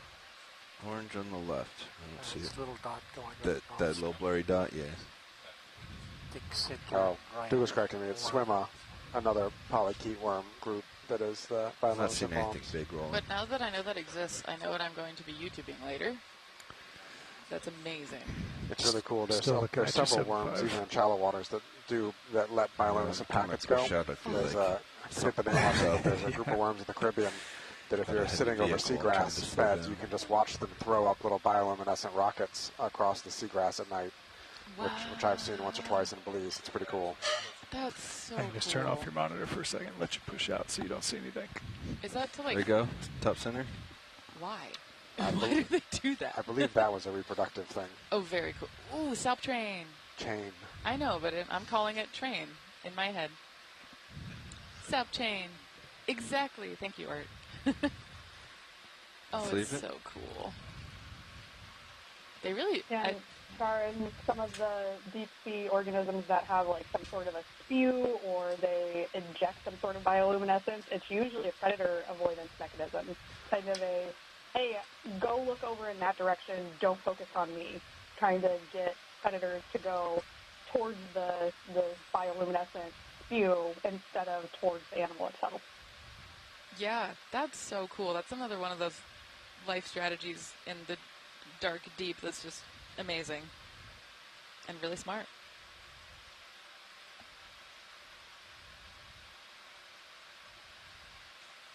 That's 5-5. Yep, thank you.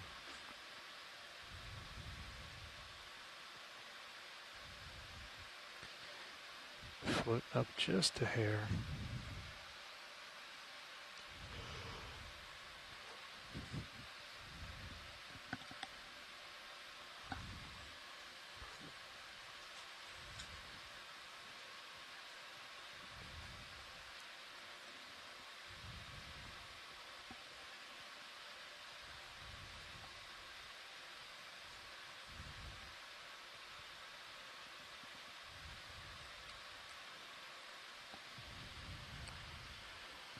Yeah. Yeah. Coming too fast. I'm also holding out for something a little bigger. Get further out front so we have more time. Yeah, I'm trying to roll in.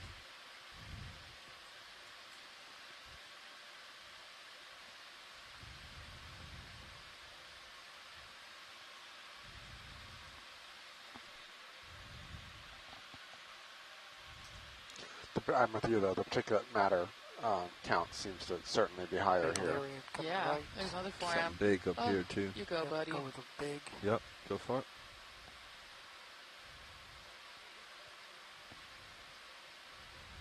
Oh, wow. Nice. Okay, another ctenophore.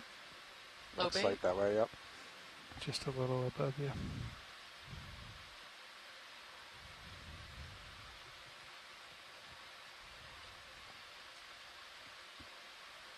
Oh my gosh, that's pretty tight. such I get fogs beautiful rolling. view. I Oh, and you can see the team. Fogs will help us. That was such a good I close-up. think it's right inside you, he's Bobby. right actually Oh, inside. wow. Level with the camera almost. Let's get fogs, yeah. Yep, fog's coming up. That's 40%. Yeah, just made it the background. Okay, I'll clear 'em. Fog's off. I just love the It's just morphology right inside you. of ctenophores. I don't Yeah, know. let's leave it. They're so beautiful. Whenever I see ctenophores like that, all I can think about is the aliens from the movie Abyss. Oh, I don't think I've seen that. Pushing Oh, out no, hard. don't. Copy. Now I'm going to get thrown off the ship. I still got you 5-5. I'm Googling it. Don't seem to have as much light in the distance. Yeah, no, I've as not it seen used that. to have. Are you gonna? Am I going to get thrown And out? I feel like I'm getting a lot of but you are gonna have to watch it. reflection. Okay, But that's fine. lights are all proper. I can see if we can deploy As long as I it can up get you to here watch a an little oscilloscope. bit What is more. that? Get it back. Oh, another foram. There's, Wow. how's that? You lose the Yeah, flare? if I were an organism that relied on look like it. floating around and bumping into my food, I would really want to live here. down. Looks like there's a lot of food. Another foram. Oh. Whoa! Another sparkly too. Cool view of ctenophore. Looks pretty similar to the one we just imaged. Yeah.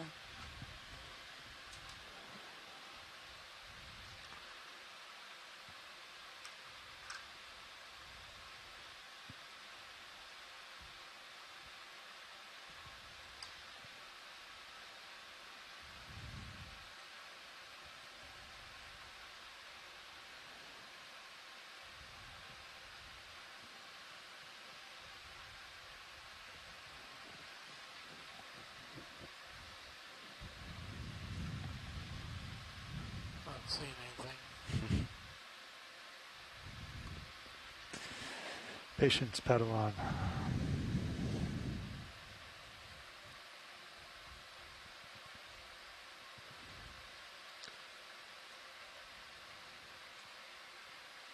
The water looks almost green here. It does, yeah. Bottom? No. Disregard. Oh my gosh. There's a fuzzy spot super close to the lens. Is this something? This one coming into center? Right. Spots. Yep.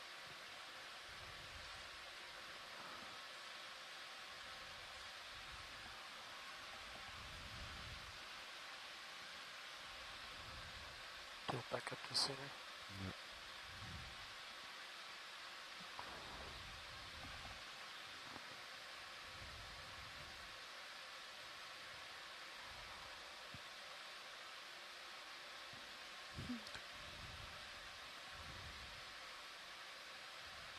Left, there's a kid in there. There he goes. Worm? Gone. Yeah.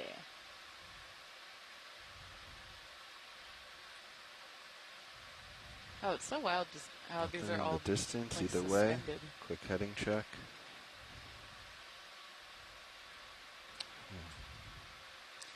Did I tell you that during my calls, one of my committee members asked me to calculate the rate at which a plankton would fall through the water column? Ouch. Yeah, I am not a physicist. I'm really bad with units, so trying to do dimensional analysis. I'm also not an oceanographer. That was rough. And I blacked out the answer because How's the forward speed? Right. You happy with it? Yeah, I think it's good.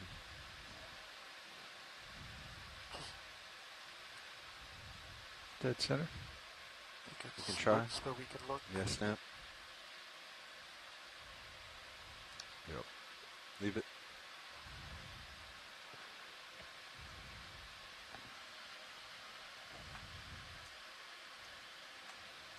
Pilots, if you see another forum, we could do a snap zoom just to compare to the other ones. That would be great. Roger, you'll have to help direct us, watch lead. You bet. Swimmer in the distance. Center, above. Yep, go ahead. To at least get an ID. Over that or this? Both. I think you got the near one. Let's get the far one.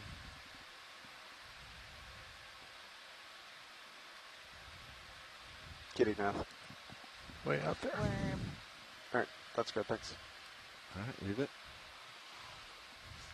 Bottom center. Just went off screen. Yeah. Too close to react for that soft thing. You're underneath the vehicle.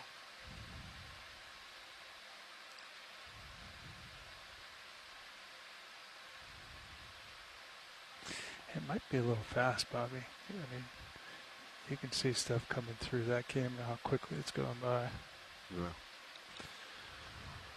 Where are we going, 0? Decimal 1? Decimal 1, I don't think we can go much slower unless We he would parks. just, yeah.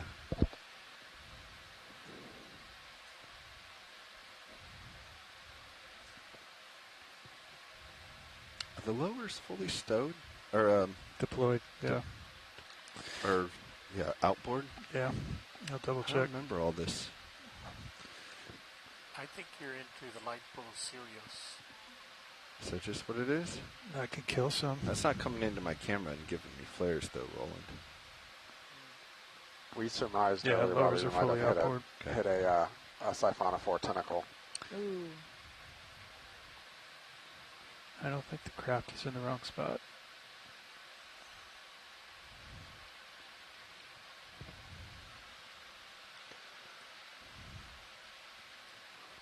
Jor appears to be out slightly, but I don't think that would cause Oh, yeah, Jor's still out from there. Okay. Stand Might by. just be the good catch. Yeah, they left it out. All right, let me pull that back in. Right of center, straight line. Yeah, go ahead. Drawer retracted. Good catch there, Nav.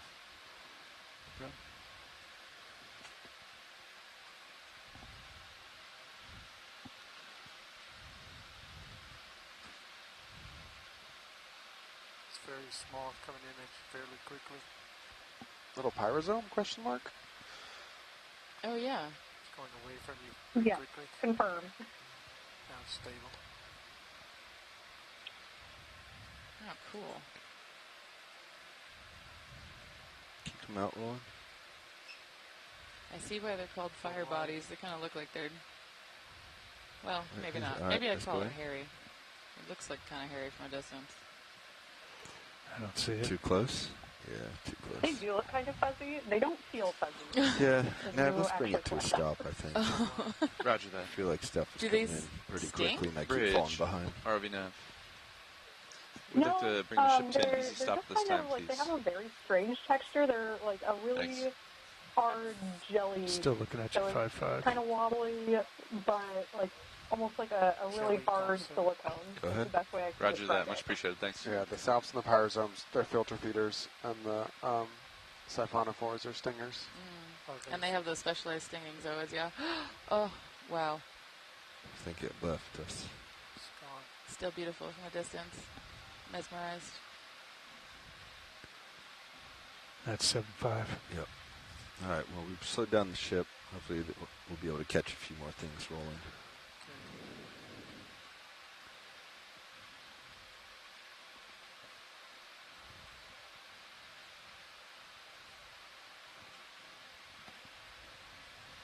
Chris, can you follow your heading around? I think it's also to our starboard. So let's come due north. Okay. Coming due north. Guess just follow me around here. Yep. I'll settle wherever you settle. So you're just passing 25. You happy with that? So it looks like the currents here has changed a little bit, so we're changing the direction of our move so we can move directly into the current.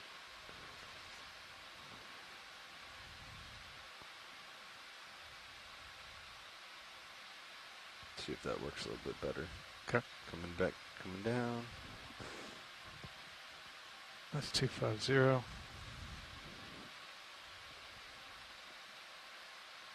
Jelly upper right of center.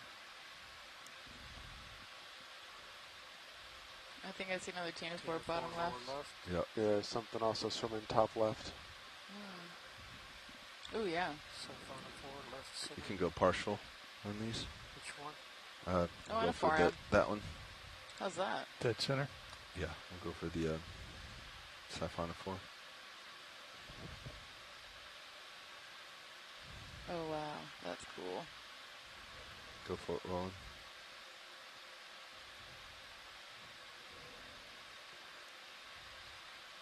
There's a video game called Flow that I played with my partner when we were in grad school. And it's kind of like the ocean version of this video game called Flower, where you swim around and... It's just below you. I can't remember if you like bump into plankton and they glow at you. It's kind of like a... I don't know what you'd call it. Obstacle course kind of video game. This reminds me of that.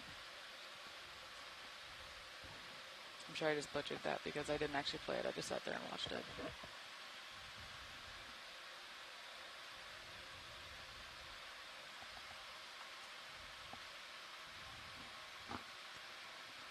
All right. I'm looking at you, 5'5". So sorry, I'm not sure if you've heard of Atomverse, but there is a new game available on cell phones where Monterey Bay Research Institute has developed a game to mimic See if we can some pick of out these something a deepwater little dives, less and translucent. it's What's this? you go down and you click on different little particles and then see if it's an organism, and then you collect those organisms based off of what you are specifically trying to identify, and so it teaches you about a lot of the organisms that live in the midwater as well as on the benthos. Oh my gosh. And it's very satisfying. It's very zen as far as the video game is concerned. Can you send me the like name of it so I can download it so I can learn it for the next dive? I think that one was really close. I think being There you go. I translucent, sent it in the it's kind of deceptive in the how far chat. away it is. Very cool. I think And all those then that we find keep coming in too close. people that play Bond the game, center. you learn how to identify different groups of species, and then once you become proficient in those, then you actually can help annotate existing videos or still images so that it's contributing back to the science. Oh, It takes a lot of time we're doing this dive now, but to try and get the data out of this takes a lot of time to go back through and annotate all of this. 400 meters collect just all of the isn't our data. friend. So one of the ways that we've been trying to help is that Dane is crowdsourcing some of it, which is very cool. That's so cool. I can't wait to play it. Thank you. Specifically, the IDs are being used to be fed into machine learning model training data sets. To help annotate the video, yeah? Yeah, to help train a neural net to annotate the video. If you have more, you can go for it, but oh my gosh. Okay, so this is another siphon for bottom side. Maybe? Or... I think it's...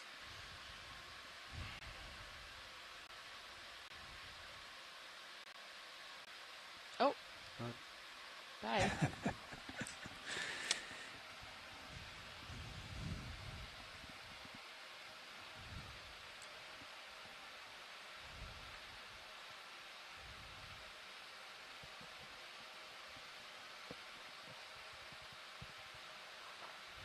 I love that there's a game that we can play to help support the research that's going on in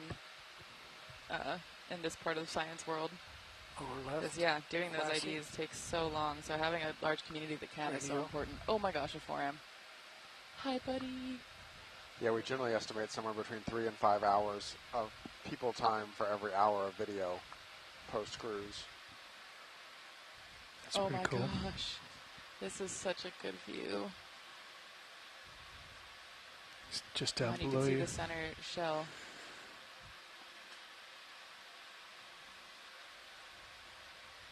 Nice. I know that's super hard. I think that actually will, the video we're getting right now will be good for science whenever, if it's difficult to stay on. Yep, maybe. Thanks, gang. That's fantastic. Thank you.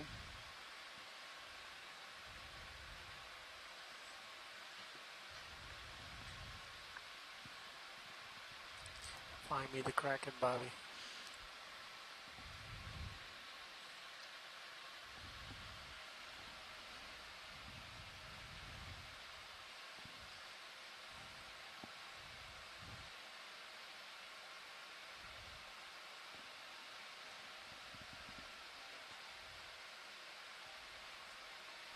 Transect about halfway over.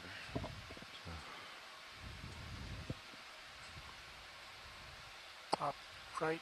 We actually put together a couple of neural nets to help identify images of forms from sediment cores because there's so many of them. So when I was an undergrad, my lab in undergrad put together one that I think if you look up endless forams on Google, you can find it. Speed feels better. And that was also a crowdsourced identification system where they posted images on a website and had specialists from around the world weigh in on what they were. And then we trained the neural net and found that once we did that, the computer was much more accurate than people. I think it got like 90% accuracy for planktics versus humans were at close to 80. It was right on the edge. So that's pretty good. Obviously, it doesn't remove the need for expertise, but it did make it a lot easier to sift through all those images. Yeah, for me, my goal with a lot of the image recognition stuff right now is we're a super, super long way for getting even to like the genus, and the experts can't even get the species a lot of times, but we're really hoping as we can get real close these algorithms to the point where they'll find the images in the video, isolate them to like the family or order level, just so we know an expert. So we're like, just go find all the bamboo corals, put them in one folder, and then we can send them to a bamboo export. So this is another tomopterid, or gossamer worm. The worm that doesn't shoot the bioluminescent balls, but is related to the ones that do. The yellow bioluminescent one. Nice. Good fun fact about this worm. Clear, you said? Yeah. Okay. That's so cool. Not the best imagery. I thought it was all right, considering what I've captured so far in these 20 minutes. Yeah. Hey. All right, please. Is that Tina 4 that stretched out? That looks like that same Tina 4 we saw earlier before the transect started. Oh, whoa. Oh, whoa, cool. Pulling out partial. Yeah, come partial. It's doing the worm. Yeah, Tina 4s have re-evolved worm ship body planes. Just up in your brow. Everything becomes worm at some point. Worm or crab. Oh, that's so pretty. Did you see how it just spiraled to turn around? Was that prop wash or was that how it swims? May have been a little of both. I had to stop to image it, and I think I probably washed it a little bit. Nice. There was 4M also. Wow, there's so many of them. Yeah, way too close. I gotta get back on track.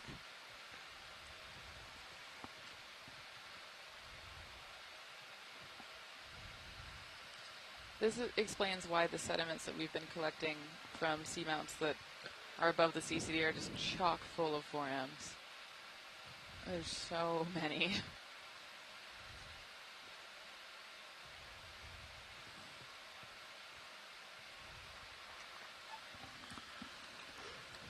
Is there more than 4 of them?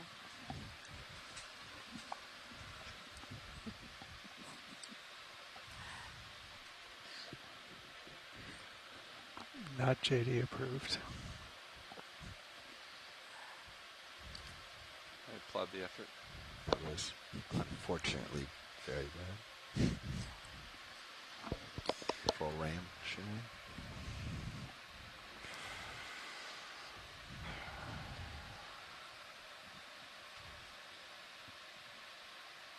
Oh my gosh, Dougal says that the cestum?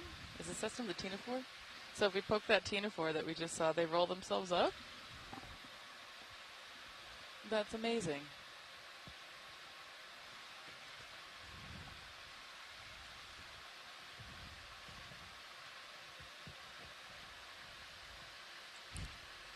What does EK show at this depth? Ashley, have you seen I don't know if I've seen a single fish at the 400-meter transect. Have you seen one yet? No. No, I mean, I'm not super surprised, though, because we should have hit the peak of our deep scattering layer at 500 meters, right? Yep, agreed. We're like running a perfect line at the very top of what looks like the deep scatter layer, maybe 20 meters above, depending on which frequency you look at.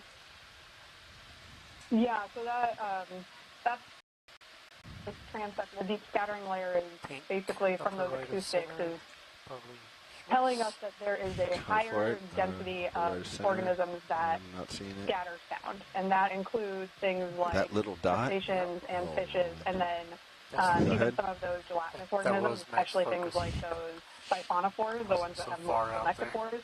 You can detect in the acoustics.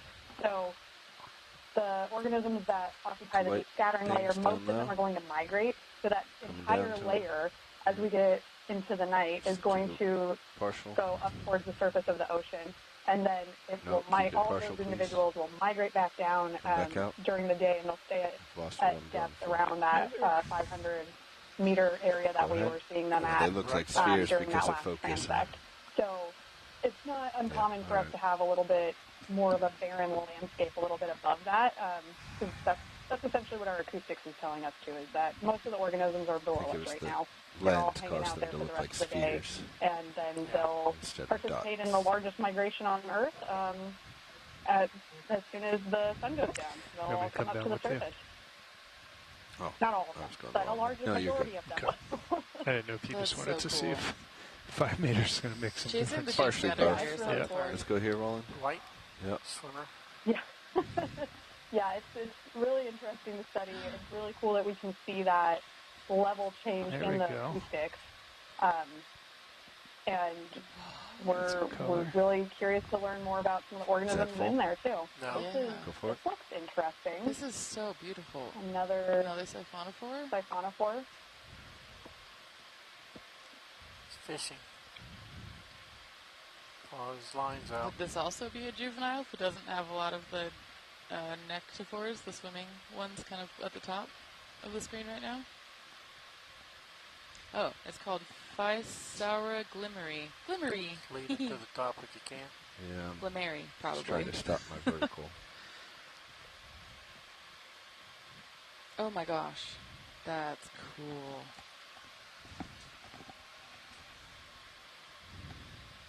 Is that it right there?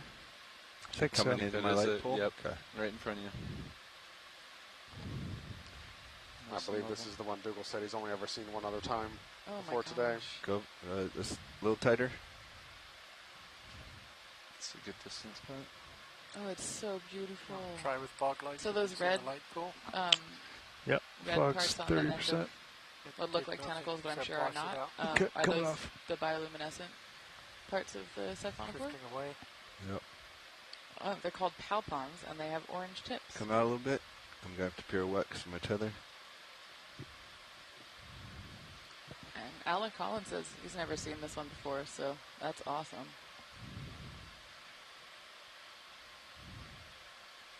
Do midwater people have lifeless like bird people do? Still see him. Go ahead, back in. I mean, I could start one. Yeah.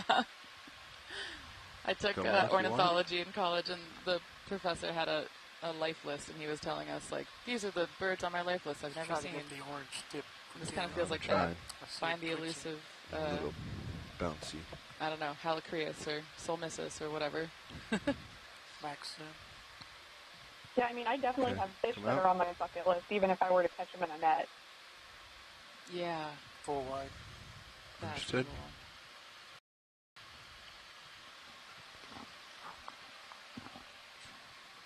All right, thanks, Roland. Let's start to go back in a little bit more, see if I can get a better shot. Let's go partial. Alan's saying the Kinda life list is lost where I called was World there for a Register of Marine second. Species. Wow, that's how you know you are Okay, go a little more. an expert in your field.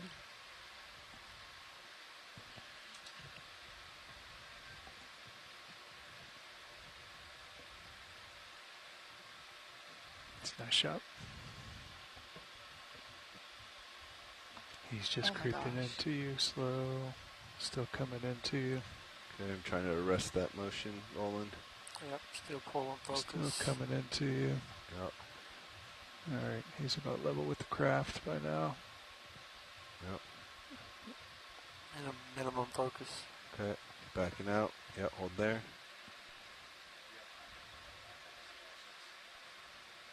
Going away. I heard a request for jar 6.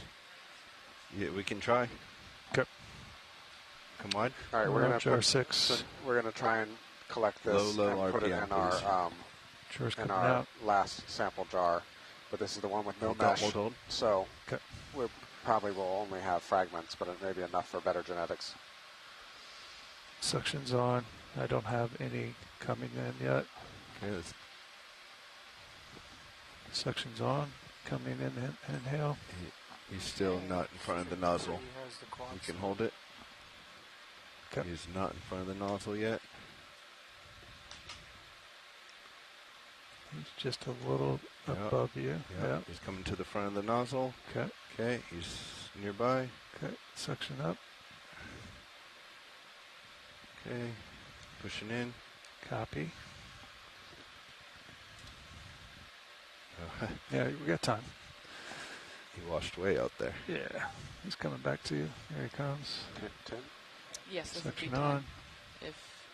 And slow, slow, successful. slow. Slow, slow, slow. I don't have visual jars. It's someone else. There he is. It's Got it. in. Shut it. It's Oh, out. it's out. Reverse it. Reverse. Yeah. He's gone. I don't see it ejected. It has not come back in though. You reversing still, C-Dub? I am, but he went out Yeah. so quick. No, I think we flushed it right through the slurp system. Shoot. Sorry, Good. Bobby. Good Grab attempt, time. folks. I killed Good it try, as soon as though, I thanks. saw him. Yeah, thank you. Let's get your back in, please. Yep. How high RPM was that? Yeah. That's like, Very minimal. yeah. Does the encoder knob work yet? I don't know. I've been using the GUI. Rog? It does. At least it was working earlier. All right, coming up.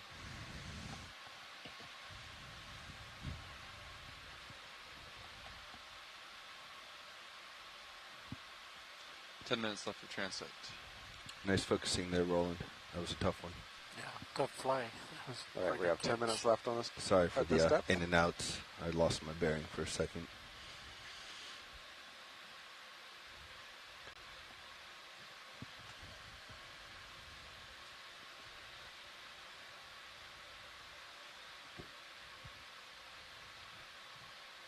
Let's get another one. Something coming center with Yeah, go for it. 8. Partial. This vertical thing or the line? The line of Okay. dots. Looks like they're both kind of... Don't see anything attached to it though. They're attached, but it's not going to be easy to image. It's a thin line. So? I don't know yet.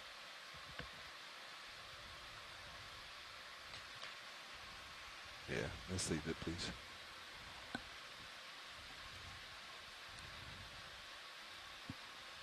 There's a forum in the middle, I think. Anything above us? Dougal called it out too. Yeah, I think that might be part of a siphonophore that no longer has any of the nectophores. Maybe Oh, wow. Sec. Oh, let's do this. What is that? Oh.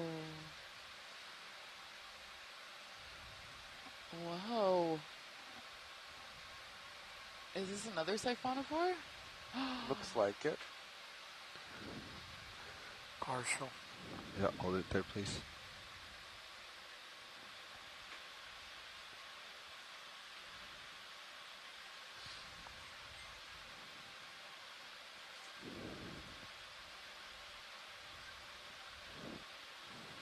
Okay. I think that is, we can try to go in. I don't know if I can hold it. Yeah, a little siphonophore end. Yeah. Wow, I love the like using web the thruster of wash. Leave it. wow.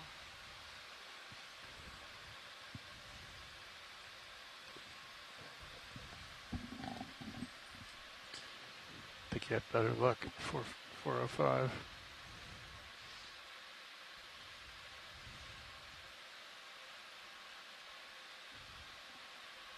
Oh, center top left. Oop, center top left. Let's get a snap on that.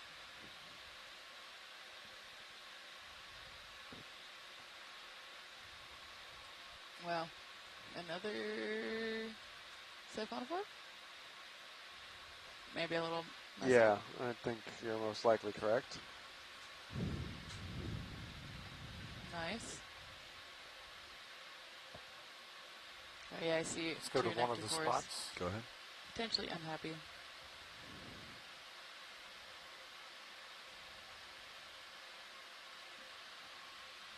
Wow, great visuals though. That's a screen.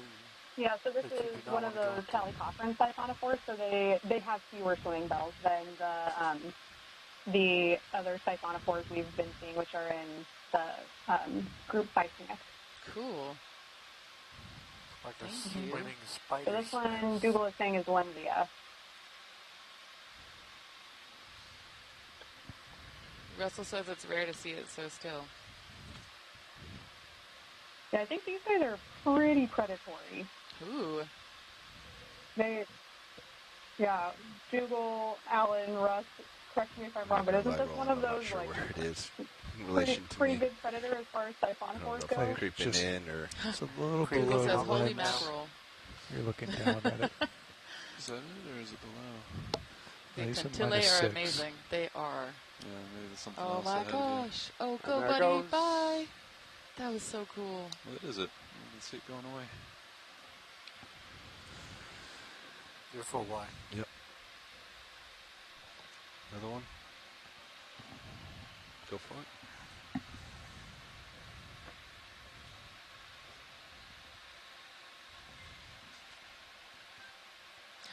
Stop training? No, siphonophore with no nectophores? Ooh.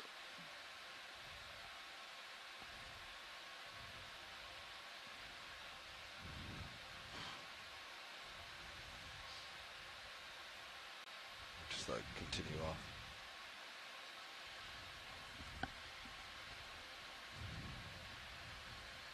How we doing a time, Nav? 5 minutes remaining on transect. All right, I've copy 5 minutes remaining. Thank you.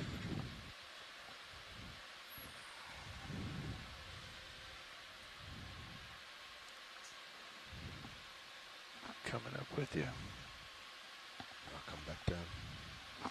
I'd say find it. Yeah. That's what I've been doing. Just up and down. Oh, cool. And Dougal's saying that what we just looked at was a tail of a siphonophore that had in quotes, special nectophores that are actively swimming, which is another first for Dougal. Definitely a first for me. Oh, cool.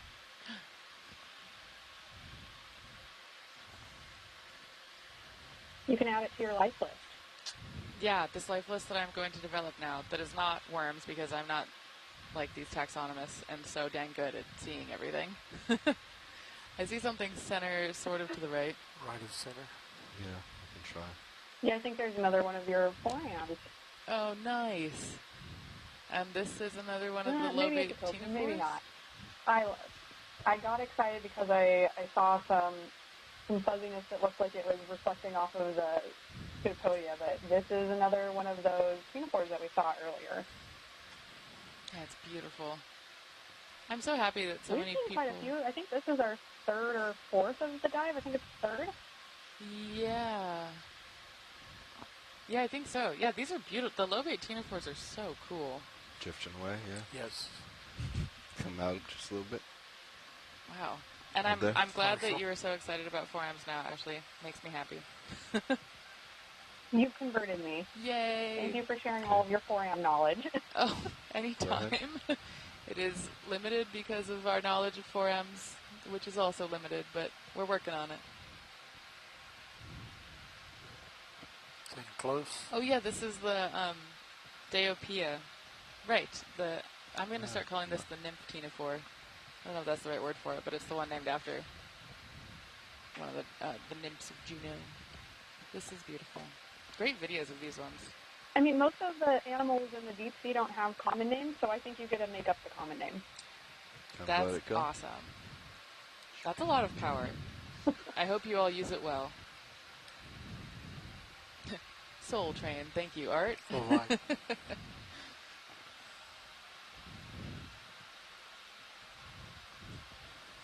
Oh, and Alan Collins is saying a lot of ctenophores are named after nymphs, such as Baroe.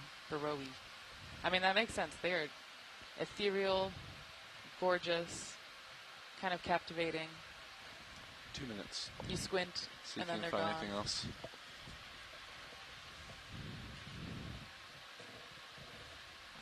Before we elevator up 100 meters.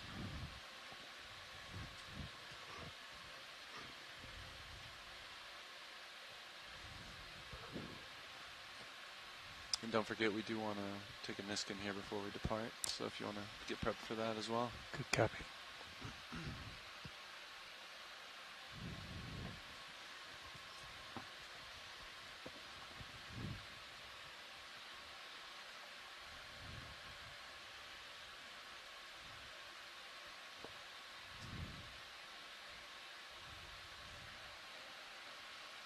Oh yeah, I was up there. Trying to remember from. I took. Speaking of being a creative writing major, took some Greek tragedy courses in undergrad before I got into environmental science. Just about a I minute forgot here, that Baroe was the partner of Poseidon in Greek mythology. She was wooed by Dionysus and Poseidon, but Poseidon won out. So, good name for a ctenophore. Just drop and push. I'm looking to see what you're talking about. Are you talking about the position? Yeah, there was nothing to actually go for. I was just going to a little more aggressively push out and come down and see if we could get one more lucky.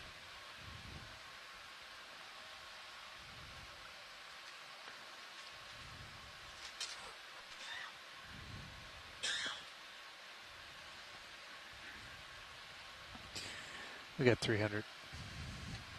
All right. You want to bring my arms in, or? Yeah, let me get the Niskin in and we'll do it. Yeah. Call this the end of 400-meter Midwater transect. Copy. Okay. Survey 2, you ready for Niskin? That's it for 400. We're doing water Copy. sample. All right. On you, JD. You ready? Yep. All right. Resetting. Firing. Niskin number 4 now. Start here video. All right. Confirm. Niskin 4. 0119. Oh, what a great way to end the transect. Oh, Leave my your gosh. arms out. It's getting in close. Come back out a little bit. Come back out just a little. Hold there.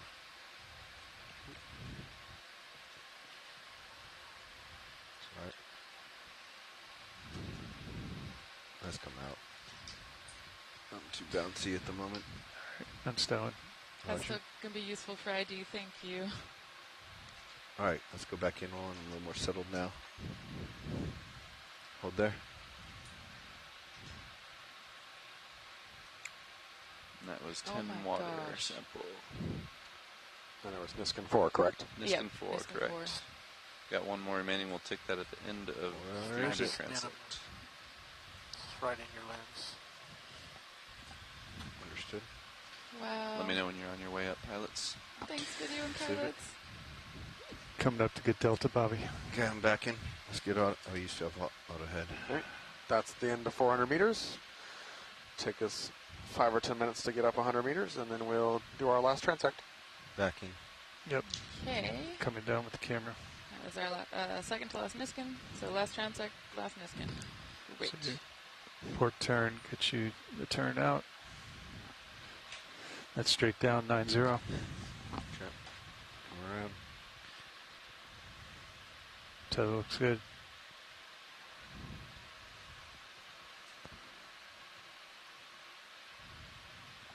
Good view, good eyes. Delta looks good.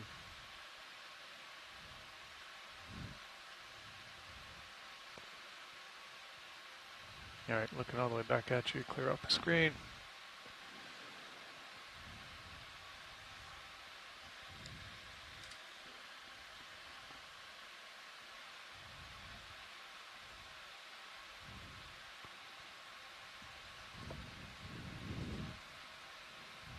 Delta's 20 coming down just a little bit.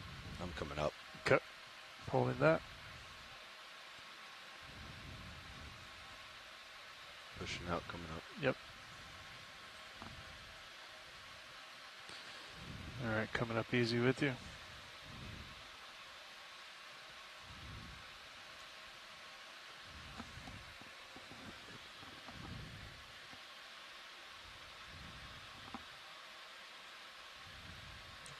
Okay, tether's coming up. Looking nice and straight. About to come taut. So I think we can probably take auto heads auto out. head out. Yep. Yep. And I'm coming up. All right. All this ascent. Coming up. On our way to 300 meters depth for the final transect of today's dive. One of you want to do that last one? No. Go It's for all it. you. You didn't get much there at 400. 300, right? That's where we're stopping? 300 I. Okay. All right, Bobby, that's... Roger. Up to that's speed. 30 up to speed, yep. Delta 14. Quick transit.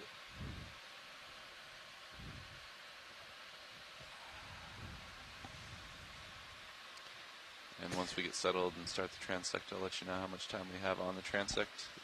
We're sitting right about on time, but there's a chance we might get a few extra minutes. Copy. Sorry, man. I tried to keep the suction low. I had it about 300 RPM, I think. All right. Yep. We knew it was a long shot. No worries.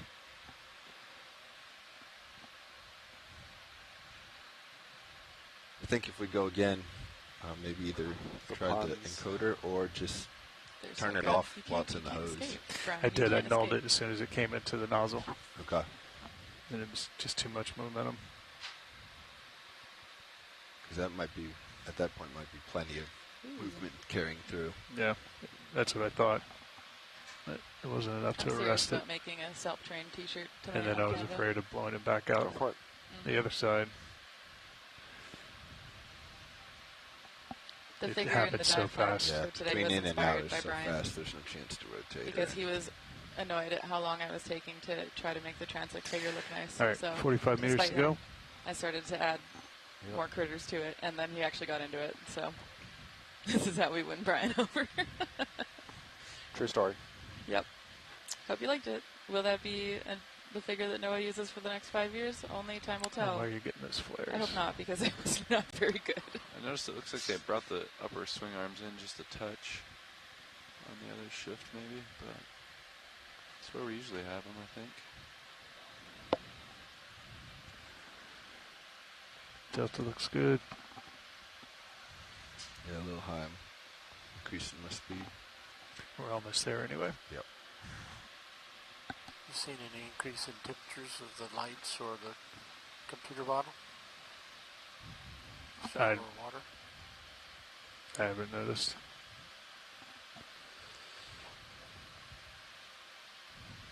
Nothing that I can point to.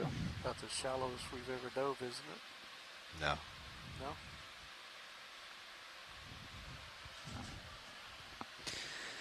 310 meters.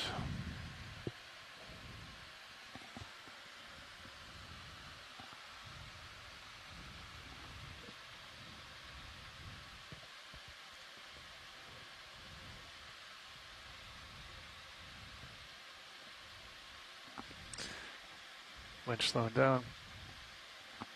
300 meters, D2. Get a delta.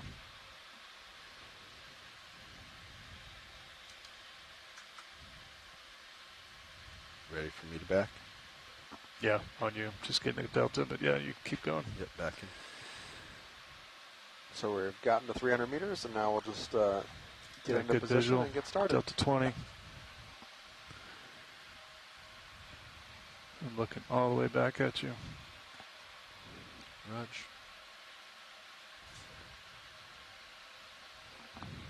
Auto head engaged.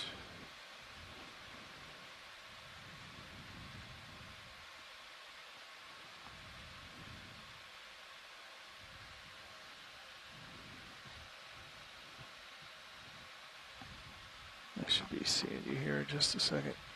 I'm on down cam, which means I should be right there. Got you on my main. I'll follow you out. Okay, making my turn. I'll keep back a little bit. Yeah, your call. All right, now I'm making the turn. Okay.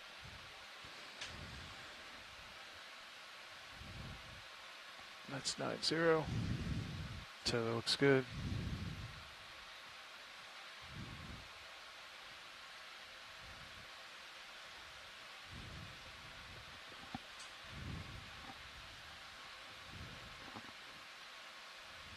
Pushing out, I'll follow you.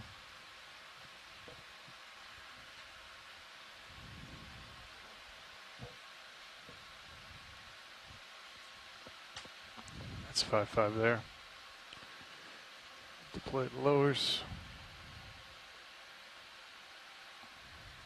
Yep.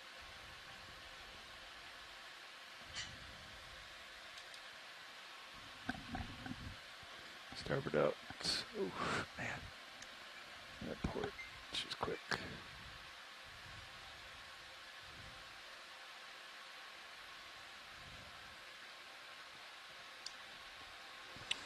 All right, lowers coming up with uppers. I guess it's the lower. Try bringing that lower up. I think it's the lower reflecting off the shielding. Stand by one.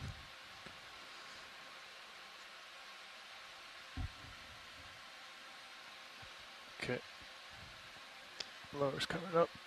Let me know. Just a little more at an angle. Yep. If you'd like a ship move after you get a sense of current, pilot. Roger.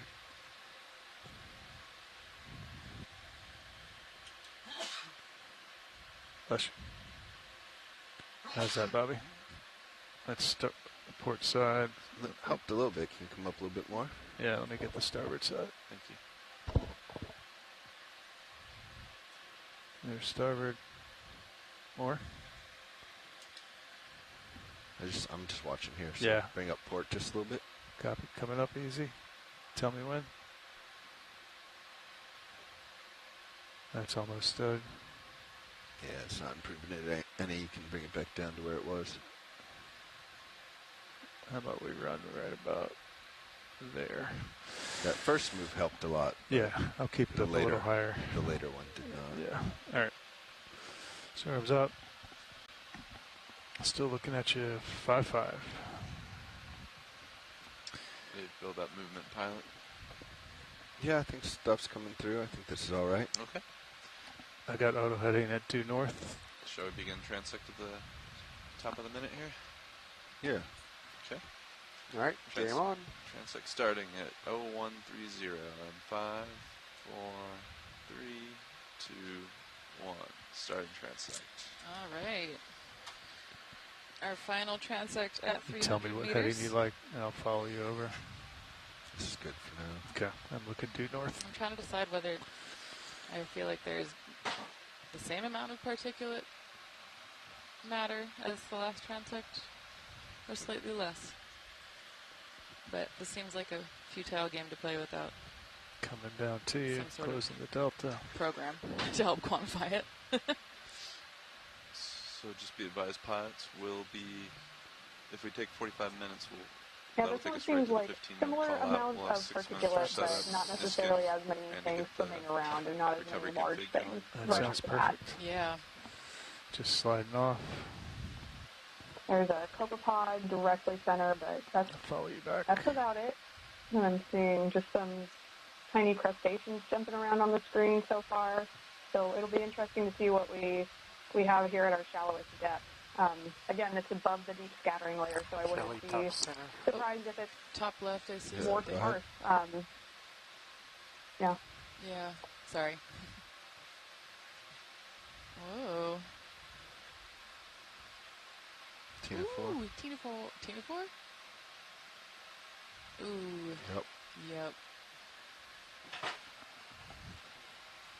Leave it. Cool.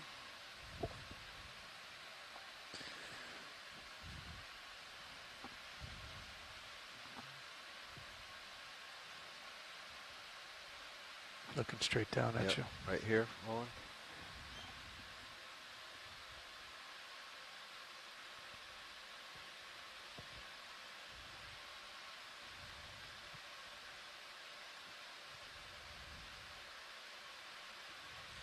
I think let's leave it.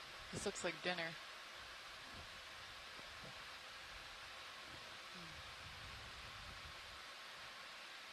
Following you out.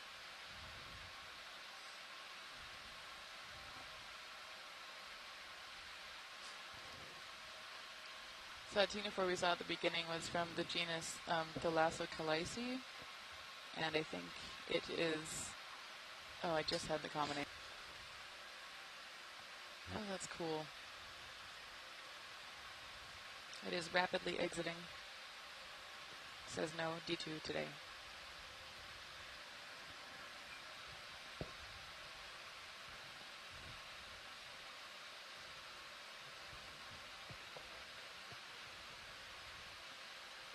So Jordan, what do you think of your first midwater dive?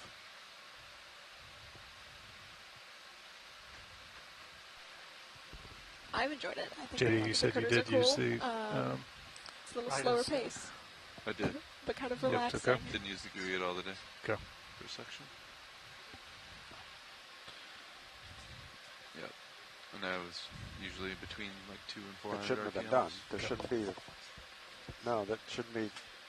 Yeah, there shouldn't be one done. Leave it. It's closed. Yeah. It's not supposed to be closed. Yeah, Nav, it looks like Niskin 5 closed at some point. Yeah. Yeah. Sure does. Sorry about that. It's fine. I didn't Art, see if you when I can find it, yeah, clip it out and we'll go the time code and we can put it back in. Thanks, Art. Good catch. Yeah, good catch.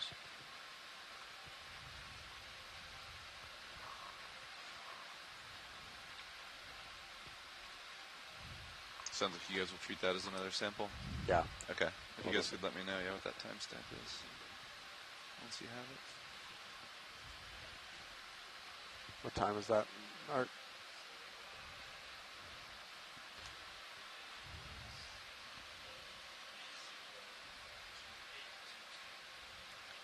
.130, so 4 minutes ago. Yeah, that was while you were setting up. Okay. 4 minutes ago. Okay. Straight line down. Oh, so roughly at the beginning of this transect. So that's still be 300 meters. It's nice. Okay, that's nice. So, all right. Where are we, Roland? All right, so that will be Okay, let's come on. 11W. You are right. Logging that. Understood. You sure about that? Push way out. Yep. Okay.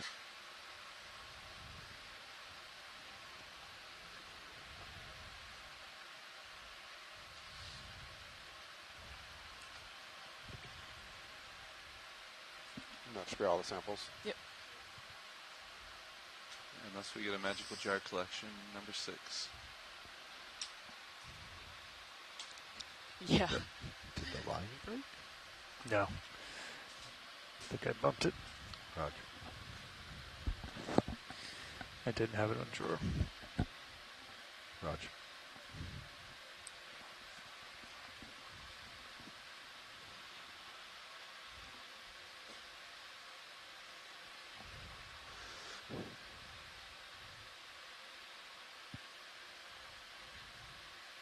Yeah, a lot of particulate, but a lot less life. That's an interesting kind of juxtaposition. Yeah, I'm wondering, is this potentially the aftermath of the deep scattering layer? Maybe. Upper right of center. Right. Or just... Yeah, I mean, I think it's partially just because we're closer towards the surface, too, so it's still sinking down, and then we have continued to see some of that sinkage throughout the entire dive, but there's just nothing to interrupt it right now, so we aren't being drawn away from other stuff. This is interesting. This is another type of foram or radiolarian? I'm wondering, yeah. I don't know what's caught up, I mean, to the large, yeah, Dougal and Russell are saying messed up foram. The large, I don't know if they're pseudopods or what. Yeah, hold that. That looks weird. We'll look into that. That's really weird. Yep. Yeah, or a hairball. I agree with Russ. Maybe it's a hairball. It might be a hairball. Huh.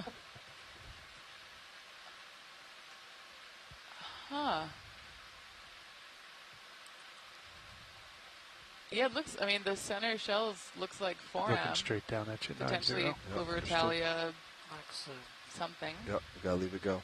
Thank you. Hopefully I'll got look us into still out of that that. later. That was really good. Thanks, folks.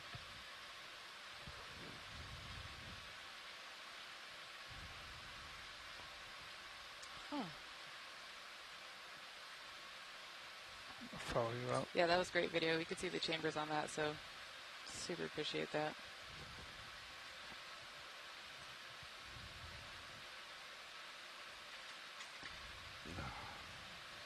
That's 5.5 there. Of course, the one time I have to catch up. Yep. We'll find it again. You got 40 minutes. Roughly. 35. Anything on sonar? Yep, a lot of water.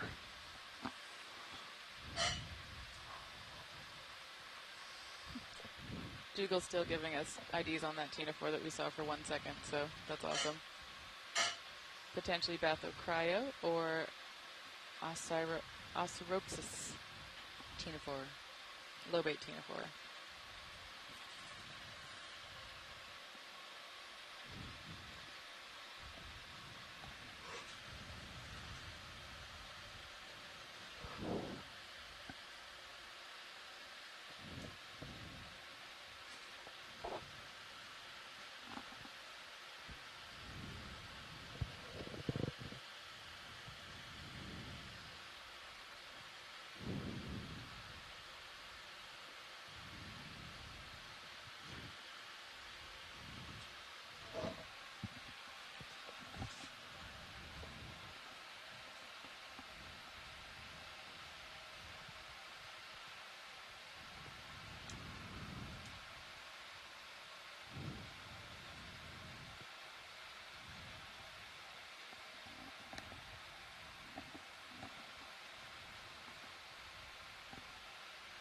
Yeah, so even though it looks like this is... Center right.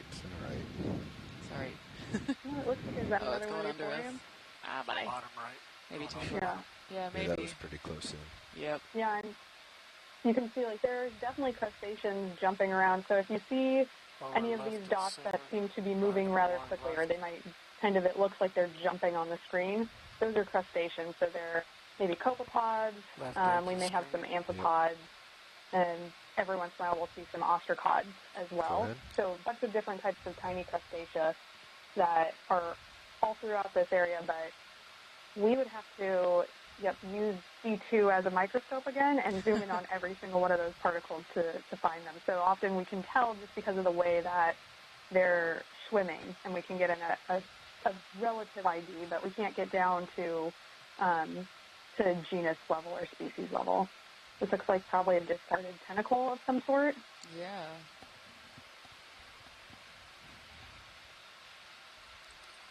That's as microscopic as I can get you.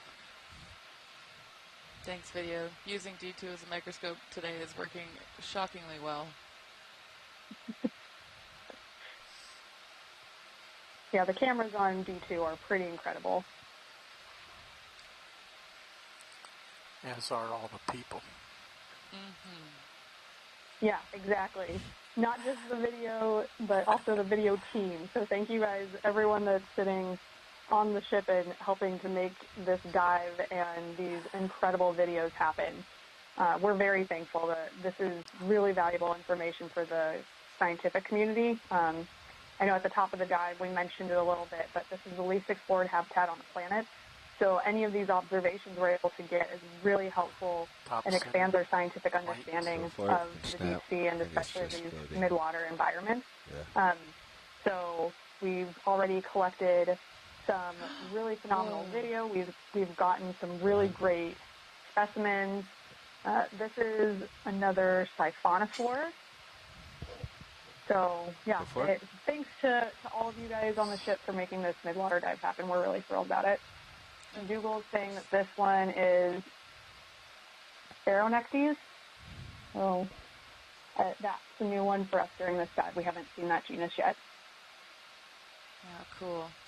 And thank you so much, Ashley, for calling in. Yeah, I think that's good for you. Thank you. Something big in the background. Let's look at.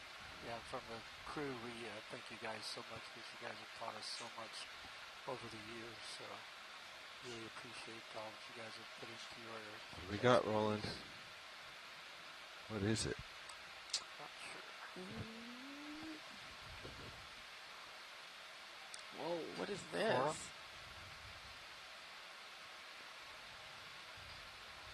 Maxine. I'm at a loss. What?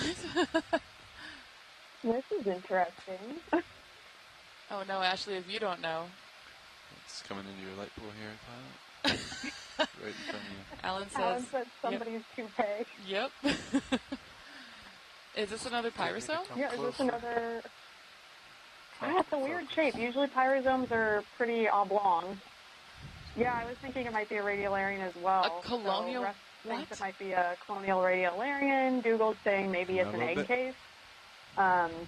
Or Colidaria. I'm just losing you here. I'm trying to keep you in view. But this is a great example of why these videos are so trying to helpful turn my because head we've to got look at you, so some you're good of there. the leading experts in water column biology that all day have been just rattling off species IDs with exquisite speed and accuracy, and then we're all sitting here going, I don't know what this is. Quite a bit, so Maybe it's an egg mass, maybe it's something else. So I think egg mass is the most likely target right now, but it's still fascinating that we don't know. We're still finding out new stuff too. So this is really cool to see and really exciting that we can do this over live stream so that other people in the community can watch it too. 8-0. So we might need to send the ship opposite of what we're going because I keep falling behind you. That's 5-5 there. We can try this a little bit longer. Back down a little bit. Or we may need to. Yep. Copy that. Just let me know. Too much momentum. All right. That's me looking at you 5-5. Oh. There you go. Bingo. Wow. See what that is. He's a little above you. Fish. Oh, fish? Yep. Ashley! Let's go in. A fish. Fish. A fish. Oh. Come out wrong. This could be interesting. We'll see if I can do anything for an ID. It's pretty far away. It's pretty small. Stand by. Stand by. Eyes on. And it had a similar body plan to like a rat tail, like a macrorid, but those are normally benthic fishes that live closer to the bottom. This is really small though, so a lot of fish that we typically see on the benthos are at some point in time, let's see what it is. Yeah, at some point in time during their life, they are push in a little? water column So fishes. So this actually, it could be some sort of a larval fish. The way that it's got its fins splayed out, Can't hear you. look Sorry, I can't tell you if I'm at like max it could zoom. be That looks like Max. maybe a That is larval now max. fish of some sort, or maybe a pelagic rat tail, but I don't know Looks good, Bobby. It's off the coming top of my head straight what in this guy center. is. I'll have to You're send it off to +4 some on other your camera angle. people that work on these groups of fish a little bit more than I do. Wow. I'm inclined to think it's some sort of transitioning Well, a little larva. Yeah, I would tend to Little? agree with you. I Yep, mean, it hold looks there. very much like a Thanks, deep sea rat pilots. tail, but with those Wow. giant pectoral fins, it does look kind of like, and it might be in the larval phase. +2 on your camera. Or just coming out of a larval Right, phase. that's even. Yeah, All right, let's start to go in a yeah, little we bit. tend to see that a lot, especially with this really long tail and those really splayed out fins. That's really common to see in in. earlier life stages in fish. Pushing in. So, yeah, this is really great video. I'm excited to send this off to a couple more ichthyologists and see what they think, too. Come out a little bit, Roland, so I can locate it. Full wide. Still way far away. Okay. Awesome. Thanks for that close-up, guys. Let's try this again. My headings come around. Let's go in, Roland. We're going to pirouette.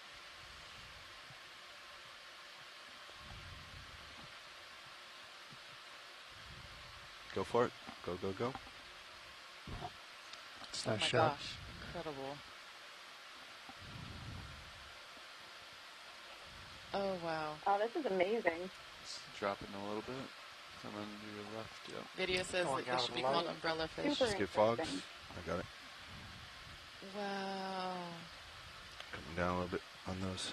Yeah, the structure on that fin is looking very much like a juvenile. Just a little below you. Oh, wow. Hold it, hold it, hold it.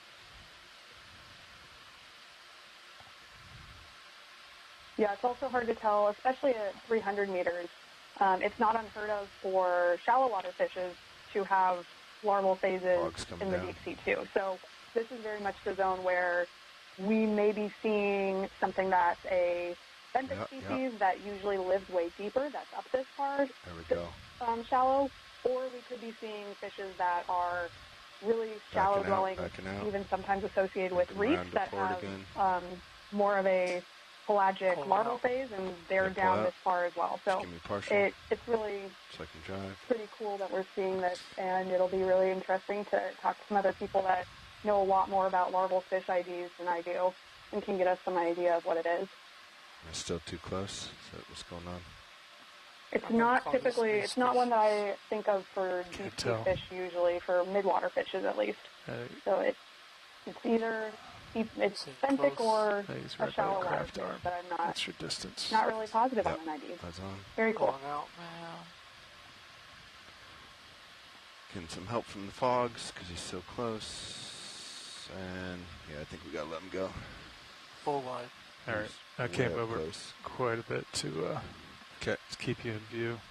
So I need you to lateral pretty good to port for me. Lateraling to port. Bye, guys. I'm going to come back. That I was think we've awesome. got a few stills in there, hopefully. Oh, yeah. Okay. That was super awesome. It's not often that we see really great zooms on fishes, so that I'll was let you like, come over. I'll add that one to my life list as soon as I I figure came out what over 90 degrees to keep That's you in. awesome. Yeah, that Okay. was such a good video. Thank you. Thanks, pilots. Yeah, thank you, pilots. Thanks, video. I'm following you over easy.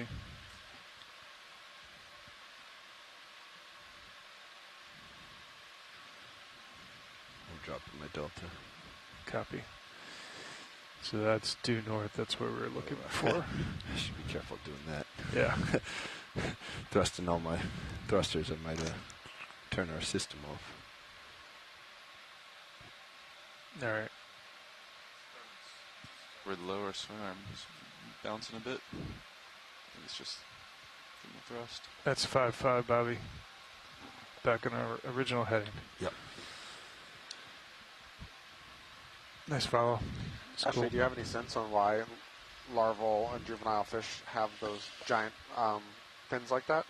I've seen Come several down with you pictures of just them a from hair. like blackwater diving and things like that, that the pelagic Back to juveniles 300. have those massive fins that aren't really present in the adults, but I don't really know what purpose they would serve.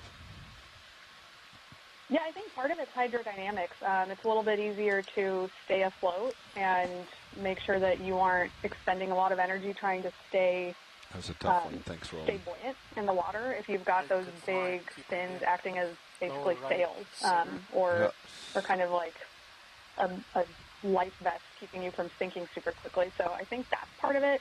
Some of those fishes may be using it for mimicry. We see some species that look a little bit like some of our gelatinous. That looks like a scalp that we're seeing in the middle of the screen.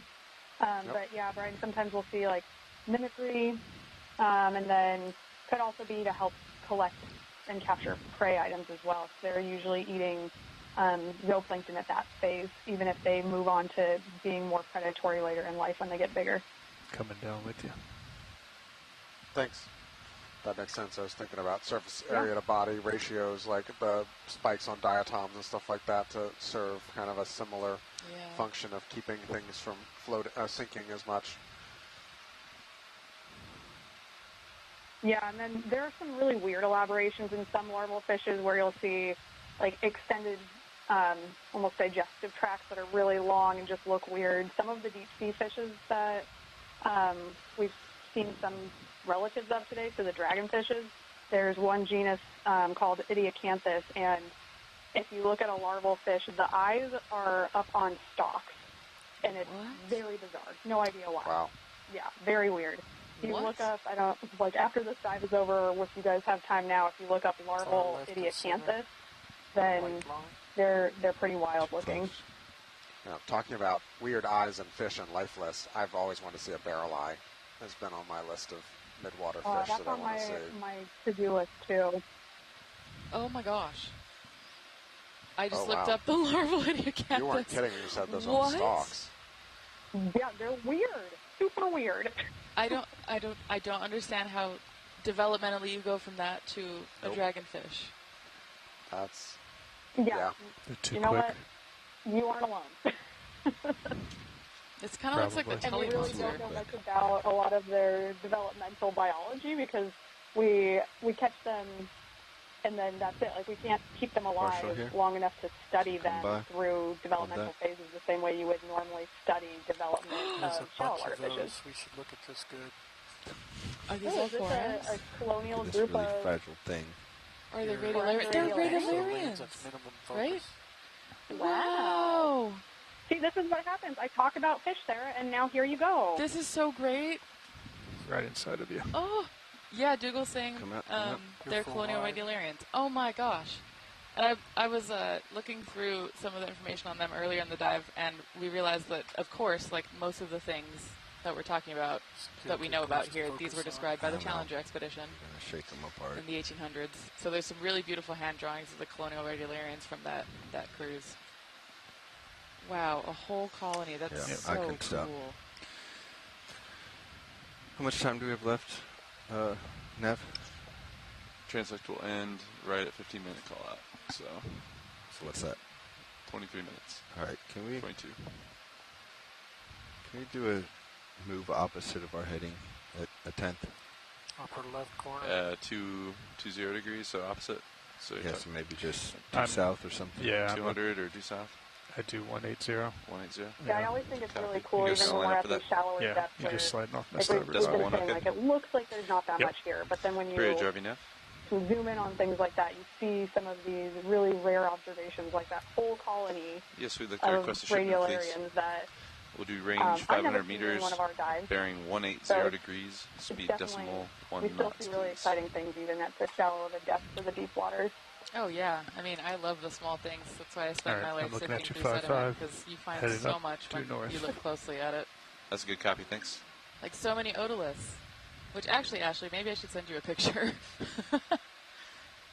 Yeah, I mean I can't ID many otoliths, but I could maybe help you get somebody that can. That would be great because there's a bunch of them and they're super diverse from some of the seamounts we've been checking out over here. So. I'm not an otolith person, but I can do the morphid species thing, so I've been grouping them, but... Yeah. So very cool. I'll send it over. Woohoo. Yeah, and for listeners, otoliths are the inner ear bones that you have in fishes. So they are like you can identify species or at least sometimes a genus based on the morphology or the shape of those otoliths, but it is an art in and of itself. Yeah, definitely. And a lot of these fish ear bones, it seems like, have gone through the digestive tracts of other fishes because they're very fragile. So it seems like they've been partially dissolved. Oh, interesting. Yeah. Yeah. Super weird. Well above the CCD. None of the other carbonate that we're getting looks dissolved, but the otoliths, I have to be so careful when I pick them up because they will break apart. Bridge, RV. So I've been kind of like speed demon picking them out. Hey, Bridge, just wanted to let you know, pass on some info from Dive Soup. He said that the recovery heading should be into the wind, so probably your current heading. All right, sweet. We can monitor that as we get a little closer. And just for your own information, we'll probably be placing the 15-minute call out with you before having the ship come into recovery config, so because we're at shallow depth. So we'll work with you shortly really after cool the 15-minute about this call step as well as right now. So what time is it for you guys on the ship right now? We're at 3:56 p.m. Hawaii Standard Time. So sunset's around 8. So pretty much, yeah. So if we were to stay out here for a couple more hours after sun goes down, Roger that, then will do. this Should be depth shortly will after the completely 15-minute call. different because a lot of the organisms that Thanks. we were seeing in some of those deeper transects are going to migrate up to these depths, and some of them will go all the way up to the surface. Even though we're operating So it's pretty on remarkable to think about how much there's a difference between what happens here. It's pretty cool. We're really just seeing this one snapshot, but it's very much, this will change within a couple of hours. A lot of these particles that we're seeing now are going to sink down over time, so it's an ever-changing environment, Bring your which head a makes little the bit to like Midwater really 330, a little bit exciting lower. to study, but Looks also like makes you're it a not little quite bit challenging particles. sometimes as well. Yeah. Have you ever done it's any lined up dives for the at ship- night? Like, what is that move. like? So we haven't done any with Deep Discover at night. It is pretty, if we were to be sampling with a net, it's really common for people to try and get both nighttime and daytime samples. That way you can compare what animals are staying at a depth and which ones are coming up to the surface. Yeah, you can get a little bit more information on not quite migratory patterns the that current's way. going, but it's fine. I know like other groups do both day and night ROV depths, so they can get that sort of information through video, which gives us different types of information than we can get with net collections. So it really helps to round it out if you can get both day and nighttime video within the same location. Yeah, that's Did it super ever cool. appear? I have some colleagues that do the net sampling for the mesopelagic fish, and yeah, certainly I think what they tend to find in the nets looks a lot different than what you see with video, because like you were talking about, some of them have those gelatinous layers that get messed up, or they're difficult to catch, or all kinds of things that make the video super helpful. But the downside of video is you can't always sample. Sorry, go ahead. Yeah, absolutely. Yeah, I was just going to say there's, like, no matter what methodology you're using, there's going to be a bias. So if we use nets, then we can maybe collect some organisms better, but it depends on how fast you're towing those nets, what type of net they are, what type of organisms you're trying to collect, because we might catch more fish, but we're not necessarily going to collect as many gelatinous organisms. But when we're doing these videos, then we're seeing a lot more of those gelatinous organisms. We can get better video, and Could we be can see timing some too, right? behaviors of them We in situ. pointed these depths but out we're not seeing overnight. a lot of our There's a big big migration between organisms, scattering like layers, so our, everything could be our migrated. cephalopods, our Away from fishes, here. anything like that that's getting scared away by D2 is usually hovering, like, they frequently will hover just outside of our field of view because they're sometimes even hunting in our light. But we don't see them as much, and we aren't covering as much ground as we could if we were towing some nets. So there's different sampling methodologies.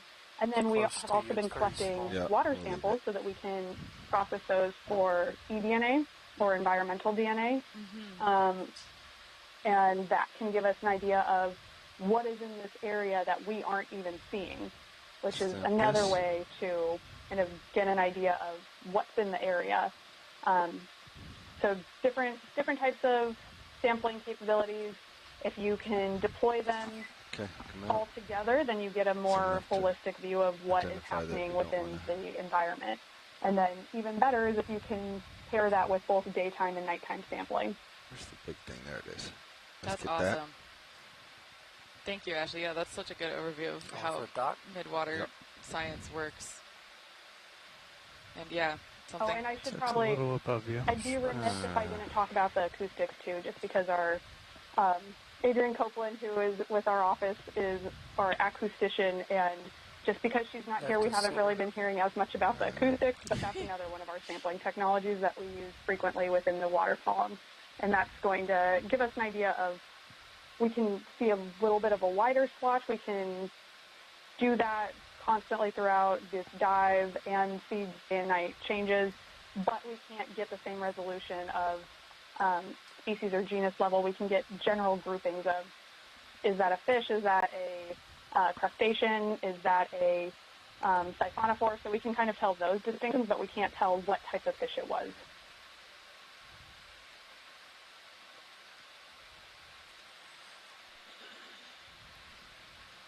That's so cool.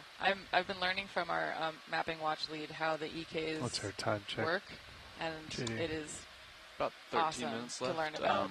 That does give you right at about the 6 15 minutes to set up, but Yeah, I also don't want to cool. be It's having the pretty ship come amazing, and ahead it, while you guys are finishing transector. It's really similar to like fish finders on boats. If you need a few minutes So after if the you 15-minute have call, gone we can take fishing and you've used a fish finder, it's similar, but we're going much deeper. We'll see what we see. And we're trying to find we need to be on the way up by much 21 more after. than just fish with Copy. it. Yeah, that's so cool. When it gets to that time, instead of me doing a full port turn, I'll just go 15 and you'll turn right. Yep. Yeah, thanks so much, Ashley and Adrienne, for all the awesome info that you've been giving us about Midwater science, because that string. I'm learning so much, and I hope the people that are watching are also too. Now, this is something I didn't get taught about in school, so it's awesome to hear about it from people that do it for a living. Good string. Yep, this is another snot string, it looks like. Yummy. Midwater runs on snot. Mucus is life.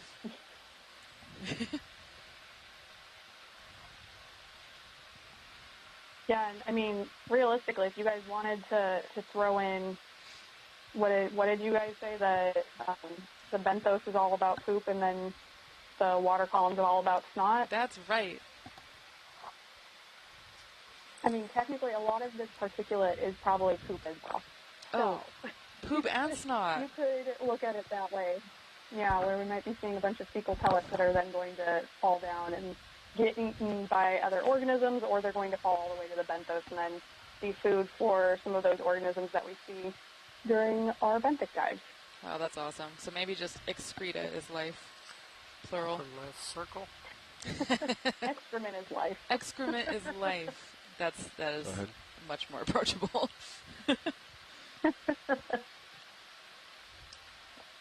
Larvation house? No. No? Don't think so.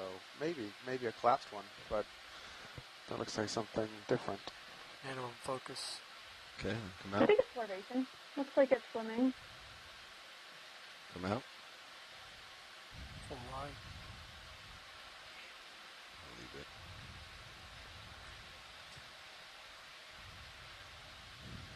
You know what we say when the video is tough to get? The sea retains her mysteries.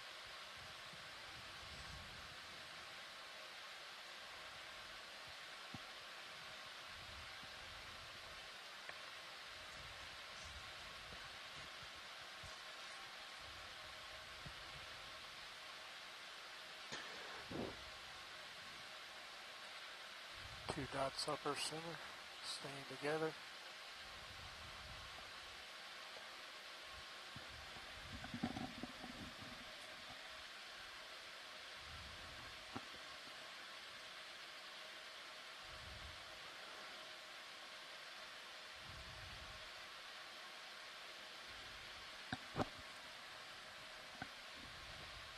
Oh, wow. Okay, the sea does not retain her mysteries. Apparently, Dougal and Russell were able to identify that from that image that we got. And it's a fritarid larvation. Oh, no. Fritillarid. Sorry, I didn't zoom in. I'm probably butchering all these. From Fritillaria.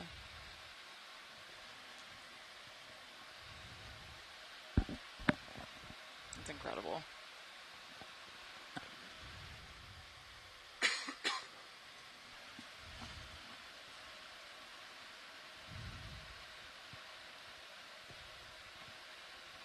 Go ahead.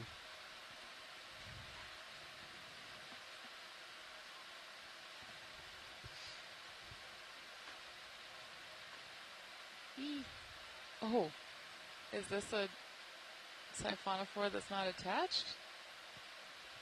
What is this?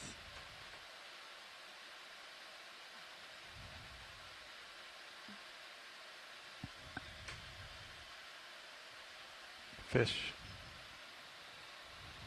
Right, wide. right port, or right Come starboard. wide. You're full wide. Nah, he's on your toe. He wouldn't stay there. He didn't want me to pivot on him. No. Put the one, C-dub. Yeah. Yeah, that was Right interesting. on his Yeah. starboard toe. Curious, he was Kind on of the like a port side over there. siphonophore. Okay. Oh, there we go. Hey. He just came a little bit around. I can see him in the nip. Siphonophore. Oh, cool. All right.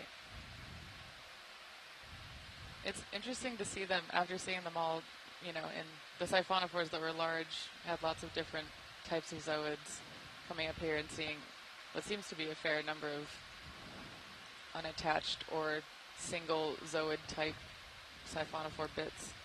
Well, the closer you get to the surface, the more energy there would be in the water too, and so it, you know, gentle organisms are more likely to get mixed up in here with more larger animals. And I mean, granted, we're still way below like the surface, but things that could get messed up by wave action, stuff like that, would eventually sink down here too. Yeah, I mean, even just the like side prop wash from D2 could blow away some of those siphonophores. They're pretty fragile. R.I.P. Sorry. Ooh, Yeah, he's still radiolarian hanging out on your to the right. starboard. You can see him on your rail cam.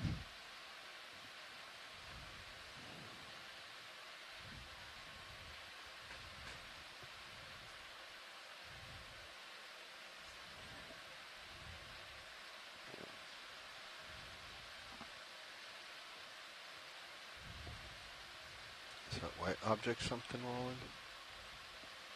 It is. Go ahead.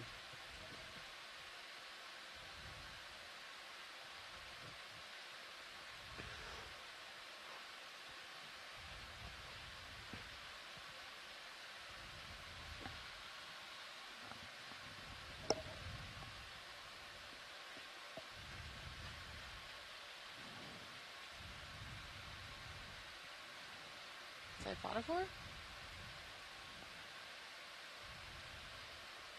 Coming into you. Yeah, it's right in your light pool there, right in front of you. Where, ooh, is that a shrimp on it? What? Yes, that is a shrimp. Let's go. Or something. Shrimp riding something. Siphonophore? Shrimp riding a siphonophore? Not sure. I think It that's looks like a siphonophore. It looks like it doesn't have the. It doesn't have its tentacles. We've got I mean, it a almost Midwater looks- rodeo happening, is what I'm seeing. it almost looks like a what I would call a benthic tunicate has Oh, broken loose, and I don't think that's what it is, but it looks tunicate-y to me. Dougal says it's a The baby Dougal's saying pyrosome Baby pyrosome? with a shrimp riding on it. Or maybe a shrimp on a pythonette? Pythonette is one of those siphonophores that we've been seeing that has multiple of those swimming bells. I'm not sure where it is rolling. It's great, But right? now Right she's there. saying It's- Wes yep, and it Dougal sure are is. thinking this is a pyrosome. Yep, it is Huh. tiny. Wow. Right there on your right toe on the selfie I like cam. the shrimp is just kind of Yep. surfing Just the coming pyrosome. into you. Or using it as a, what did you Standby. call it? The scuba jetpack things that you use underwater? Diver propulsion vehicle. Yes, diver propulsion vehicle. You always have the more professional way of saying things, Brian. You go, buddy. That's very, wow. Nice shot, Roll. That's so Nice shot, cool. Bobby. Oh my He's still gosh. creeping in on you. Yeah, I think this is a really good example of the Big shrimp is TV taking fog, advantage so of an area that go less. is pretty devoid Try of it again. structure. And so when you've got something like the pyrosome, it's probably taking advantage of the fact that there's a structure that it can hang on to, maybe using it as some sort of a shelter, or maybe it doesn't look like down, I think it's time. Eating it, but it's hard to tell. Unfortunately. But yeah, it's pretty cool. Good job. That's so cool. Yeah, that's 7-0. There's apparently an entire paper about shrimps riding pyrosomes, adding that to my Just nightly about 5 minutes, reading. pilots. I think when we get to 15 after, I'll put in the 15-minute Thank call out, you. and So you can glad you decide if you published want that. just a little extra time or not, or get the I'm recovery. going to have to look that one up, too. Copy. Oh, yeah. Oh, thanks, Nav. Didn't even realize. Of course, Dougal published that. Thank you, Dougal.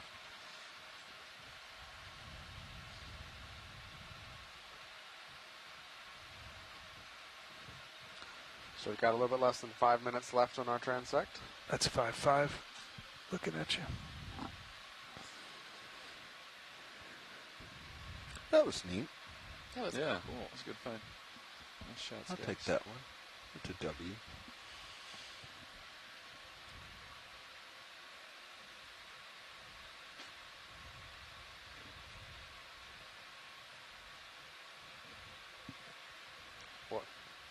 What is... I know we won't be able to look at it because it's moving too fast, but I'm very curious on what's just shaking. Zero there. Roll and zoom. Roll and zoom. Focus. Ride the focus. Come on, Zone. Some of that surface energy. Track it. Watch Lee was talking about. Yeah. That's the shrimp mixing. That single shrimp is mixing the entire ocean. Beep, beep, beep.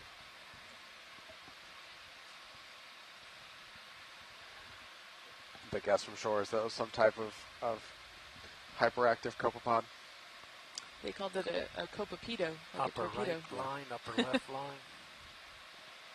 We're having some amazing puns on this expedition. It's all John's fault. It's all John's fault. Is he in here? I'll own it. Oh, yes. If I must.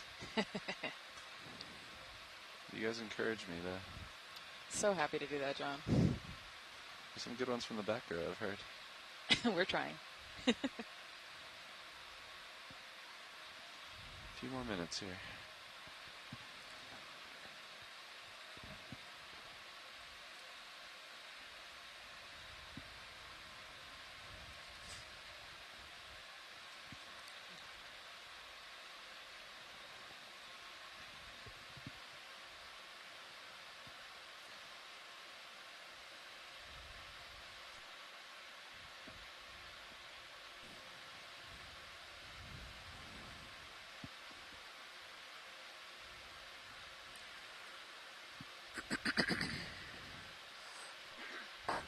You want it? Yeah. You say nah? Yeah. Nothing else.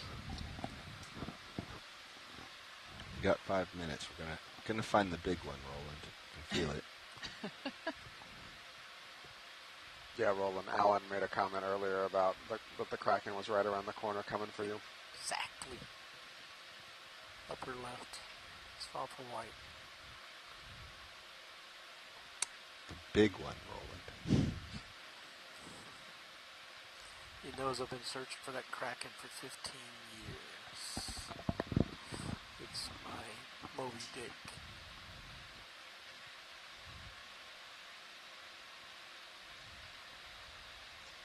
Alright, pilots, another 30 seconds, and I'm going to put in the 15-minute call out. And Good copy. You can decide if you want to take another minute or two.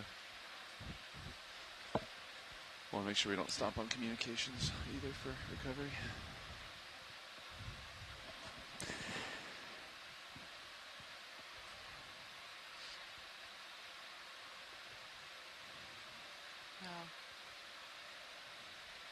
JD, if you want, I know you this can is a bit of a slow run get the to drive, 15-minute but and then call for an easy stop. amazing, Yeah, sounds good. Sightings and collections today. Bria, RV Nav. We'd like to request an easy stop at this time, please, and then if you could follow that with a 15-minute really call out, great please, really and listen to excited Deck to see A, what and you we'll call guys back up shortly to actually find work out on in recovery the lab. continues. One in the We have distance, coming center. a couple of, at least one ctenophore, couple of other jellies. We have Roger, a squid. thanks. We hopefully have a 4am with that squid. We shall see. Yep. Maybe some amounts of pyrosome somewhere. Oh. Not the big thing I was expecting you'd find, Bobby. And here we have another hairball, it looks like. Yeah, hairball. Interesting.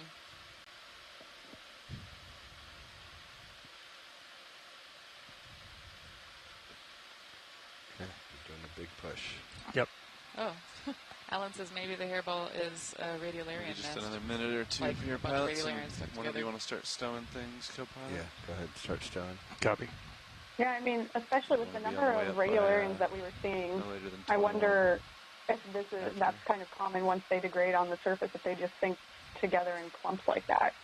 Yeah, I mean, I believe it, and not that the evidence from the sediment is anything to go by, but I do find them stuck together fairly often, which suggests that maybe they're being deposited near each other. Doesn't mean that they came down together, but, you know, they're not that abundant in sediment, so I don't know if it's something about post-depositional processes or they do sink together that makes them end up stuck in my sieves. Who knows? All right, swing arm secure.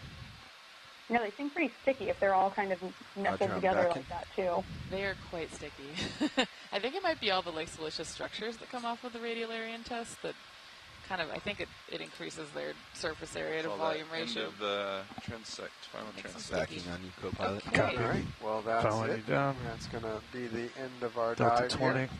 Thank you all for participating, and Ashley specifically, thank you for staying on the phone this whole time and keeping us company while from the East Coast. Yes, thank you That's so much. really straight appreciate down it. there. Roger. Yeah, it's really nice to Yeah, have company. absolutely. Thank We're you gonna guys so much. You come to you port, made nudge this you a really versus the great ship. dive. Copy. Thanks I'll come to everyone starboard. on the ship. And then I'd also like to give a huge shout out to all of the other long haulers in the science chat that have been really providing amazing IDs the entirety of this dive. So To the southwest of here. And so we will look forward Got you to the seeing main. you Delta off looks that good. dive. Brian will finally get to see his beloved corals again. It's only been a week. I mean, are been you 5 okay? days. It's been 5 whole days. It's been 5 whole days. Yeah, this was an awesome first Midwater dive. So that Looking looks forward to the good. next one later on in the expedition. Yeah, thanks. Also, we'll have a next dive planning call at 9 o'clock tomorrow morning, and then we'll be on the bottom probably around 10-ish Hawaii time. Yep. Watch your emails for that info and the dive plan later today. Cool. Thanks all. Have a good evening. Aloha. Ahui ho.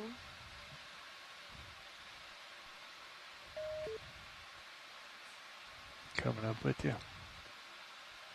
Calling this ascent. Yep. Raj, off bottom. Bridge, RVNF.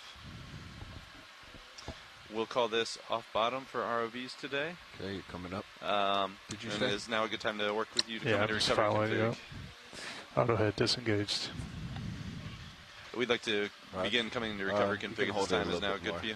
Okay. Or at least Roger manually that. bring your head With pointing that, if you could towards go the ahead and ship. begin, go ahead and take out port prop, port rudder when you get a chance. Disengage auto surge. We'll leave auto sway engaged at this time. And go ahead and feel free to make your way up to half knot forward through the water. You happy to come? And if you would please confirm that center of rotation is midships at this time as well. Okay.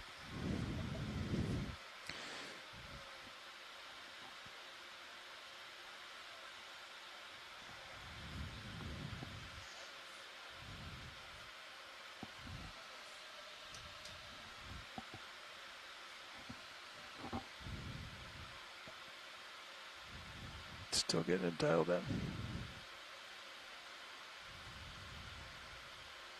Good copy. And center of rotation is midships, correct?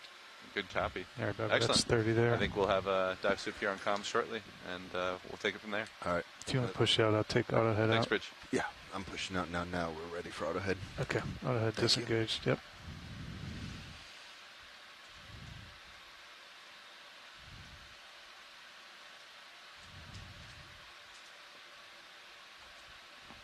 They starting to come ahead. They are. Okay.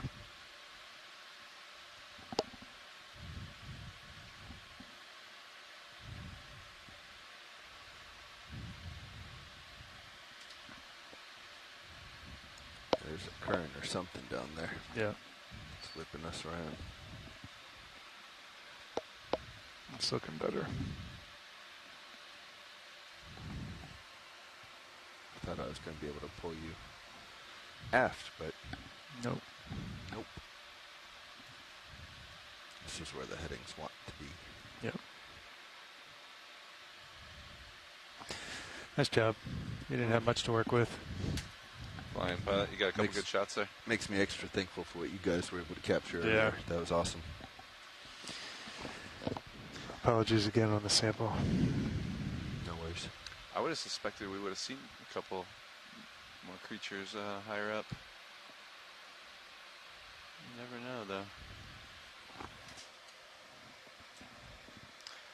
Loud and clear, dive soup.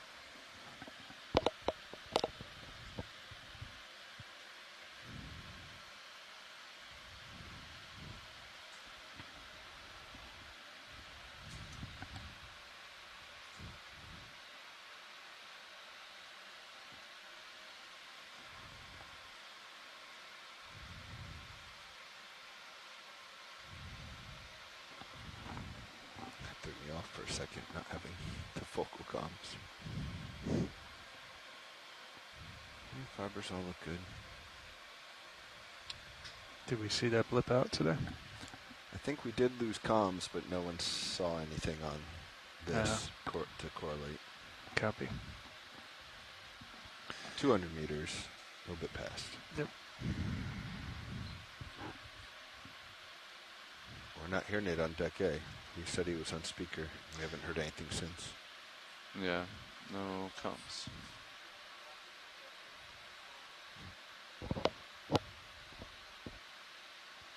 Do we need radios again?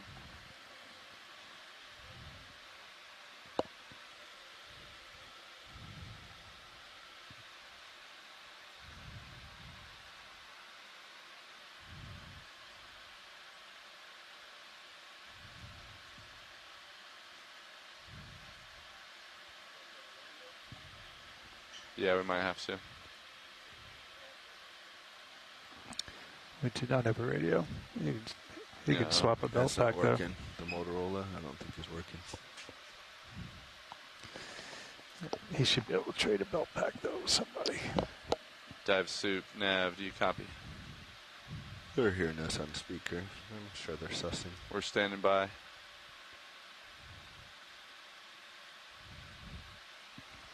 I think he said we should contact Bridge to do the talk back, right? I believe so. We can.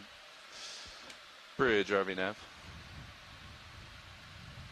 Yeah, we heard Dive Soup try to contact us on deck A, but we're having some comms issues. Do you guys have any communication with him at this time?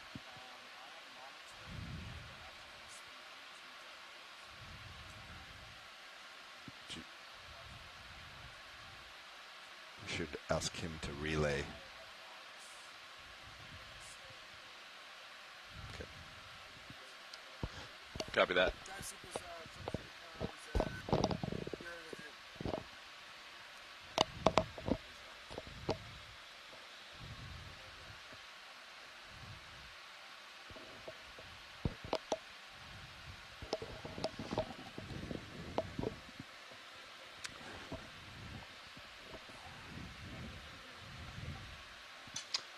Dive soup nav, loud and clear.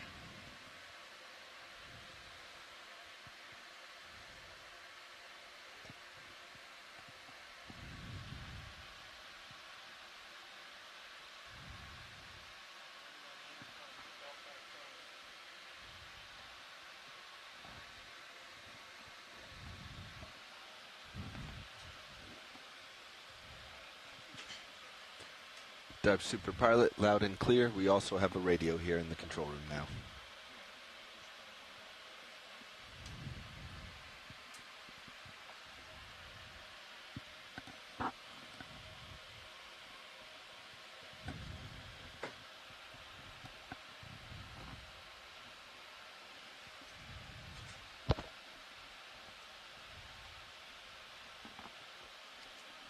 $100.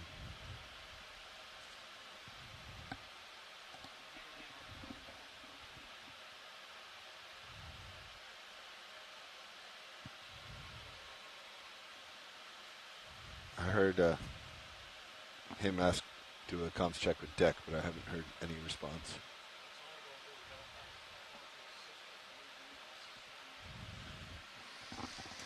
Dive Super Pilot. Oh. What's going on?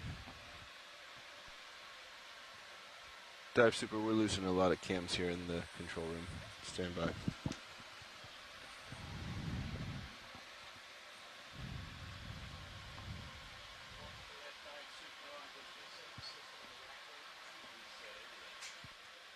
Roland, does that also control video?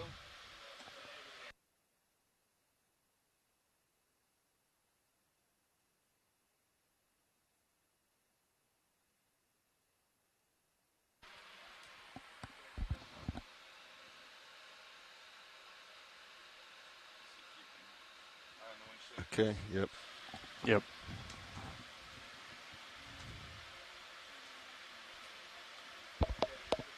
Yeah, I did not hear you, sorry. Would you like me to relay anything to Bridge? We got you now.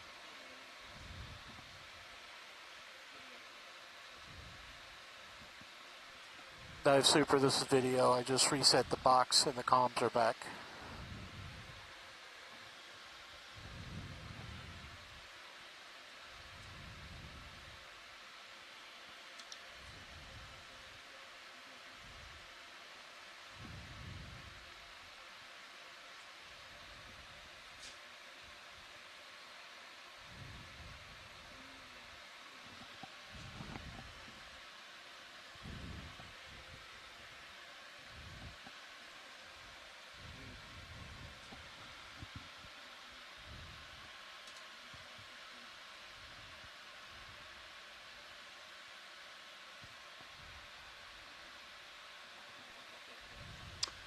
Absolutely, Dive Soup.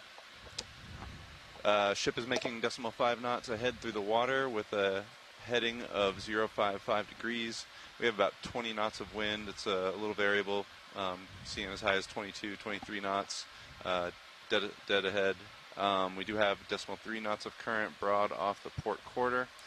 The vehicles are presently streaming a little off the starboard quarter, approximately 30 degrees or so. They are holding at 50 meters, all stop, and waiting for recovery. Port prop, port rudder is disengaged at this time. Auto sway is still in, and center of rotation is midships. Dive Soup has comms.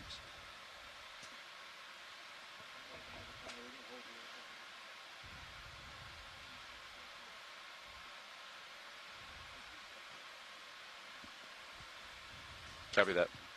Standing by. You want to push out at all, Bobby?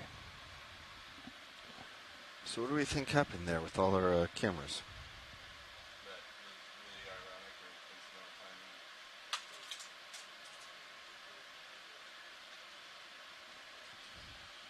Yeah, we lost a couple when rolling. Mini Zeus. I think Mini Zeus. Did you see Mini Zeus? I did. I thought I did. Yeah, about the top left corner, like FlexLink went out. Like the fiber for FlexLink went out. I don't think I lost main HD, but there was a lot going on at the time. I don't think we lost comms or anything. I think it was just maybe FlexLink fiber. That wouldn't be Mini Zeus though. Aux 2, okay. We can't confirm if HD2 went out or not.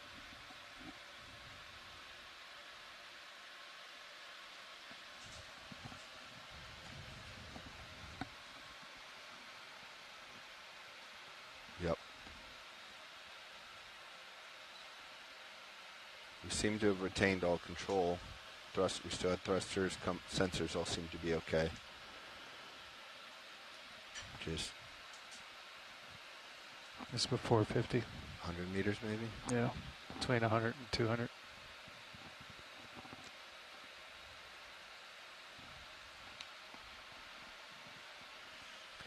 Go ahead, Dive Soup.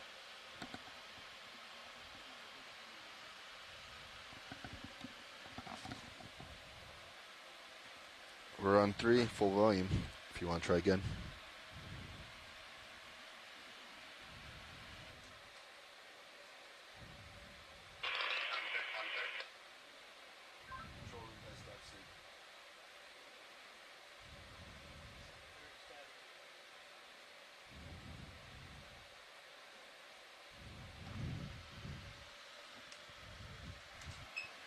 Dive suit pilot. We called back. Did you copy?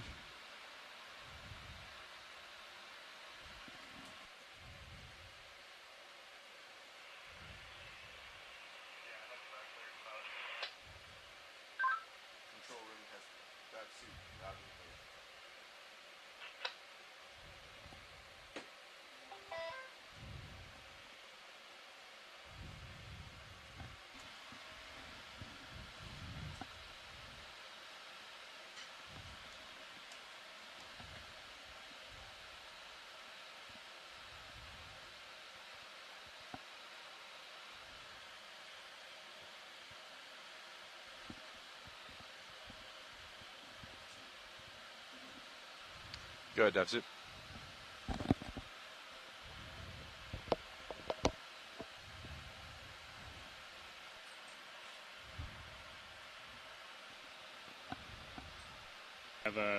Be advised, we do have control at the aft station. As you heard, port prop rudder disabled. We just took out auto sway, so hopefully streaming gets a little better. We're going to give this a minute to settle out. Hopefully half knot through the water, 0 athwart ships here. Good copy, all. Thanks.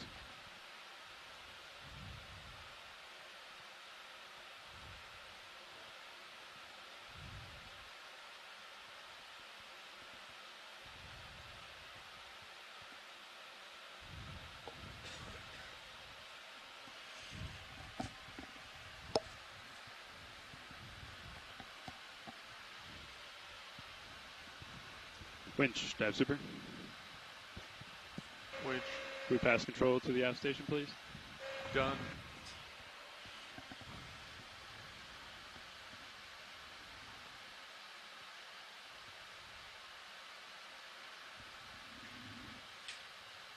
Aft station confirms control of the winch.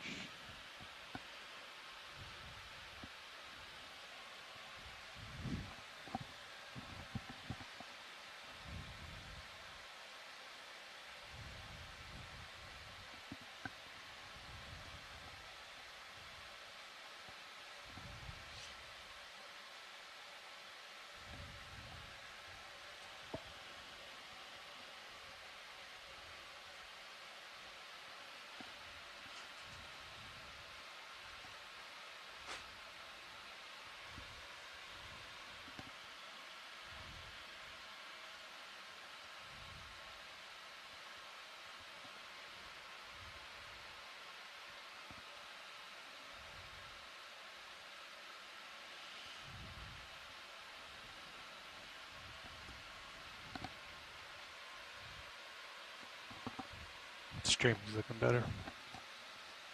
Yep.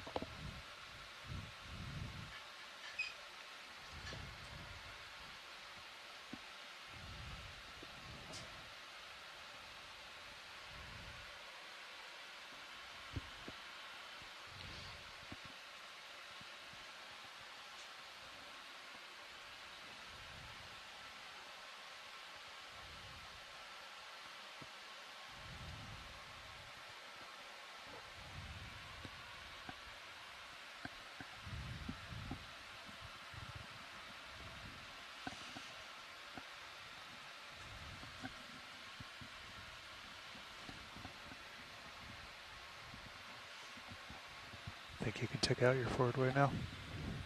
I probably could, but yeah.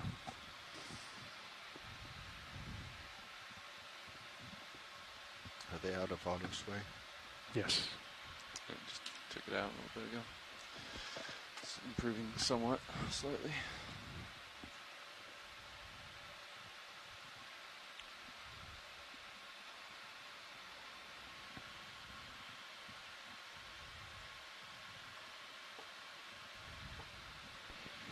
Pilot, are you ready to ascend? Control room is ready. Roger. Let's come up to the surface at 15 meters a minute. Winch will do the same. T2 coming up.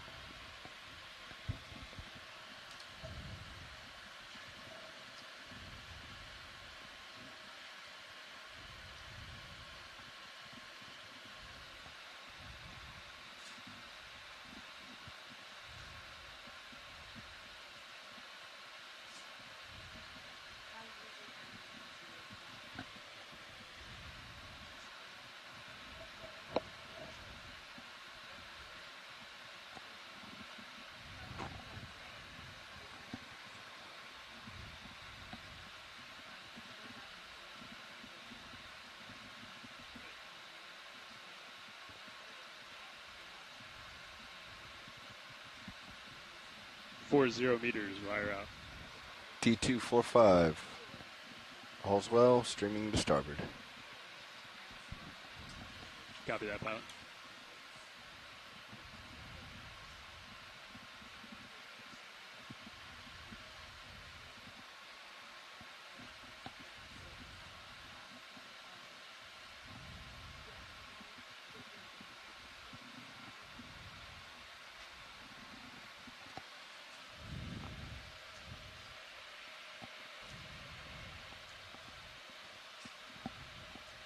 .30 meters, wire out.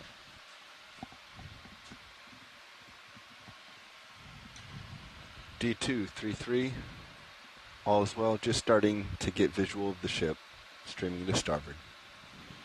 Copy, pilot, visual on ship.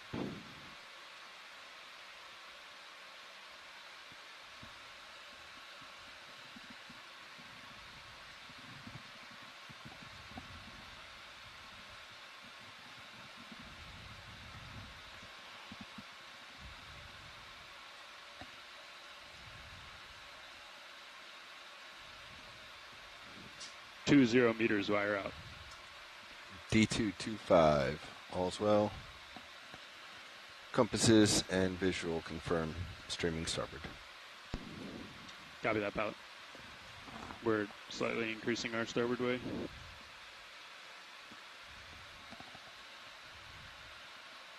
Yeah, about 25 degrees off. Copy that.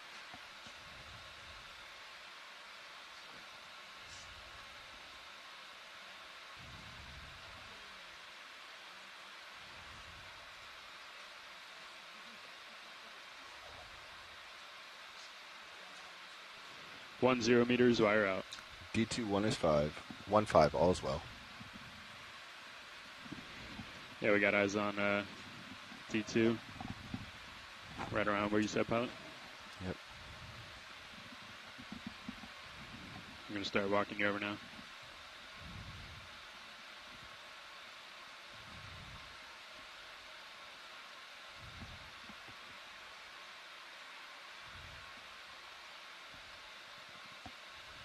Winch all stop, standing by for streaming.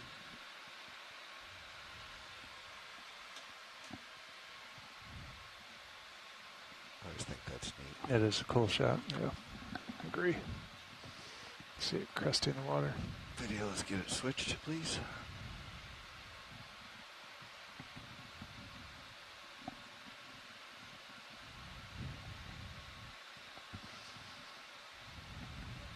All right, pilot, you're on the surface.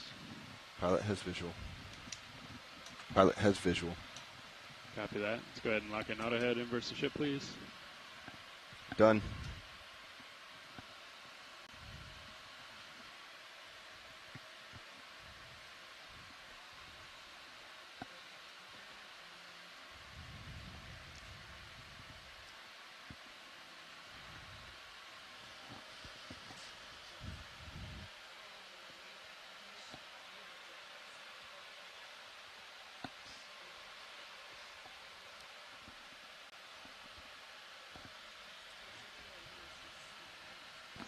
All right, deck. Streaming looks good. Let's recover Sirius.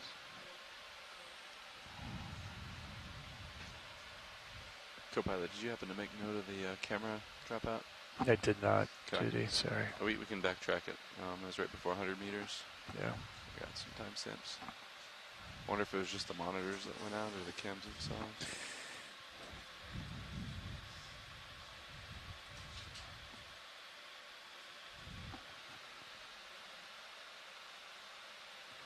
Sounds good. Thanks, Ron.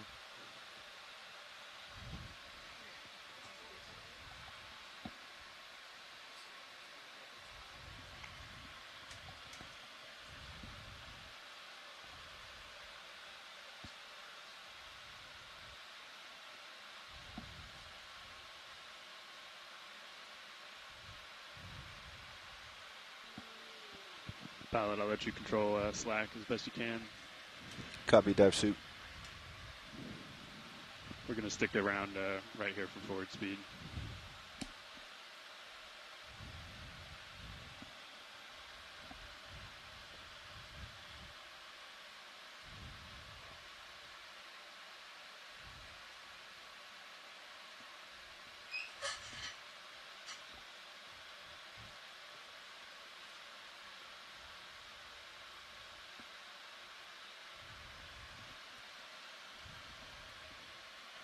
Pilot's backing. Copy, pilot. We're walking you back to center line now.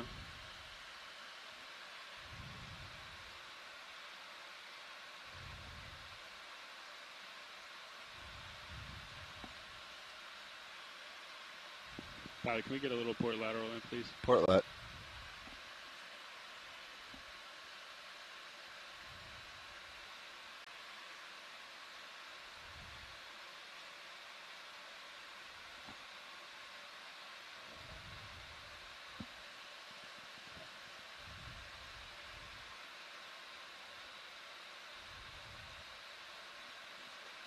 Pilot's off port lat.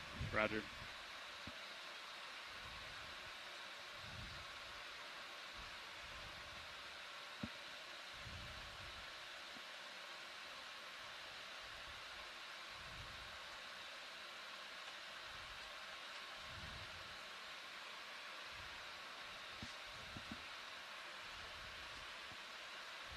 All right, pilot, we're coming up. Backing.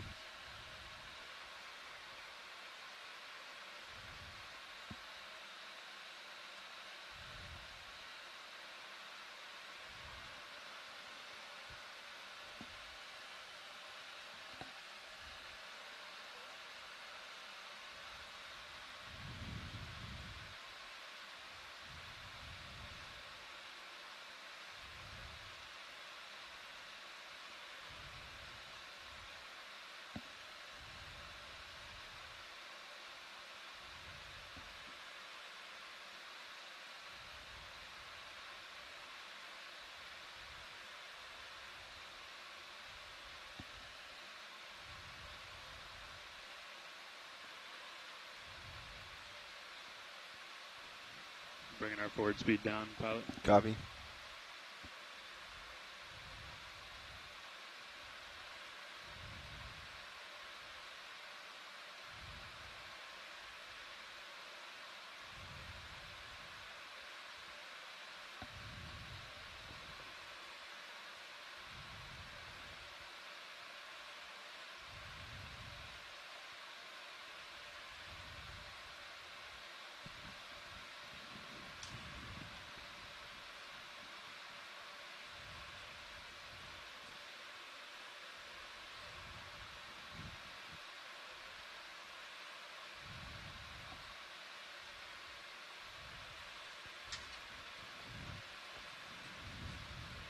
Bringing you back center line, pilot.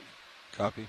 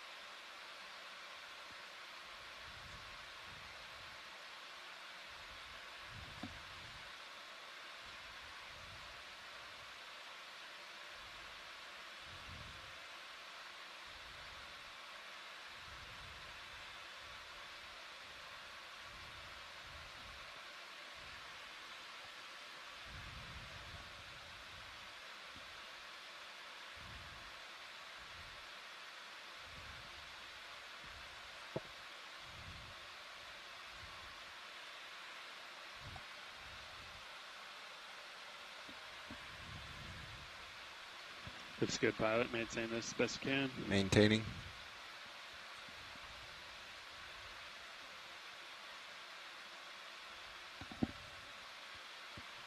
Winch, take back local control, please. Remote disabled. Thanks, Winch. Probably ease a little bit on that Easing. pilot.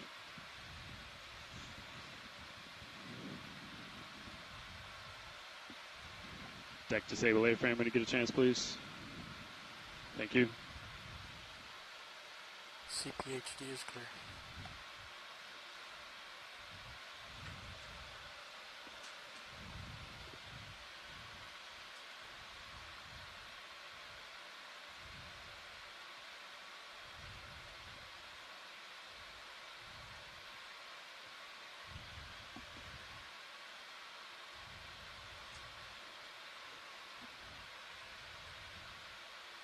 All right, pilot. Straps are on. Yeah, you can go off stick. Copy. Easing off. Pilot's off stick.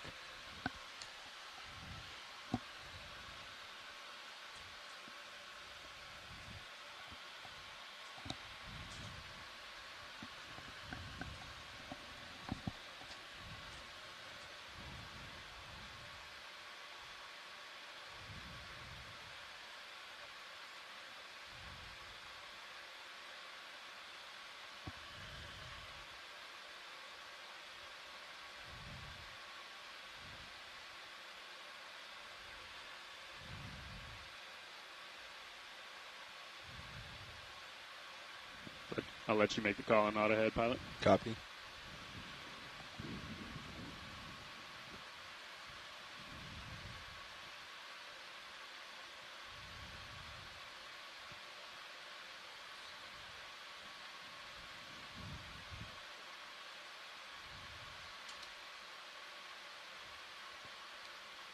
Daisy chain free. Copy. Lift line free. We watch D2s. Yep, lift line free. Great.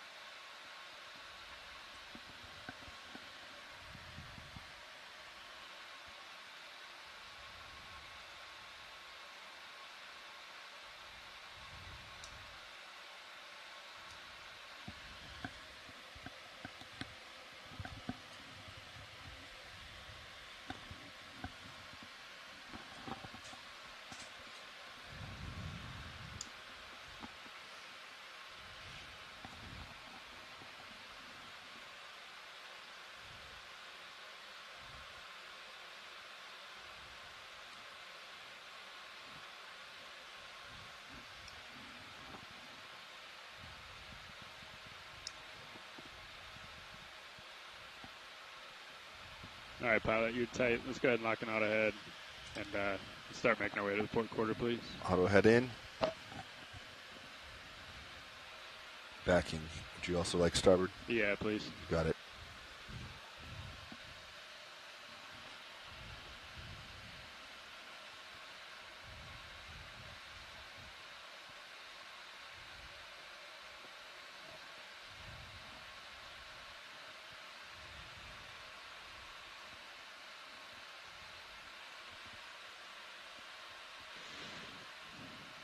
Looking good, pilot. Looks like you're getting beaten down under the waves. Might need to pop back up a little bit. Copy, dive suit. I don't have good visual on the lift line. Safe to come up? Yeah, it's safe. Yep. We got coming eyes to on. surface. Copy that.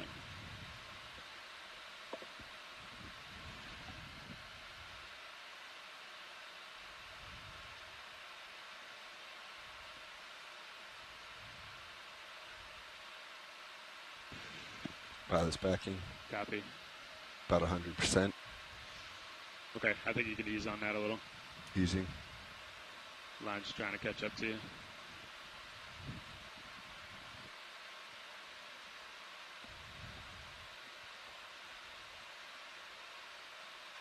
Give it a little bit of starboard. Yeah, maybe keep a little starboard in.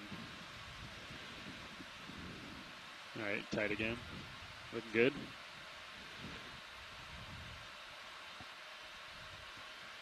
Bring it around, Roland.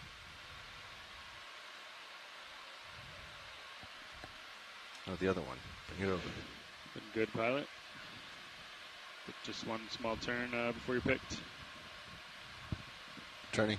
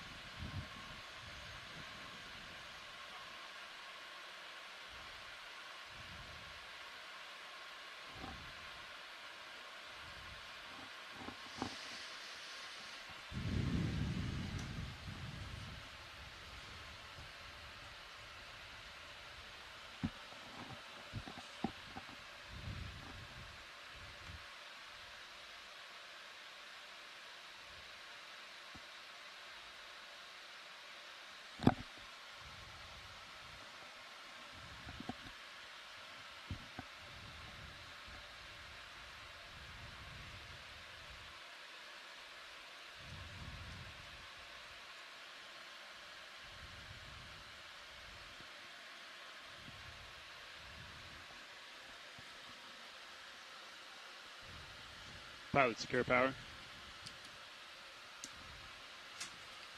Deck, hangar, you stop. Winch, knife switch. Knife switch. Power meter reads 0. Roger, vehicle cold.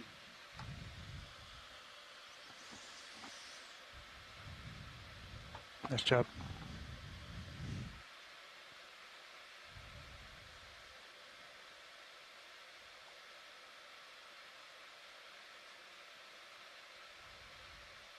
They lost all their starboard way.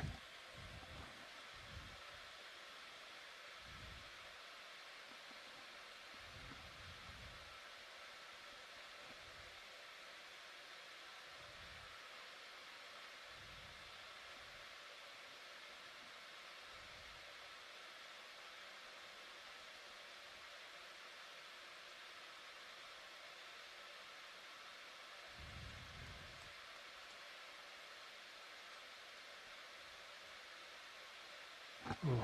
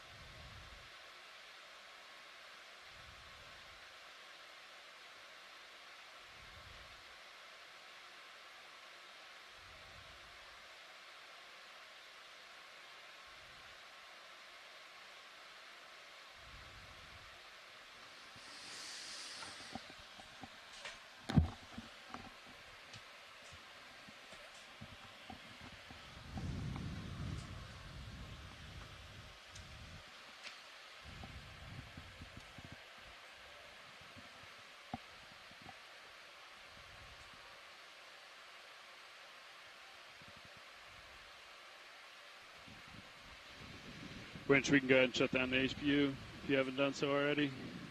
Just copy. Thanks, Winch. Just start off on fans for us, please.